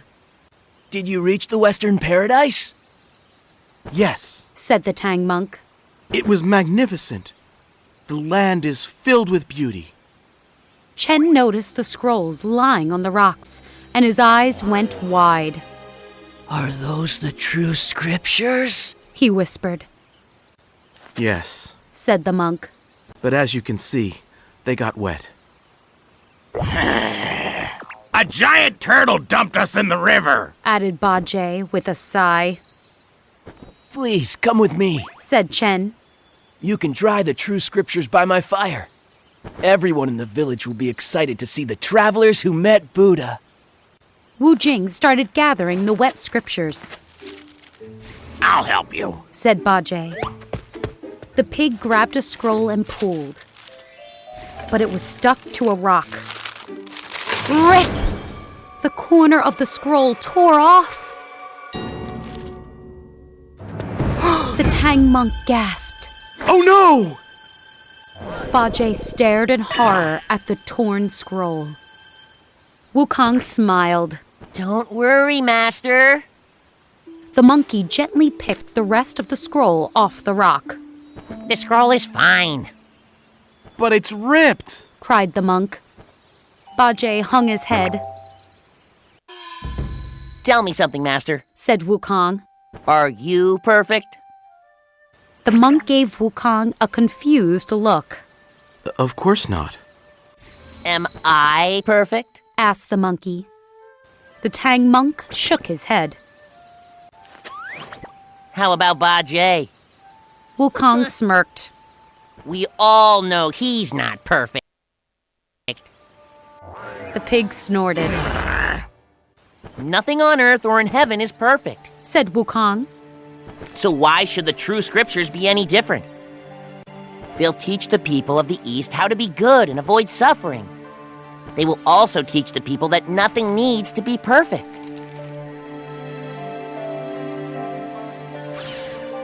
The travelers finished gathering the scrolls and followed Chen back to the village. People came out of their homes to see the travelers. Welcome back, called a woman. It's wonderful to see you all again, shouted an old man. Soon a crowd was following the Tang monk and his companions to Chen's house. That evening, the villagers held a big feast. Later that night, Wukong and the Tang monk sat, talking. We must leave soon, said the monk. The villagers will want to see the true scriptures. They'll become jealous that we have them. I agree, said Wukong. He remembered the priest who tried to kill the Tang monk and steal the robe. Let's sneak away now while the villagers are asleep, said Wukong. The monk and the monkey woke up Bajie and Wu Jing. The group sneaked out of Chen's house and headed east. It was dark, but the light from the full moon lit up the road. Suddenly, the guard from the Thunderclap Monastery appeared. Congratulations, said the guard. You have faced 100 challenges. Phew. The monk sighed with relief. I will become a Buddha at last. The guard recited a spell. Once again, the travelers flew toward the east.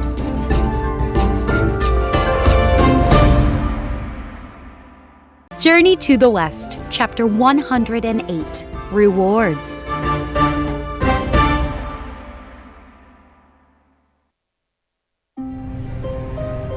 The travelers flew through the sky over the Tang Empire. Tears of happiness rolled down the Tang monk's cheeks. I see the Emperor's palace!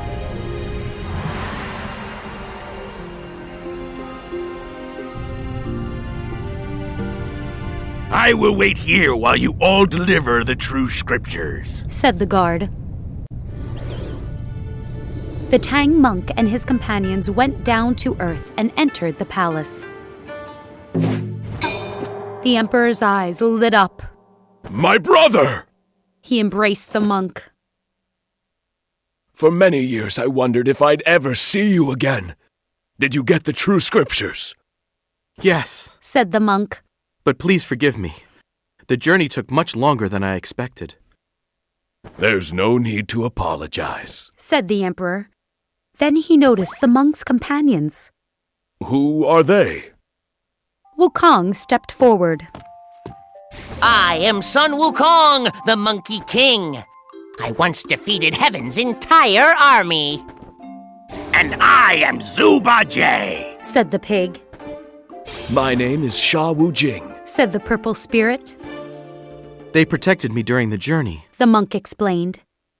I couldn't have reached the Western Paradise without them. The Emperor bowed to Wukong and the others. The monkey laughed. You don't need to bow. We were happy to help. Well, Wu Jing and I were. Bajie complained the entire time. The pig snorted. There was a huge feast that night. The Emperor asked the monk many questions about the journey. He listened in amazement to the monk's stories.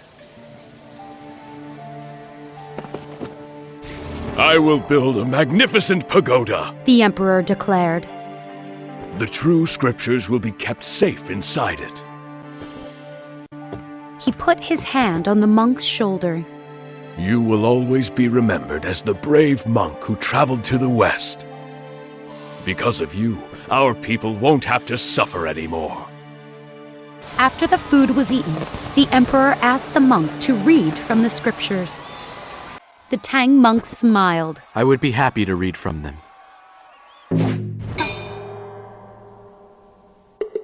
The monk sat on a platform where the scriptures had been placed in baskets. He unrolled a scroll. Suddenly, light filled the room. The Tang monk and his companions rose into the sky. We should return to the Thunderclap Monastery, said the guard. Buddha is waiting for you. Yes, let's go, said the monk.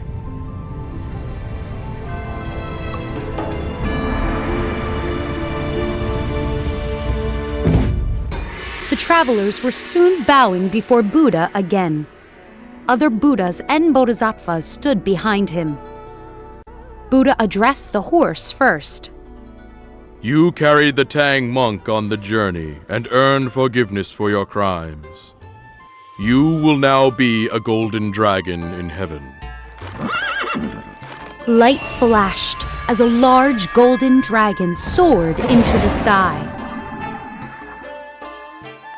Wu Jing, said Buddha. You too have earned forgiveness for your past crimes. You will now be a golden deity. Wu Jing's body turned gold. The spirit bowed. Thank you, Buddha. You have earned forgiveness, Bajie, said Buddha. You will be janitor of the altars, an important deity who looks after Buddhist altars.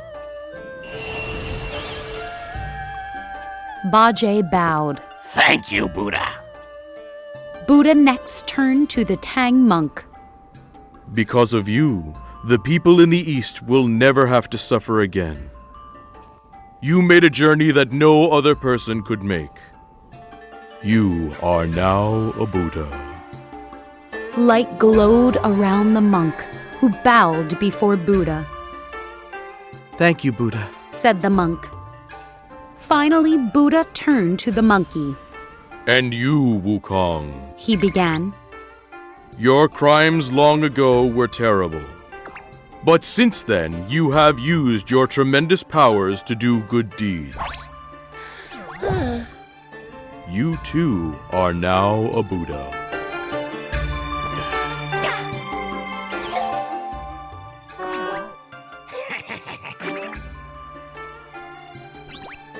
Wukong bowed. Thank you, Buddha. Hey! The monkey suddenly noticed that his head felt different. The headband is gone! Buddha smiled. You don't need it anymore. Filled with joy, Wukong and the Tang monk joined the other Buddhas and Bodhisattvas. They have been in the Western Paradise ever since.